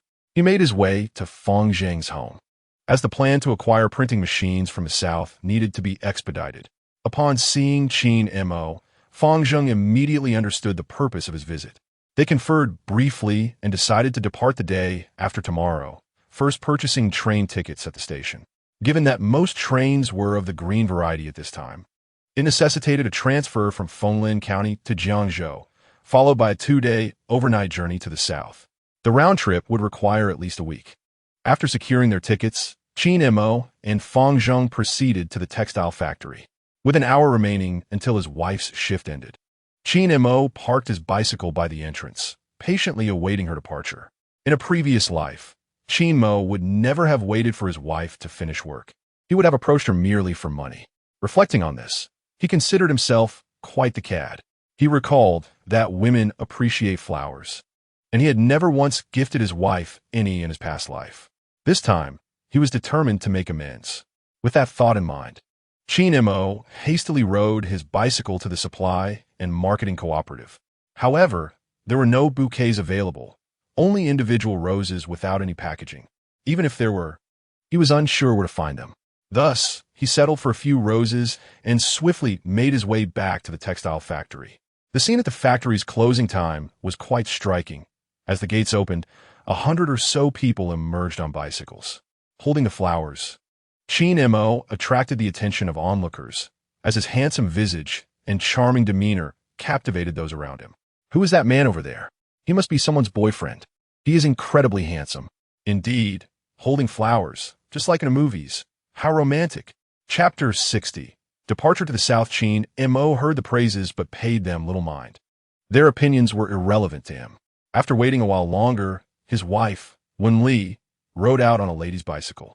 Initially, she did not notice Qin Mo, but upon seeing the crowd gathered around, she turned to investigate. To her astonishment, the man holding the flowers was none other than her husband, Qin Mo. Wen Li's face flushed crimson as she parked her bicycle in front of him. What brings you here? Observing her rosy cheeks, Qin Mo found her adorable and handed her the flowers. I came to the county to attend to some matters and thought I'd pick you up. These are for you. Do you like them? Wen Li gazed at the roses, vibrant and beautiful, and replied, I love them. How many are there? 11. Qin Mo responded. Wen Li gazed innocently at Qin Mo with her big eyes, inquiring, why 11 flowers? Qin Mo playfully pinched his wife's cheek, replying, because I shall love only you for a lifetime. As soon as Qin Mo uttered these words, the onlookers erupted in a chorus of teasing and laughter, exclaiming, oh, how sweet. Alkish, Alkish. Some even whistled, adding to the lively atmosphere, which felt akin to a proposal. In truth, Qin Mo had not intended for the situation to escalate in such a manner. The act of presenting flowers was a rarity in this era, rendering it a source of intrigue for the crowd. Wen Li, feeling bashful, shielded her face with the bouquet, embarrassed by the attention of so many onlookers. Qin Mo, determined not to display affection before the crowd, wished to reserve his wife's most beautiful moments solely for himself. An elder at the entrance, observing the growing crowd, hurriedly stepped forward to disperse them, urging, all right, everyone, please head home. If you fancy flowers, go find your own partners. There's no need to envy here. Qin Mo also wished to leave the scene, nodding at Wen Li as they both mounted their bicycles and pedaled away from the textile factory. Upon returning home, Qin Mo informed Wen Li of his impending trip to the south with Feng Zheng. Though Wen Li felt a tinge of worry, she recognized the importance of allowing Qin Mo to pursue his career, vowing to be his steadfast support. Thus, she wholeheartedly endorsed his decision, accepting that during his absence from Xiaohua village, her mother would have to assist with childcare during the day. Before long, the day of departure arrived. Qin Mo and Feng Zheng packed a few provisions and boarded the green train. The trains of that era were not only slow, but the train stations were rather chaotic, with vendors hawking their wares nearby and passengers freely coming and going. Upon arriving in Jiangzhou, they boarded a proper train heading south, purchasing 2 soft sleeper tickets, which were fortunate as they meant fewer fellow travelers. Having previously journeyed to the south, Fang Zheng was familiar with the route and felt confident. Qin Mo. This time we must secure the equipment we wish to purchase. I foresee a promising future for the printing industry, he asserted. Qin Mo nodded in agreement. I share your sentiments. We must manage the packaging and printing ourselves. Fang Zheng, pulling out a cigarette, prepared to smoke. Hey, don't smoke. It will halt the train. Qin Mo cautioned. Fang Zheng looked at him, perplexed. Why? Isn't smoking allowed? Qin Mo had forgotten that this was not a high-speed train, but the older green train, where smoking was still tolerated and people were relatively unconcerned about it. I forgot, go ahead. But smoke in the designated area over there to avoid filling our compartment with the smell. Haha, you're such a fuss, like a woman. I'll go over there. Fang Zheng replied, taking his cigarette to the designated smoking area. Qin Mo settled alone by the window, watching the scenery pass by at a leisurely pace, incomparable to the speed of future trains. The compartment, meant for 4, housed not only Qin Mo and Fang Zheng, but also 2 other passengers, who had remained largely silent since boarding, one lying on the upper bunk and the other on the lower, observing the attire and demeanor of those around him. Qin Mo found himself at a loss regarding their purpose. Since they seemed unwilling to engage in conversation, he refrained from pressing the matter further. When mealtime arrived, he had little appetite for instant noodles. Instead, he intended to purchase some buns at the station when the train arrived, as they would at least be warm. Brother, how long until we reach Kyoto? The man in the upper bunk quietly inquired of the passenger below. Next stop, came the reply. It was then that Qin Mo realized this train also passed through Kyoto, the capital renowned for its vibrancy. Yet, he had never visited Kyoto in his previous life. In this lifetime, he hoped to explore it with his children and wife. Before long, the train reached Kyoto. Kyoto Station has arrived. Passengers disembarking, please take your belongings. Thank you for traveling with us, announced the conductor. As nearly half the passengers exited, Qin Mo hurried to buy some food. However, upon returning, he found no sign of Fang Zheng, who had claimed he would wait on the train. Fang Zheng, where are you? Hurry over for something to eat. Qin Mo called out several times, but received no response. Reluctantly, he approached the 2 men across from him. Excuse me, have you seen my friend? Where did he go? The 2 exchanged glances, their expressions tinged with unease and a hint of panic. We haven't seen him, they replied. Qin Mo sensed something amiss, even among strangers. Their indifference felt excessive, and they appeared eager to distance themselves from the situation.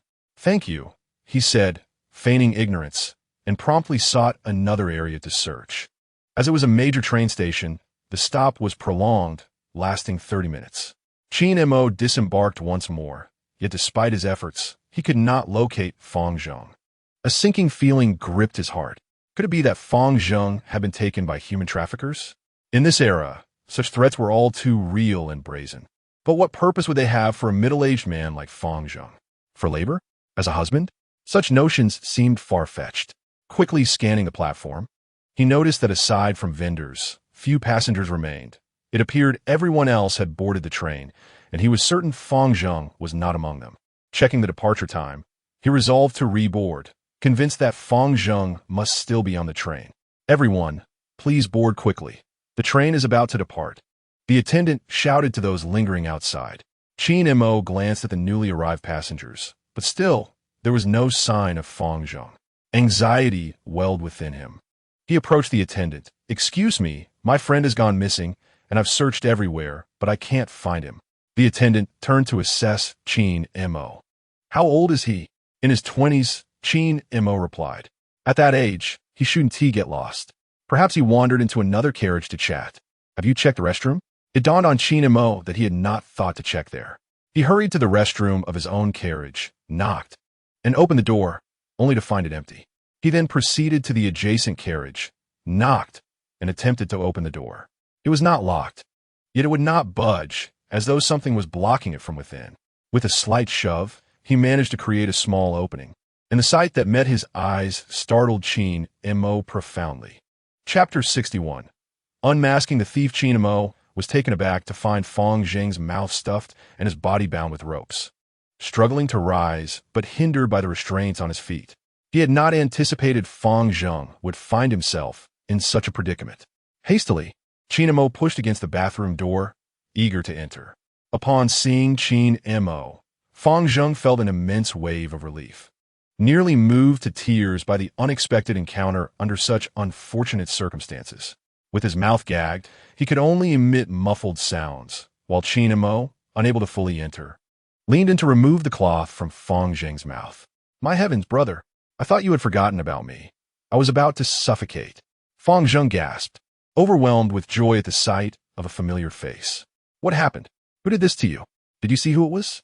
Fang Zheng shook his head. "No. I was just covered with a sack from behind, and when I awoke, I found myself here." Qin Mo nodded in understanding. Meanwhile, the vehicle had already started moving, and numerous passengers crowded around to ascertain what had transpired.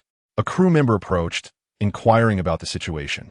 Qin Mo was on the verge of explaining that his friend had been accosted, but Fang Zheng hurriedly interjected, "It's nothing, merely a prank between friends." "Ha." Upon hearing it was a prank, the crew member grew irate, urging them to exit immediately, as it was causing a delay, and they needed to tidy up the restroom as well. Fang Zheng, with a cheeky grin, nodded in agreement, assuring, "Of course, we will clean it up." Although Qin Mo was puzzled by Fang Zheng's reluctance to divulge the truth, he decided to respect his friend's silence. He leaned in further, untying the ropes binding Fang Zheng's arms. With that, Fang Zheng was able to free himself from the remaining restraints, and the pair finally emerged from the bathroom. "Why didn't you say anything? Why not report it?" Fang Zheng glanced down at himself, relieved he wasn't too dirty. He checked his pockets, discovering his cigarettes still intact, and lit one up. "This isn't the first time this has happened to me. My money was stolen." "What? So soon? We've only made a few stops. And already someone has struck." Qin Mo could hardly believe it. Fang Zheng nodded affirmatively. "Qin Mo, losing my money isn't the end of the world. But if yours is missing too, then this trip will be utterly pointless." Qin Mo agreed, noting that although he always carried his money, its safety was not guaranteed. "Do you have any suspects? Who took it?" Fang Zheng exhaled a puff of smoke and sighed. "I don't know. After you went down, I stood by the window to watch you, and then someone covered my head." Qin Mo furrowed his brow, regarding Fang Zheng. "What about those two in our room?" "I have no idea." Qin Mo couldn't shake the suspicion that those two might be the culprits or affiliated with the wrongdoers. In his recollection, they had not exited the room, so was it merely a coincidence that Fang Zheng was robbed just after their departure? This is not mere theft. It's outright robbery, brazen and audacious. "Fang Zheng, I believe those two from our room are highly suspect." Fang Zheng nodded in agreement. "Let us head back. I still haven't eaten the buns I bought." In the gaze of the onlookers, Qin Mo and Fang Zheng returned to their respective sleeping compartments. The two individuals across from them remained reclined, doing nothing. "One must eat buns. Only then can one muster the strength for other endeavors," Fang Zheng remarked, nodding as he extracted a bun from his bag and began to eat. Qin Mo followed suit, unwilling to let Fang Zheng's money go to waste. That would be utterly shameful. Once the buns were consumed, it seemed as though tranquility was restored, as if nothing had transpired.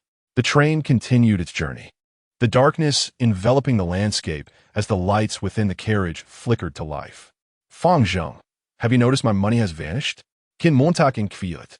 Fang Zheng stood up, astonished. "What? Your money is missing too? How much?" 10,000. "What?" Fang Zheng exclaimed, his teeth clenched in frustration as he punched Qin Mo lightly. "Are you foolish? This is infuriating." Realizing Fang Zheng believed him, Qin Mo continued his charade, lamenting, "If my wife finds out I lost the money, she'll surely divorce me." "Oh, I doubt Wen Li would be that type," Fang Zheng sighed. He felt truly unfortunate. Both he and Qin Mo had lost their money. What were they to do?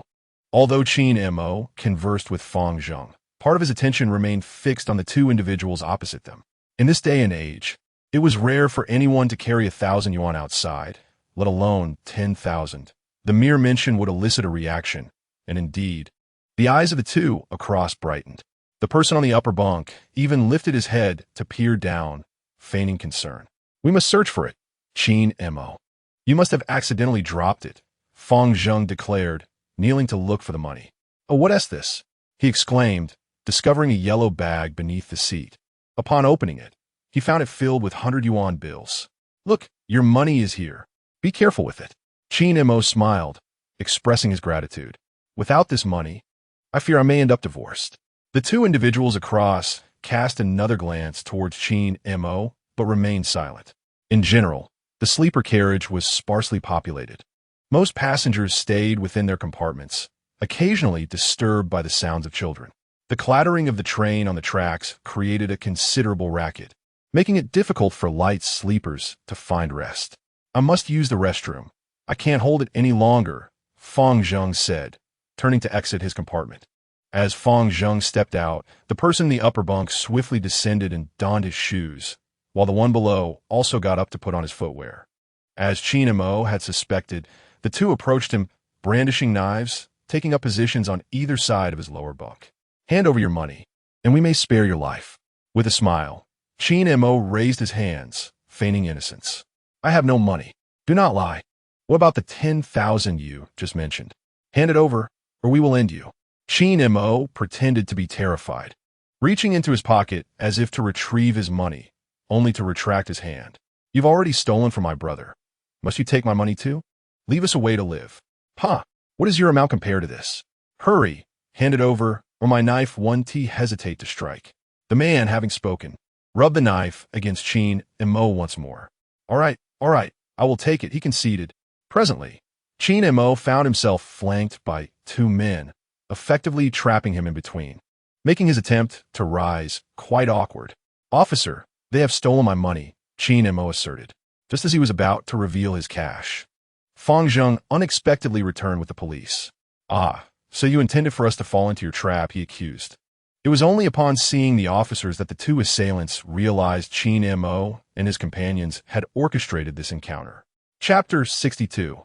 Entering the stranger's car. "Huh? You think we were fools? Do you believe we would simply disregard the lost money? That is the sum I painstakingly earned with my life." Fang Zheng glared at the two miscreants, his eyes filled with a fierce desire to consume them whole. The officer, bearing a serious demeanor, approached and reprimanded the criminals, commanding them to remain still, to clasp their heads with their hands, and to squat on the ground while discarding their knives.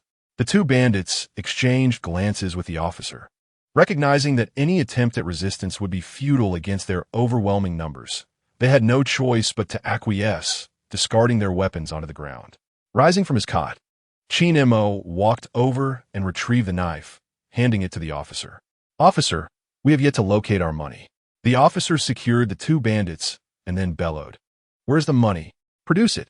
Fang Zheng approached the two men's beds and began to search, but no matter how he rummaged, he found nothing. The pair had brought no belongings, leaving the beds entirely bare. "Speak, where's the money?" Fang Zheng demanded sternly of one of the men. "We did not take it."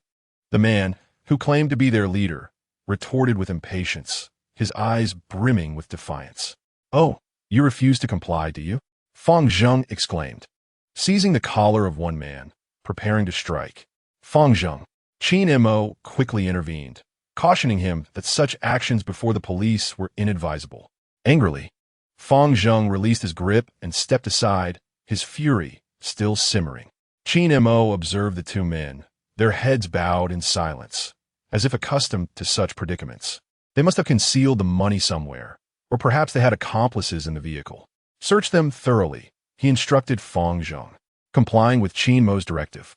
Fang Zheng hurriedly patted down the two men, but despite his efforts, he found nothing in their pockets. Qin Mo became increasingly convinced of his suspicions. They undoubtedly had accomplices. "Officer, they refuse to disclose the whereabouts of the money, and we are at an impasse. How shall we proceed?" The officer looked at Qin Mo, acknowledging that these two were habitual offenders on this route, engaging in petty theft repeatedly. Each time they were apprehended, they would serve a brief sentence only to return to their illicit ways. Qin Mo nodded in understanding. "In that case, it seems the recovery of our funds is futile." The officer did not respond, for the implication was clear. Fang Zheng, frustrated, had believed he could reclaim his money, only to realize it was still lost. Capturing the criminals seemed of little consequence. The officer, resigned to the situation, escorted the two bandits to a temporary detention facility, placing handcuffs on them, awaiting the train's arrival at its destination for further action. In their respective rooms, Qin Mo and Fang Zheng found themselves engulfed in a sense of unease. Unable to contain himself, Fang Zheng retrieved a cigarette, preparing to indulge. Qin Mo seized the cigarette from him, placing it against his ear, advising him to moderate his smoking, for excessive consumption is detrimental to one's health. With a despondent demeanor, Fang Zheng lamented, "Who have they given the money to? Why is it missing?" Qin Mo glanced at the bed across from him, pondering, "I suspect they have accomplices. Otherwise, where could the money possibly be? It infuriates me. The money remains unrecovered." He continued, crossing his arms and sinking into deep contemplation. In this day and age, such occurrences were all too common. The train lacked surveillance equipment, and passengers were not required to use real names when purchasing tickets, making investigations exceedingly difficult. Moreover, identification cards were still the older versions, devoid of fingerprint data or other pertinent information. The likelihood of retrieving the lost money was virtually non-existent. Qin Mo had already contemplated this. It was undeniably distressing to lose money so soon after their arrival. The train journey continued southward, spanning 2 days and nights, until they finally arrived at their destination, Peng City. The majority of the individuals disembarking were burdened with packages, all seeking their fortune. "Let us alight as well." Qin Mo nodded, following Fang Zheng's lead. Fang Zheng, with an unlit cigarette dangling from his lips, appeared somewhat dejected, planning to smoke once they had disembarked. "By the way, do keep a close watch on your money. Otherwise, we may find ourselves stranded here." Upon stepping off the train, they were greeted by the bustling scene of Peng City's train station. Dozens of railway lines intersected, far surpassing the scale of Jiangzhou's station. At that moment, at least 2 trains had arrived, resulting in a throng of people, a veritable sea of humanity. This was Qin Mo's first visit to Peng City, having previously only seen its prosperity through the television screen. Now, witnessing such vibrancy in person, he marveled at how flourishing this era had become. Surely, the future would be even more splendid. The port city was indeed remarkable. "What's wrong?" Fang Zheng inquired, noticing Qin Mo's astonishment. Qin Mo nodded in agreement, genuinely surprised by the city's advancement, which exceeded his expectations. Peng City now boasts 3 stations: Peng City East, Peng City West, and Peng City Central. We have alighted at the Central Station, which features 2 exits, the West Square and the East Square. Nodding, Qin Mo listened intently as Fang Zheng elaborated on the city. As they engaged in conversation, they followed the crowd, adhering to the station's directional signs in preparation to exit. With Fang Zheng leading the way, Qin Mo felt reassured and unburdened by concerns. They emerged from the West Square, a newly developed exit from the previous year, resulting in a relatively modest crowd. Their intention was to take a bus to their chosen lodging.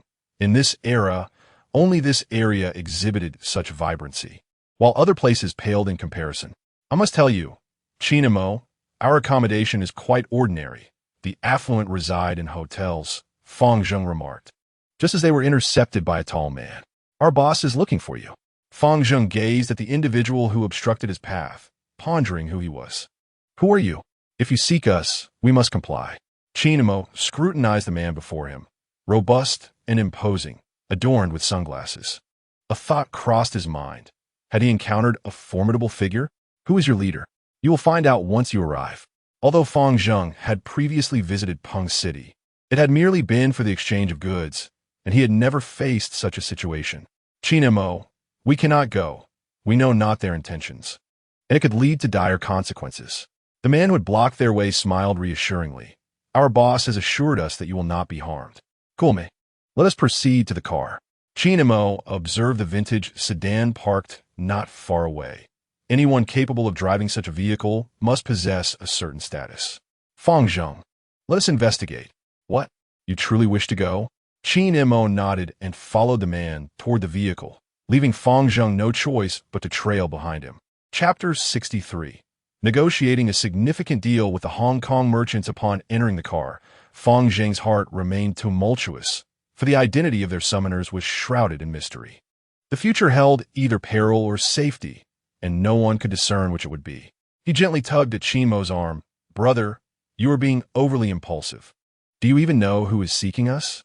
You simply followed along." Qin Mo shook his head. "I do not know. However, even if we refuse today, they will still pursue us tomorrow or the day after. Engaging in other activities will not grant us peace." Fang Zheng contemplated this and conceded that Qin and Mo had a point.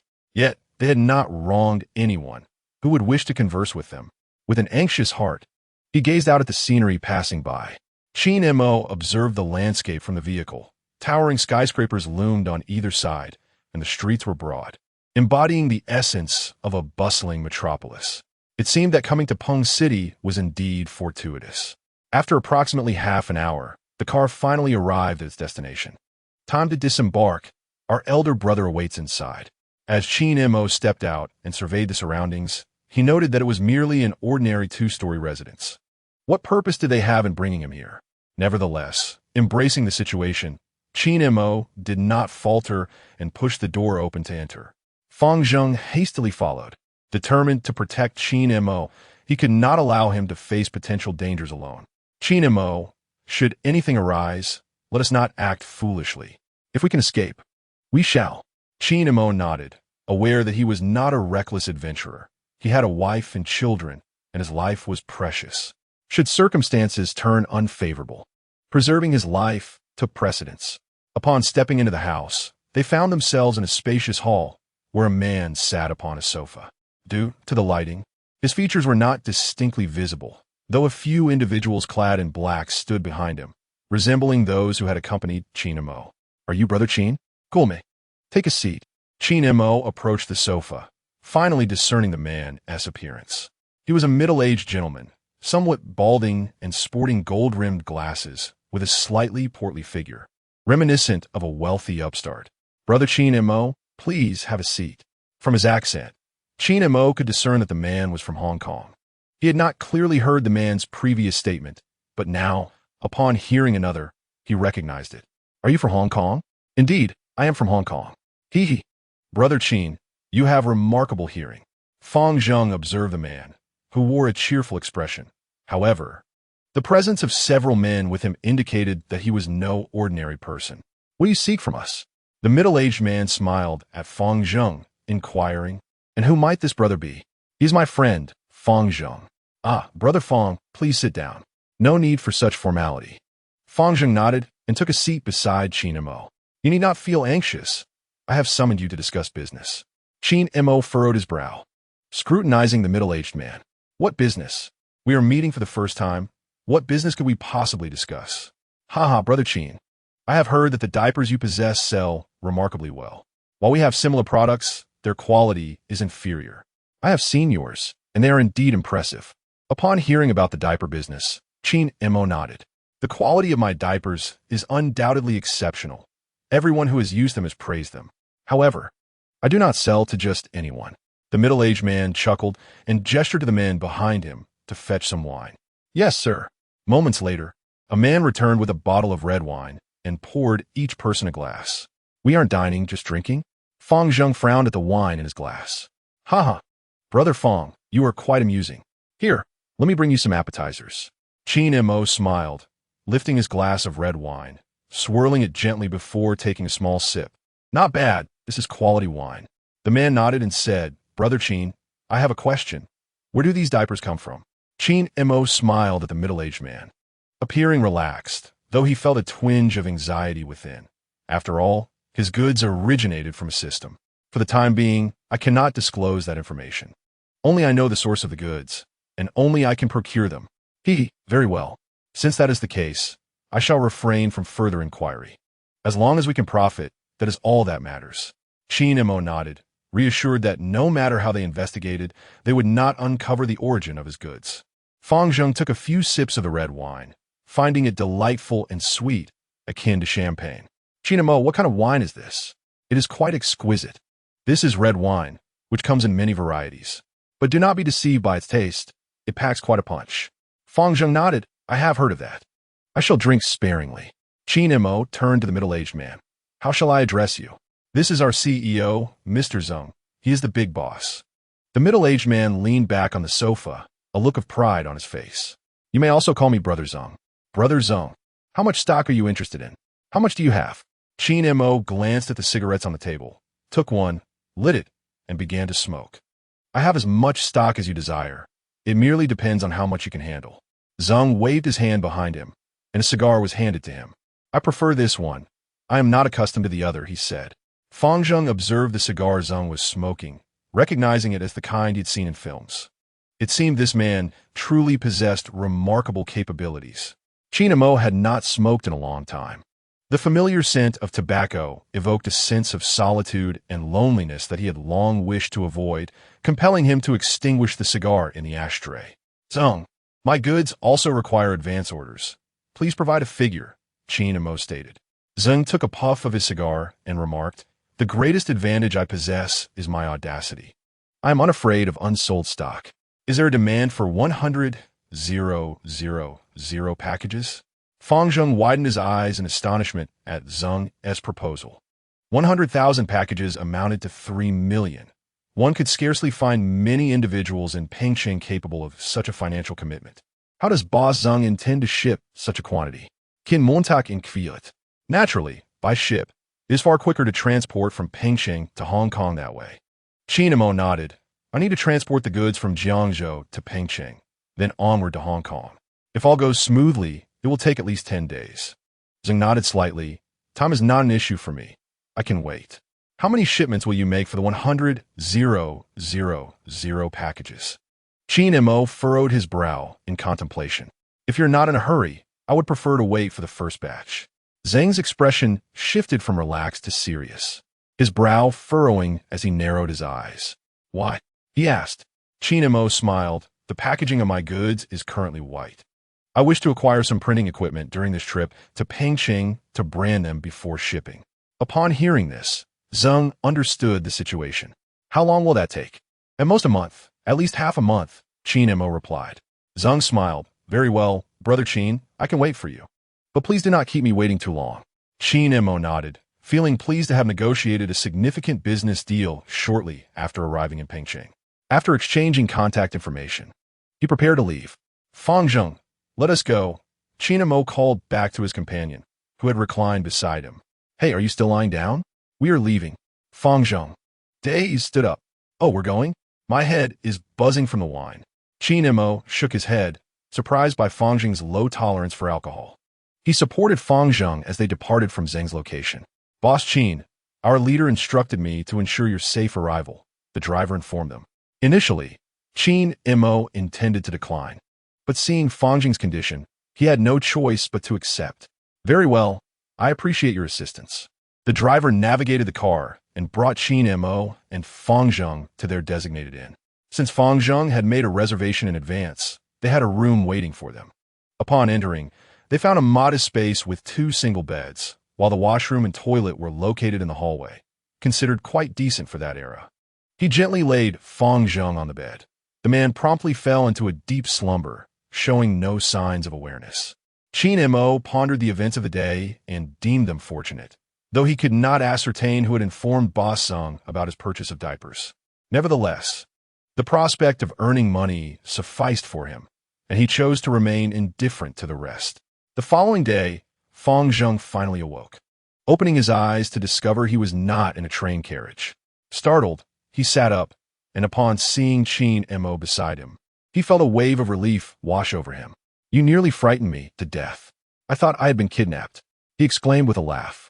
You must have been quite muddled from drinking. Come on, let us grab a bite to eat and attend to our business. Fang Zheng nodded in agreement, washed his face in the hallway, and together they exited the inn. They casually purchased a few buns from a roadside vendor, and, after finishing their meal, boarded a bus to their destination. Qin Mo, I must tell you, this place was not easy to discover. The printing equipment here is truly top-notch, Fang Zheng stated. Qin Mo nodded, uncertain of the veracity of Fang Zheng's claims, but recognizing that they would only find out through first-hand experience. After approximately 30 minutes, they disembarked in the suburban area, a blend of urban and rural landscapes, featuring both high-rise buildings and self-constructed homes. The rapid development of Pengcheng was a sight unseen by those from their hometown. Little did they know, in the distant south. A small fishing village had evolved into a bustling port city, far surpassing the quality of life they were accustomed to. Feng Zheng led Qin Mo into an alley that resembled a maze. Its intricate pathways could easily bewilder those unfamiliar with it. However, Feng Zheng was well acquainted with the area, guiding Qin Mo through a series of narrow lanes until they finally arrived at an iron gate. Qin Mo examined the wooden sign affixed to the gate, where the words, hastily painted in red, hinted at a machinery factory, though the details were largely obscured and indistinguishable. "Is this the place?" he inquired. "Indeed. Do not let its modest appearance deceive you. They possess exactly what we require." Qin Mo nodded, choosing not to voice further thoughts. Feng Zheng pushed against the gate, but did not yield. "Hello, is anyone there?" he called out, but received no response. He persisted. "Is anyone here to sell goods?" After a few moments, a disheveled man with long hair emerged from the courtyard, his attire and face smeared with dirt. "Are you Director Feng?" Feng Zheng asked. "Who are you?" The man replied. Feng Zheng smiled. "I am here to inquire about the equipment. It matters not who referred me. I come with significant financial backing." He then patted Qin Mo's shoulder, offering an earnest look toward Director Feng. Director Feng approached, opened the gate to allow them entry, and then secured it once more. "What do you seek?" he inquired. "Printing machines, the latest models," Feng Zheng responded eagerly. Director Feng chuckled. "Do you have the funds?" "Yes, we do. Please show us the machines," Feng Zheng replied, his demeanor cordial as he regarded Director Feng. Noticing Qin Mo's silence, Director Feng wondered about his intentions. "You are not here to extract information from me, are you?" "Of course not. We are merely here to purchase equipment. Rest assured," Feng Zheng assured him. Director Feng nodded and led them into a room that was evidently a converted bedroom, small and rather shabby. This was the latest model of a packaging printing machine. "If you wish to make alterations, I can accommodate that," Director Feng said as he lifted the plastic covering off the machine, revealing its original state. Qin Mo examined the machine. It appeared new, yet was clearly modified. "What is the printing speed like?" he inquired. "It depends on your manual operation. If you work swiftly, it will be fast," Feng replied. Feng Zheng nodded, recognizing that this was the very machine he intended to purchase. However, given the circumstances, it seemed rather expensive. "Director Feng, how much does this machine cost?" he asked. Feng extended a finger towards them. 1,000? Qin Mo guessed, but Feng shook his head. 10,000. Qin Mo had anticipated such a high price. After all, it was a large, new machine, and it was only natural for it to be costly. "How many do you have?" he inquired. "Currently, we only have this one. Isn't this enough for your needs?" "For now, yes, but I cannot predict the future. Our business is continually expanding," Qin Mo replied while observing the machine. "Let me try it out." Director Feng nodded, retrieved a piece of cardboard, and skillfully operated the printing machine. A few minutes later, he had printed the preset text and images onto the cardboard. At that moment, the image quality was not exceptionally high, and the colors were limited, but it sufficed for their packaging bags for the time being. "Feng Zheng, do you understand? Have you learned?" Feng Zheng shook his head. "I need to learn more from Director Feng. Otherwise, I want to know how to use it when I return, and that would be disastrous." Qin Mo nodded, realizing that this fellow would only be able to hire a vehicle back to Jiangzhou. Transporting it by train would likely be impossible, and driving back to Jiangzhou would take at least a week given the current road conditions, potentially longer. The return trip would be excessively time-consuming, which felt like a waste. While Feng Zheng was learning, he glanced at Qin Mo, mistakenly believing he was hesitating over the price, unaware that Qin Mo had already contemplated the logistics of returning. Chapter 65. Dinner at Director Feng's home. "Qin Mo, what are you thinking? Do you find this equipment unsatisfactory?" Qin Mo shook his head. "No, I'm pondering how to transport this back." Upon hearing this, Feng Zheng immediately relaxed. "I thought you were reluctant to buy it." "Well, I've learned enough. You should come and learn too." Qin Mo approached the equipment, as Director Feng patiently taught him how to operate it, explaining each function. Director Feng was quite pleased that he had managed to acquire such a fine piece of equipment, and thus was eager to sell it. "Will you be transporting the equipment?" he asked. "Jiangzhou, Fenglin County. It's quite a distance from here," Qin Mo replied. Director Feng nodded. "Indeed, it is quite far. You'll need to hire a vehicle. Otherwise, this large item cannot be transported back. Qin Mo agreed, acknowledging that although it would be a significant expense, it was a necessary investment. Throughout the day, Qin Mo and Fang Zheng diligently discussed the equipment with Director Feng, and as evening fell, the three continued their engrossing exploration. "Old Feng, it's time for dinner." A woman's voice called from the doorway. "It's my wife, urging me to come home for dinner." Old Feng arrived at the entrance and spotted his wife. "Is dinner ready at home?" he inquired. "It is ready. Come home to eat," she replied. Old Feng pulled out a pack of cigarettes from his pocket, took one out, and lit it. "There are 2 guests. We'll have some food at home. You go back and prepare," he instructed. "All right, I'll head back first," she said. As Old Feng watched his wife leave, he turned and re-entered the courtyard. "Brothers, why don't you join me for dinner tonight? It's rather late to find somewhere to eat," he suggested. Fang Zheng and Qin Mo exchanged glances. "Well then, we would be glad to accept your invitation. It's a good opportunity to have a thorough discussion," they agreed. The three of them left Old Feng's workshop and followed him to his home, which was quite nearby, just a 5-minute walk away. It was a modest house, sharing a courtyard with others, reminiscent of the old-style courtyard homes. "Wife, we're back," Old Feng called out. "Ah, come inside," she replied. Old Feng nodded and went to wash his hands and face at the faucet in the middle of the courtyard. His hair was somewhat long, making it difficult to discern his actual age. Once he washed his face and combed his hair, he realized he still appeared quite youthful, perhaps only in his 30s. "Make sure to wash up. The machine oil is quite greasy," he advised. Qin Mo and Fang Zheng approached the faucet to clean themselves as well. Suddenly, a beautiful towel was handed to Qin Mo. "Here, use this to dry off. It's new." Qin Mo smiled as he accepted it, expressing his gratitude. Old Feng's wife emerged from the house, glancing at the 3 men. "Come in. Dinner is ready. It's just some home-cooked dishes, so don't mind it," she said. They entered the house, where several dishes were laid out on the dining table. This was indeed a coastal city, featuring fish, small shrimp, and other seafood, along with peanuts. It seemed Old Feng's wife understood him well, having prepared some snacks for drinking, assuming they would indulge. Come, sit down. Make yourselves at home. Don't be polite," Old Feng encouraged as he arranged for everyone to take their seats. Qin Mo was truly hungry, having only eaten buns for breakfast. Now he felt famished, with his stomach almost touching his back. Spotting the white steamed buns on the table, he picked one up and began to eat. Fang Zheng was also hungry. He grabbed a cup and drank heartily. "Ah, Director Feng, your wife has been so thoughtful," he remarked. Old Feng chuckled. "Wife, you should sit down and eat something as well." "No, you're discussing important matters. I'll pass. I just made myself a bowl of noodles earlier." "So you all enjoy your meal. I'll stay in the room for a while," she replied. Old Feng looked at his wife, appreciating her understanding nature, and playfully blew her a kiss. "Oh, you," his wife said, feeling bashful as she opened the door and stepped into the bedroom. Although Qin Mo was munching on the bun, his thoughts were not idle. Old Feng's wife is truly remarkable. I must learn from her, he pondered. Noticing that Qin Mo and Fang Zheng had started eating, Old Feng picked up his chopsticks and joined in, savoring the home-cooked dishes.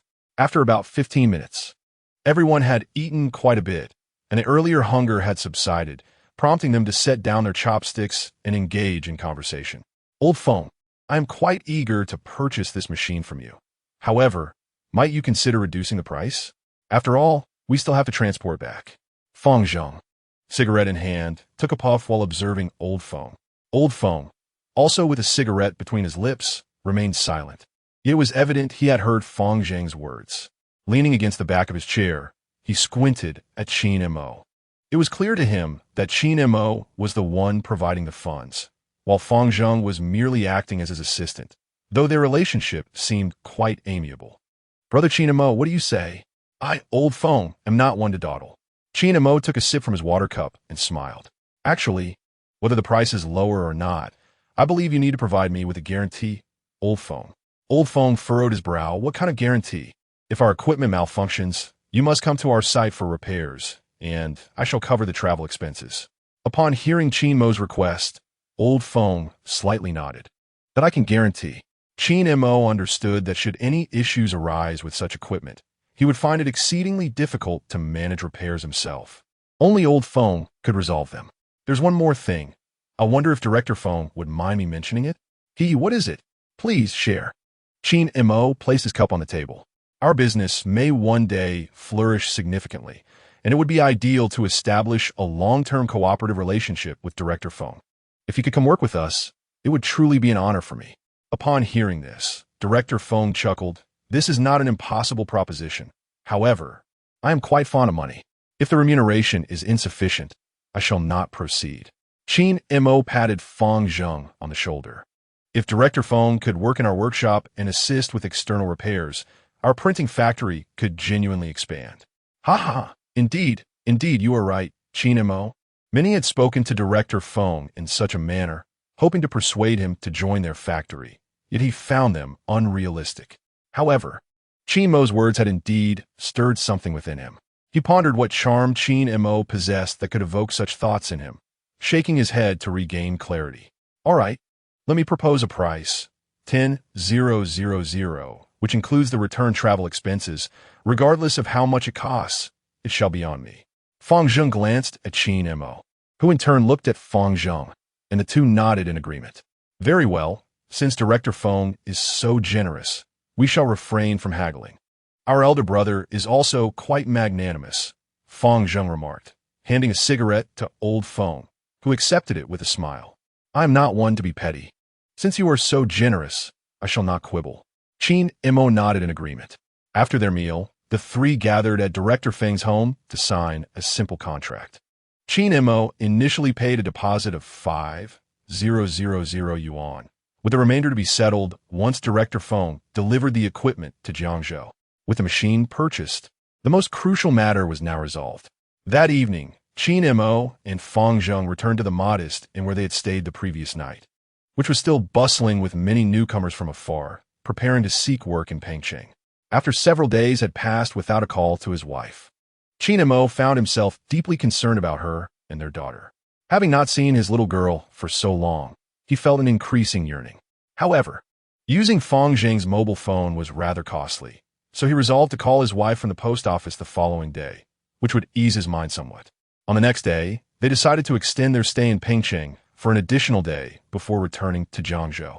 Early in the morning, Qin Mo accompanied Feng Zheng to the post office. At that moment, the post office was equipped for phone calls, albeit at a steep price. After dialing his home number, the phone rang until a voice answered. Hello, who is it? It's me, Qin Mo replied. Is that you, Qin Mo? Baby, come quickly, it's Daddy. Wen Li held the phone up to their daughter, but the little girl was too young to respond. Nevertheless, Qin Mo understood the sequence of events and imagined the scene vividly, a smile creeping onto his lips. Little Grape is so small. How could she talk? Indeed, she is still too young. By the way, how are things on your end? Have you taken care of everything? Qin Mo nodded. Yes, everything is settled. We've purchased train tickets to return to Jiangzhou tomorrow evening. Really? You're coming back so soon? That's wonderful. Wen Li's voice was imbued with joy, suggesting that she had been eagerly awaiting his call for quite some time. Yes, I can't wait to return home and hold you and our daughter. Wen Li blushed at his words, shyly laughing. How can you say such things over the phone? Ha ha, isn't that because I miss you? He responded.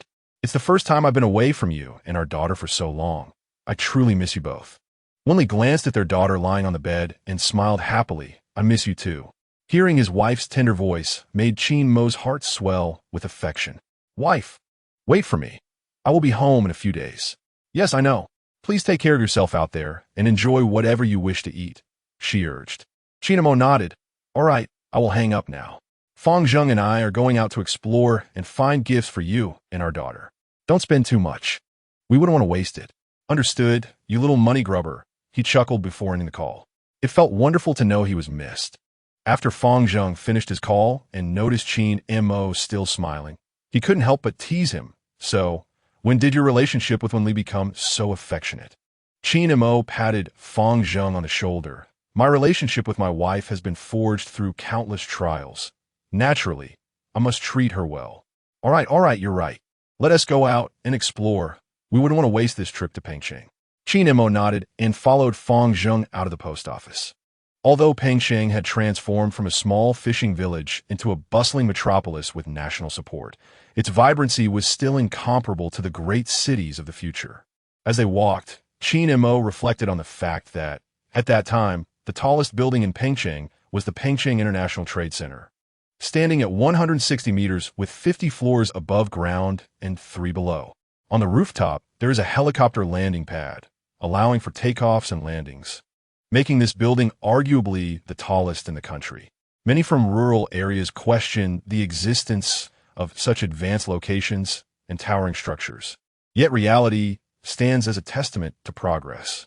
Moreover, Qin Mo is aware that in present-day Pengsheng, there exists a renowned town known for its diverse offerings. Fangzheng. Let's visit Zhongying Street. Oh, where is that? I've never heard of it, Fangzheng replied. Qin Mo smiled and suggested they inquire about transportation there. Although taxis are available, their fares can be quite steep. The two boarded a bus, enduring a journey of over 2 hours before reaching Zhongying Street. As Qin Mo had mentioned, upon arrival, Fangzheng's eyes widened in amazement. The contrast between this place and his hometown of Jiangzhou and Fenglin County was stark. One seemed celestial, the other terrestrial. If he were to share the wonders of Pengsheng with others, they would hardly believe him. Stepping off the bus, they were greeted by a vibrant scene. Shops lined the streets, bustling with a variety of domestic and international goods. The merchandise available here was unparalleled in other cities, as Pengsheng is a special economic zone, showcasing an extraordinary level of prosperity. Qin Mo, this place resembles paradise. Am I seeing this correctly? My friend, my eyes have truly been opened, Fangzheng exclaimed. Qin Mo chuckled. He had visited such places numerous times before, having explored many grand shopping centers in his previous life, which were far more lavish. Let us stroll and purchase some items. I'm sure it will delight the women back home. Following the crowd, they ventured into Zhongying Street. Qin Mo intended to buy some jewelry for his wife, though as a typical man, he was uncertain of women's preferences. However, who could resist gold, especially in this era? Wearing gold is considered quite impressive. By the way, Qin Mo, we don't have any coupons. How can we buy things? Fangzheng inquired. Qin Mo recalled that in 1984, Pengsheng was the first to abolish various shopping coupons, such as grain and fabric tickets, allowing for open supply of goods. One could purchase anything with money. Moreover, Pengsheng now featured red taxis, a sight rarely seen in other parts of the country, emphasizing its remarkable development. Not to worry, no coupons are needed here. Just having money suffices. Fangzheng grinned, noting that his friend was a bit short on cash at the moment, and suggested, "You need to lend me some." "No problem. Let us go and explore," Qin Mo replied. As they entered Zhongying Street, the two marveled at the myriad of unfamiliar sights. Everything seemed novel and enchanting. They soon arrived at a shop selling gold jewelry, where the items sparkled brilliantly. Qin Mo selected a gold bracelet and a necklace for Wen Li, as well as a small gold pendant for their daughter. Given the relatively low gold prices of the time, these purchases were insignificant for Qin Mo, observing his friend's selections. Fangzheng also decided to buy a gold bracelet for his wife, wanting to ensure she had what other women possessed. Chapter 67. A brief separation feels like a new marriage after selecting a few gifts in the Sino-British street. Qin Mo and Fangzheng returned to their lodging in Pengsheng, their eyes opened wide to the wonders of the city. The following evening, they embarked on their journey home, boarding a train bound for Jiangzhou. Aside from Fangzheng's lost money, the trip had gone remarkably smoothly, leaving both men in high spirits and unburdened on their return. After 2 days and 1 night of travel, the train arrived at Jiangzhou. The contrast between Jiangzhou Railway Station and Pengsheng Railway Station was striking. Once they disembarked, the pair hurried to the bus station. They managed to catch the last bus to Fenglin County, which took approximately 30 minutes to reach their destination. Qin Mo, why are you returning to Xiaohua village so late? Why not stay at my place for the night? Fangzheng suggested. Qin Mo shook his head. I'm almost home. I want to see my daughter. No, my bicycle is in the warehouse. I'll ride it back shortly. Fangzheng nodded. Be careful and stay safe on the road. With a smile, Qin Mo nodded in response and walked to his rented storage unit, where he opened the door and retrieved his bicycle. Although the roads in his hometown were somewhat worn and narrow, The warmth of being surrounded by family was precisely what he longed for. The thought of arriving home filled his heart with warmth as he pedaled towards Xiaohua village. Wen Li knew that Qin Mo's train had arrived in Jiangzhou that day, but she was uncertain whether he would return. Her parents, aware of his impending arrival, had gone out of their way to purchase meat and vegetables for dinner. It was now 9 p.m., and still, there was no sign of Qin Mo. Dad, why don't you and Mom go to bed? Qin Mo might not return tonight, Wen Li suggested. Her father, sitting in the courtyard smoking, glanced towards the gate. Let us wait a little longer. He has to take a bus from Jiangzhou and then another from Fenglin County. It will take some time. No need to rush. Wen Li, seated on a small stool beside her father, inquired Dad, why are you so concerned about Qin Mo now? You weren't in favor of our marriage before. Her father, still focused on his smoke, replied without turning, a daughter should not be kept. Holding on only breeds resentment. I worry you might feel despondent. Seeing the signs of age on her father's face caused tears to well up in Wen Li's eyes. Dad, Qin Mo has changed. He is not the same as before. I know, I've noticed. I suspect the birth of little Grape has awakened his conscience. What matters is how he treats you, not how he is with me or your mother. Wen Li nodded in understanding. I understand, Dad. The father and daughter continued their vigil in the courtyard, awaiting Qin Mo. After about 10 minutes, the sound of wheels could be heard approaching. Dad, that must be Qin Mo, Wen Li exclaimed joyfully as she rose and rushed to the gate. Indeed, Qin Mo appeared, riding his bicycle from a distance. Upon seeing his wife waiting for him at the entrance, Qin Mo felt an overwhelming sense of happiness. Wen Li, I'm home, he called out. As he reached the doorstep, he cast his bicycle aside and embraced Wen Li, exclaiming, my dear wife, I've missed you dearly. Wen Li gazed at Qin Mo, who was holding her, feeling a surge of happiness. However, her father was still in the yard. Are you hungry? Everyone is waiting for you to have dinner, she remarked. Not hungry. I just want to hold you for a while, he replied. Wen Li felt a rush of embarrassment and blushed, gently pushing Qin Mo away. Mom and Dad are still here. Qin Mo looked up and indeed saw his in-laws standing at the door, observing him. Feeling awkward, he released his wife and chuckled. Ah, Dad, Mom, you're here too? Wen Li's mother smiled and urged, hurry and wash up for dinner. It's getting late. All right, he replied. Wen Li's father nodded silently and turned to enter the house. Qin Mo awkwardly turned to Wen Li.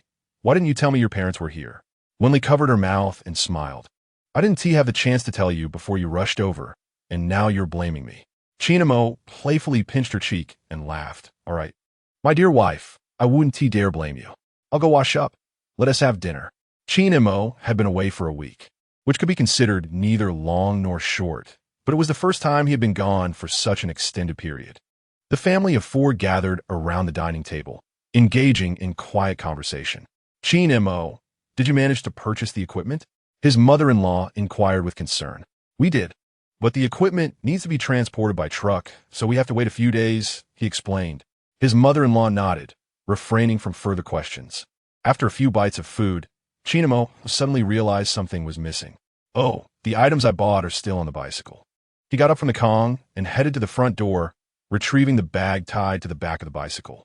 Wife, here are the bracelet and necklace I bought for you, along with a little pendant for our daughter. Mom, this is a pearl necklace and earrings I got for you. It's a set and looks lovely when worn. Dad, this is the wine and cigarettes I picked out for you. Wen Li examined the jewelry Qin Mo produced, asking, is this gold? Yes, pure gold, but it's not too expensive, he replied. Wen Li lifted the heavy bracelet, estimating this must weigh around 100 grams. The salesperson said it's 150 grams. It's a bit heavy, he chuckled. Wen Li's parents exchanged glances, recognizing that Qin Mo had a thoughtful side in purchasing such valuable gifts for their daughter. After dinner, Wen Li's parents returned home, clearly intending to provide the young couple with some private time. Qin Mo lay on the Kong, observing his daughter, who seemed to have grown significantly during his absence. Her little face appeared smoother and her hair had lengthened considerably. After finishing her wash, Wen Li joined him on the Kong, leaning over to gaze affectionately at Qin Mo. He reached out and took her hand, saying, you've worked hard these past few days. Wen Li shook her head, replying, it's not hard. You had it tougher out there. Qin Mo smiled and teased. They say that a brief separation strengthens a marriage. It's been over 2 months since our daughter was born. Don't you think we can rekindle our intimacy? Hearing this, Wen Li blushed shyly. Their relationship had not always been particularly close, leading her to avoid intimacy with him. However, now that their bond had deepened, they inevitably faced this aspect of their relationship. Qin Mo gazed at his wife's bashful demeanor and pulled Wen Li closer, reassuring her, "My dear, rest assured, I will not treat you as I did in the past. I promise." Observing the sincerity in Qin Mo's expression, Wen Li, though still somewhat apprehensive, reflected on his recent behavior and felt he would not deceive her. Thus, she shyly nodded in agreement. On that tranquil night, while the world slumbered, the reborn Qin Mo finally embraced a life filled with happiness once more. Chapter 68, The Neighbor. The following morning, Wen Li rose early to commence her work, leaving the responsibility of caring for their child in Qin Mo's capable hands. Having not seen their daughter for several days, he noted how much she had grown more beautiful. "Little Grape, have you missed your father? I have thought of you dearly while away on business." Upon hearing her father's words, the little one stuck out her tiny tongue, her lips moving as if to converse with him. Delighted by his daughter's response, Qin Mo scooped her up and began to sing a nursery rhyme as they walked. "Little bunny, be a good one, open the door." He fancied his singing was quite commendable, yet Little Grape, listening to his tune, began to wail, resembling the howl of a wolf. "Oh dear, little one, I thought you liked it. I shall refrain from singing henceforth." Their neighbor, Uncle Neo, was tending to his garden when he overheard Qin Mo's singing and couldn't quite believe his ears. "Qin Mo has only gone to work?" "Indeed, Uncle Neo. My wife has headed to her job," Qin Mo replied. Wiping the sweat from his brow with a towel around his neck, Uncle Neo remarked, "You have truly changed for the better. When you treated Wen Li that way, I was genuinely infuriated. She was pregnant and had little to eat. It was hardly noticeable that she was expecting." Feeling slightly embarrassed by Uncle Neo's criticism, Qin Mo chuckled. That was the old Qin Mo. The current Qin Mo would never act that way. Uncle Neo nodded. "Well, you seem to be doing well now. The villagers used to think you'd end up in trouble, but it seems they were mistaken. There's a saying, a wayward son returning is worth more than gold. I learned that from television." Qin Mo smiled. "Uncle, you are quite cultured. By the way, what is your son Neo up to these days? My lad isn't as impressive as you. I heard he recently found a job at some factory, but he hardly earns anything," Uncle Neo responded, thinking of the county's factories, most of which were state-owned. Qin Mo mused that working a state-run facility would be quite beneficial. "Well, Uncle Neo, working for a government entity is quite advantageous." Uncle Neo pulled out a piece of paper, rolled it for a smoke, and licked the edge before lighting it.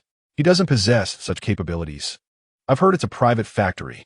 Upon hearing private factory, Qin Mo's interest peaked. To be able to work at a private factory suggests one is quite skilled. "If I could learn from them, that would be splendid. What kind of factory is it? Are they hiring? Can I apply?" Uncle Neo chuckled at Qin Mo's earnest inquiry. "You are a big boss. Do you still need to work for others?" "I am far from a big boss. I am still uncertain about my own path," Qin Mo replied. "By the way, Uncle, will Neo be home tonight? Come back, come back. When he returns, I'll call you over. You can ask him yourself." Qin Mo nodded. "Thank you, Uncle Neo." Noticing the time, he realized it was time for his daughter to be fed. He placed her in the stroller, opened a refrigerator, and retrieved the milk his wife had previously expressed, warming it in hot water. Watching the little one drink eagerly filled Qin Mo with joy. Was he once like this? His daughter was still small, yet her features bore a striking resemblance to his own. This was the magic of bloodlines, the continuation of one's lineage, truly remarkable. Ding! Host! It's been a while. Qin Mo closed his eyes, gazing at Yu. "Indeed, Yu, it has been some time. How have you been?" Yu covered her face, smiling softly. "I'm quite well, though a bit lonely." "Ah, well then, next time I go on a business trip, I shall chat with you." Yes, that would be wonderful. The daddy system has released a new task. Please check it promptly." Qin Mo nodded, examining the system's task, which encouraged the child to practice grasping a rattle to strengthen her hand muscles, offering a reward of 50 points. As his daughter finished her milk, a burst of energy surged within her. Qin Mo retrieved a rattle from the large package and placed it in her hands. Though she was small, she instinctively grasped anything placed in her hands. Watching his daughter shake the rattle with slight force, Qin Mo felt an immense joy. "Little grape, you've made progress again. Wonderful." Throughout the day, Qin Mo spent quality time at home with Little Grape. Thankfully, he could browse the Daddy System's marketplace, making the day far from tedious. In the evening, Wen Li returned from work, and Qin Mo had prepared dinner. Such a partnership dynamic was rare in rural areas. Most people still held conservative views, believing that cooking and caring for children were primarily women's responsibilities, regardless of whether the men were employed or present at home. Yet, Qin Mo shattered the conventional norms of the village, and recently, more men were seen carrying children around. He pondered that if he could earn a bit more, he might organize a daddy baby care competition in the village. This would not only inspire a sense of responsibility among fathers, but could also provide some rewards. Quite a good idea. Wen Li observed Qin Mo's contemplative expression and inquired, "What's on your mind? Are you tired from today?" "No, I have an idea, but it's not the right time yet. Once I've thought it through, I'll let you know." Wen Li nodded, taking their daughter in her arms for a moment, as Qin Mo had spent the entire day with her and deserved a turn as well. "Qin Mo, come here," called Neo Air from the neighboring wall, peering over. Hearing his name, Qin Mo stepped outside and saw Neo Air at the wall's edge. "What do you need?" Neo Air asked, puffing on a cigarette. "My dad said you were looking for me earlier." Qin Mo nodded. "I heard from Uncle Neo that you're working at a factory in the county." "Which factory is it?" What factory can I go to? I lack an education and connections, just a private factory." Qin Mo rummaged through his pockets, realizing he had no cigarettes, feeling a bit uncomfortable without one. Neo Air chuckled, producing a cigarette and offering it to Qin Mo. "Here, does the great Qin still need cigarettes?" Qin Mo lit a cigarette and smiled, saying, "What kind of boss am I? All the money I've earned has been spent already on a bicycle, a refrigerator. These things cost money." Neo Air, puffing on his cigarette, squinted at Qin Mo and asked, "Are you in?" "I'm currently doing quite well." Qin Mo leaned against the wall, tapping it lightly with one hand while holding his cigarette in the other. "I need something flexible. I still have to look after the kids," he replied. Neo Air patted Qin Mo on the shoulder, like a truly exceptional father. "I suppose that counts as flexible, but any work will require overtime." Qin Mo narrowed his eyes at Neo Air. "I'll go take a look first. If it's viable, I'll consider it." "Sure, anything is better than your past gambling habits." "I heard Air Guzzi got locked up." "What? He got locked up?" Neo Air nodded affirmatively, looking at Qin Mo with certainty. Chapter 69, where the iron shoes failed to find. Efforts yield without labor. Who said that? Is it reliable? Absolutely. He and that Chun Laowai apparently stole some wires and got caught. Upon hearing this news, Qin Mo felt a pang in his heart. He hadn't even had the chance to inquire if Air Guzzi had cheated before he ended up in prison. That Chun Laowai was truly insidious. What about Chun Laowai? It seems he wasn't caught on the spot. Since Air Guzzi was apprehended, he of course denies any involvement. Qin Mo sighed deeply and took a long drag from his cigarette. Where do Air Guzzi's grandparents live now? In that dilapidated house on the mountain. The temporary shelter where the educated youth used to stay. Qin Mo recognized the place. He had visited it in his childhood.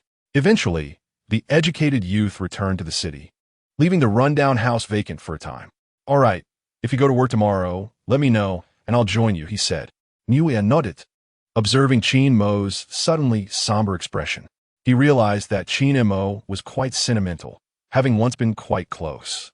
Upon returning home, Qin Mo informed his wife that he was going out, and Wen Li did not inquire further. After all, in this village, where else could one go? Dressed in a white checkered shirt, Qin Mo set out on his bicycle as night fell.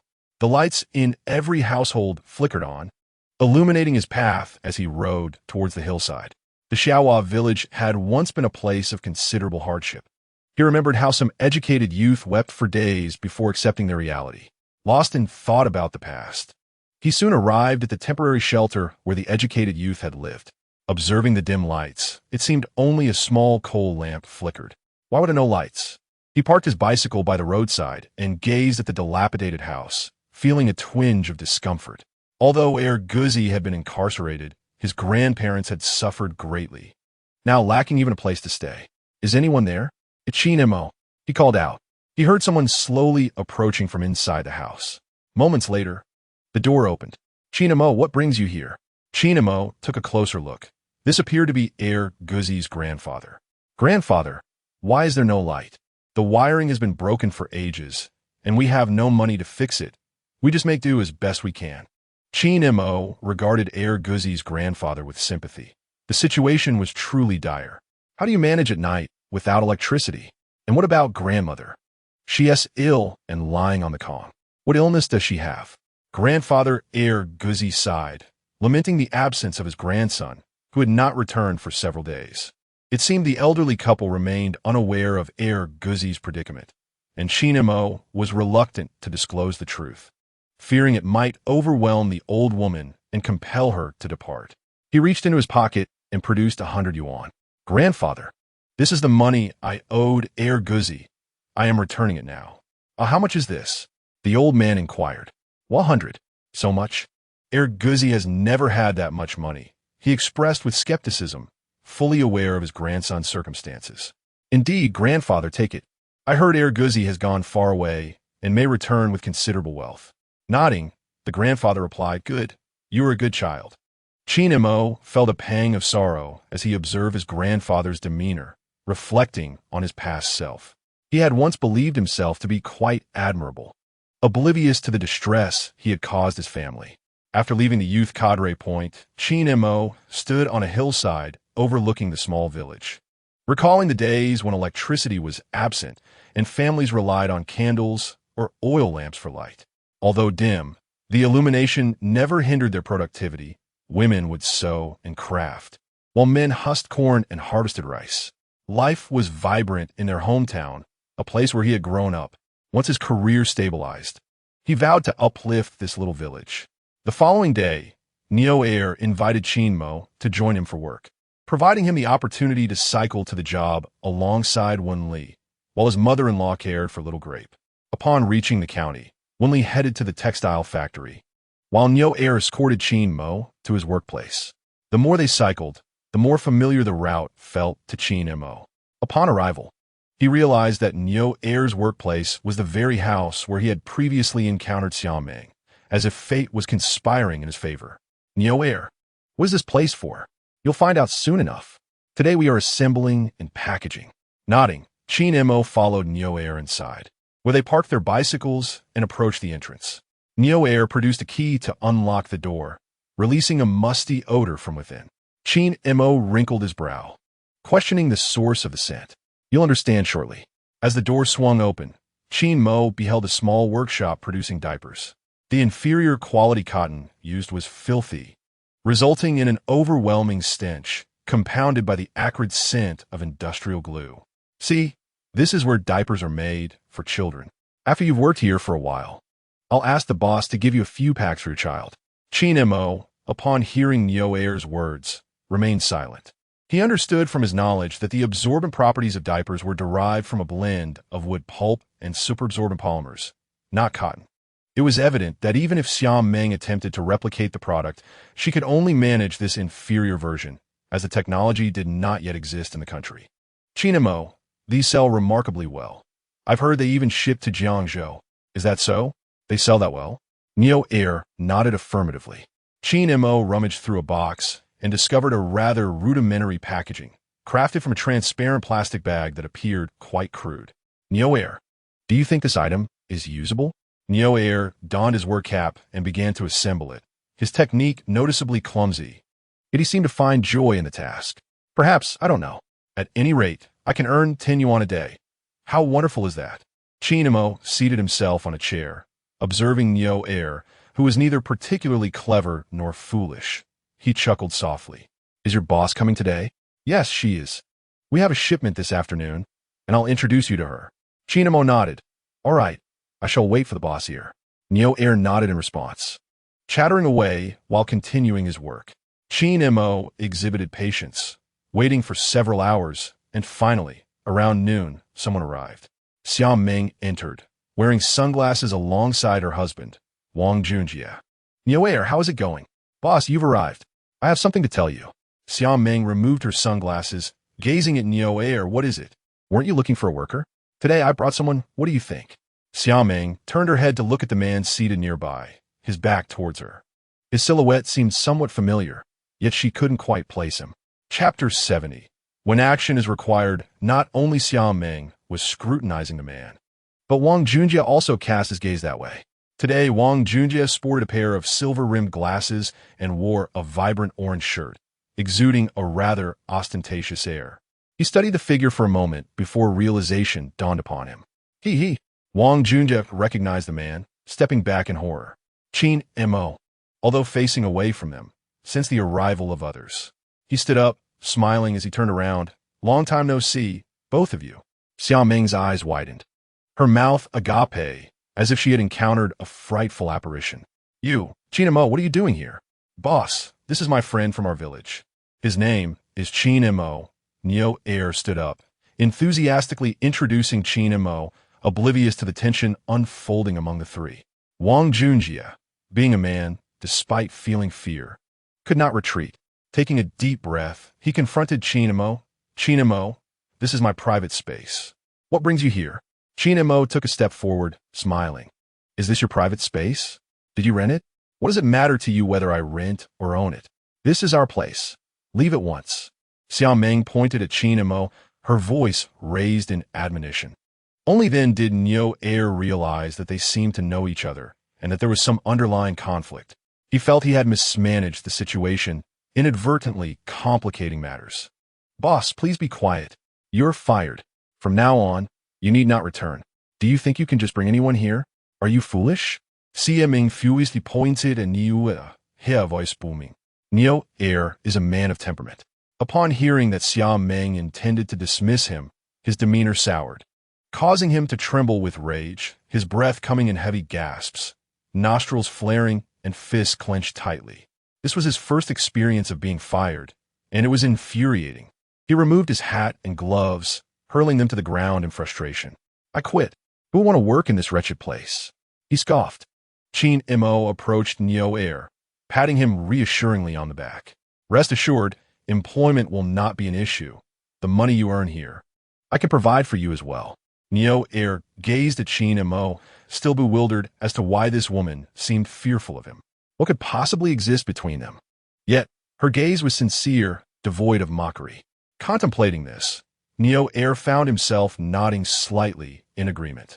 Xiaoming, incensed, pointed accusingly at Neo Air, then at Qin Mo, rendered speechless by her fury. In contrast, Qin Mo remained composed, gesturing towards the black cotton on the floor and addressing Xiaoming.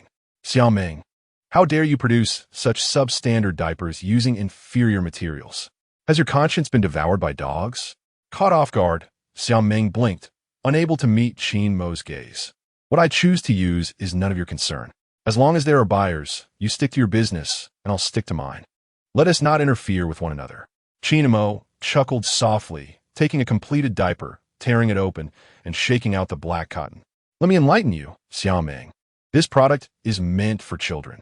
You ought to reconsider your unscrupulous intentions. Xiaoming sneered, tugging at Wang Junjie's sleeve. You, chase them away. Act like a man, not a coward. Wang Junjie, feeling awkward, adjusted his shirt collar.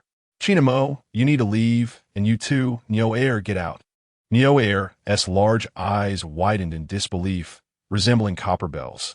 Upon hearing Wang Junjie's command, he spat on the ground in contempt and turned to Qin Mo. Boss, I'll follow your lead. I'm with you, he said earnestly, dismissing Xiaoming entirely, deeming her too wicked. Qin Mo smiled and nodded at Neo Air before turning back to Xiaoming. Xiaoming, you shall not take anything from this room today. If you dare sell such goods to others, I, Qin Mo, will be the first to object.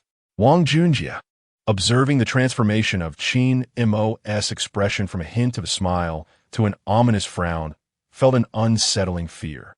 Let me make this clear, Qin Mo. You are trespassing. Leave at once.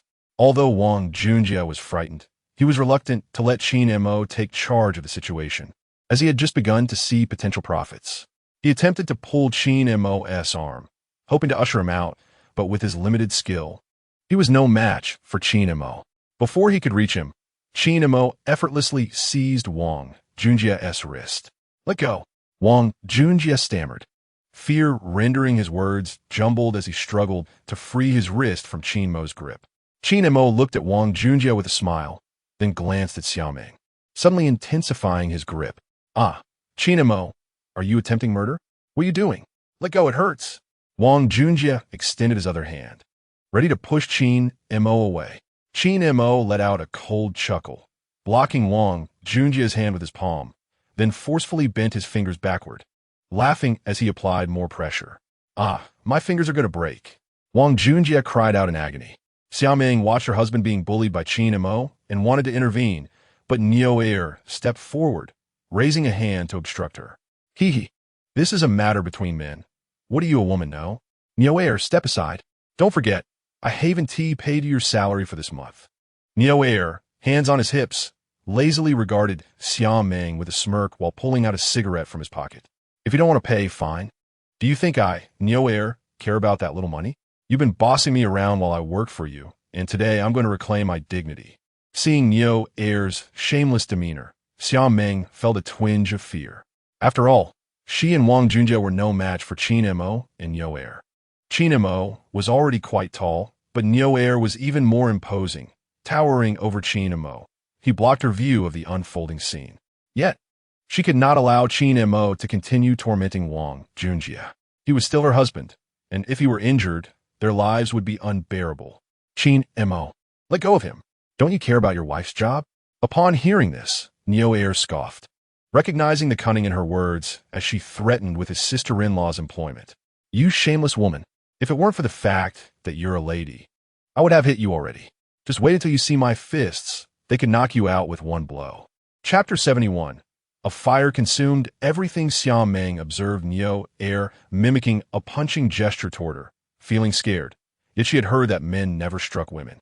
Qin Mo had initially intended to release Wang Junjia, as truly injuring him would not bode well. However, Xiaoming's words ignited his fury.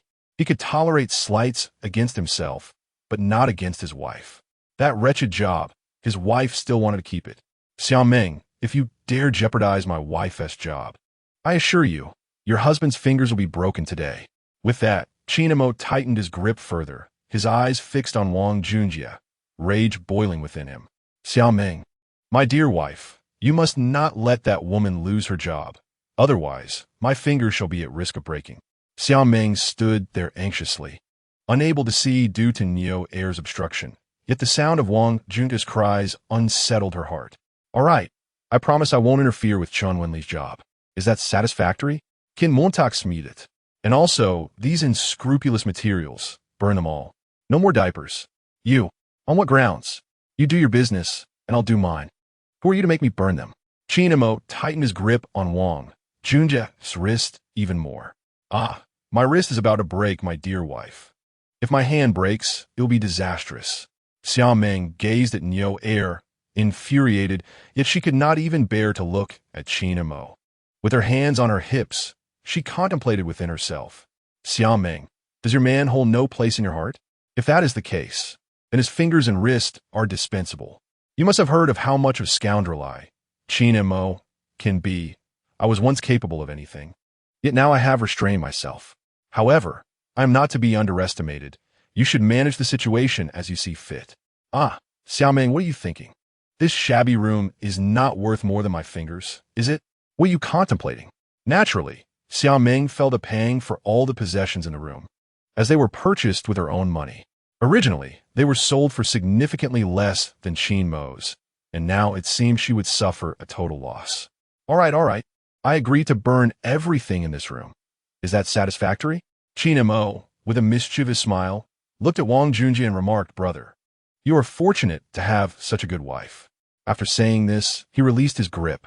Although Qin Mo had let go, Wang Junjia's hands were already in a disarray, his wrists bruised, and one of his fingers bent at an awkward angle, unable to return to its former state. My hand, my dear wife, my hand. Wang Junjia rushed to Xiaoming, pleading for her to look at his injury. Xiaoming felt a surge of anger. She was not at all sympathetic towards Wang Junjia. Instead, she was frustrated that he was incapable of standing up to Qin Mo and had been bullied. Let us go to the hospital. Wait, Xiao Ming turned to Qin Mo. What do you want? Did I not agree to your demands? Do you expect me to write a statement as well? Qin Mo approached Neo Air, pulled a cigarette from his pocket, lit it, and began to smoke. That's unnecessary. I wouldn't dare to let you go. However, the items in this room remain unburned. Xiao Ming glared at Qin Mo. You expect me to do this? I cannot manage that. If you cannot, then seek your man. Is he not here? Wang Junjie looked pitifully at his injured hand. How could he possibly move anything when his fingers could barely twitch? My wife, what shall I do? I cannot carry anything. You foolish man, what can you do? You are utterly useless. For the first time, Neo Air grasped the essence of a shrew, a woman who appeared glamorous yet berated her husband like a child. He wrinkled his nose, thinking he could never endure being with such a woman. Teach your man a lesson at home. Handle the immediate problem now. Xiao Ming observed Qin Mo, who was looking at her with a gaze filled with mockery, disdain, and a hint of menace. Despite her internal reluctance, she had no choice but to gradually move the items out of the room. In truth, Qin Mo could have spared Xiao Ming from this task. Yet he understood that this woman had likely bullied his wife numerous times. Wen Li, being both beautiful and skilled, had been dubbed the factory's flower, attracting much jealousy. Given Xiao Ming's small-minded nature, she must have made life difficult for his wife on several occasions. This was merely a lesson for her, a reminder that not everyone is easily intimidated. After moving several times, Xiao Ming found herself overwhelmed with exhaustion, tears streaming down her face. She had never endured such hardship in her life. While her current circumstances were far from ideal, her home had once offered a semblance of a comfortable existence. The task of moving heavy objects was beyond her strength, and after a few attempts, her body ached terribly, the tears continuing to flow uncontrollably. Qin Mo observed her for a moment, deciding that it was time to teach this woman a lesson. She would likely refrain from bullying his wife in the future. All right, Neo Air, you handle the rest, he instructed. With a hearty swing of his robust arms, Neo Air began to lift the items. Soon, everything was moved outside, placed in a vacant area behind the house, suitable for burning. Xiao Ming, I, Qin Mo, am not a petty man. If your products meet the standards, we can engage in fair competition. However, if you persist with this, I will deal with you each time we meet, he warned. Xiao Ming lowered her head, her heart brimming with indignation. Yet she knew she could not confront Qin Mo at this moment. Wang Junjie sat on the ground, devoid of any desire to conduct business. His only concern was whether his hand would return to its original state. Qin Mo produced a match and ignited the black-hearted cotton and other inferior materials, watching as they were consumed by flames. As the items burned away, Xiao Ming collapsed to the ground, sobbing loudly. Qin Mo remained indifferent. The consequences of one's actions must be borne, and this was her just reward. Neo Air gazed at Qin Mo, who, at that moment, resembled a valiant warrior returning from battle, exuding an air of triumph that sparked a sense of admiration within him. Let us go to the county to take care of some matters, Qin Mo said, glancing at Neo Air, preparing to leave the scene. Wang Junjie rushed forward to block Qin Mo, exclaiming, What about my hand? What should I do? Qin Mo looked down, a smile playing at the corners of his mouth, then grasped Wang Junjie's fingers and twisted firmly. Wang Junjie cried out in pain. With a sharp crack, his hand returned to its rightful position, no longer bent. Upon seeing this, a smile spread across Wang Junjie's face. It's all right now. It's all better. Qin Mo stepped out of the dilapidated house, with Neo Air following closely behind, feeling an exhilarating sense of coolness. He believed that following Qin Mo would lead him to a promising future. The two mounted their bicycles and departed for Feng Zhang's home in the county. Chapter 72. Constructing the factory in Xiaohua village, Neo Air pedaled his bicycle closely behind Qin Mo. Though they had been neighbors in their youth, their interactions had been limited as they grew older. He often heard his father speak of Qin Mo as a rather unscrupulous individual, particularly towards Wen Li, which had led to a caution against mingling with him. However, it seemed that the rumors were somewhat exaggerated. They soon arrived at Feng Zhang's residence, and Qin Mo intended to discuss whether, once the machinery and equipment arrived, they would still need to utilize the rented warehouse. The warehouse, a private residence, had a small courtyard that would be inadequate for storing a large quantity of goods in the future. thus prompting him to seek a conversation with Fang Zheng. Upon reaching Fang Zheng's house, he knocked on the door, and after a brief wait, it was opened. "Ah, how delightful to see you. I was just contemplating giving you a call," Fang Zheng exclaimed, beaming as he prepared to usher Qin Mo inside. Qin Mo waved his hand, indicating that there were others downstairs, and suggested they converse there. Fang Zheng, taken aback, inquired, "Who is it?" "Wen Li," Qin Mo replied. "Let us invite him in. There is no need for formality among friends." With a smile, Qin Mo patted Fang Zheng on the shoulder and clarified, "He's just a man, my neighbor." "Oh, I see." Fang Zheng nodded in understanding, then let his head down. With that, he closed the door behind him. Upon reaching the ground floor, Fang Zheng spotted Niu Er, a robust fellow with a physique reminiscent of a young bull. "Niu Er, this is my friend Fang Zheng, and this is my neighbor, Niu Er." Fang Zheng offered Niu Er a cigarette, saying, "Here, brother, smoke up. For now on, we're all in this together." Niu Er nodded, accepting the cigarette, though he remained uncertain about the nature of Qin Mo's business. He hoped it wasn't illegal, as he had no intention of getting involved in anything unlawful, regardless of the financial incentive. Qin Mo, taking a cigarette from Fang Zheng's pack, lit it and took a drag. "The equipment will arrive soon. I believe we should not be confined to the factory all the time. Niu Er has a bit of experience." Upon hearing experience, Fang Zheng regarded Niu Er with newfound respect. "Where did you gain such experience, brother?" Niu Er, slightly embarrassed, took a puff of his cigarette and chuckled. "Experience? I worked at a diaper production workshop for a month and didn't earn a single cent." Fang Zheng, astonished, responded, "What? There's actually a diaper workshop in the county? Who runs it?" "It's Xiaoming," Niu Er revealed. "Goodness, that woman has quite the audacity. Where is it? I must see how shameless she can be." Fang Zheng exclaimed, angrily spitting on the ground. "I've dealt with her. For now, she cannot operate," Qin Mo stated, extinguishing his cigarette but against a nearby tree and tossing it into a trash bin. "Well done.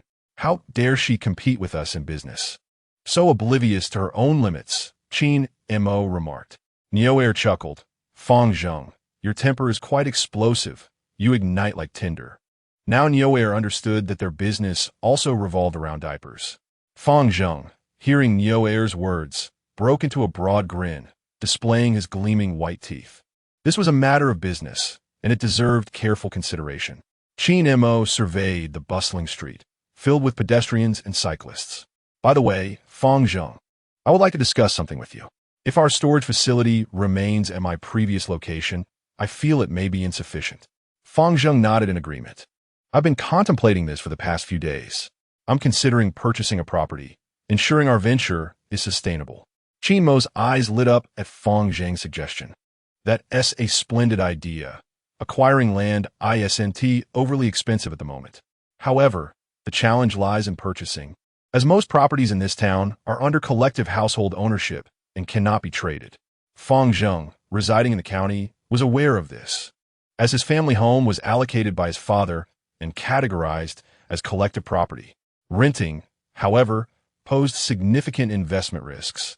If the rental agreement were to falter, it would render their investment futile. "What shall we do then?" Qin Mo pondered. "If all else fails, we might consider moving toward the outskirts of town, where private properties are available for sale. Certainly, let us embark on this quest, for purchasing seems indeed prudent." Qin Mo shares this sentiment. Thus, the three individuals commenced their search for a residence in the county by afternoon. The areas with buildings were certainly unsuitable, compelling them to wander towards the outskirts. Unbeknownst to them, they found themselves cycling along the road leading to Xiaohua village. Glancing towards the direction of his home, Qin Mo was struck by an idea. "Fang Zheng," he proposed, "I have a thought. What do you think?" "Why so formal with me?" Fang Zheng replied. "Let's establish our factory in Xiaohua village. This way, acquiring land permits will be more feasible, and we can also stimulate the village's economy. Moreover, the distance from the county to Xiaohua village is not excessive. With a vehicle, it would only take 20 minutes. Upon hearing this, Niu Er expressed his delight, nodding vigorously. Fang Zheng, however, lit a cigarette, contemplating the logistical challenges of transporting goods from the village. If it rains or snows, it could become quite troublesome, he remarked. Qin Mo sighed, acknowledging the concern. I am aware of that, but rest assured, the road connecting the village to the county will eventually be improved. If all else fails, we shall construct our own road once we attain profitability. What? Build our own road? That sounds implausible, Neo-heir exclaimed, incredulous at the thought of the expenses involved. Qin Mo, with a smile, reassured him, there is nothing impossible. In a few years, the pace of development will surpass your imagination. The village will undoubtedly flourish. Fang Zheng, who resided in the county, naturally preferred to establish the factory there. However, if he were to share equity in the printing business with Qin Mo, he would inevitably hold a minor stake, thus necessitating careful consideration of Qin Mo's perspectives. Agreed. Let us store the equipment at the county residence for now, and we must expedite the construction of self-built houses in Xiaohua village. Fang Zheng concurred. Qin Mo nodded in affirmation. This evening, I shall converse with the village secretary. If the construction is feasible, we will hire additional workers. After Fang Zheng finished his cigarette, he nodded in agreement. Neo-heir, brimming with excitement, exclaimed, Qin Mo, you may not be aware, but I am quite the expert in house construction in the village. You have come to the right person. Qin Mo chuckled, recalling that Neo-heir and Uncle Neo had once built houses in the village, but had ceased their endeavors after the collective economy took hold. This is perfect for us. Neo-heir, earning money right at your doorstep is splendid.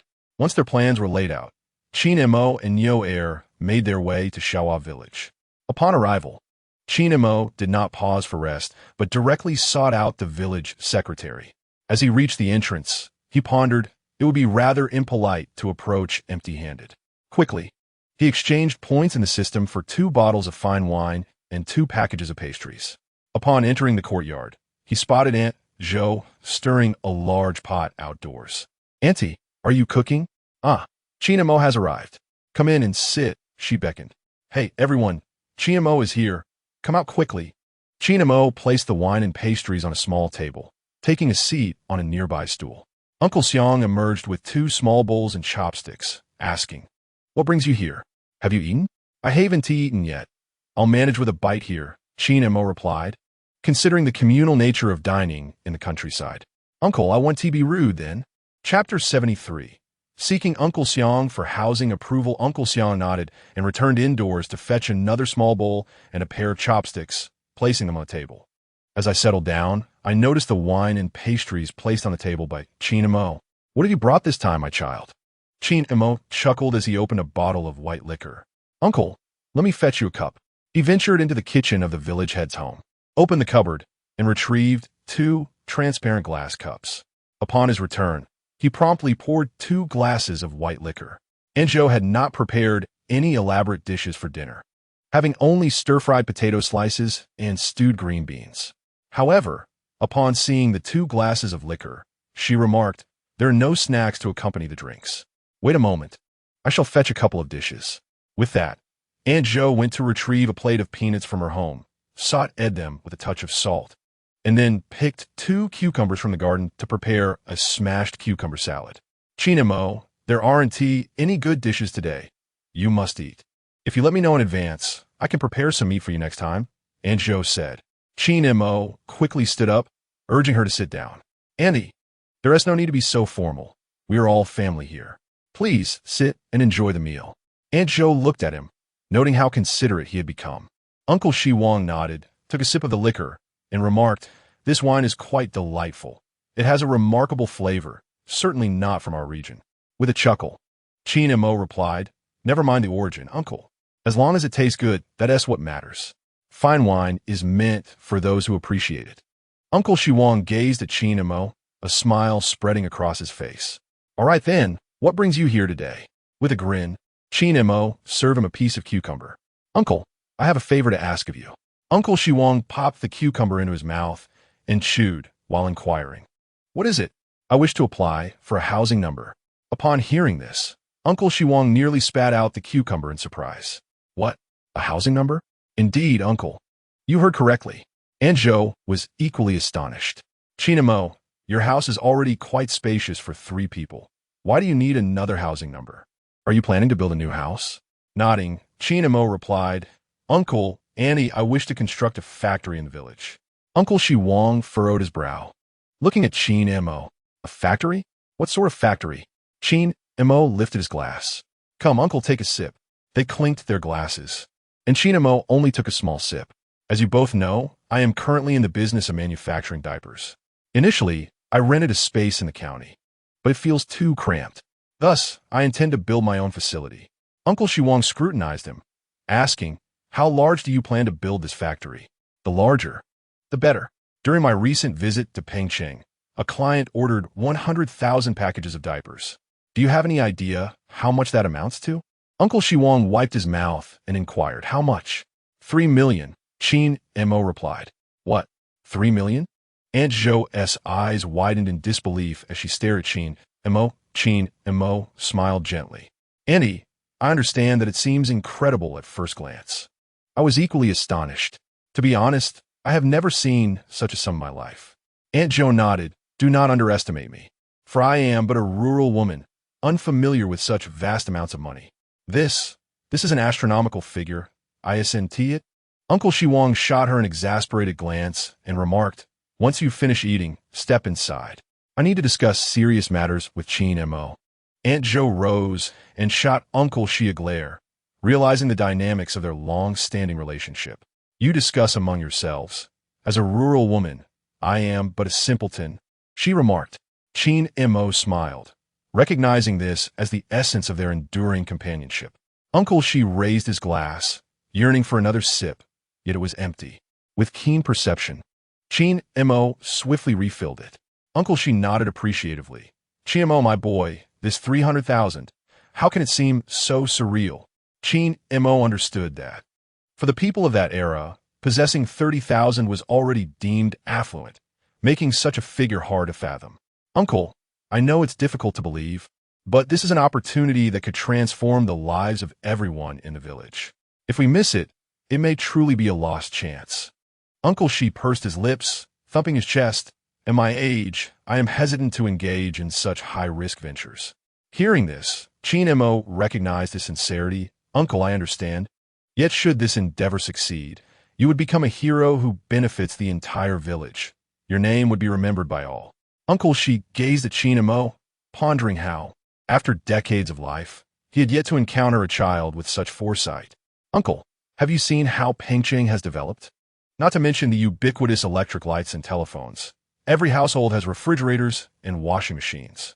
The cars on the roads and the living standards of the people have improved beyond our imagination.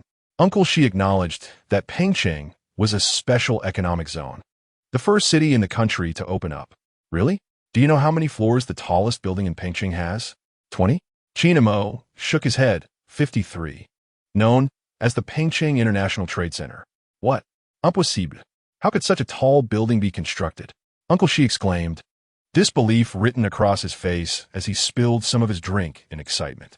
Uncle, that building stands at 160 meters, with 50 stories above ground and 3 below. If I were to deceive you, then I, Qin Mo, would be no better than a scoundrel. Uncle Shi observed the sincerity in Qin Mo's eyes. He did not appear to be lying. Is it truly that high? My heavens, does it touch the clouds? Qin Mo chuckled sheepishly. I haven't been up there myself, but I do know the height. Uncle Shi nodded, reflecting on the present era, a time of peace, devoid of war, where people generally had enough to eat and wear. Yet, beyond work, life felt somewhat lacking.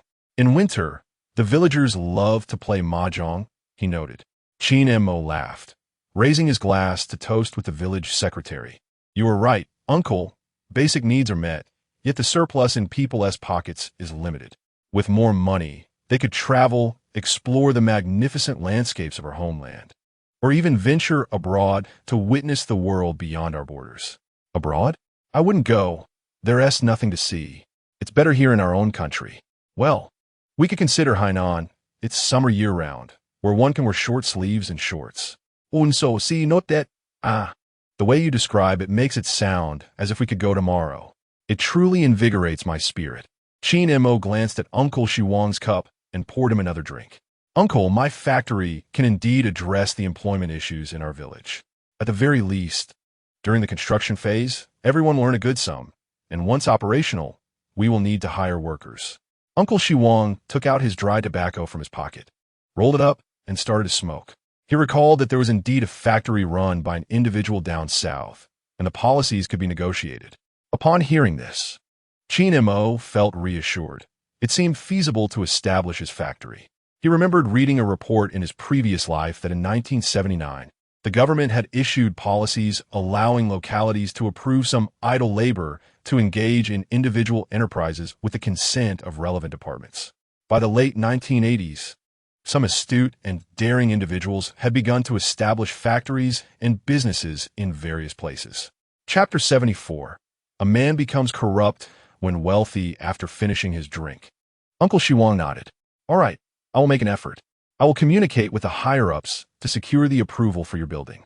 However, you must find a way to procure the materials for construction. The village cannot supply that much. Qin Mo nodded in understanding. I know, uncle. For the factory construction, at the very least, I will need red bricks, foundation stones, cement, sand, as well as beams and window frames. I will find a way. Uncle Shiwang smiled at Qin Mo. Currently, the policies are somewhat relaxed. If you make some effort, it can be resolved. Qin Mo noticed the empty bottle of liquor. Uncle Shiwang had already consumed a whole bottle of baijiu. Uncle, save this bottle for your next meal. Have you had enough for today? Uncle Shiwang set his chopsticks on the table and smiled. Yes, it's enough. In the past, your father also enjoyed drinking. Alas, old Qin left us too early. Qin Mo understood that his father was of a similar age to Uncle Shiwang and had once been a lover of fine spirits, always composed and quiet after drinking. Uncle, I entrust this matter to you. Uncle Shiwang nodded, promising to do his utmost. After leaving the village chief's home, Qin Mo returned to his own house and found that his wife and mother-in-law had already finished dinner. Wife, is there any food left? Wen Li, holding little grape, was preparing to put him to sleep. Did you not go to the village chief's house? Didn't you eat? Qin Mo approached and took little grape into his arms. I did eat, but only a little. I mainly drank, and now my stomach feels a bit uneasy. Seeing Qin Mo's fatigued appearance, his mother-in-law felt a pang of sympathy. Qin Mo, let me make you a bowl of noodles. Ah, thank you, Mom. Qin Mo smiled at his mother-in-law and then glanced at little grape. Having not seen him all day, he found the child truly adorable. Wife, I want to discuss something with you. Wen Li pushed the stroller aside, picked up a broom, and began to sweep the yard. The yard was made of dirt and had not been cleaned often, resulting in both dirt and weeds. What is it? Please tell me. I had previously mentioned that once I had money, I would build a house, but now I find myself unable to fulfill that promise. As Wen Li swept the floor, she glanced up at Qin Mo, reassuring him that their home was sturdy, impervious to rain, and warm in winter. She expressed her support for his business ventures. Qin Mo, upon hearing her words, smiled and pulled her into his embrace, feeling a sense of fulfillment with both his wife and daughter in his arms. He expressed his desire to construct a factory in the village to alleviate some of the local labor issues. Leaning against Qin Mo, Wen Li listened to the steady rhythm of his heartbeat, realizing how remarkable her husband was, caring for the entire village. Qin Mo nodded, asserting that one must remain grounded. Wealth does not signify personal prowess. True ability lies in guiding the entire village towards prosperity. Wen Li agreed, wrapping her arms around his waist, promising her unwavering support for his endeavors. However, she voiced a concern she had heard, that wealthy men often stray and take mistresses. Qin Mo quickly placed a hand over Wen Li's mouth, firmly stating that such words should not be spoken. He vowed that he would never seek another partner, declaring her as his only wife and the mother of his child. Amused by his earnestness, Wen Li laughed, teasing him. Qin Mo feigned annoyance and turned to their daughter, playfully accusing her of siding with her mother and teasing him. Little Grape blinked her large eyes and smiled slightly, seemingly in agreement with her father. Thus, news of Qin Mo's plans to build a factory in the village spread unexpectedly. In these times, not many families could afford such projects, and only a handful in the village could do so throughout the year. Consequently, everyone was eager to earn extra income, especially with the autumn harvest just over a month away. As seasoned craftsmen in the village, Niu Er and Niu Shu held significant influence in this matter, resulting in many seeking their counsel. Numerous individuals approached their home with offerings. The reason for not directly contacting Qin Mo was due to his previous reputation for being hot-tempered and rough, which deterred most from approaching him directly.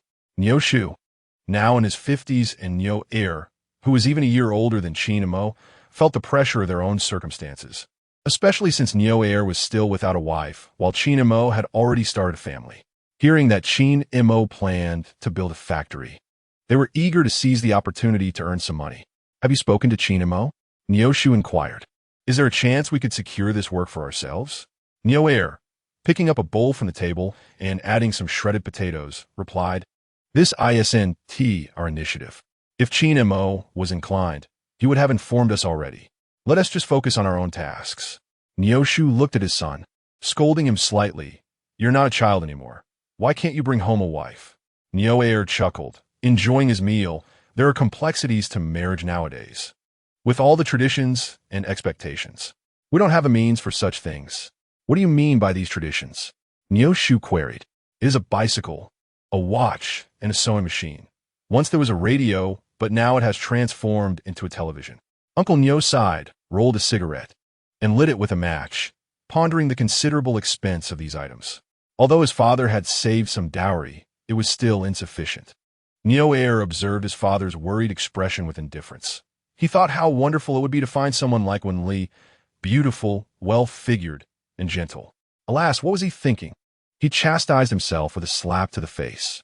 Uncle Niu shook his head at his son's foolishness, wondering which girl would ever marry such a simpleton. While they were having dinner, Qin Mo arrived, needing to solicit the assistance of a Niu father and son for the construction of a factory. "Uncle Niu Er, are you at home?" Upon hearing Qin Mo's voice, Niu Er quickly set down his bowl and rushed out. "Boss, what brings you here? Have you eaten?" I have. I see you are in the midst of your meal. Come on, let us go inside. If you haven't had enough, you can eat more." Niu Er warmly ushered Qin Mo into the house. Uncle Niu, noticing Qin Mo's arrival, was equally welcoming and hurried to find some tea leaves to brew a cup for him. "Ah, Qin Mo, come in. I prepared a cup of tea for you." Qin Mo smiled as he entered, saying, "Uncle, why such formality?" Chapter 75. The long-awaited equipment has arrived. Uncle Niu quickly pulled Qin Mo to sit beside the calm. "You are quite remarkable. I heard from Niu Er that you're now a big boss and planning to build a factory in the village." Qin Mo lifted his teacup and took a sip. It was black tea, rather ordinary, yet a rarity for an average household. "Uncle, I'm no big boss. I'm merely a bit better off than others. I actually have something to ask of you." Uncle Niu hastily finished his meal, urging Niu Er to take away the empty bowl. "All right, father." Niu Er quickly cleared the table. "Qin Mo, I may not have much to offer, but if there is anything you need from me, do let me know. If I can help, I certainly will." Qin Mo nodded. "You know I need to build a factory, but the required red bricks and stones won't be available in the village. I am aware that these materials are managed by the materials department at the township. Having worked as a bricklayer for so many years, you must know many people." Uncle Niu understood and nodded in agreement. "You're absolutely right. For the common folk, building houses without funds, they have to go up the mountain to cut timber for the beams and gather stones and sand themselves. However, red bricks and cement are another matter entirely." Qin Mo was aware that many materials were in limited supply. Even with money, one could not acquire vast quantities. Constructing a factory required an abundance of raw materials. "Uncle, you are correct. While beams and stones are manageable, there are some things that truly cannot be sourced." Uncle Niu nodded. "Have you determined where your factory will be built in the village?" Qin Mo shook his head. "I'm still waiting for Uncle Wang to approve the building permit." Niu Er had finished tidying up the bowls and table and sat down next to Qin Mo. "The low-lying areas of this village are undoubtedly unsuitable when the rains come. They will surely be inundated." Qin Mo nodded thoughtfully at Niu Er, acknowledging the concern. This low-lying village is not merely a common depression. Selecting a site prone to water accumulation during rainfall would result in a complete loss. Niu Er produced a cigarette from his pocket and offered one to Qin Mo. "I have a location in mind. What do you think?" The educated youth site seems quite promising. Qin Mo accepted the cigarette, furrowing his brow as he regarded Niu Er. "What makes you say that?" "The educated youth site is situated halfway up the mountain. Although our area experiences heavy rainfall, we do not face landslides here, which makes me believe it is a viable option." Uncle Niu squinted, contemplating the suggestion. Indeed, that location is the highest point in the village, and over the years, it has never suffered from flooding. Qin Mo recalled visiting that educated youth site a few days prior. It was where Guzi's grandparents resided. But there are people living there, he exclaimed. Who? Uncle Nyo inquired, curious about Qin Mo's mention of Guzi. Guzi's grandparents live there. Their house was lost to the neighboring village's Ma Wu in a bet. Uncle Nyo nodded, acknowledging the unfortunate situation. That is indeed quite pitiful. Guzi seemed so promising as a child, yet he has changed so much as he grew. Qin Mo lit the cigarette and took a drag. Uncle, we are not in a rush for the location itself, but we truly need your assistance with the materials. What size are you considering for the structure? I need to calculate. Qin Mo pondered while smoking. With current technology, using solely red brick structures, it shouldn't be too extensive. Ideally, a height of 2 stories would suffice. My preliminary idea is around 1,000 square meters. We are currently in the initial development phase, and this space should be adequate for now. If necessary, we can add another level or build adjacent to it later. Uncle Nyo stared wide-eyed at Qin Mo, still somewhat incredulous. Are you saying that includes a yard? Or is that just for the factory? That is just for the factory area. The yard size has yet to be determined. Uncle Nyo exchanged glances with Nyo, both astounded. In this village, the largest houses are typically around 100 square meters. Thus, 1,000 square meters would equate to 10 connected houses, which is quite substantial. Mo, that will require a significant amount of money. Are you sure you have enough funds? Qin Mo shook his head. The funds I currently possess are likely insufficient. But we are still earning, aren't we? We can build while generating income. Uncle Nyo took a drag from his cigarette. Ah, I nearly burned myself. The cigarette is finished. How much will this require? I can't be certain, but I will certainly assist you in acquiring as much as possible. Qin Mo nodded. Then, Uncle, I entrust this matter to you. Uncle Nyo glanced at Nyo and then back at Qin Mo. I have a favor to ask of you as well. Qin Mo took a sip of water from his cup. What is it, Uncle? In constructing your factory, you will need someone to oversee the process. Nyo and I have considerable experience, having built dozens of houses. Would you consider entrusting us with this task of finding workers? Qin Mo pondered this. He realized he could not oversee the construction indefinitely. The county's factory needed to be operational soon. He could not remain idle, merely waiting for progress on this front. Uncle Nyo, I am considering having Nyo accompany me to the factory in the county first, while you find some hands here. Sound good, Qin Mo. The two of us are indeed diligent workers. I am thinking we should put forth our best effort this time, as it is for Nyo future bride. Nyo glanced at his father and sighed inwardly. Dad, you truly have a knack for bringing up the most irrelevant matters. Kin Montag chakot zaftli, unkle, resta suud. Being family, I will not treat you unfairly. However, I must admit, I am somewhat stubborn. I insist on doing my work well, and everything else is negotiable. You need not worry about that. The two of us are not the sort to cut corners. Whatever we do it with utmost integrity. Qin Mo was aware that the Nyo father and son were quite capable at work. He trusted them more than anyone else. After leaving the Nyo household, Qin Mo pondered that the machinery and equipment had been delayed for nearly 2 weeks now. He hoped there were no unforeseen issues. However, upon returning home, his wife Wen Li brought him delightful news. A certain director Foam had called, asking him to come to Fonglin County as the equipment had arrived. Without hesitation, Qin Mo mounted his bicycle and set off. Upon arriving at Nyo doorstep, he called out, Nyo, come out and get ready to head to the county. Nyo had just dozed off but immediately sprang up upon hearing Qin Mo's call. He shouted back, All right, I'll be out in a moment. Uncle Nyo thought for a moment and handed his son a long-sleeved shirt, saying, Son, wear this. It's chilly. Nyo chuckled, Dad, I'm not a child anymore. There's no chill. It's sweltering out. After saying this, Nyo donned a short-sleeved shirt, slipped on his shoes, and stepped outside, mounting his bicycle to follow Qin Mo toward the county. The two arrived at the county in a flurry, but in their haste, they forgot to ask where Director Phone was located. Fortunately, the county was small, and they first went to the bus station, where they unexpectedly spotted Director Phone.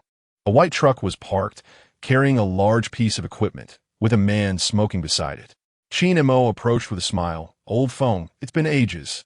Chapter 76. Trust only Uncle Jiefeng for work. Director Feng, who had been smoking, was startled by the voice from behind. Turning around, he exclaimed, "Ah, Qin Mo, brother. I've been waiting for you for quite some time. If you had shown up soon, I might have had to sleep on the streets." Qin Mo patted Director Feng's shoulder. "How could that be? I rushed over as fast as I could. Is everything with the equipment in order?" Director Feng tossed his cigarette but to the ground and stamped it out. "The journey was slow. I was worried about damaging it. Rest assured, everything is fine." Qin Mo nodded and walked to the back of the truck to inspect the equipment, which was wrapped securely, seemingly swathed in cloth and blankets. Nuea, Ikvalikulios. Also observed the large equipment, which looked quite expensive. "Boss, this was transported from Pengcheng. Indeed, I forgot to introduce you. This is Director Feng, an expert in printing equipment. And this is my brother, Neo Air." Neo Air regarded Director Feng, a rather large man with long hair, and though he found it somewhat unseemly, he knew he must not neglect the boss's guest. Hastily, he approached and grasped Director Feng's hand. "Oh, Director Feng, it must have been quite arduous to travel all this way. You must have endured a great deal along the journey." Director Feng gazed at Neo Air with a hint of surprise. This brother was indeed exuberant to the point of discomfort. He chuckled awkwardly and replied, "It was manageable. We drove at a rather leisurely pace." Qin Mo then glanced into the truck's cabin, but noticed the absence of the driver. "Old Feng, where is the driver? Surely, you did not drive here alone? I lack such skills. I am adept at repairing equipment, but driving is not my forte."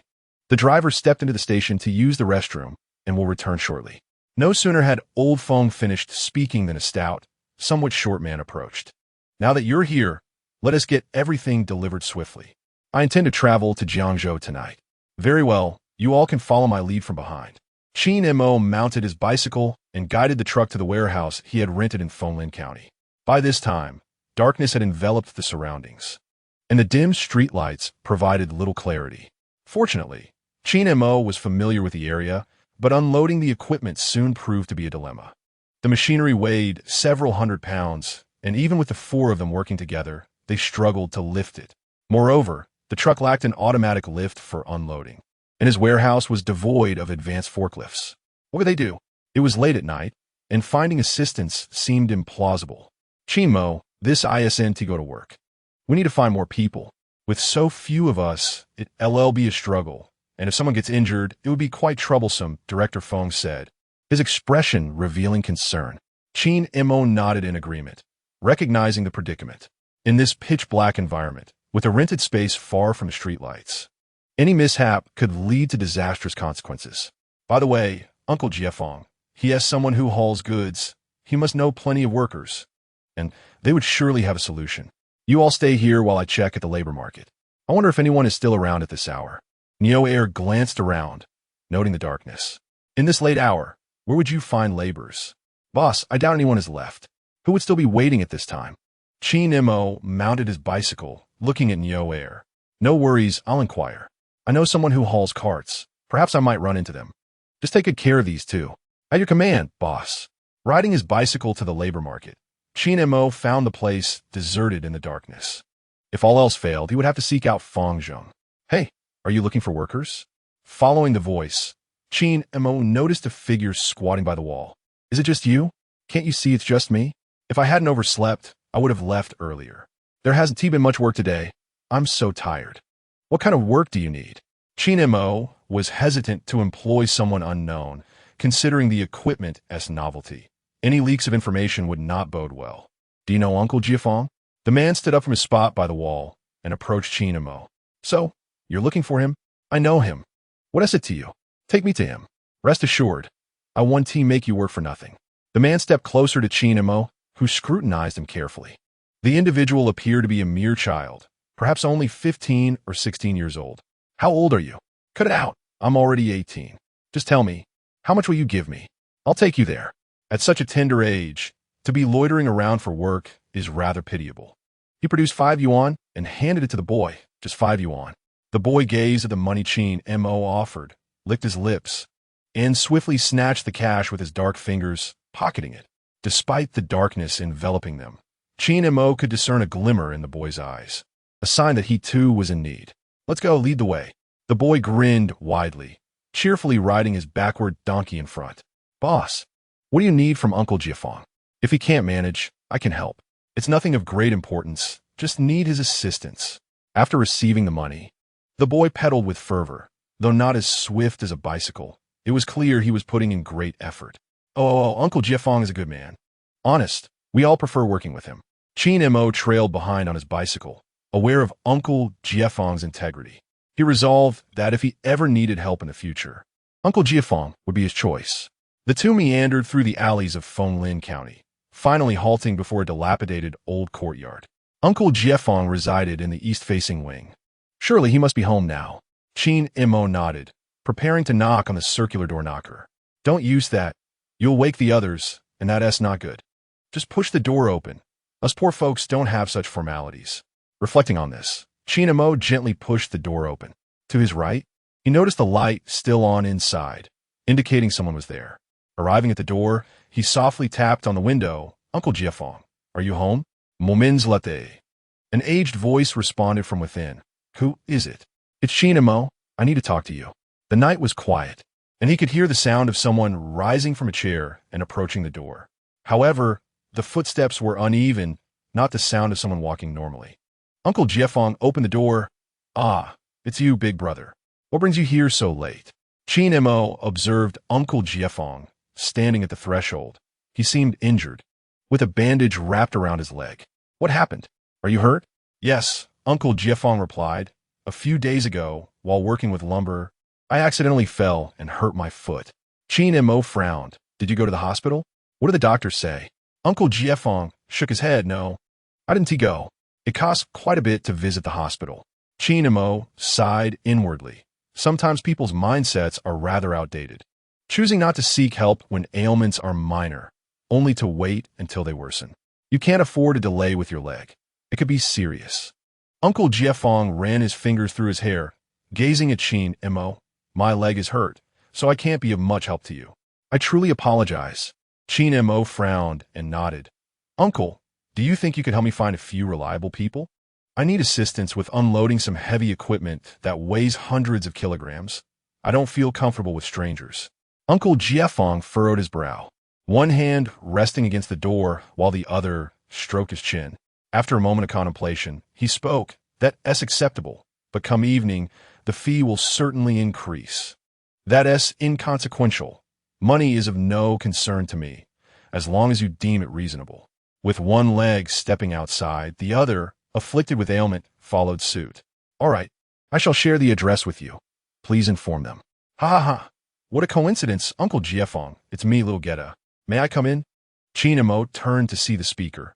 It was indeed the boy who had guided him moments earlier. He had not departed, prompting Qin Mo to wonder if the boy had overheard his previous words. Uncle Jiafeng instantly recognized the voice. What brings you here? Uncle, the boss asked me to guide him to find you. I was concerned that the boss's bicycle left outside might be stolen, hence I remained. Upon hearing his words, Qin Mo smiled subtly. The lad was rather astute. Well, you arrived just in time. Please inform Ayone and the others that there's a task requiring their assistance. Several 100 pounds of goods, and they should bring their tools along. Little Geta's face lit up with joy. All right, Uncle, how much will the owner be paying them? Uncle Jiafeng chuckled. You clever rascal, you shall not be shortchanged. The owner is an honest man and will pay the full amount without fail. Understood. I shall go at once. By the way, what is the address? Qin Mo promptly relayed the location of his rented storage. To his surprise, little Geta proved quite useful, sparing him the trouble of running errands. Don't worry, big brother. I've been doing hard labor here for many years, and those who know me are aware of my reliability, little Geta assured. Qin Mo nodded, producing 100 yuan and handing it to Uncle Jiafeng. Take this. If it's more than necessary, keep the excess. If it's less, consider it a debt, and I shall repay you next time. With that, Qin Mo turned and exited the courtyard. Hey, you've given too much. There is no need for so much. Uncle Jiafeng called after him, but Qin Mo paid no heed. He was not particularly concerned about the sum, merely hoping that Uncle Jiafeng would tend to his leg. Once Qin Mo departed, Neo assumed a semblance of authority. Director Feng, please do come in. Our accommodations are modest, and we can only offer you a seat at the entrance. Director Feng smiled. Oh, I'm not so tidy myself. Ha ha ha. Director Feng truly possessed an easygoing demeanor. The driver had been found by Director Feng at the Pengcheng station, and they had agreed upon a price. Although it was their first encounter, there was no conflict. However, the driver grew impatient as the goods remained unloaded.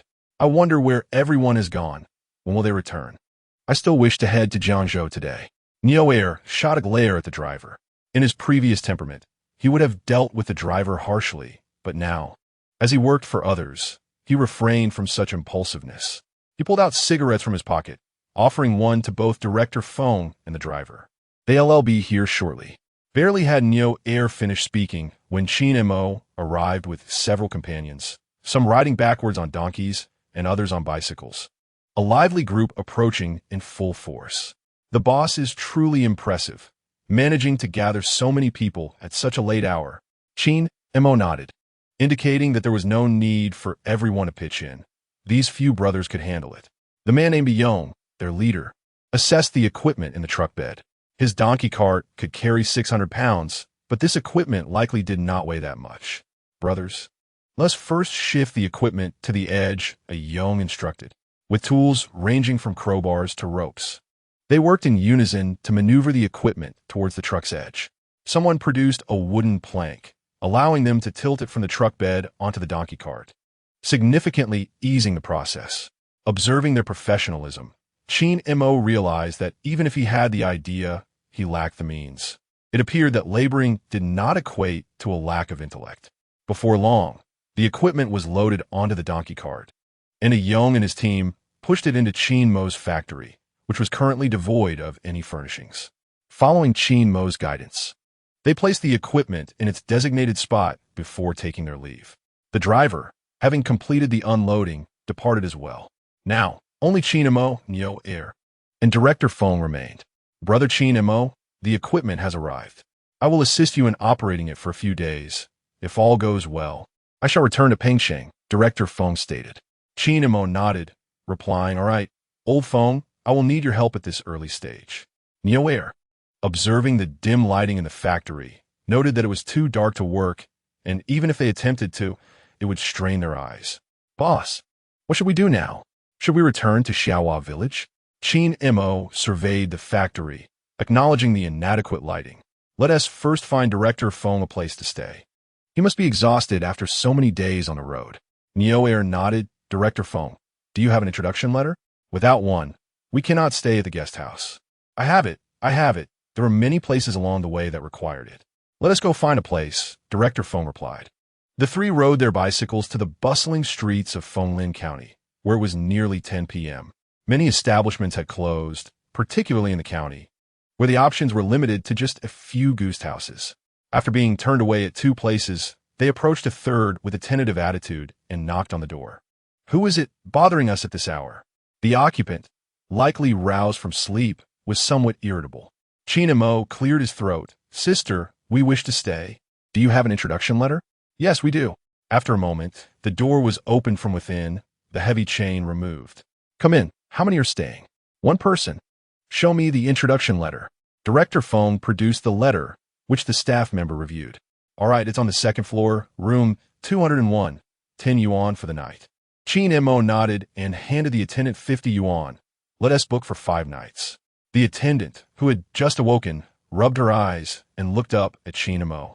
He was articulate, handsome, and generous, prompting her to tease. Aren't you staying? Qin Mo, feeling a bit awkward, shook his head. Neo Air squeezed beside the service staff and smiled. Why don't you ask if I'm staying? In Chapter 78, the little grape is already 3 months old. The waitress lifted her head to scrutinize Neo Air. He was indeed quite tall, yet his features seemed somewhat shifty. She dismissed him, thinking she had no time to engage in idle chatter. Those who were staying, please proceed. Neo Air awkwardly touched his nose, realizing the waitress was rather blunt. Qin Mo had initially intended to invite Director Feng out for a meal, but it was too late and no restaurants were open. This place was not like Pengcheng, lacking in development. Excuse me, do you have any food available? Could you prepare a bowl of noodles for my brother and me? The waitress glanced at Qin Mo, responding, "We have no meals, only instant noodles. Would you like some?" "Yes, please bring 2 packs. I'll pay for them." The waitress went to her counter and retrieved 2 packs of instant noodles, handing them to Qin Mo. "Here you go." Qin Mo nodded and handed her the money. Director Feng, weary from his journey and feeling hungry, was quite touched when he saw that Qin Mo had bought him 2 packs of noodles. "Old Feng, apologize. I've been so busy this evening that I haven't had a meal. Please eat and fill your stomach. I'll come by tomorrow morning." Director Feng nodded, saying, "You two should head back. It's late. See you tomorrow." After bidding farewell to Director Feng, Qin Mo and Yo Er exited the guest house in Fenglin County. "Boss, let's head home. I've been working all night, and my stomach is grumbling."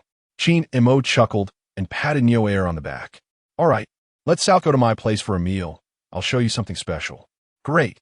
The two rode their bicycles swiftly from Fenglin County to Xiaohua Village, where the roads were nearly deserted at such an hour. They arrived at Xiaohua Village just as the clock struck midnight. Upon reaching Qin Mo's home, they found that Wen Li had locked the door, uncertain of Qin Mo's return. They had no choice but to climb over the wall into the courtyard. Fortunately, the door had been broken previously by Qin Mo, thus it couldn't be locked. They tiptoed into another bedroom, careful not to make a sound, yet they still stirred Wen Li. "Qin Mo, you're back?" "Ah, darling, I'm back. How did you wake up?" Wen Li, draped in her clothes with her hair down, entered the other bedroom. "Why did you come back so late? Are you hungry?" "I'm here too." Yo Er awkwardly stood up, glancing at Wen Li. Only then did Wen Li notice him. "Oh, you're here as well. Let me prepare something for you." No, my wife. I'll handle it myself. You go rest in the other room." Quickly, Qin Mo gently pushed Wen Li back into the room. He then rushed to the kitchen and, in no time, prepared 2 bowls of noodles. As the fragrant dishes were served, Yo Er was nearly drooling with anticipation.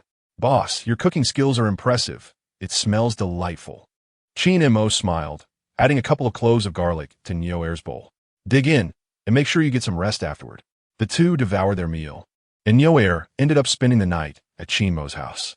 The following morning, Qin Mo awoke early and made his way to Wen Li's room, planting gentle kisses on his still sleepy wife and their daughter. He had been preoccupied with work for several days and had scarcely found time to attend to them. Wen Li opened her eyes and, reaching out her arms, embraced him, inquiring about his early rise and whether he would be heading to the county today. "Indeed, the equipment has arrived, and I must attend to it for a few days. If your unit becomes overwhelmed, let Mother come over," he replied. Wen Li nodded and kissed his cheek, playfully asking if he knew what day it was. As Qin Mo's mind raced to recall significant dates, his wife's birthday, his in-laws' birthdays, he found himself perplexed. It was their wedding anniversary, but that wasn't it either. Ultimately, he could only shake his head in confusion. Wen Li chuckled at his bemusement, revealing, "Our little grape is 3 months old." "Really?" Qin Mo was astonished, unable to believe his daughter had already reached that milestone. Wen Li, smiling as she rubbed her eyes, agreed. "Let's take family photos when she turns 100 days old." "Excellent idea," he responded, watching her still drowsy demeanor. He playfully pinched her cheek, wishing he could retreat back to bed for a little longer, but he had to leave. Yo Er was waiting for him. "I must go, my dear." "Be good," he said, planting another kiss on Wen Li's face. At dawn, Qin Mo and Yo Er departed from Xiaohua Village. The weather was pleasant, not at all hot. Upon arriving at the warehouse rented by Qin Mo, they opened the door and inspected the equipment. "Boss, is this printing equipment?" "Nieuwe Asket." "Yes." "Can you understand that?" Qin Mo replied with a smile. Yo Er sheepishly scratched his head. "I saw it written here, he.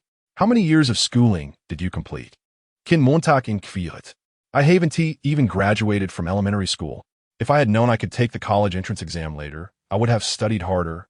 Yo Er lamented. Nodding in understanding, Qin Mo glanced over the equipment and said, "Let us find Director Feng. We must treat him to a warm welcome." Emerging from the warehouse, they first visited Feng Zheng's home.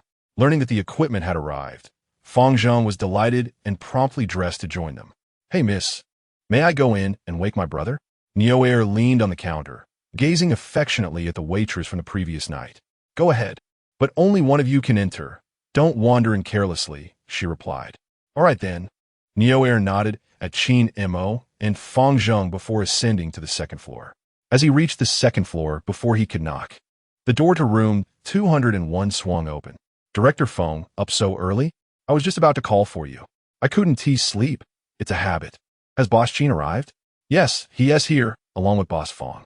We're preparing a welcome for you, Neo Air said as he assisted Director Fong down the stairs. Upon reaching the ground floor, Fong Zheng approached them, shaking Fong's hand. Director Fong, it's been a while. You look well rested. Fong nodded, replying, I've been sleeping well. Let us go. It's time for breakfast.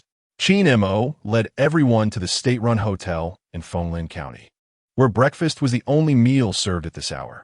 The northern breakfast differed significantly from that of Pengcheng, offering a variety of dishes beyond kanji, including steamed buns, fried dough sticks, tofu pudding, soy milk, sesame cakes, and egg custard, presenting a delightful array of choices.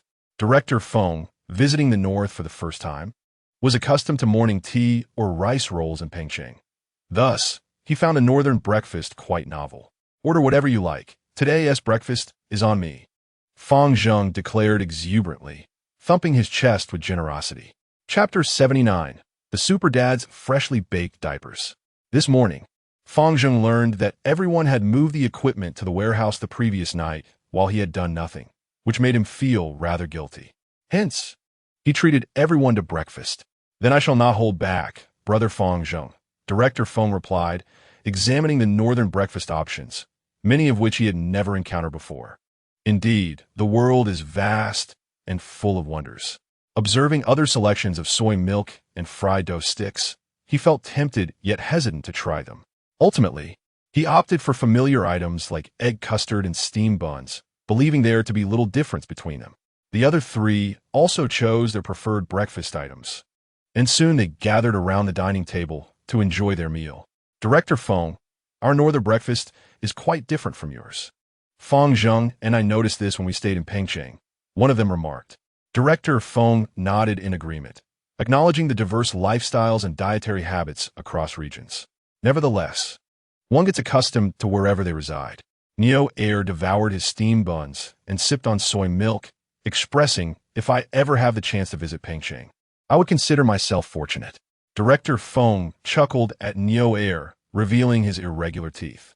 You will go. With your boss, your future is boundless. Neo Air nodded in agreement. What filling is in this bun? Is it spoiled?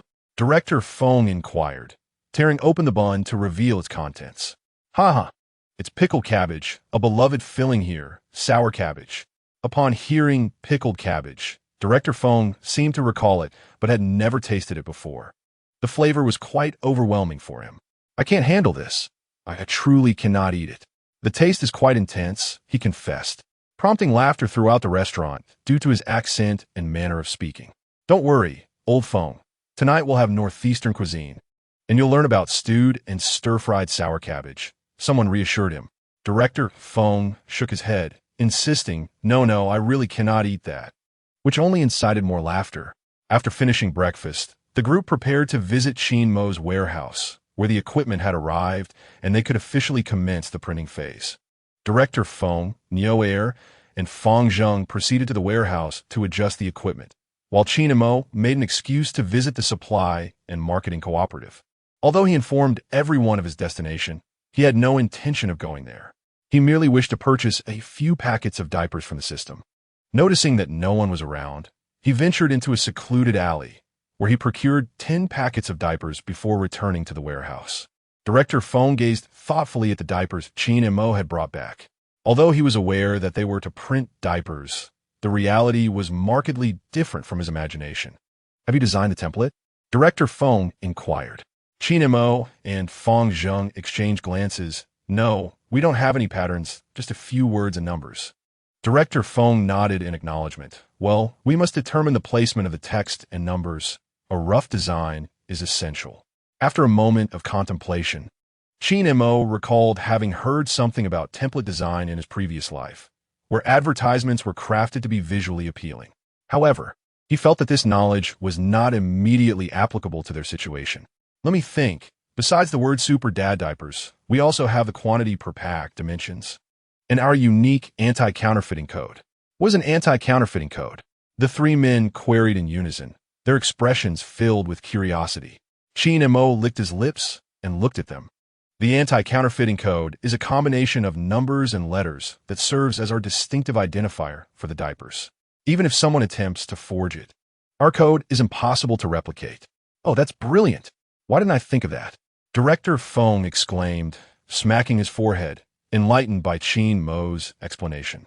Feng Zheng nodded in agreement. Qin Mo, your mind is remarkably agile. This way, no one would dare to impersonate our diapers. I wonder why I never noticed this back at the pipe factory. Qin Mo offered an awkward smile. Honestly, it's a simple matter that everyone will grasp in due time. It's just not widely popular yet. Let's design it first, and then we can have Director Feng arrange the layout, he suggested. Throughout the day, they engaged in an earnest design process, deliberating on the optimal placement of text, the most aesthetically pleasing font, and the overall grandeur of the typography. As darkness approached, they finally reached a consensus. With the design complete, it was time for printing. The four of them stood before the printing machine, their eyes wide with anticipation as they witnessed the first packet of printed diapers emerge from the machine. Feng Zheng, cigarette in hand, watched the equipment nervously, his hands trembling slightly. Qin Mo's expression was serious. He furrowed his brow and pursed his lips, intently observing the machine's operation. Neo Air felt an even greater sense of anxiety. Once Director Feng departed, he would be responsible for operating the equipment. Sweat trickled down his forehead, prompting him to grab a discarded shirt nearby to wipe it away. Director Feng was meticulously monitoring the process, ensuring that everything was functioning correctly and that the parameters he had set were optimal. Minutes later, the first packet, emblazoned with the words Super Dad Diapers, finally emerged. Qin Mo breathed a sigh of relief. It had succeeded. Picking up the printed diaper, he examined it closely, noting how clearly and beautifully the text was printed. Excellent. We have achieved success. The four men present shared an unspoken understanding as they erupted into applause. Their initial enthusiasm for this endeavor was undeniably fervent. From dawn until dusk, no one complained of fatigue or hardship. Qin Mo, our new hope, the printing factory is officially established, Feng Zheng exclaimed, embracing Qin Mo, feeling on the verge of tears at this historic moment. Qin Mo patted his shoulder, equally moved. Furthermore, our brand of Super Dad Diapers has been officially established, a cause for celebration indeed. Although Neo Air was not a shareholder and merely a worker, he had been involved in the project over the past few days. The situation was profoundly touching, and the joy of witnessing something emerge from nothing was exhilarating. He found himself fighting back tears, yet, as a man, he held his head high, refusing to let them fall. Director Feng was also quite pleased. This was the first time he had sold a refurbished printing machine to the North, and he was seeing the products they had printed for the first time. With their success, he felt a sense of gratification. Brothers, our efforts have not been in vain. From south to north, we have truly succeeded despite the vast distance. Qin Mo picked up the cigarettes from the table and distributed one to each person. Indeed, this time our efforts were not in vain. Let's go. It's time to celebrate with a meal. Chapter 80. 1,000 cups without intoxication. The four of them departed from the warehouse rented by Qin Mo and headed to the state-run restaurant in Fenglin County. It was mealtime, and the establishment was bustling with diners. They chose a relatively quiet corner to settle down, as private rooms were scarce in this era, with some places lacking them entirely. Old Feng, this dinner is a warm welcome for you, a chance to savor our authentic Northeast cuisine. Director Feng, puffing on a cigarette, nodded appreciatively. After a long day's work, his long hair appeared somewhat disheveled, and he bore a weary countenance. The waitress approached with a menu. Good evening, gentlemen. What would you like to have tonight? She handed the menu to Qin Mo, as they were familiar faces from their visit that morning.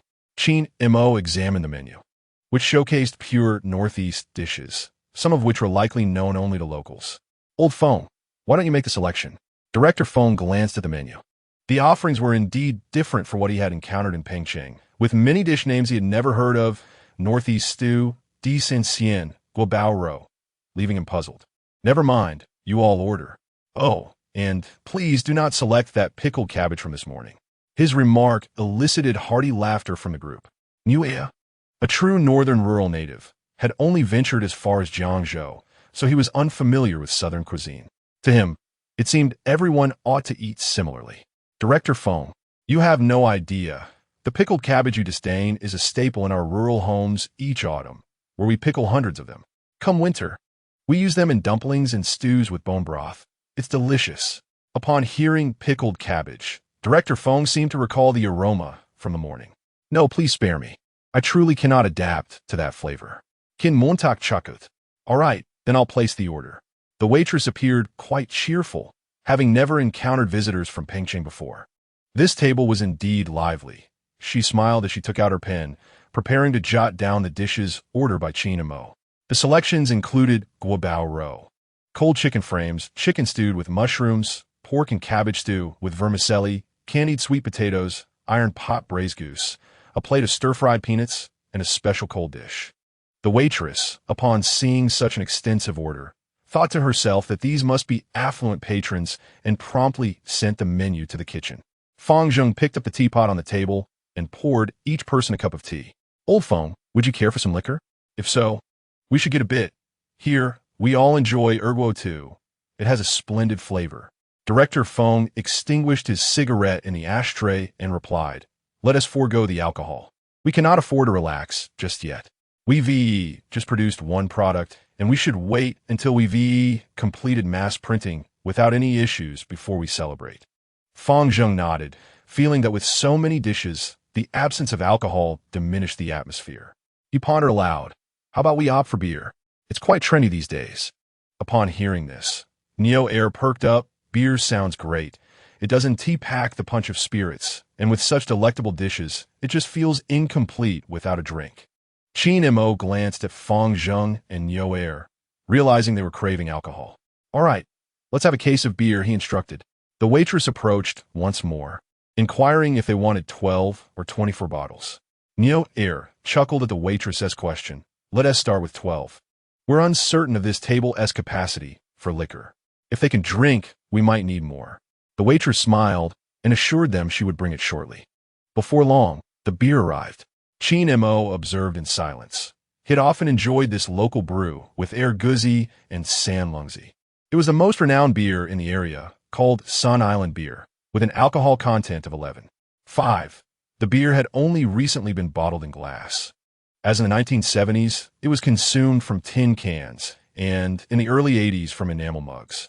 Neo Air opened the beer and placed a bottle in front of each person, asserting, surely, there's no one here who doesn't drink. I believe any man who can't hold his liquor isn't a real man. Fang Zheng picked up a bottle, examined it, and then, using a pair of chopsticks, deftly popped off the cap. Ah, Fang Zheng, your skill at opening beer is impressive. Fang Zheng smiled at Neo Air, modestly replying, just a little trick, nothing to boast about. Soon, the dishes began to arrive in succession, and everyone started to eat. Come, brothers, our ability to produce this packaging truly reflects our collective effort. Let us raise a glass. Qin Mo declared. The four of them lifted their bottles and clinked them together. None of them were strangers to drinking. Qin Mo took a sip. Fang Zheng downed half a bottle. Director Feng took a hearty gulp, while Neo Air chugged an entire bottle. Observing Neo Air's drinking style, Qin Mo noted that this fellow could certainly hold his liquor. Such a trait was beneficial in their line of work. He added a piece of guobao roe to Neo Air's bowl. Your capacity for alcohol is commendable. Just how much can you drink? Neo Air wiped his mouth with the back of his hand and popped the guobao roe that Qin Mo had served him into his mouth, pondering just how much he could drink. In truth, I have never been intoxicated by 1 or 2 gin of white wine. Qin Mo nodded, realizing that his understanding of this neighbor was still rather limited. This man would have ample use for himself in the future. Come, Director Feng. Do sample our northeastern cuisine. Old Feng gazed at the dishes on the table, surprised by what he saw. In his mind, northerners were slightly more rugged than their southern counterparts due to the cold climate, which fostered a more boisterous lifestyle. Yet, he had not anticipated such an abundance in the dishes. The plates were about the same size as those in Pengcheng, but the portions were piled high. Particularly striking were the 2 stews, served in large bowls. This was a first for him, as they typically only used such large vessels for soup. Mr. Qin, Before coming to the north, I feared I might struggle to adapt and worried that the locals would be less than welcoming. However, from yesterday until now, all I have felt is warmth and hospitality, he remarked. Neo nodded and opened another bottle of beer for himself. Qin Mo smiled indeed.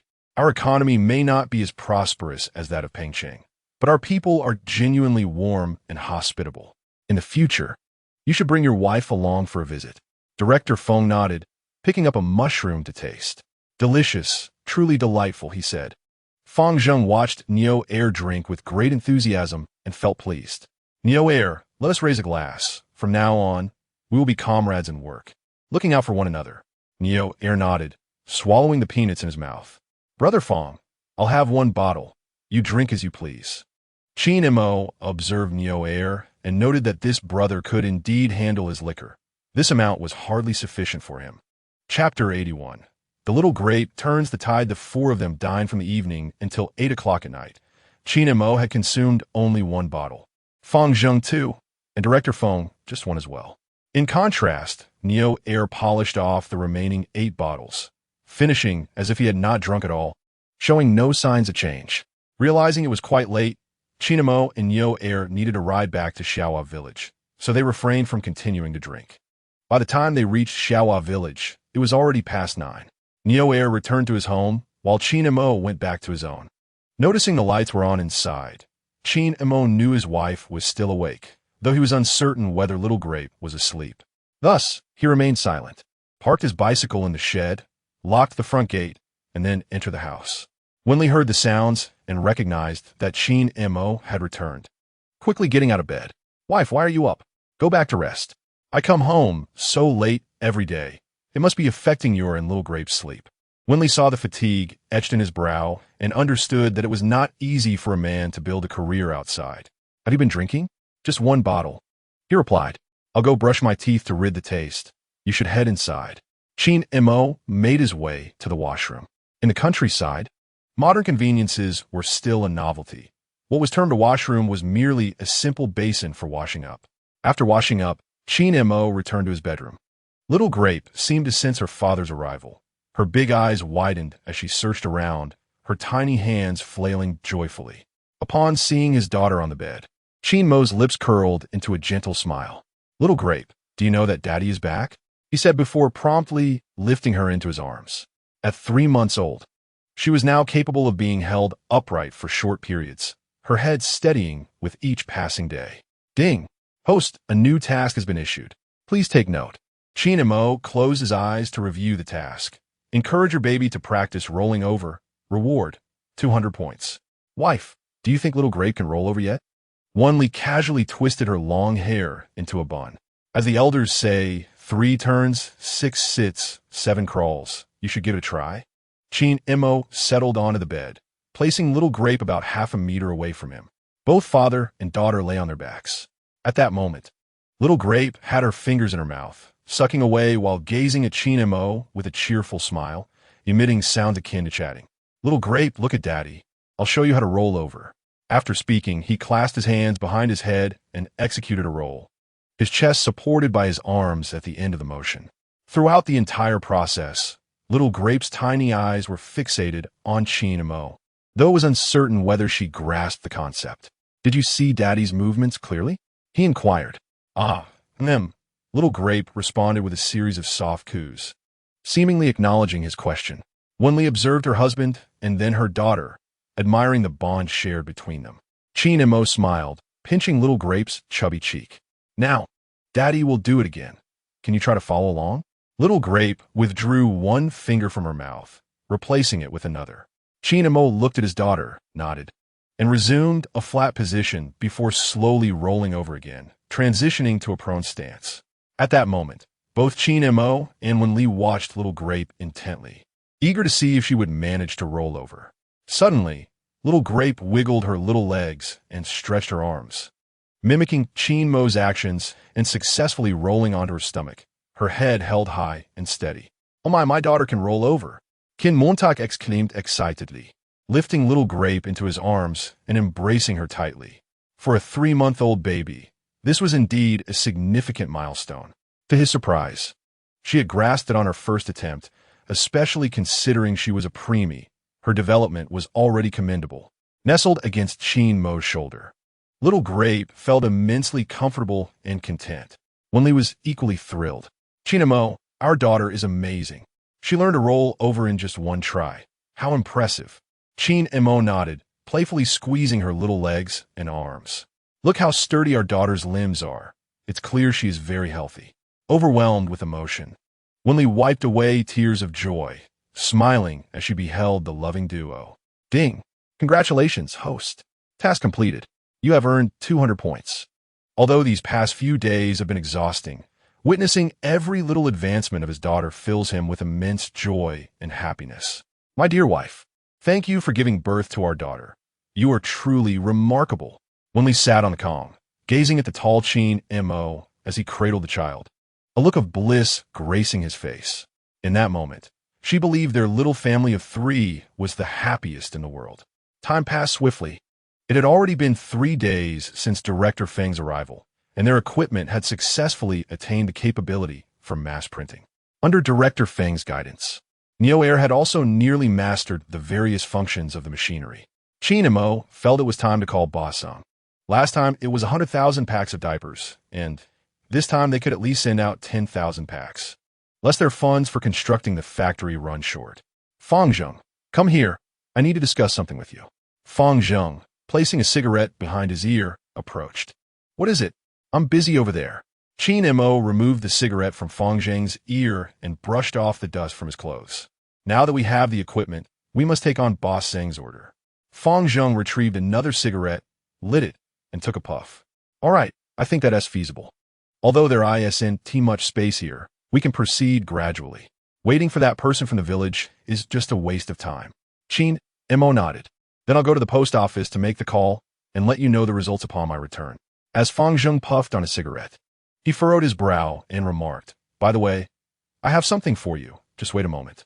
Qin Mo was puzzled about what Fang Zheng intended to give him, as he hadn't asked him to buy anything. Shortly after, Fang Zheng returned with an envelope. Here, I should have given this to you sooner. Qin Mo flicked the cigarette but to the ground and stepped on it, accepting the envelope. What is this? So mysterious? You'll know once you look inside. I'm busy now. Qin Mo, with a hint of suspicion, opened the envelope to find cash. 150 yuan notes, totaling what seemed to be 5,000 yuan. What was this money for? Oh, right, it was for the equipment. Since they were partners in the factory, it was only fair to split the money evenly. He tucked the cash into his pocket, but it felt excessive and bulging, raising questions as to why he didn't deposit it in the bank. No, it shouldn't go to the bank. The money should be given to his wife, allowing her to decide whether to save it or keep it at home. Furthermore, he would need funds for constructing the factory, so not depositing it was acceptable. Neo Air, come here. Neo Air, clad in a men's tank top, approached. What is it? Boss. Chapter 82. The robber is Sanling's Neo Air. Here are 5,000 yuan. Keep it for me and return it tonight when you go home. It's inconvenient for me to carry it while I make the call. Upon hearing the amount, Neo Air's eyes widened in disbelief. This is for me to safeguard? Yes, take it, Qin Mo said, placing the money into Neo Air's hands before turning to leave. Neo Air stared at the cash, trembling. He had never seen such a thick bundle of money before. When he opened the envelope, he found only hundreds and fifties inside. Goodness, am I really allowed to have this much money? One must diligently toil and follow the boss's lead. Upon exiting the storeroom, Qin Mo made his way to the post office, intending to call Boss Zheng to request a transfer of funds, allowing him to purchase diapers through the system. Upon arriving at the post office, he found a considerable number of people engaged in phone calls. After waiting in line for a while, it was finally his turn. He retrieved the recorded phone number of Boss Zheng and dialed it. As time ticked away, the line remained unresponsive, and a sense of doubt crept in. Was he perhaps encountering a scam? But that seemed unlikely, as they had reached out to him first. After failing to connect on the first attempt, Qin Mo dialed again, reminding himself to exercise patience and to remain calm, resisting the urge to panic. Hello, the call connected, and a man's voice resonated from the other end. Boss Zheng, it's Qin Mo. It's been a while, he chuckled lightly. Upon hearing Qin Mo's voice, Boss Zheng was momentarily taken aback, taking a few seconds to recollect himself. Ah, brother Qin Mo, what is the matter? Are your diapers ready for supply? Qin Mo muted. Not quite yet. We are currently in the printing phase. You may proceed with the initial payment as stipulated in the contract. We can only ship once the printing is completed. Boss Sung nodded. Then let's go with the first batch of 10,000 packs. Please provide your details so I could transfer the funds. Qin Mo shared his name, address, and ID number, eagerly awaiting the funds to facilitate his purchases in the system. After exchanging a few more pleasantries, they concluded the call. Upon exiting the post office, Qin Mo's spirits soared. If he managed to fulfill this order of 100,000 packs, it would undoubtedly cover the costs of the factory construction. Suddenly, a woman's frantic cries pierced the air. Help! I've been robbed. Turning to investigate, Qin Mo noticed the familiar figure of Director Lin, she from the hospital. He rushed over. What happened, Director Lin? Grasping Qin Mo's arm, Director Lin exclaimed anxiously. Qin Mo, a man stole my bag. He was wearing a hat and ran off in that direction. It contains my recently received salary. Qin Mo nodded, glancing in the direction she pointed. Indeed, a man was sprinting away with her belongings, and he swiftly took off in pursuit, chasing through one street after another. Qin Mo increasingly felt that the fleeing figure was oddly familiar. The robber, realizing he was being relentlessly pursued, contemplated drawing a knife from his pocket to confront his pursuer in an act of desperation. Sanlungzi, stop right there. The thief froze, startled, as he recognized the voice behind him. Breathing heavily, he turned to see it was Qin Mo exhausted himself. Qin Mo crouched down, panting. Sanlungzi, it's truly you. How could you stoop to such a deed? The robber, caught off guard by their unexpected encounter, stammered. Before he could finish, Qin Mo interrupted. Do you wish to end up like Ergo Z? This is robbery. You'll face a lengthy sentence, ruining your life. Sanlungzi gazed at Qin Mo. The Qin Mo before him was no longer the ragged figure adorned with tattered patches. Instead, he was clad in a crisp white shirt, his hair impeccably styled. His attire bore no signs of wear, and he was no longer the brother Sanlungzi once knew. Qin Mo, do not stand atop your pedestal to judge us. You are fortunate to be thriving now, unlike us who lack such good fortune. As Qin Mo attempted to step forward, Sanlungzi retreated 2 paces, maintaining a distance of approximately 5 meters between them. Sanlungzi, turning back now is your salvation. Do not cling to your misguided ways. Sanlungzi glanced at the bag in his hand, uncertain of its contents. His earlier decision to snatch it had been impulsive. He tossed the bag at Qin Mo's feet. I haven't touched the contents. Consider it as if you never saw me. With that, he turned and sprinted away. Qin Mo, holding the bag, contemplated pursuing him, but the distance rendered that prospect improbable. Upon opening the bag, he discovered an envelope bearing Lin Shi's name. Inside, he estimated there to be over 200 yuan, indicating that Sanlungzi had likely not taken any of the money. As Qin Mo retraced his steps, Lin Shi happened to come running after him. Qin Mo, are my belongings still intact? He handed the bag back to her. Your wages are untouched. He did not take them. Lin Shi peered into the bag and confirmed its contents. Thank you, Qin Mo. I truly would not know what to do without you. Qin Mo wiped the sweat from his brow and smiled. It's nothing. As I said, I owe you. This is simply my responsibility. Lin Shi looked at him with gratitude, her eyes sparkling with admiration. By the way, did you see that person clearly? How did he so easily relinquish the bag? Qin Mo hesitated, choosing not to disclose Sanlungzi's name. He shook his head slightly. Perhaps he saw that I was about to catch up, so he discarded it. Lin Shi cradled the bag in her arms, harboring no suspicions. Qin Mo, how about I treat you to a meal? No need for that. It's merely a trivial matter. Besides, I have some business to attend to at the warehouse. Perhaps another time. Lin Shi nodded, smiling at Qin Mo. Then I shall take my leave. Remember, I owe you a meal. Qin Mo waved goodbye to Lin Shi, mindful of his marital status, preferring to avoid any solitary encounters with other women to prevent misunderstandings. On his way back, he pondered why Guzi and Sanlungzi had chosen to tread the path of illegality. Reflecting, he wondered if he too would have followed the same course had he not been reborn. He believed that people today possess the courage to strive and persevere. Yet the constraints of their era coupled with limited opportunities, leave many in dire straits. It seemed imperative for him to expedite the resolution of his housing situation.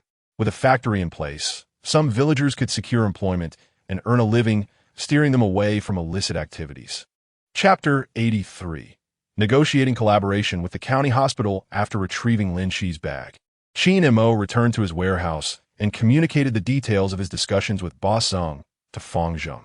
The printing factory is a joint venture between him and Fang Zheng, each holding a 50 stake. However, the diaper business belongs solely to Qin Mo, who will not share this equity with anyone else. Future expansion into other industries is a matter open to negotiation. In the blink of an eye, Director Feng has been in Pengcheng for a week. The equipment has been calibrated, and he has returned home by train. Fang Zheng has begun promoting his New Hope printing factory in Fenglin County, as they cannot rely solely on diapers. Other printing needs can also be catered to at their facility. The incident where Qin Mo helped Lin Shi retrieve her bag was not discussed with anyone. To him, it was a trivial matter. Tomorrow marks the 100th day of Little Grape's life, and the family is preparing to take a family portrait in the county. Thus, Qin Mo chose to stay home today to help select outfits for Little Grape instead of going to the county warehouse. In the late 1980s, photography studios were quite popular, and very few people owned cameras, making visits to studios necessary for photographs. Suddenly, the home telephone rang. Qin Mo handed Little Grape to Wen Li and stepped inside to answer the call. Without caller ID on the landline, he had no idea who was on the other end. "Hello, who is this?" "Good day, is this Mr. Qin Mo?" Upon hearing such a formal address, Qin Mo wondered who was seeking him. "Yes, this is Qin Mo. I am a nurse from the Fenglin County People's Hospital. Our hospital is looking to procure a batch of diapers and would like to discuss this with you." Realizing that the Fenglin County People's Hospital is Lin Shi's workplace, Qin Mo understood that discussions about business would certainly involve Lin Shi's mediation. "All right, when would it be convenient for me to come?" "This afternoon at 1 p.m. You may come directly to the 3rd floor, the director's office." Qin Mo nodded. "Understood. I will be there on time this afternoon." After hanging up the phone, Qin Mo fell into contemplation. He wondered if the hospital was still state-run and whether it had adopted a contracting system. He was uncertain. However, selling goods to a hospital seemed improbable without established connections. "What was the call about, Qin Mo?" Qin Mo pushed aside the curtain and stepped out, noticing that Little Grape had changed into a lovely princess outfit, complete with a small hair clip. It was a call from the county hospital. His mother-in-law and father-in-law were also present, excited about the upcoming family photo session. "What was the matter? Is it something concerning Little Grape?" "No, Mom. It's about a business discussion regarding diapers with the hospital." His mother-in-law nodded, relieved. She had initially feared there was an issue with Little Grape's health. Wen Li placed their daughter in the stroller. The day had turned warm by midday, but the mornings and evenings were beginning to cool, typical of northern weather, where summer is notably brief. "It's surprising that the hospital would reach out to you directly," she remarked. Qin Mo held Little Grape's hand, feeling her grip strengthen as she briefly grasped his fingers. "One day, I encountered Director Lin, whose bag had been snatched. I assisted her in retrieving it, and I pondered whether this incident prompted her to facilitate communication between me and the hospital." Upon hearing Qin Mo's words, Wen Li frowned and approached him, forcefully turning him to face her. "You actually pursued the thief?" Qin Mo initially presumed Wen Li was angered by his interaction with Lin Shi, but it seemed her concerns stemmed from fear for his safety. He chuckled as he enveloped Wen Li in his embrace, reassuring her, "Rest assured, nothing happened. I was not in any danger." Leaning her head against Qin Mo's chest, Wen Li cautioned, "You must be careful. Such perilous endeavors should be avoided in the future." Qin Mo nodded, aware that his wife was worried about him. He wondered if he would have been able to assist had the woman been anyone but Lin Shi. In the afternoon, Qin Mo rode his bicycle to the county hospital. Upon arrival, he proceeded directly to the 3rd floor, seeking the director's office. He knocked on the door. "Come in," came a response. Qin Mo entered, holding 2 boxes of liquor and 2 packs of cigarettes. "Hello, I am Qin Mo." The director looked up, impressed by the recommendation from Director Lin. Indeed, he was quite a handsome young man. "Please, take a seat. No need for formality." Qin Mo nodded and chose a chair. To his surprise, the director was a woman, appearing to be in her 40s, nearing 50, with short hair and wearing glasses that highlighted her sharp demeanor. I received a call this morning and did not expect an opportunity to collaborate with the hospital, she said with a smile, slightly turning her body to face Qin Mo. Someone has recommended you and even brought your product for me to review. Director Lin? He inquired. Indeed, she is a renowned physician at our hospital, known for her excellent skills and good rapport. Therefore, I find her recommendations quite trustworthy, she affirmed. Qin Mo nodded. What quantity does the hospital require? Our obstetrics department is not as large as Jiangzhou's. Based on our preliminary estimates, we would need approximately 1,000 packages for now. However, this is a long-term requirement. Once we run out, we will certainly continue to use your product. Calculating quickly, Qin Mo realized that with a wholesale price of 30 yuan per package at a 6% discount, the total would amount to 30,000 yuan, yielding him a profit of 12,000 yuan. Director, I am quite pragmatic. It is my honor to collaborate with the hospital, and I will lower the price as a gesture of sincerity. Director Wei smiled, tucking a pen into the pocket of her lab coat. Then, provide me with your best discount. 1,000 packages normally cost 30,000, but I am not one to haggle unnecessarily. Let us settle at 25,000, and I ask that you kindly recommend me to Jiangzhou Hospital. Director Wei chuckled. You are quite the businessman. Given your sincerity, I will certainly assist you. Jiangzhou Hospital will likely require not just 1,000 packages, but potentially many more. Qin Mo understood that Jiangzhou Hospital was a municipal facility, and securing a long-term partnership would ensure him a stable livelihood. He gently nudged the wine and cigarettes he had brought towards the director, a modest gift to express his gratitude for the assistance from the hospital. Upon inspecting the contents, Director Wei noted the luxurious packaging and replied, Very well. I shall have someone draft a contract for us to sign. Once the funds are transferred, you may deliver the goods. Absolutely, Director. You are indeed a straightforward individual. After leaving the hospital, Qin Mo made his way to the storage room. When Yo Air inquired whether he had presented a gift to the director, Qin Mo simply smiled without responding. There are no free lunches in this world. One cannot expect rewards without making sacrifices. The following day marked the occasion for a family portrait, and the entire family prepared to ride their bicycles to the county.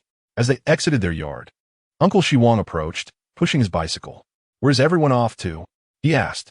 Qin Mo quickly dismounted and approached Uncle Shi. We are heading to the county to take my daughter, Xiao Putao's 100-day photos. Uncle Shi nodded.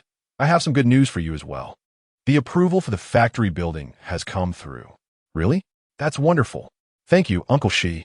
Uncle Shi smiled. I hope you can indeed bring benefits to the entire village. Now, off you go, don't waste any time. Qin Mo joyfully nodded. Uncle, I will come to find you when I return.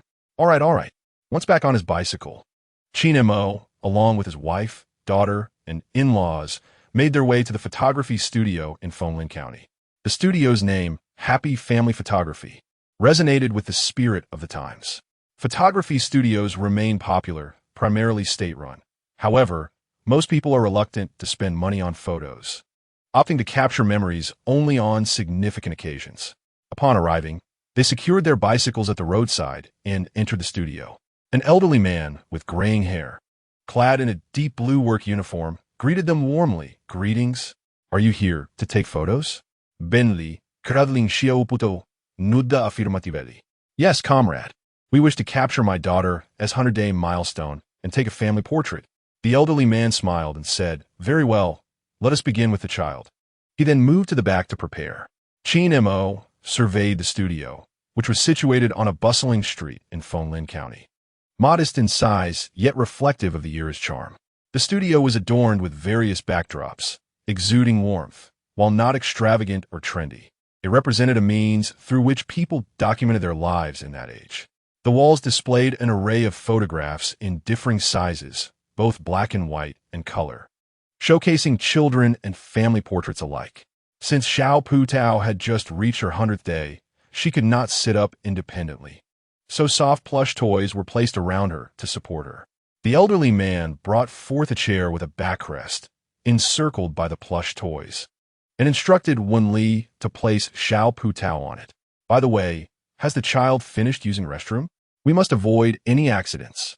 No worries, comrade. My daughter is wearing a diaper. She won't make a mess. Although the elderly may not comprehend the concept of diapers, they accepted the notion of keeping things clean. Wen Li placed her little grape in the center of a chair and, following the instructions given by the elder, positioned her daughter accordingly. All right, everyone step aside. I am about to take the photograph. The master photographer approached the little grape and began to capture her image using a large, old-fashioned standing camera, which required him to cover his head while framing the shot before pressing the airbag shutter. This method seemed rather antiquated, especially when more advanced cameras likely existed in Jiangzhou or Pengcheng. Before long, the master announced that he had finished taking the photographs. Done. They turned out quite well. You can collect them in a week.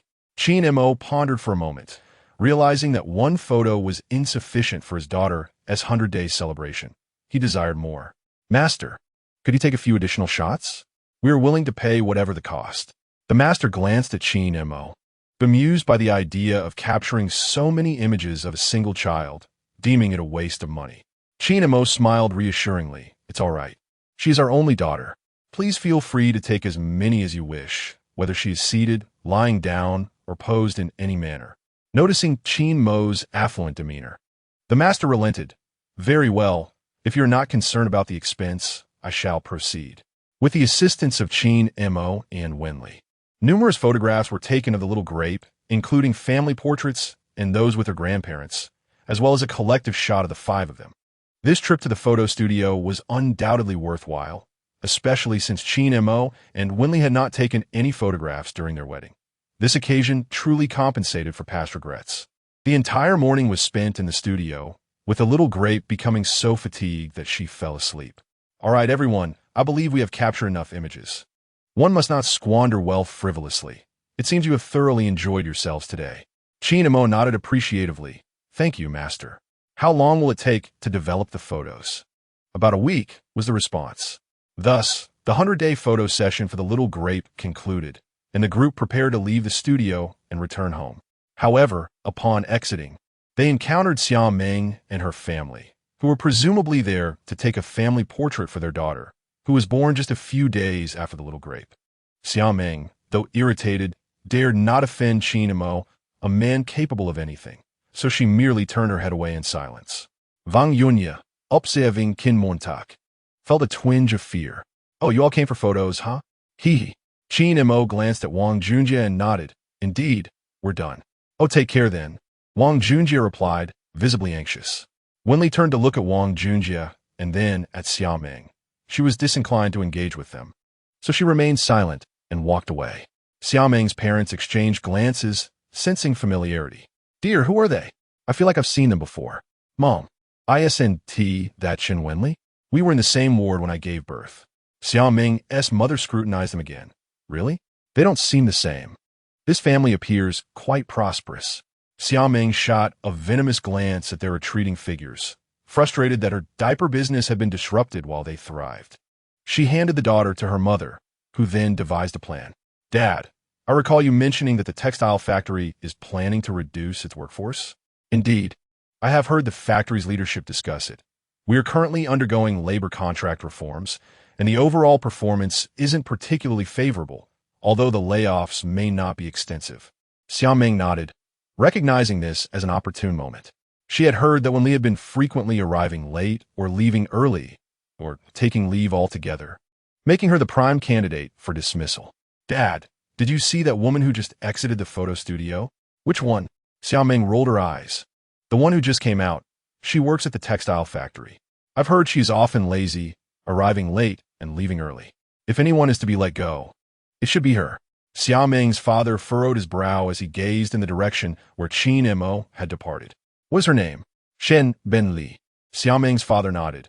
All right, I will bring this up with the factory leadership. Such a detrimental presence should have been removed from our ranks long ago. Hearing this, Xiao Meng felt elated. Dad, you truly are an exceptional leader. Wang Junjie observed Xiao Meng, pondering the trouble she was stirring. Was Qin Mo someone to provoke? This time, he would not come to her aid. Chapter 85. Finding a house with Ma Wu after the photo session. Qin Mo's family returned from the county to Xiaohua village, as the house number had been approved prompting Qin Mo to seek a discussion with the village secretary. Upon arriving home, the system issued a new task. Ding! Host, a new task has been released. Please check. Qin Mo closed his eyes, reviewing the assignment, which required him to repeatedly call out his daughter's name, allowing her to recognize that someone was calling her and to become familiar with her name, with a reward of 80 points. Qin Mo nodded. This was a skill that infants around 3 months of age could typically master, recognizing their name being called and chasing the sound. Coincidentally, Wen Li was holding the child at that moment. Qin Mo leaned his bicycle against the wall, entered the house, and emerged with a small rattle. He shook the rattle while calling out his daughter's name. Little Grape, where's Daddy? Little Grape, nibbling on her fingers, heard the sound of the rattle, her big eyes searching for her father. Upon spotting him behind her mother, she couldn't help but flap her hands excitedly. Observing this, Qin Mo felt reassured about her development. At least in terms of hearing and vision, she seemed to be progressing normally.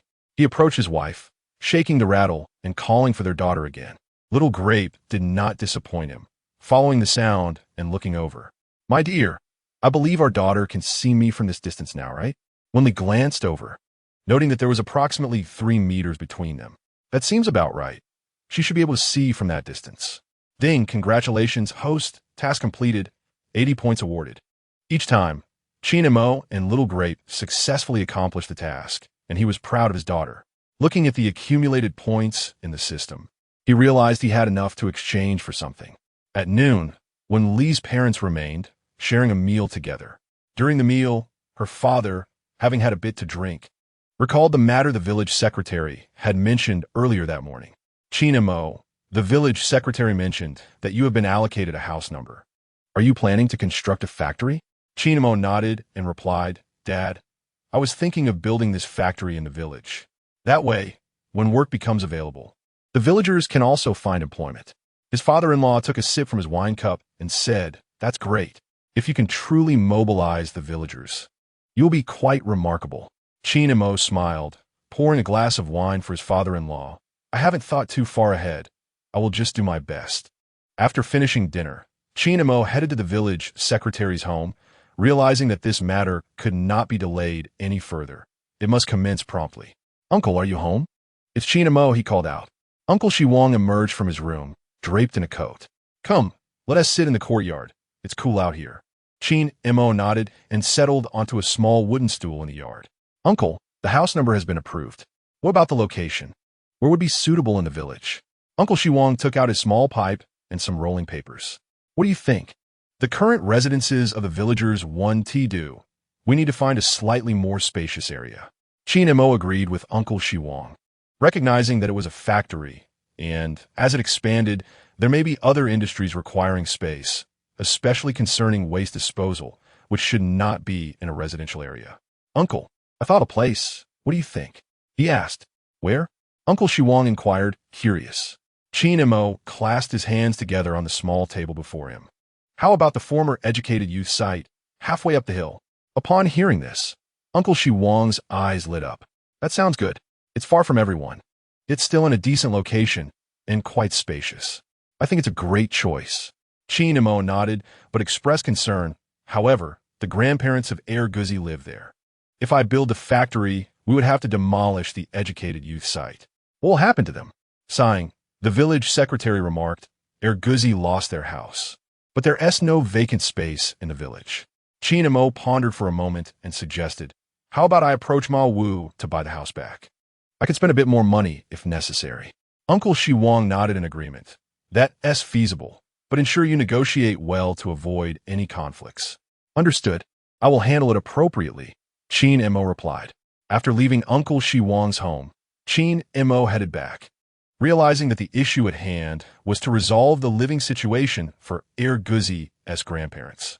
Although he could choose to ignore it, they were still part of the village, and he couldn't leave them without shelter.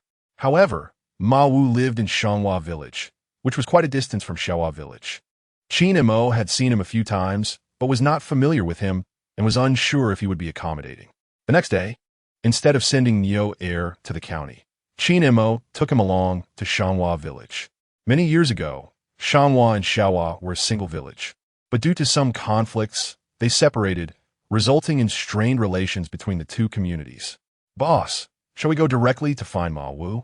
I've heard he is quite formidable. He's the local tyrant of Shanghua village, Nioer suggested. Qin Mo nodded. I've encountered him a few times. But we haven't had much interaction. It's mainly been Guzi and San Lungzi who came along with me. Nioer rode his bicycle, pondering all out. But can we manage with just the two of us? What is there to be concerned about? We are not engaging in a fight. We are merely here to purchase a property, are we not? As long as the price is reasonable, even if it is slightly higher than the market rate. That is acceptable. Nioer nodded. Boss, I have made preparations. I have a weapon in my pocket. Qin Mo turned a glance at Nioer. What kind of weapon? A knife. Qin Mo hastily stopped his bicycle. Looking at Nioer, what do you need a knife for? We are not here to seek revenge. If we are discovered with a knife, it could complicate matters. Nioer dismounted and retrieved the knife from his pocket. Then what should we do with it? Qin Mo surveyed the desolate surroundings. Just leave it there. Find a stone to weigh it down, and we can retrieve it later. Although reluctant, Nioer complied with Qin Mo's instructions and placed the knife in the grass by the roadside. Let us go. We'll be there shortly. The two rode their bicycles and soon arrived at Shanghua village. The villagers were quick to notice the presence of outsiders. Even if they were unfamiliar with Qin Mo and Nioer, the villagers could discern that they did not belong to the village. Hence, once they entered, word quickly spread to Ma Wu about the newcomers. Since Qin Mo had previously come with Ergo and Sanlong, he did not recall where Ma Wu's home was located. As soon as they entered the village, he dismounted. Boss, should we ask around? We need to find out where he lives. Qin Mo nodded in agreement. They observed a large tree up ahead under which several people were sitting. It would be a good place to inquire. Approaching the tree, they asked, could you please tell us where Ma Wu's house is? Chapter 86.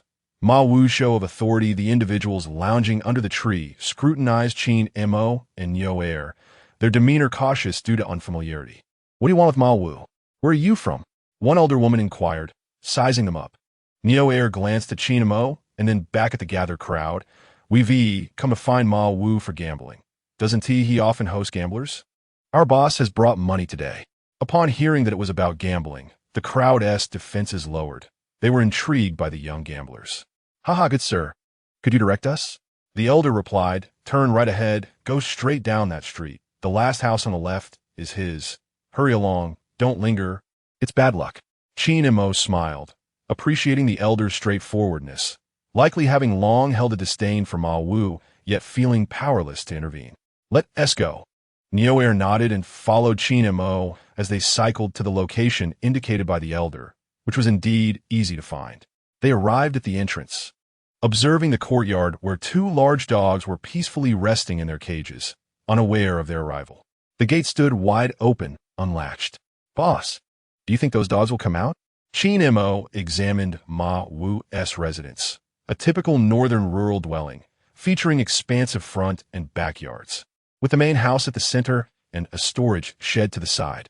The structure was quite sizable and imposing. No, they always have gamblers coming over. If the dogs were aggressive, who would dare to visit? Nioer touched his nose and said, all right, let us go inside. As they entered Ma Wu's home, the moment they stepped into the courtyard, two dogs detected their presence and began barking furiously in their cages, as if they could scare off intruders with their ferocity.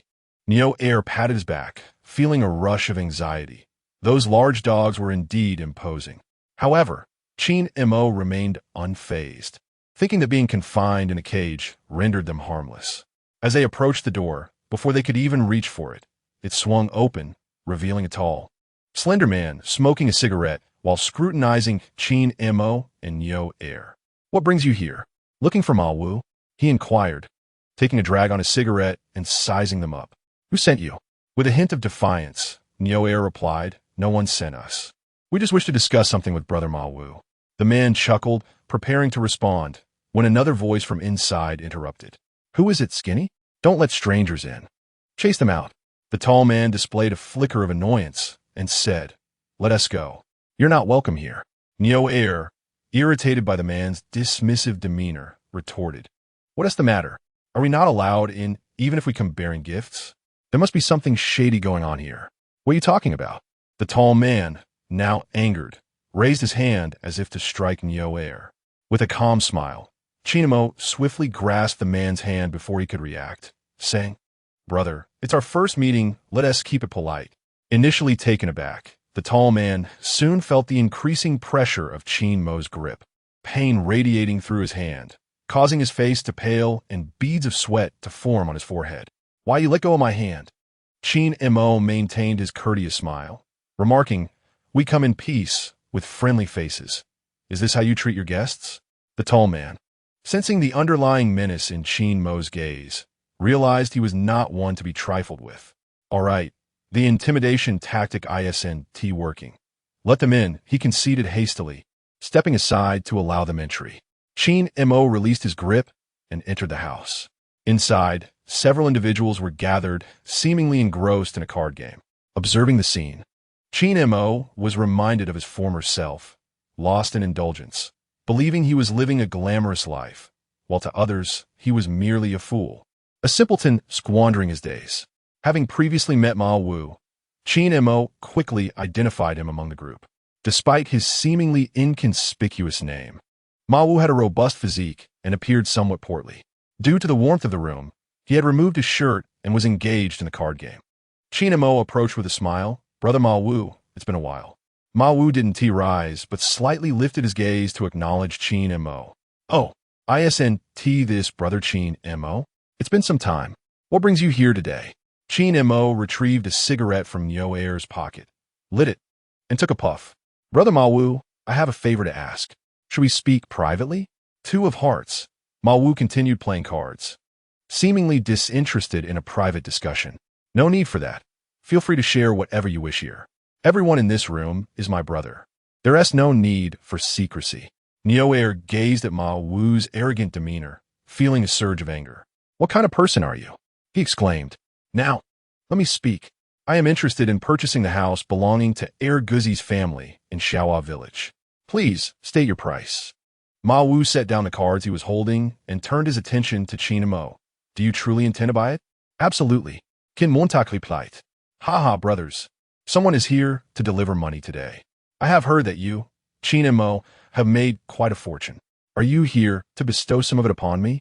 The other gamblers ceased their games, opting instead to watch the unfolding spectacle. Qin Mo chuckled as he settled onto the edge of the column, extinguishing his cigarette in a nearby ashtray. "Please, name your price so we can negotiate." A companion of Ma Wu handed him a lit cigarette, which he smoked while scrutinizing Qin Mo. 100,000, he declared. Upon hearing this figure, Neo Air immediately grew agitated. "Why not just rob it? Why don't you go and steal it?" Qin Mo's expression hardened. He had intended to negotiate amicably, but it was evident that Ma Wu was intentionally provoking him. "Are you unwilling to sell? Are you trying to make things difficult for me?" "Haha, dear brother Qin Mo, as a prominent businessman, surely you are not short of a little money? You are planning to build a factory in Xiaohua Village, and yet you quibble over such a small sum." Qin Mo smiled faintly, stroking his chin. "I will only offer 8,000. Listen to this. I asked for 100,000, and he offers 8,000. Is this not a slap in the face?" Neo Air could no longer contain himself. He glared at Ma Wu, feeling an overwhelming urge to strike him. "Boss, just say the word, and I will act. These few people in this room are not necessarily my match." Qin Mo rose to his feet, brushing off the dust from his clothes. "Ma Wu, if you refuse my 8,000 today, there will come a day when you won't even be able to take away 80 cents. "Ha, fine. Qin Mo, I have never been threatened by anyone since childhood, and you are the first." Qin Mo regarded Ma Wu with a serious expression.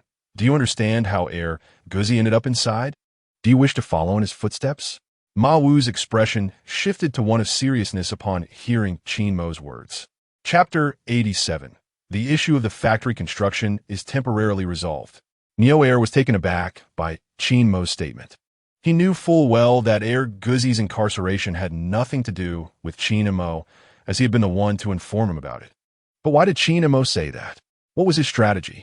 Observing Ma Wu, Qin Mo noted the visible change in his expression upon hearing his words, indicating that they had indeed struck a chord. "You were the one who got Air Guzi locked up." Qin Mo nodded. "He has told me much about your activities, including that time I came to gamble and you cheated." All right, stop talking, Ma Wu interjected, eager to silence Qin Mo. The other gamblers, upon hearing Qin Mo's accusations, were taken aback.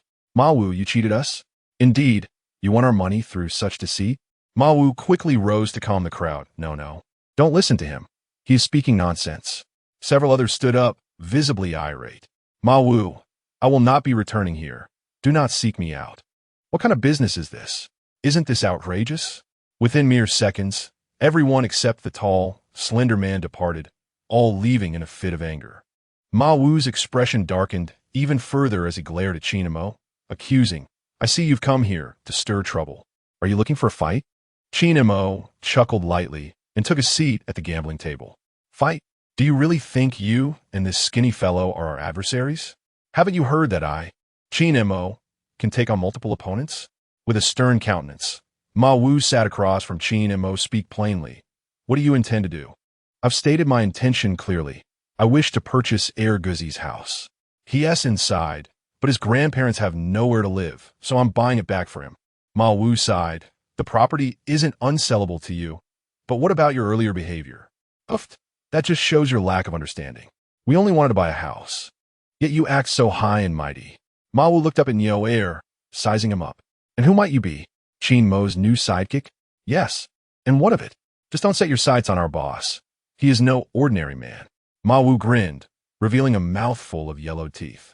You really are protective of your master. Neo, incensed, stormed over and flipped the gambling table, approaching Ma Wu with fury. You dare say that again? Despite the considerable height difference, with Ma Wu being at least a head shorter, he stood unperturbed by Neo's intimidation.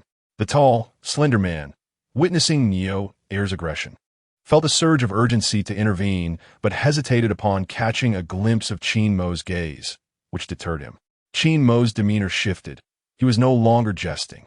His expression became grave, and his eyes sharp as he rose slowly from his chair. Ma Wu, we have come here with sincerity. If you wish to forego this discussion, so be it. I would rather not soil my hands with you. Neo, let us go. Neo glared down at Ma Wu, shaking his fist in front of him. However, if you ever find yourself in trouble, don't blame me, Qin Mo. I'm not one known for leniency. Just as Qin Mo and Neo were about to exit, Ma Wu called out again. Fine, 8000. We have a deal. A cold smirk danced at the corners of Qin Mo's lips. In the past, his temper would have led him to disregard all else and confront these individuals. But now he understood that impulsiveness is the devil's work. Money can solve problems that mere brawling cannot. Neo, draft the contract. Come back tomorrow with the payment. Understood, boss, Neo replied, now brimming with confidence as he produced a pre-prepared contract and handed it to Ma Wu. Ma Wu glanced at the document. But this hasn't been transferred from Guzi. The house is still in his grandfather's name. Qin Mo nodded. Then you simply need to write a note confirming our transaction. I'm not planning to reclaim anything from Guzi. Ma Wu, taken aback, remarked, Qin Mo, you are quite generous. That's 8000 after all. Qin Montag smedet lightly. Leave the details to me.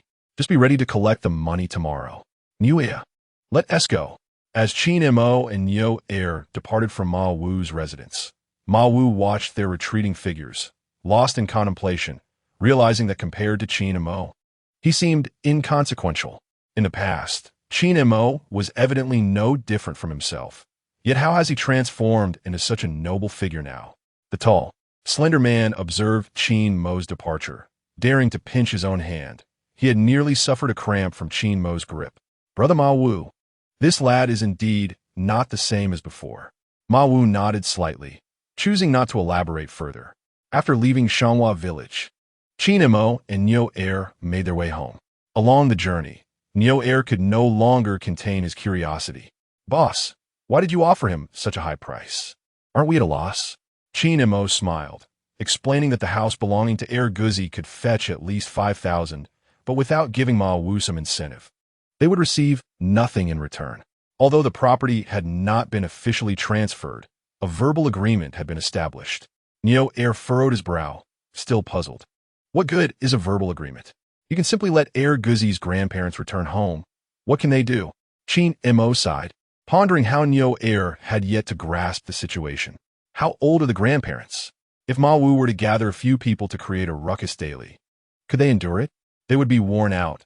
And if anything were to happen, who would take responsibility? Only then did Nyo heir come to a realization. Boss, you have considered this thoroughly. In the village, we are all neighbors. If a life were to be lost, what could we hope to achieve? Nyo nodded, acknowledging that the boss was indeed far-sighted, while he himself felt like a reckless fool, unable to compare. Since Shanghua village was not far from Xiaohua village, the two arrived back while the sky was still bright. Upon returning, Qin Mo hurried to the village secretary's home to discuss the matters at hand.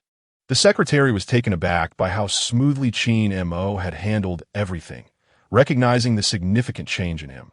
Were it in the past, the outcome might have been quite different. Uncle, I shall go seek heir Guzi's grandparents and assist them in moving back home. Then our factory can commence operations, Qin Mo declared. Uncle Shiwang nodded. Qin Mo, I have faith in you. Give it your all. Qin Mo smiled in return, assuring him, rest assured, Uncle, this time I will certainly put forth my best effort. Thus, Qin Mo temporarily resolved the issues surrounding the construction of the factory. The following day, along with a few individuals, helped heir Guzi's grandparents return to their original home. The elderly couple was bewildered by the turn of events. Yet since the secretary had affirmed that it was still their home, they simply moved back. Chapter 88. The demolition of the educated youth station, witnessing heir Guzi's grandmother lying ill on the Kong. Qin Mo felt a twinge of sorrow. However, he had done all that he could. He was no saint, and now he could only leave the rest to fate. Today marked the day for the demolition of the educated youth station, and many villagers had gathered, including Feng Zheng from the county. The inhabitants of Xiaohua village had always relied on agriculture for sustenance, some cultivating wheat and corn, while others focused solely on corn. This was the first instance of a factory being constructed in the village, thus piquing the villagers' curiosity as they wished to witness this historic moment of the educated youth station's demolition. Qin Mo arrived early, accompanied by the Nyo family and the village's able-bodied laborers, and even the village secretary was present. In this era, rural conditions remain rather challenging. It is quite commendable that the village possesses a few tractors, yet modern equipment such as excavators and cement mixers are conspicuously absent. The village secretary surveyed the old youth station and the surrounding villagers, his heart awash with a myriad of emotions. Dear villagers, today you are all aware that this youth station is to be dismantled and the village is to construct factories. In the past, our lives were arduous. We often went to bed hungry and lacked warm clothing in winter. Although our circumstances have improved somewhat, we cannot afford to become complacent.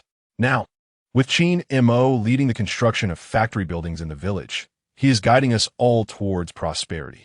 We, the people of Xiaohua village, must not forget our roots. We should cherish those who have treated us well. Would you not agree? Indeed, Secretary, someone chimed in.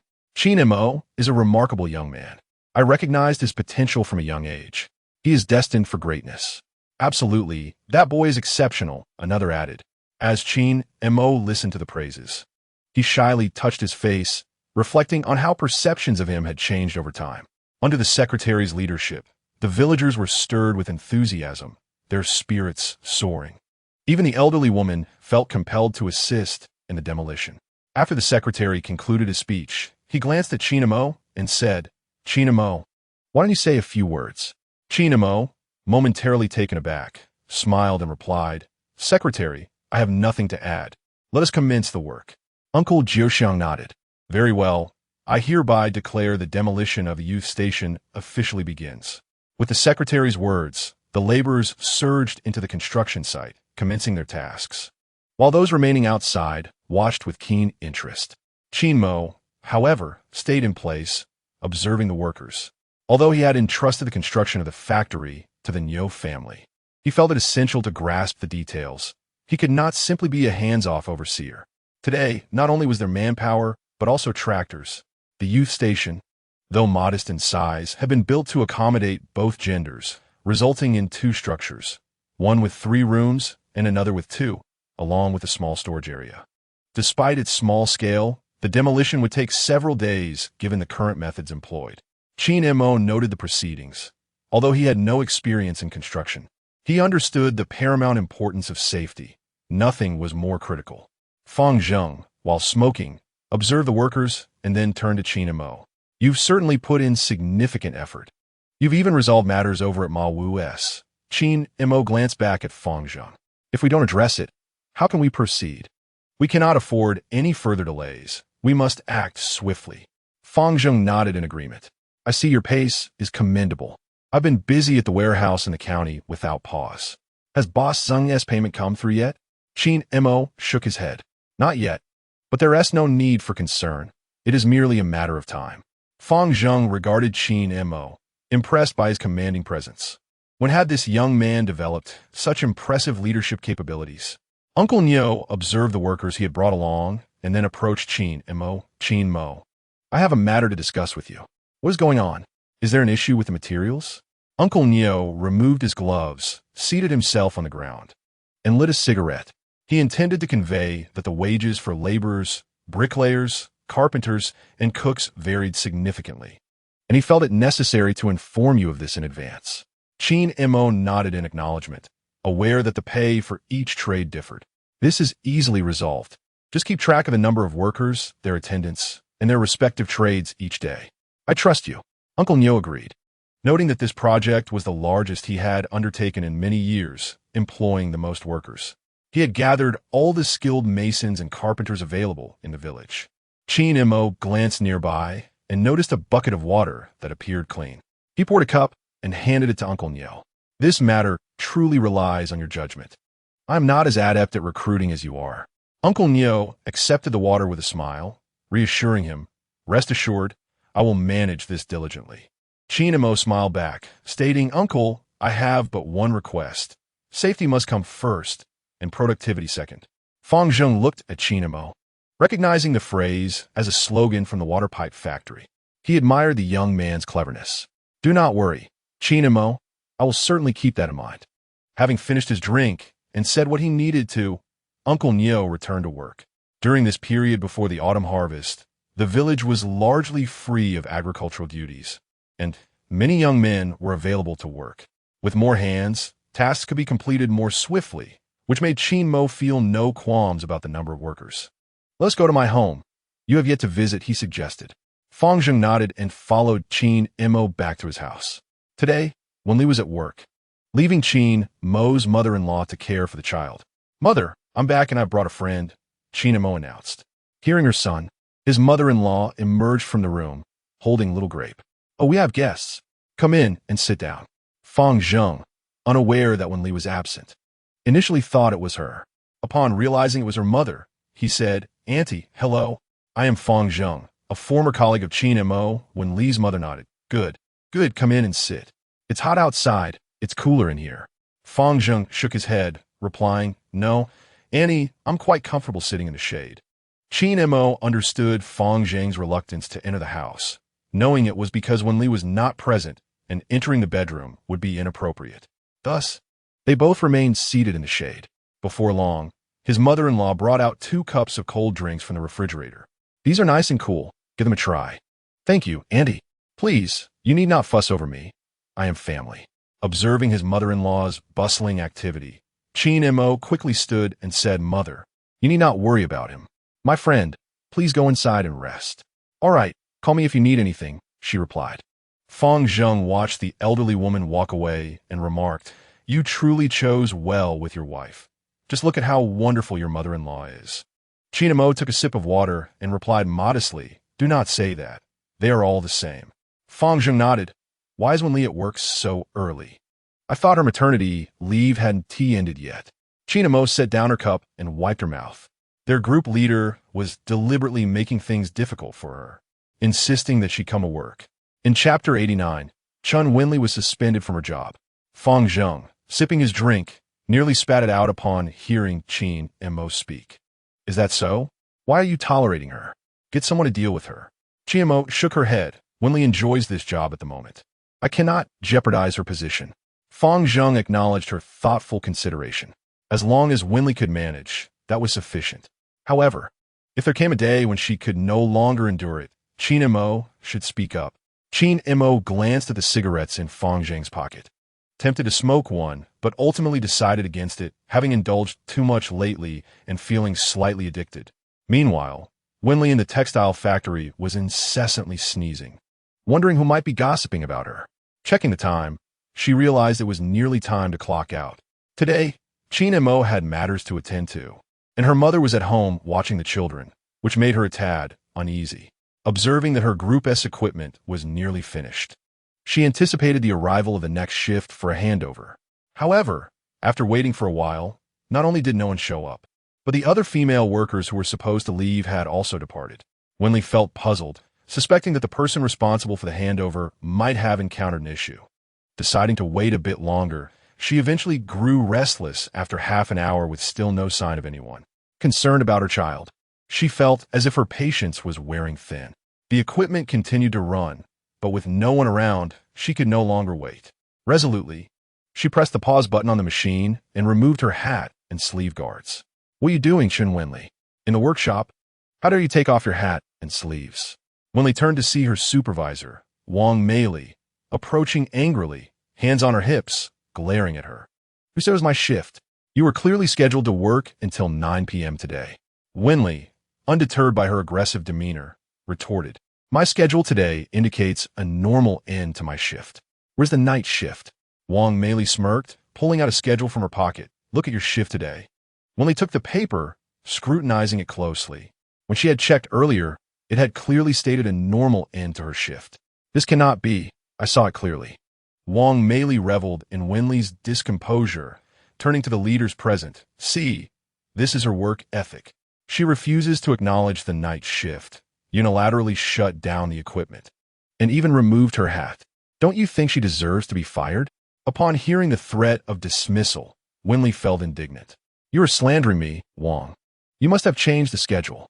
Wang Li, unfazed by Wen Li's accusation, replied confidently, "Fine, since you refuse to admit it, I shall make you regret it." Wen Li was absolutely certain she had seen a normal end to her shift, and the alteration of the schedule was suspicious. "Ahua, Fang, come here. I want to ask you both, what time was Wen Li scheduled to work today?" Ahua and Fang exchanged glances with Wen Li, their trepidation rendering them speechless. At that moment, the two leaders approached Ahua and Fang, their expressions radiating warmth. "You must speak the truth. We cannot allow a rogue to jeopardize our entire factory." Ahua clutched the hem of her clothing and raised her gaze to the leaders, stammering, I saw Wen Li on the night shift, working until 9 o'clock." Wen Li furrowed her brow in disbelief, bewildered as to why they would wish to harm her when she bore them no ill will. "You're lying. This is pure fabrication." Fang, visibly anxious and tugging at her collar, added, "I also saw Wen Li finish at 9. At that moment, Wen Li felt her anger boiling, incredulous that they would conspire against her despite their lack of any prior connection. "Leaders, they are lying. Just look at their shifty eyes. It's clear they are not speaking sincerely." Wang Li, observing Wen Li's distress, triumphantly waved at the two, prompting Fang and Ahua to depart. "Leaders, did you see how arrogant Wen Li is? Even when caught, she refuses to admit her faults." The leader adjusted his glasses, casting a meaningful glance at the once diligent factory flower, then shook his head, as if lamenting the situation. The matter was now clear. A decision from the factory leaders was imminent. What decision? This is slander and defamation. As a vulnerable woman, Wen Li cannot resort to violence to resolve this. Yet reasoning appears futile. Wang Li produced another piece of paper from her pocket, declaring, Wen Li, how many times have you been late or left early this month? I trust one need not remind you." Wen Li gazed at the document in Wang Li's hand. It was yet another false record. While she had indeed taken more leave than usual this month, it was all accounted for with prior notifications to Wang Li. Now, to accuse her of tardiness and early departures felt deliberately malicious. "Wang Li, have you long plotted to ensnare me? If you wish to dismiss me, you should have said so outright. What is this charade? I refuse to acknowledge it." Wang Li reveled in Wen Li's fury, turning to the leaders with a smirk. "You see, this individual is exactly as I described, unrepentant and oblivious to her faults. I have done nothing wrong, so what is there to amend?" Wen Li glared fiercely at Wang Li. The two leaders exchanged glances and nodded, addressing Wen Li. Based on your recent conduct, the factory leadership has decided you should take a few days off to rest, with further proceedings to be communicated later. Wen Li stood rooted in place, her realization dawning. They had long sought to rid themselves of her, and this was merely a pretext for their ulterior motives. Huh, you are quite impressive, having concocted evidence to frame me, even fabricating witnesses. Fine, Chen Wen Li. Do not need this job, but if I leave, it will be on my own terms. I will uncover the truth behind this scheme, and once I identify the culprits, I shall not spare a single one. With that declaration, she removed her uniform and hurled it onto the ground, casting a venomous glare at Wen Li. I must tell you that while humans act, the heavens observe. Those who commit misdeeds will inevitably face divine retribution. Upon hearing Wen Li's words, Wen Li felt no fear. Instead, she was rather pleased. What do I have to fear? I conduct myself with integrity, she asserted. Wen Li nodded, departing while casting a glance at Wen Li, ominously stating, "You will have your moment of sorrow." With that, Wen Li strode out of the workshop, heading to change her work attire, collecting her belongings, including her clothes and cup. Even if the truth were revealed, she would not continue working there. However, those who conspired against her would not escape her wrath. Chapter 90. The wrong daughter-in-law in Fonglin County. At Xiaohua Village, Fang Zheng and Qin Mo were still discussing matters regarding the factory and printing house. As the sky began to darken, Fang Zheng decided it was time to return home. All right, let us leave it at that for now. You head to the county tomorrow, and we shall deliberate further, he suggested. Qin Mo nodded in agreement, and they both rose from their seats. Suddenly, the front door of the house was thrust open from the outside as Wen Li returned, pushing her bicycle. Wen Li has returned. It's been ages, Fang Zheng exclaimed, approaching her with a warm smile and greeting. Wen Li lifted her gaze, her eyes brimming with tears, yet no words escaped her lips. Although she had managed to compose herself on the way home, the moment she arrived, her emotions overwhelmed her once more. Goodness, why is your wife crying? Qin Mo asked, his brow furrowing upon noticing Wen Li's tears. He swiftly approached her, gently lifting her chin to inspect the tears streaming from her eyes, and his heart shattered at the sight. What is wrong? Who has wronged you? Wen Li, gazing at her husband, could no longer contain the pent-up grievances within her. She collapsed into Qin Mo's embrace, sobbing uncontrollably. Meanwhile, their little grape-like child seemed to sense her mother's distress and began to pout and cry as well. Wen Li's mother, hearing her daughter weep, hurriedly emerged, cradling the child. Wen Li, what has happened? Why are you crying? Did you fall off your bicycle? Let me see where you're hurt, she inquired, concern etched on her face. The sight of her mother intensified Wen Li's sorrow, and tears flowed freely, akin to pearls spilling from a broken string. Qin Mo understood that his wife must have suffered some indignity at work. If she had been bullied on the road, she would have reacted with anger rather than tears. Her current weeping was filled with a sense of injustice, undoubtedly linked to her workplace. Who has wronged you at work? Tell me, he urged.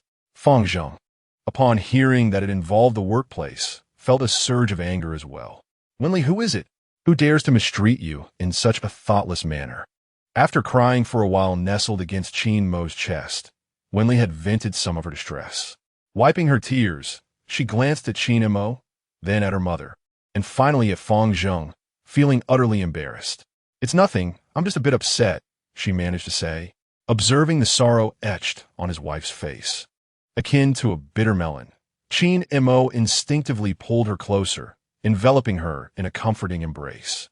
Please tell me, who is it? Wen Li sniffled softly and replied, it was that Wen Li. No, I don't believe she is the mastermind behind it all. Wen Li's mother observed her daughter had ceased crying, and her own heart began to lighten.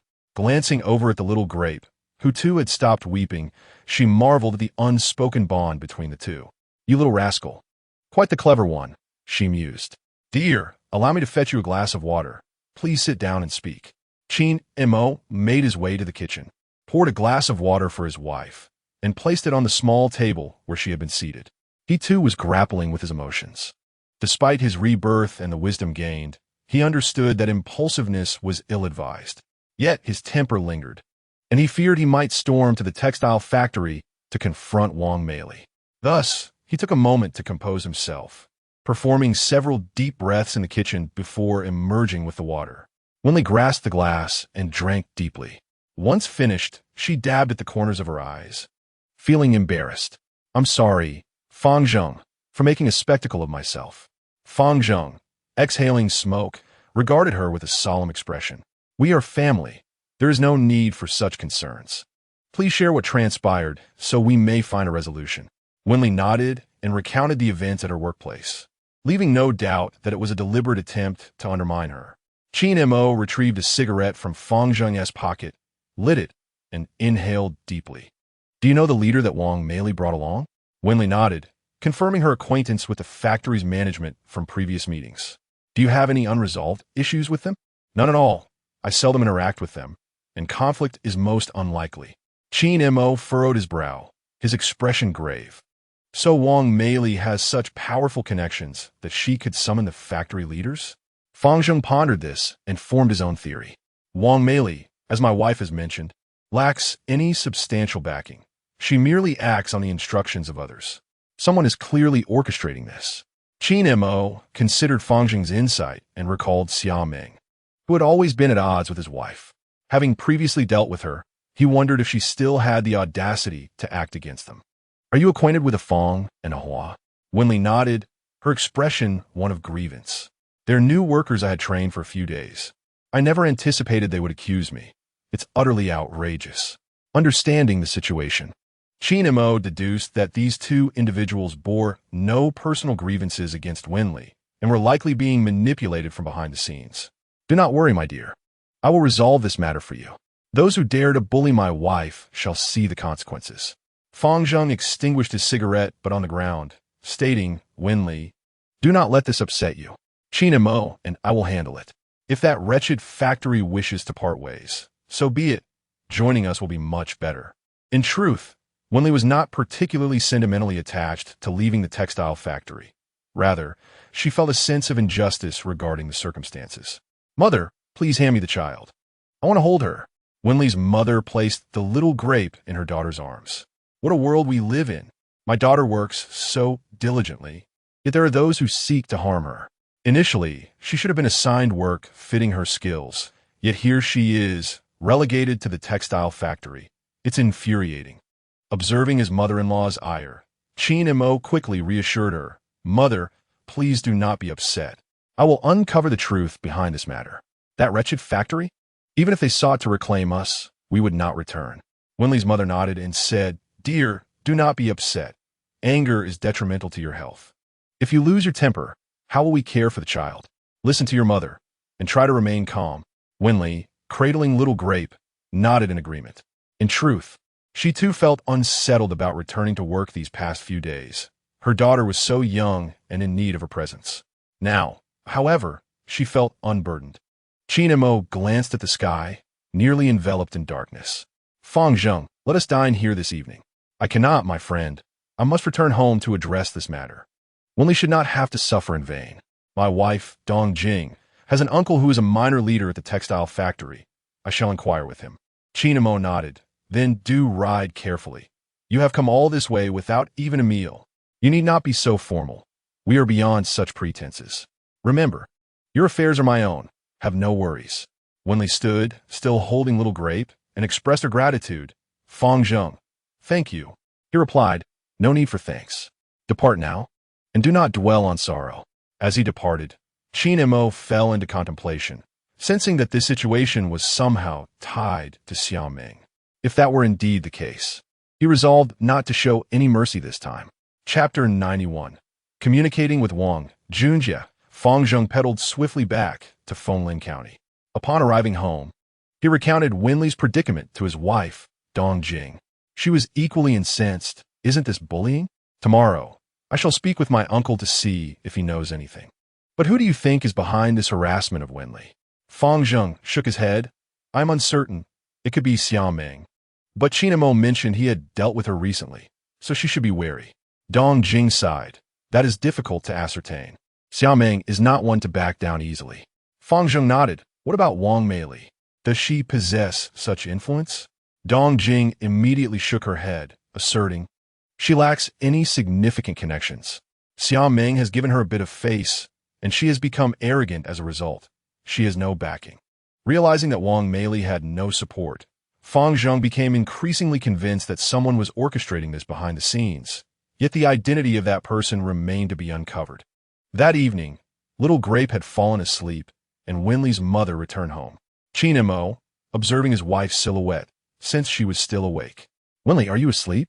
Wen Li turned to face him. "No, I cannot sleep." Qin Mo smiled as he drew her closer, enveloping her in his embrace. Still angry about today's events? Wen Li remained silent, merely shaking her head. "What do you wish for those like Wang Meili, Ah Fong, and Ahua? Do you want them to leave the textile factory?" "I do not care where they go. It is of no concern to me," Wen Li replied, irritation evident at the mention of that woman's name. Qin Mo tenderly stroked her long hair, assuring her, "I will ensure they do not have it easy. Rest assured, my dear. By the way, now that you have left the textile factory, what do you wish to pursue? Do you prefer to stay home?" Wen Li wrapped her arms around Qin Mo and looked up at him. "What can I possibly do on my own? You can certainly do much. How much do you need? I will provide it. If it falls short, I will find a way." Upon hearing Qin Mo's words, Wen Li could not help but smile. "Then I wish to be the boss lady and build my own career." "Certainly. However, you are now the mistress of the house, for I am the master." Wen Li joyfully patted Qin Mo's arm and chuckled. "Then I shall open my own shop and become a boss in my own right. I wish to establish a tailor's shop." Qin Mo furrowed his brow, somewhat perplexed. "Why a tailor's shop? You did not study that in your vocational school." The mere mention of a tailor's shop ignited Wen Li's enthusiasm, prompting her to sit up straight. "Since childhood, I have yearned to create my own garments, as I found the clothes my mother made rather unappealing. However, as I grew older and our family's circumstances were less than favorable, I relinquished that dream." Qin Mo nodded in agreement. "Well, if you truly wish to pursue it, you may open it wherever you desire, be it in the county or the village."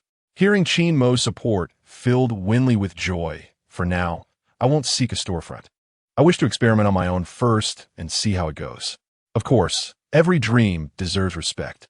One day, I shall procure some books for you to peruse." He replied, Qin Mo, you are truly wonderful." Qin Mo observed the radiant smile on Wen Li's face, so blissful and sweet, likely having temporarily forgotten the events of the day prior. Before long, Wen Li drifted off to sleep, while Qin Mo ventured into the system's marketplace, intending to acquire a few books on garment making for his wife. Given that it was the 1980s, clothing styles were rather conservative and outdated. Hence, if Wen Li could study more advanced literature, the garments she produced would surely be exceptional. With this thought in mind, Qin Mo spent the night browsing and selecting items within the system. The following day, Qin Mo rose early and made his way to the county. He first arrived at the post office to inquire if his funds had arrived, only to learn that they had not. Next, he proceeded to his storage facility, where Niu Er and Fang Zheng were engaged in discussion about Wen Li's situation at the textile factory the previous day. "Boss, should I go directly to the textile factory and speak with that Zhao Meili? Perhaps I can ascertain her perspective," Niu Er suggested. Qin Mo shook his head. "No, she won't share anything, and visiting the factory directly is not advisable." "Fang Zheng, could your wife inquire about Wang Meili's shift today?" Fang Zheng nodded. "Certainly. My wife went to her uncle's house this morning, but will return here afterward." Qin Mo acknowledged, determined not to overlook this matter. "By the way, where does Wang Junjie work? I have heard he is at the county government, but we are unaware of his specific position." Qin Mo nodded. "Very well. I shall seek out Wang Junjie." Niu Er removed his sleeves and hat, eager to accompany Qin Mo. Qin Mo chuckled at Niu Er's enthusiasm. "What are you doing? You wish to come with me?" "Of course, I must assist you. What if Wang Junjie attempts something underhanded?" Niu Er replied. Fang Zheng patted Niu Er on the back. "That won't be necessary. He's at the county government. What could he possibly do?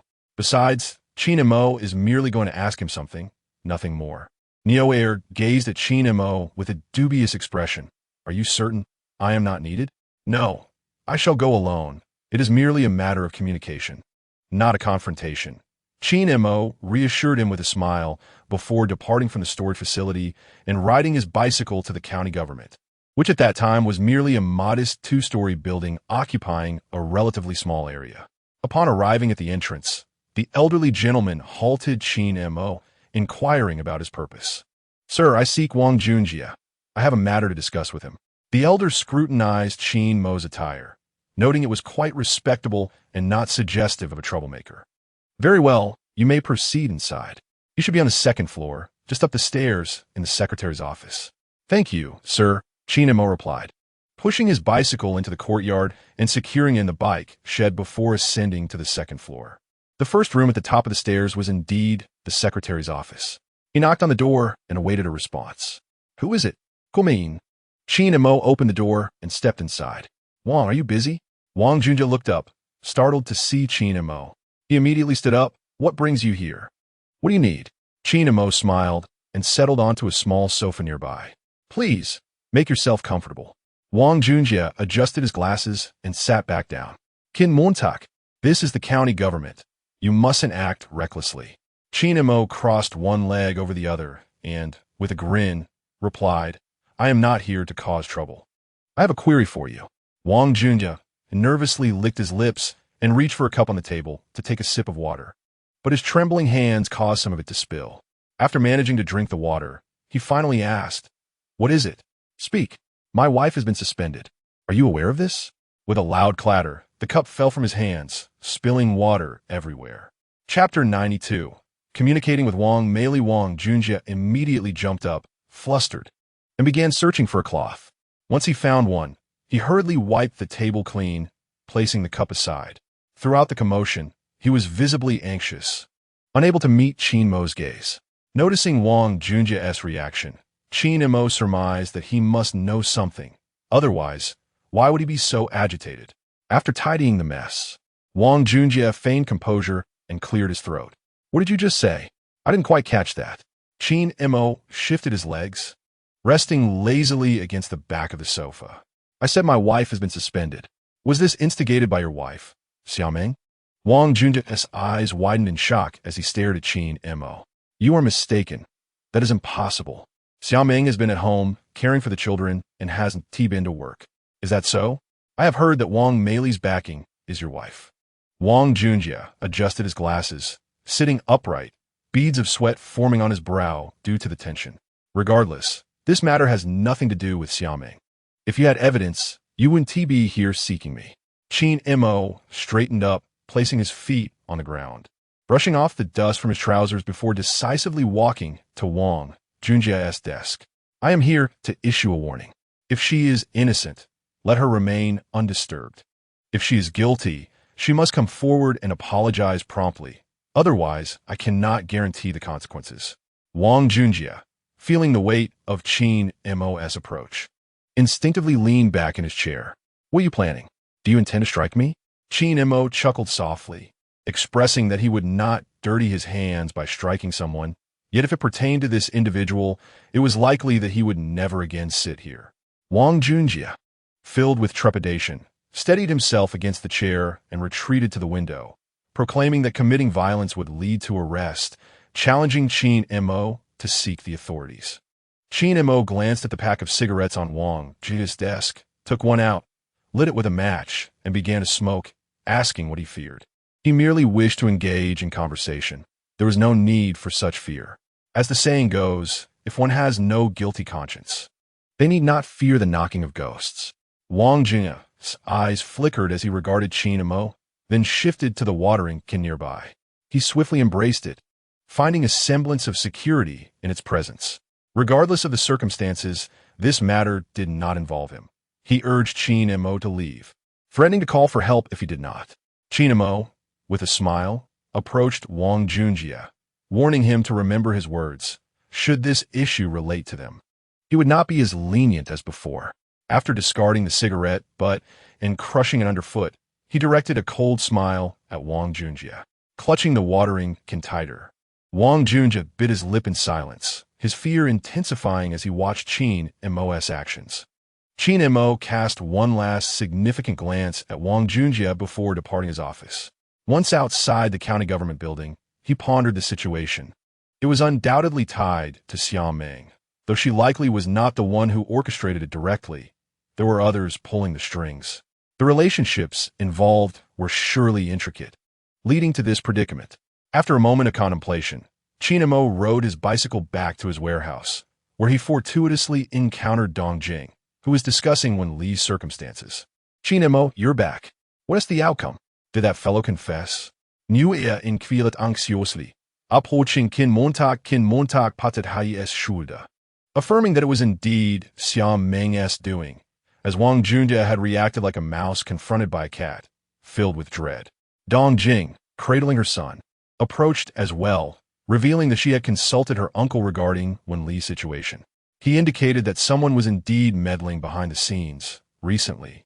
Several interns were to be promoted, but due to a lack of positions, some long-standing employees would need to be let go. Qin Montag nodded, inquiring whether this decision came from the factory leadership or elsewhere. Dong Jing gently patted her son's back, soothing him to sleep, and relayed her uncle's warning that the matter was complex, with possible involvement from the county government. Fang Zheng moved closer to his wife, taking their son into his arms. This situation appears intricate. Wang Li is on a night shift tonight, finishing at 9 p.m. Should we inquire about her? Qin Mo sighed, noting that without evidence, she might not confess, but they could certainly try. They might also question Ah Fong and Ah Hua. Fang Zheng agreed, suggesting they first approach Wang Li tonight to see what she had to say. The group waited until after 9 p.m., and then Qin Mo, Neo Air, and Fang Zheng rode their bicycles to the textile factory. As the clock signaled the end of the workday at the textile factory, a considerable number of employees began to exit, with at least dozens of them riding their bicycles through the open gates.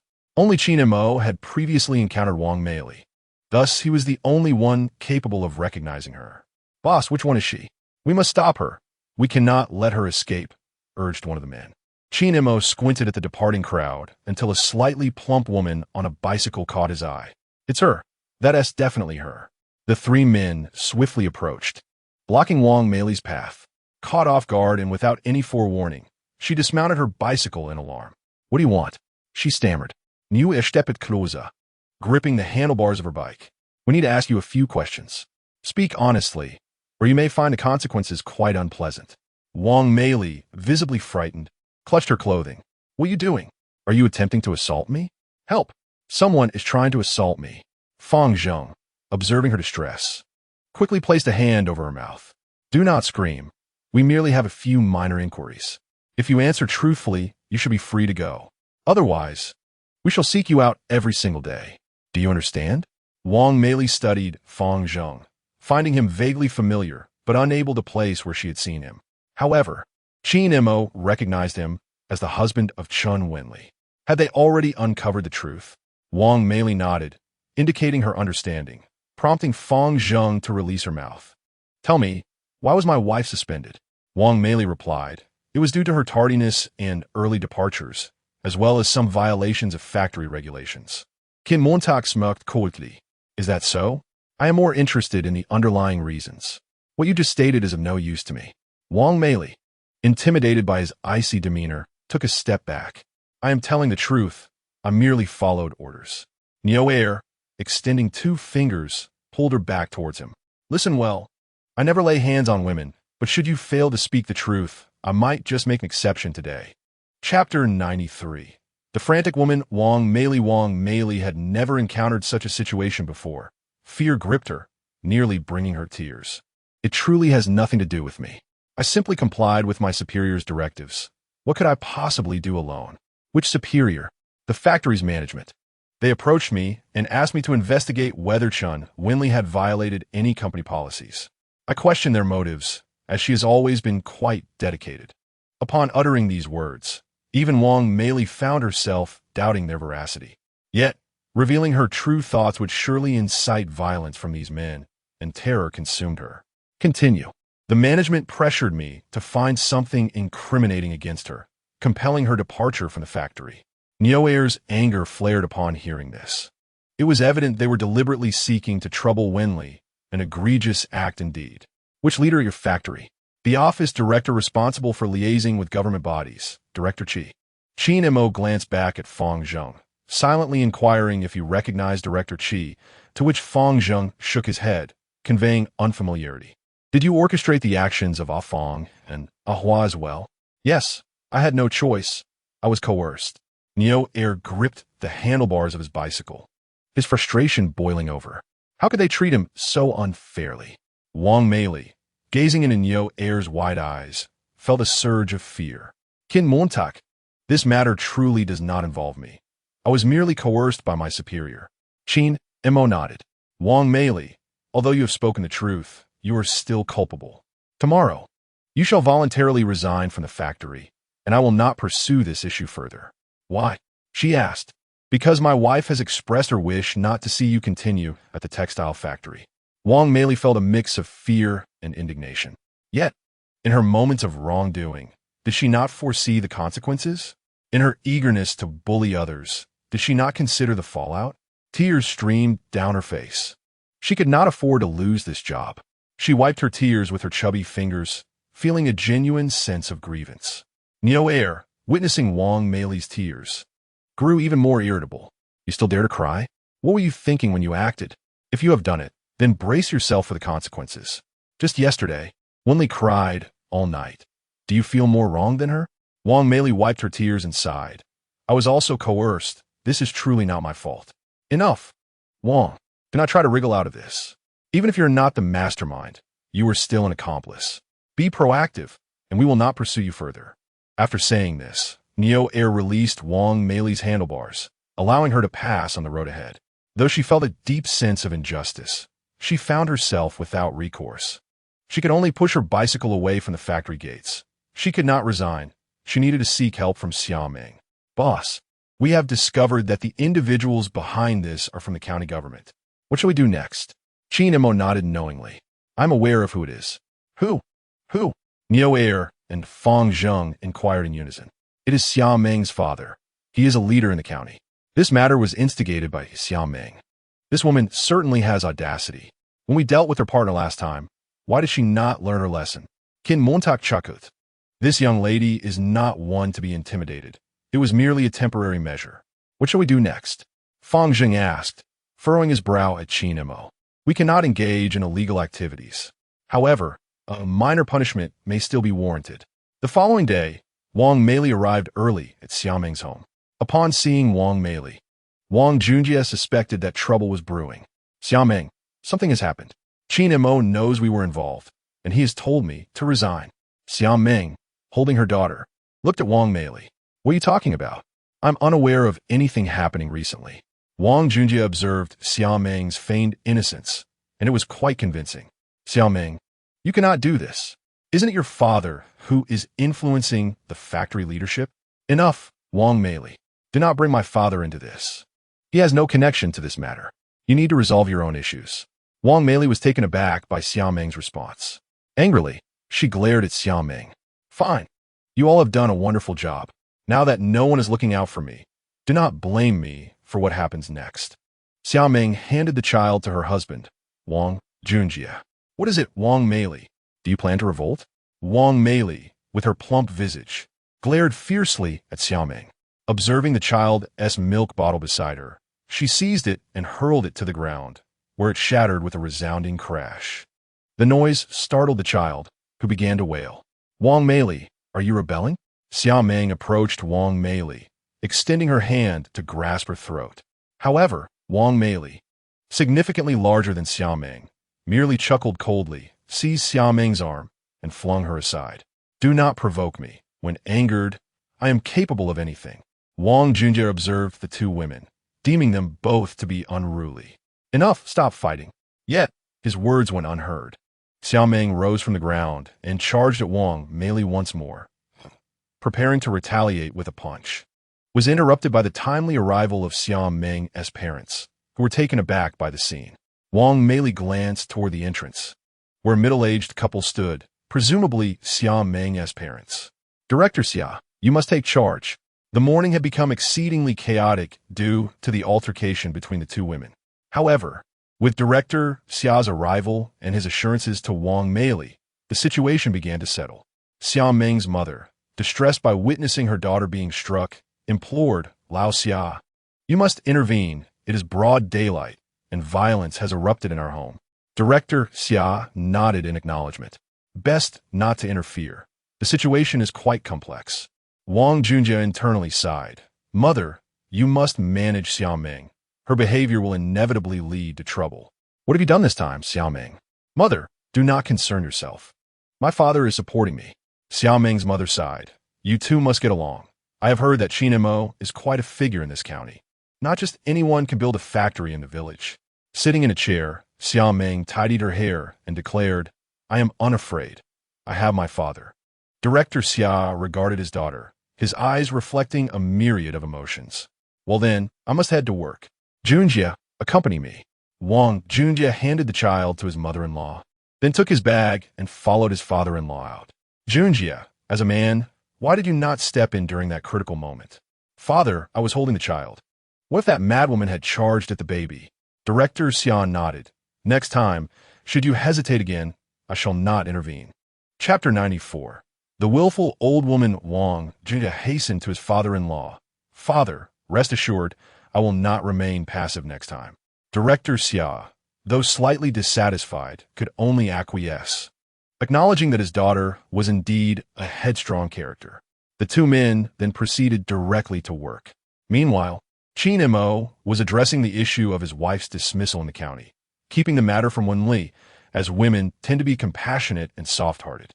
At critical moments, they might falter in their resolve. Thus, these matters were handled discreetly. Days passed, and the fund from Bosson at the post office finally arrived. Upon receiving the money, Qin Mo promptly ordered 10,000 packages of diapers through the system. With the arrival of 10,000 packs of diapers, the printing factory became quite busy. Currently, the workload is not overwhelming, so only Niu Air and Fang Zheng are engaged in the tasks at hand. Although their progress may be slightly slower, they are managing adequately for the time being. Today, Qin Mo did not venture into the county. Instead, the factory buildings in the village have begun to lay their foundations. Uncle Niu indeed has solid connections, as a substantial amount of cement, sand, and bricks have been procured.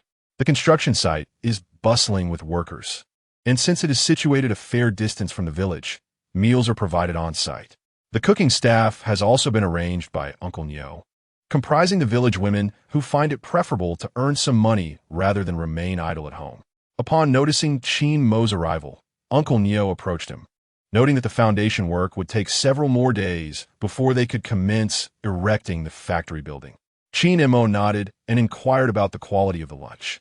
Uncle Niu smiled, revealing that the meals are quite satisfactory, consisting of 1 meat dish and 2 vegetable dishes, which has pleased everyone. Qin Mo acknowledged Uncle Niu's words with a slight nod, mentioning that Niu Air is preoccupied with tasks in the county and that the responsibility now rests on Uncle Niu. Uncle Niu expressed his contentment, taking out his hand-rolled cigarette. He felt fulfilled in his lifetime to oversee the construction of such a large factory. However, he noted that in a few days, the rural community would transition into the busy harvest season, resulting in fewer available workers. Qin Mo was aware that with the approach of October 1st, the annual corn harvest would commence, and due to the lack of harvesting machinery, the work would be entirely manual. This laborious process is slow and arduous, but there is no alternative, as advanced agricultural technology has yet to develop in the rural areas. Moreover, tractors are scarce. Not every household possesses one, leading some families to rely on ox carts or horse-drawn vehicles to transport their harvest home. After discussing various matters, Uncle Niu returned to his work while Qin Mo wandered around the construction site. Suddenly, a figure caught his attention. The militia captain, Han Zhuang, was also laboring on site. At that moment, he had removed his shirt and was sifting sand, evidently in need of income. The presence of work is a welcome sight. Yet Han Zhuang's physique is commendable. He has developed quite an impressive musculature. Should the factory require a security chief in the future, Han Zhuang would undoubtedly excel in that role. After inspecting the raw materials, Qin Mo assessed the depth of the foundation. 4 high-rise buildings in the city. The foundations typically extend several dozen meters deep. However, for this factory, a depth of 5 meters suffices, allowing for a maximum of 2 stories above. Laying a foundation is indeed a skilled endeavor that not just anyone can comprehend. It takes individuals with years of experience to know the intricacies involved. Having surveyed the construction site, he then proceeded to the temporary kitchen, which, despite being constructed from wooden boards, was surprisingly tidy. The cooks, two homemakers, appeared unfamiliar to Qin Mo, but they seemed to be diligent and efficient individuals. After completing his observations and finding no further business at the site, Qin Mo returned home. However, upon arriving at his doorstep, he discovered 3 bicycles parked outside, one of which belonged to his father-in-law. The identities of the other 2 bicycles were unclear, but it was evident that visitors had come to the house. He pushed the bicycle into the courtyard, and before he could properly place it, a figure emerged from the house. Qin Mo had returned. How was the construction site progressing? The individual, Qin Mo's wife's uncle, was someone he had encountered previously during the full moon celebration. "Uncle, you're here?" "Ah, indeed. Grandma is also here. Come inside." Upon hearing about his grandmother-in-law, Qin Mo recalled her formidable reputation. She was known to be quite strict and unreasonable. As soon as Wen Li heard Qin Mo had returned, she hurried out of the house and whispered a few words to him. Qin Mo smiled reassuringly. "It's nothing. Let us discuss it inside." Upon entering the house, he found not only Wen Li's uncle, but also her aunt, along with the elderly matriarch seated on the Kong, his wife's grandmother. "Aunt, Grandma, you're here." "Yes." "Qin Mo, where have you been?" "You just returned," the grandmother inquired sternly, sitting cross-legged on the Kong with a small child in her arms. "Grandma, I went to the construction site to check on the foundation work." Wen Li's aunt, perceptive and considerate, picked up a slice of watermelon from a nearby cabinet and offered it to Qin Mo. "Here, have some watermelon. It's quite sweet, freshly bought from the melon patch." Qin Mo nodded appreciatively as he accepted the fruit. Wen Li's parents sat calmly on chairs, their expressions neutral, neither joyful nor displeased. The grandmother nodded, saying, "Qin Mo, I have heard you're doing well now, earning substantial money. Just remember, when you earn big, do not forget your family." Wen Li felt discomfort at her grandmother's words. During their impoverished days, the grandmother had shown nothing but disdain, yet today she was all affection, cradling the child and speaking kindly. It was puzzling to Wen Li what her true intentions were. After taking a bite of watermelon, he offered it to his wife. "Wen Li, Grandma, if you have something to say, please speak plainly. We are family. No need for circumlocution." The grandmother handed the child to Wen Li, then picked up her pipe, lighting it to take a puff. "Your uncle and aunt are idle at home. Is there any position available at your site?" Qin Mo understood immediately. It was a request for them to work at the construction site. "Grandma, there are quite a few people there. I'm not entirely sure if we need more." The grandmother continued to smoke, casting a sidelong glance at Qin Mo, regardless of whether you need help or not. "You must make arrangements for your own family. We cannot allow outsiders to reap the rewards." Initially, Wen Li's mother wished to remain silent. Yet her mother-in-law's behavior provoked her. She stood up, ready to confront her, but Wen Li's father grasped her arm, gently urging her to sit back down. Wen Li, holding their daughter, felt equally displeased. "Grandma, everyone has been assigned tasks. How can I go to work when my parents aren't going?" Upon hearing Wen Li's words, the grandmother set aside her pipe, her face flushed with anger. "Eldest, are you deaf? Is this how you speak to your grandmother? Did you not hear her?" Chapter 95. Qin Mo praised by his wife, hearing his mother's call. Wen Li's father stood up and approached the elderly lady. "Wen Li, how can you speak to grandma like that? Let us communicate respectfully." Wen Li cradled her daughter, glancing at her father, unwilling to engage in a quarrel. She carried the child out of the bedroom and into another room. Qin Mo understood his father-in-law's filial piety and was aware of the hardships the elderly lady had endured while raising 3 children. It was no easy feat. Although they lived without luxury, they remained healthy and had not succumbed to starvation, which was commendable in itself. Wen Li's father sat beside the elderly matriarch, soothing her emotions. "Mother, please do not be upset. Wen Li is still a child. It is not worth your anger." Wen Li's younger aunt looked at her elder brother and then at Qin Mo brother. "My second brother and I are merely idling at home.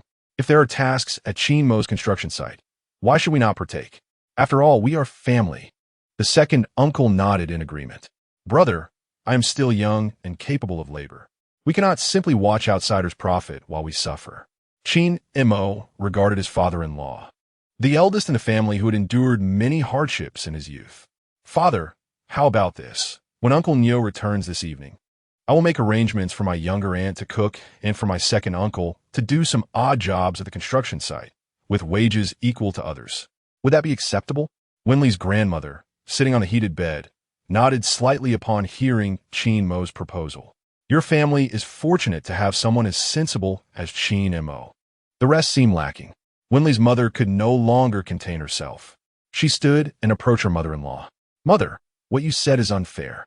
Since my marriage, I have brought many items to your family, often sacrificing my own needs to support you all. What of it? Have we not fared well? Observing his wife's distress, Wen Li's father felt caught in a dilemma.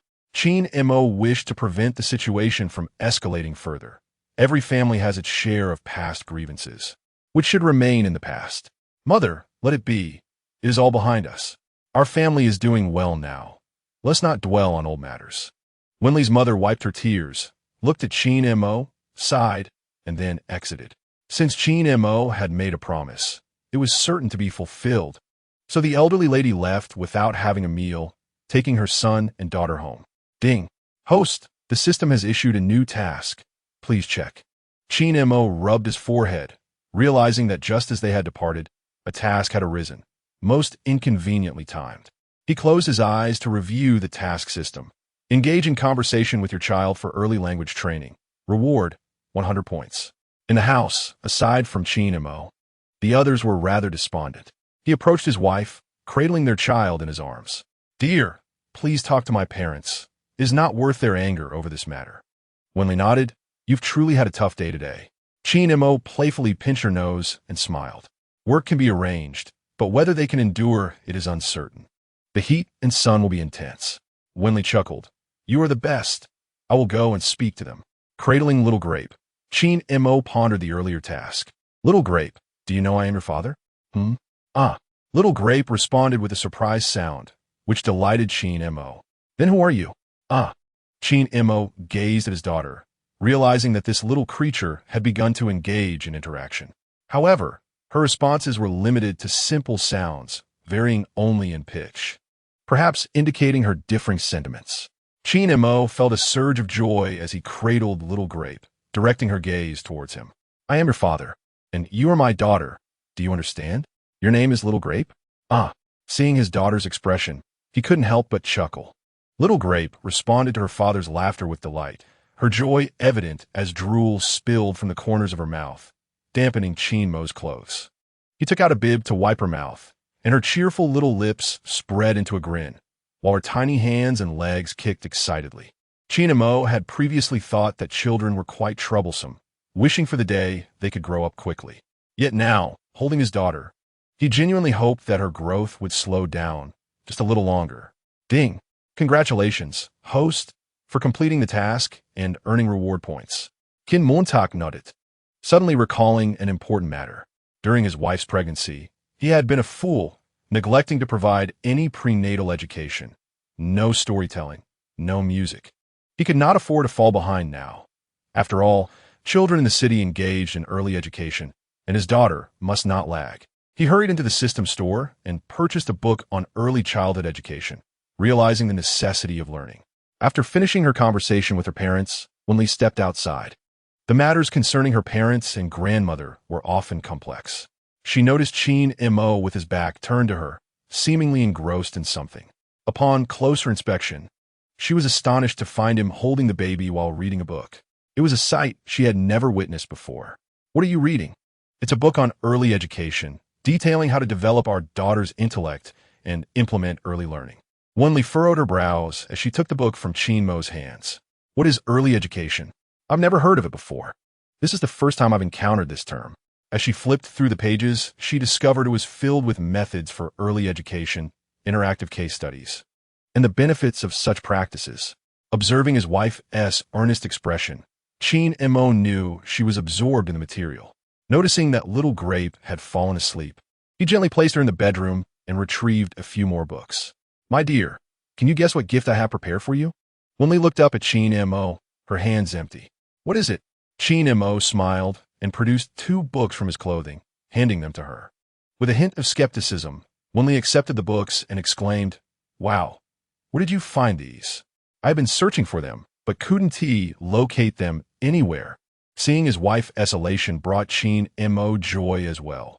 It had taken considerable effort to procure them, and he was eager for her to create garments for him. Wen Li held the books tightly, exhilarated. These 2 volumes were about tailoring and fashion design, reinforcing that Qin Mo had not forgotten her aspirations. Wen Li found it challenging to articulate her happiness, feeling as though Qin Mo was akin to a fairy, capable of conjuring anything. "Qin Mo, how are you so remarkable?" Qin Mo smiled as he gently squeezed his wife's hand. "How could I possibly forget your matters? Remember to provide early education for our daughter. And let's not overlook you either." Wen Li, holding a book, approached Qin Mo and embraced him, saying, "Mo, you are the most formidable man in my heart. I willingly accept the role of your wife." Touched by his wife's declaration, Qin Mo embraced her even tighter, feeling honored to be Wen Li's husband. Chapter 96. Placing family members on the construction site that evening. After darkness fell, Uncle Neo returned home, weary from his labor at the construction site.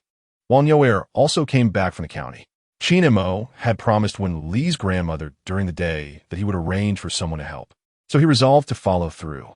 Noticing the lights on at the Neo household, he made his way there.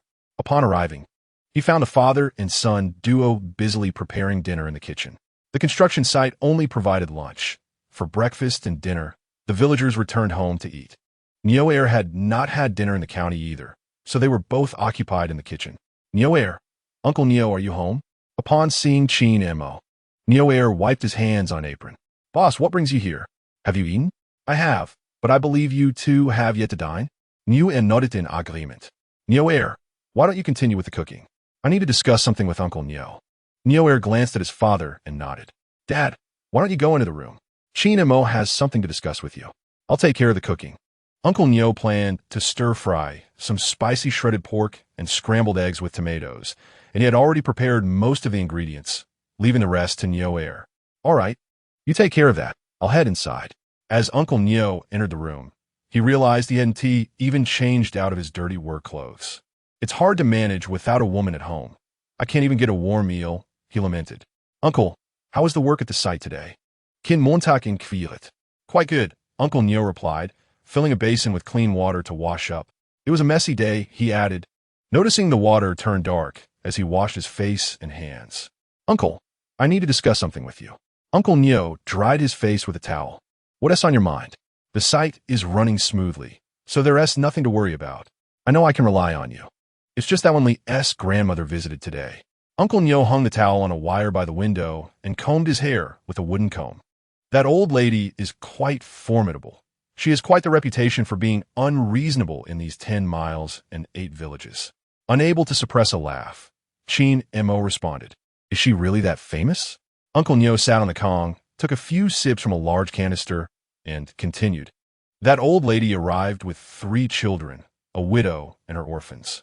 If she weren't formidable, she wouldn't have survived." Qin Mo nodded, lighting a cigarette for Uncle Neo with a match. "Uncle, do you know my second uncle and little aunt?" "Of course, I know them.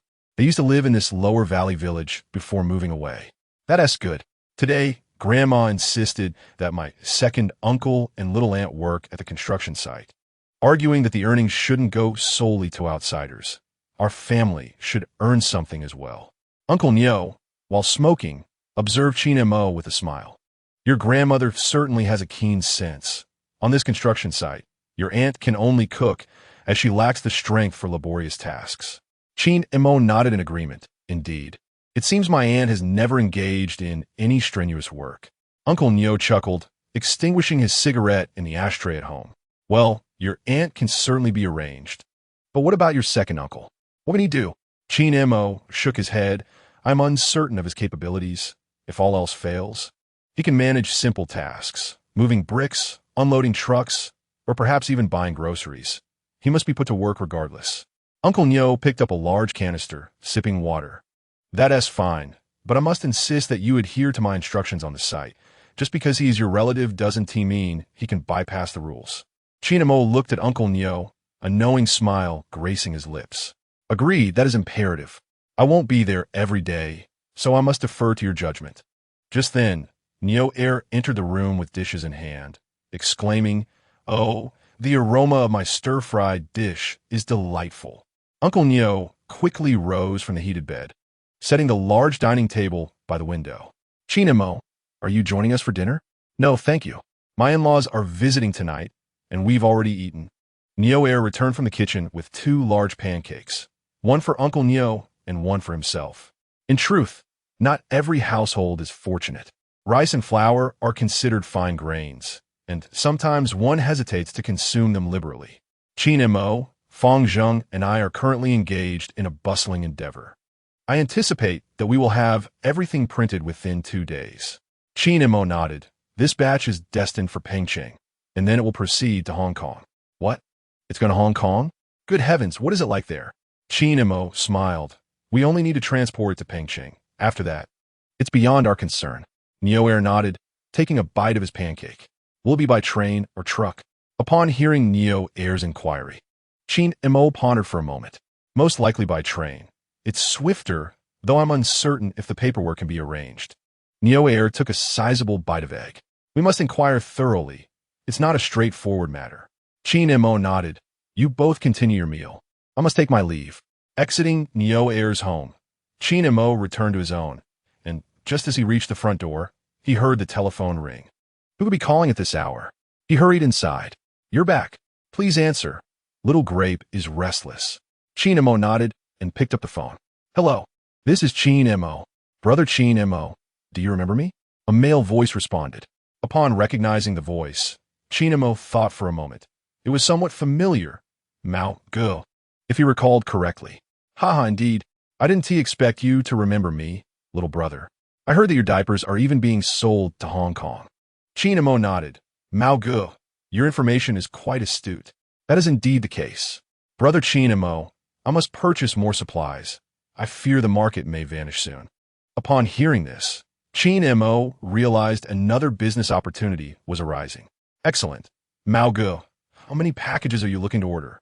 Wen Li, inhaling his cigarette, fell silent for a few seconds on the other end of the line. About 20,000 packages. Qin Mo felt a surge of joy. Will that be in batches or all at once? Wen Li calculated that with 20,000 packages, priced at 30 yuan each, the total would amount to 600,000 yuan. A substantial sum indeed. Brother, let us start with 10,000 packages. I need to recoup my funds before ordering the remaining 10,000, he proposed. Qin Mo nodded in agreement. For 10,000 packages at 30 yuan each, that totals 300,000 yuan. With a 50 discount for self-pickup, I could earn 150,000 yuan. The profits from Boss Zhang's order and yours would be sufficient to cover the factory expenses. All right, Mao Ge, I appreciate your straightforwardness.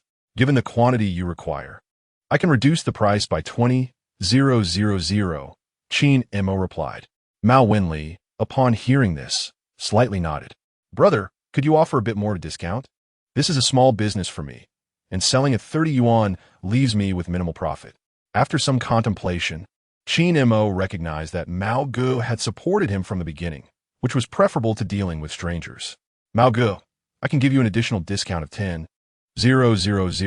bringing the total reduction to 30,000. Thus, the price will be 270,000. Wen Li, not being one to haggle excessively, felt a bit embarrassed by the considerable discount. All right, how soon can you supply the goods? Qin Mo pondered for a moment. I'll expedite the process on my end. There is a significant demand for goods right now. The latest will be 1 month, but I can manage it in 2 weeks at the earliest. Wen Li sighed. All right then, brother, will you come to Jiangzhou to collect the payment, or should I transfer it? Qin Mo took a moment to think and decided. I'll come to Jiangzhou. Very well. Let us meet at the same hotel. Just come find me, Wen Li confirmed. Okay, Mao Ge, I look forward to our collaboration. After hanging up, Qin Mo felt quite pleased as he gazed at his wife, holding their little grape. Although he had earned some money, he realized he was still far from his ultimate goal. The following day, Qin Mo took a bus to Jiangzhou, curious to see the big bearded man again. Unsure of what he had been up to. Upon arriving, he searched the bus station but found no sign of him. Perhaps he had returned to the printing factory. He decided to look for him after completing his own business. Qin Mo arrived at the Jingmao Hotel in Jiangzhou and inquired at the front desk about Mao Gu's room. After ascending the stairs, he discovered the door to the room was ajar. Approaching the entrance, he knocked gently and called, "Mao Gu, it's Qin Mo." After a moment, someone emerged from within to open the door. "Who are you looking for?" "I'm looking for Mao Gu. Please hold on." Qin Mo had assumed that only Wen Li was present, but to his surprise, there were others in the room. After a few seconds, the door swung open, revealing Wen Li. "Qin Mo, my brother, you're here? Come in and have a seat. Everyone here is a friend." Nodding, Qin Mo followed Wen Li into the room, which was larger than the previous one he had seen. A table was set in the middle, seemingly prepared for a game of mahjong. "Several of us are enjoying a casual game of mahjong and chatting. It's all in good fun, without any stakes," Wen Li explained. Qin Mo smiled at Wen Li. "Brother, a little gambling is enjoyable, but excessive gambling is detrimental. I used to play often." "Oh, really? I didn't realize you enjoyed this pastime, too." Wen Li replied with surprise. Qin Mo shook his head. "Not anymore. I'm now focused on my career." Upon the conclusion of Qin Mo's words, the other individuals in the room erupted into hearty laughter. "Allow me to introduce my esteemed friend, Qin Mo, a youthful prodigy who is undeniably impressive in his endeavors." Although the three individuals present were unfamiliar with him, they could discern from his demeanor and eloquence that he was no ordinary person, and they reciprocated with amiable glances. Qin Mo smiled modestly, stating, No, I am far inferior to Brother Mao."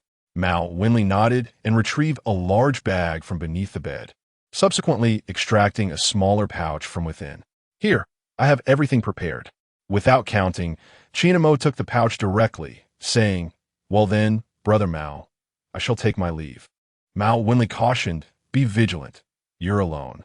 With a smile, Qin Mo grasped the bag, initially intending to find someone to accompany him, but since that person was unavailable, he planned to search for them shortly. Wen Li nodded, "Take care." As Qin Mo exited the Jingmao Hotel, despite holding a sum of money, he felt no apprehension. After all, who would believe that such a substantial amount could be present here? He paused for a moment, recalling the location of the printing factory, which was not far from his current position. Determined, Qin Mo proceeded towards the printing factory. After approximately 20 minutes of walking, he arrived at the entrance of Jiangzhou Printing Factory. Given that most factories were state-owned, there was an elderly guard stationed at the gate. Qin Mo approached and tapped on the guard's window. Upon noticing someone, the guard emerged, inquiring, "What brings you here?" "Sir, I am looking for Zhang Dafei, who should be operating a truck for our factory." The guard, recognizing Zhang Dafei, replied, "Just a moment, let me inquire." Qin Mo nodded and waited at the entrance.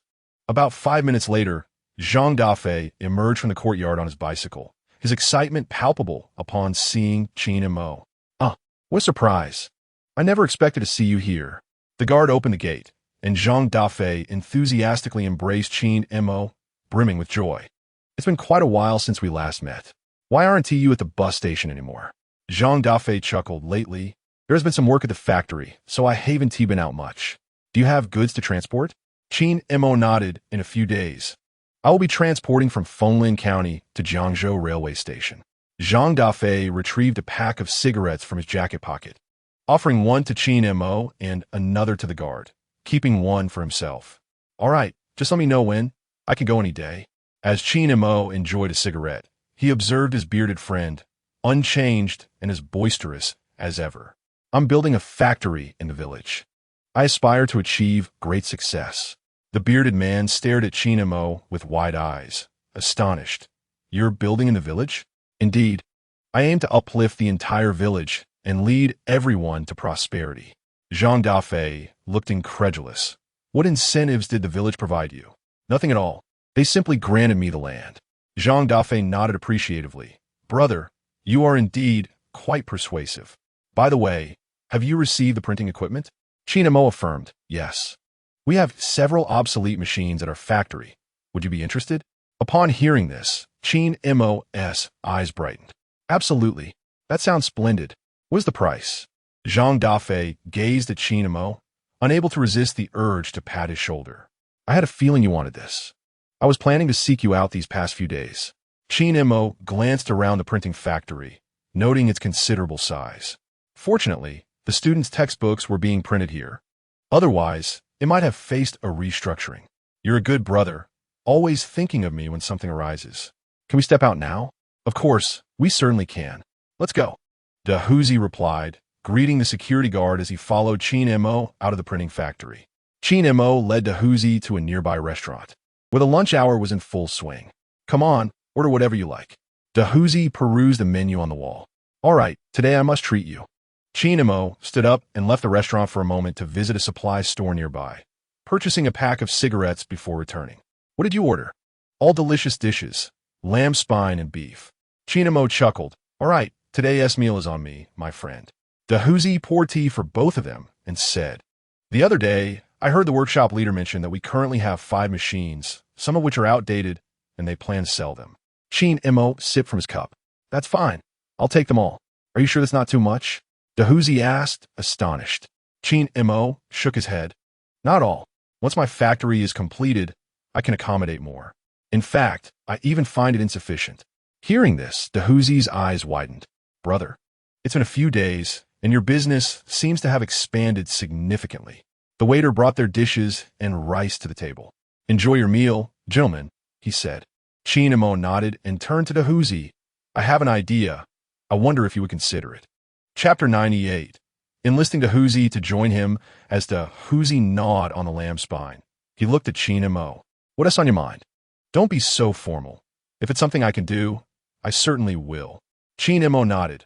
Once my factory is completed, a substantial amount of goods will be transported from our Xiaohua village to Jiangzhou or even to various parts of the country.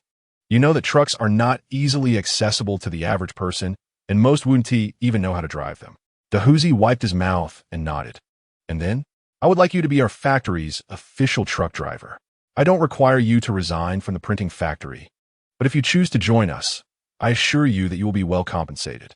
Dahuzi pondered Qin Mo's words, aware that the printing factory was a secure job, one he had been assigned after his military service. If he lost this stable position, what would his future hold?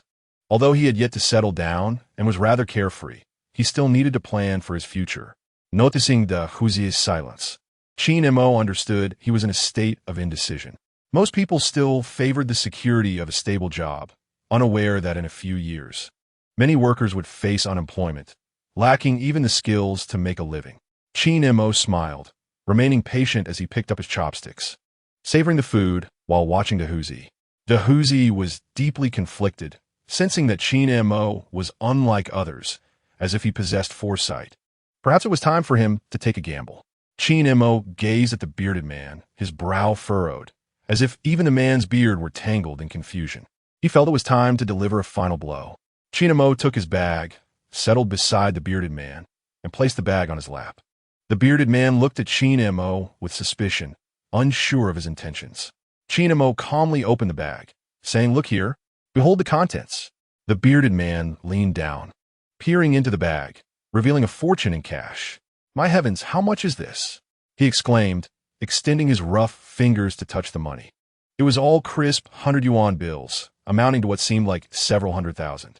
His eyes widened in disbelief as he blinked at Qin Mo, then hastily tucked the bag away, bewildered by the sheer amount. How can there be so much? Qin Mo chuckled, reclaiming the money and placing it back on his side. I, Qin Mo, have earned a substantial sum, but rest assured, you shall receive more than what you would earn at the printing factory. The bearded man licked his lips and adjusted his beard, inquiring, How much is this? 270,000, Qin Mo replied. The bearded man gulped audibly. Such a sum was beyond his wildest dreams. Yet Qin Mo treated it as if it were mere trifles. Leaning in closer, he whispered, Have you brought all your money? Qin Mo shook his head. This is the payment for 10,000 packages of diapers from Brother Mao in Jiangzhou, and there are 90,000 packages yet to be paid for from Boss Sung in Pengcheng. Brother Mao still owes for another 10,000 packages, and we have established a long-term partnership with the hospital in Fenglin County. We are also forging connections with the hospitals in Jiangzhou. The bearded man, however, did not fully grasp Qin Mo's words. He merely recognized that this man was undeniably wealthy, and aligning himself with him could only lead to fortune. "Waiter, bring us 2 bottles of beer." "Sure thing, coming right up." Before long, the beers arrived.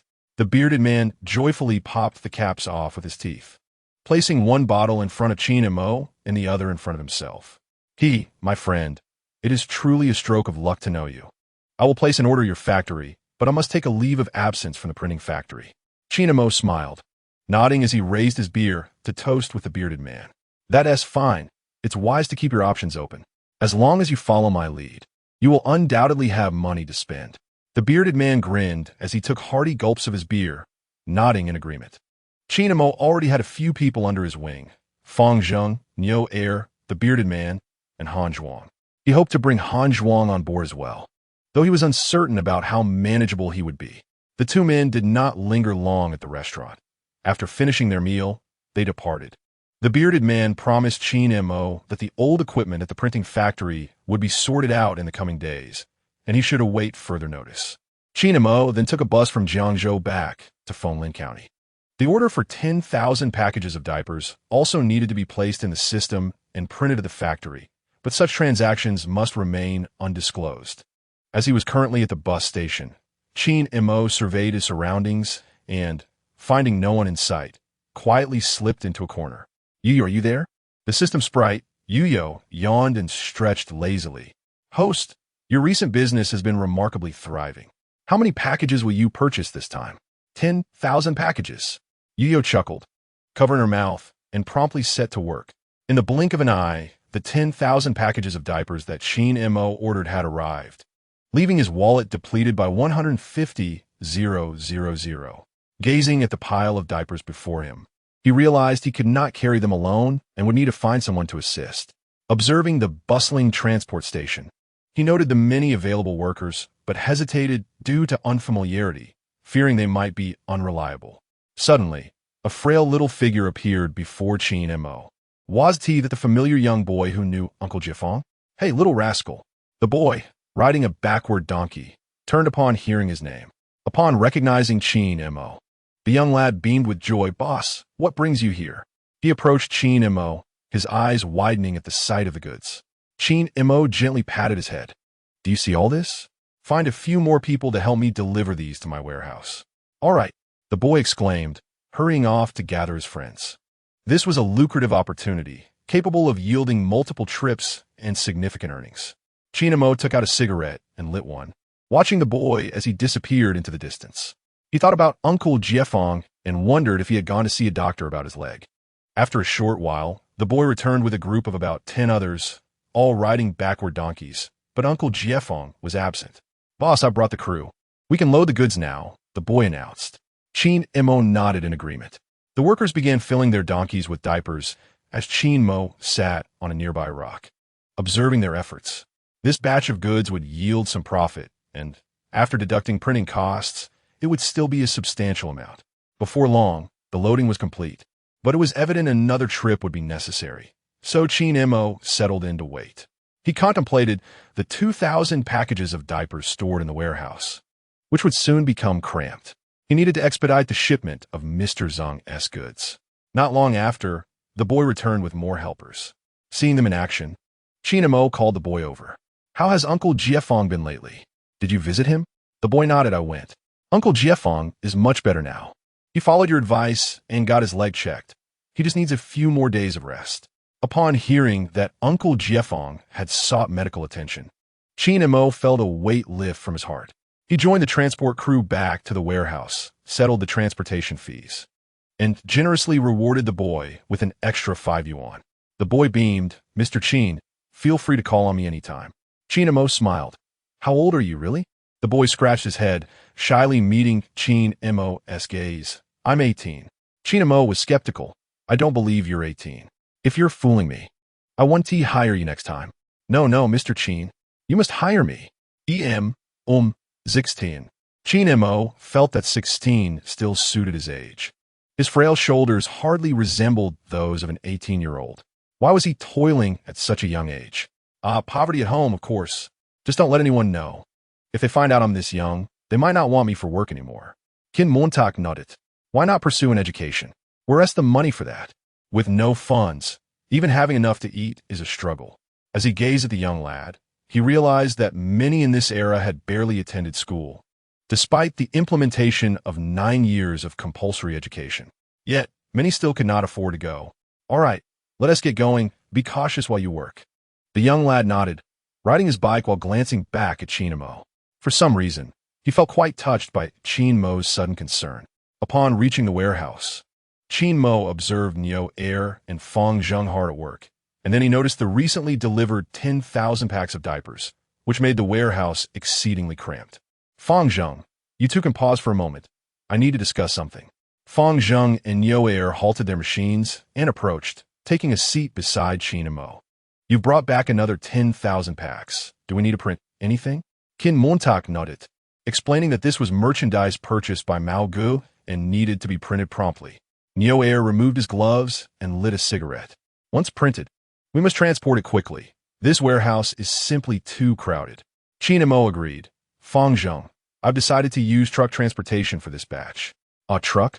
Isn't that going to be expensive? Qin Mo acknowledged the high cost, but explained that he hadn't yet negotiated with the train service and wasn't sure if it could transport the items. Besides, trains are slow while trucks are fast.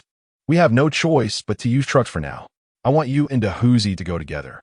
It's good to have someone to look out for you. Do you know Dahuzi? Fong Zheng nodded, confirming he was aware and asked when they would depart. In a few days.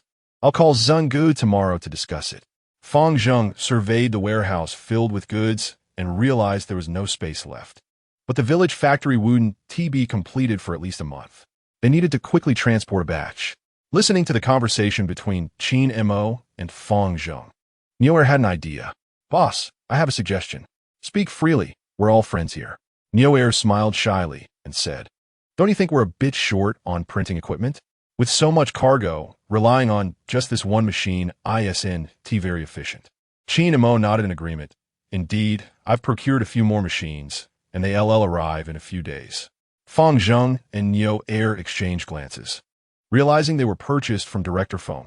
Qin Mo shook his head. No, they're from the Jiangzhou printing factory. Although the equipment is old, it will suffice for our needs for the time being. That's excellent. With those, printing these 10,000 packs won't take nearly as long. Fong Zheng remarked. You've certainly been busy today. Qin Mo nodded,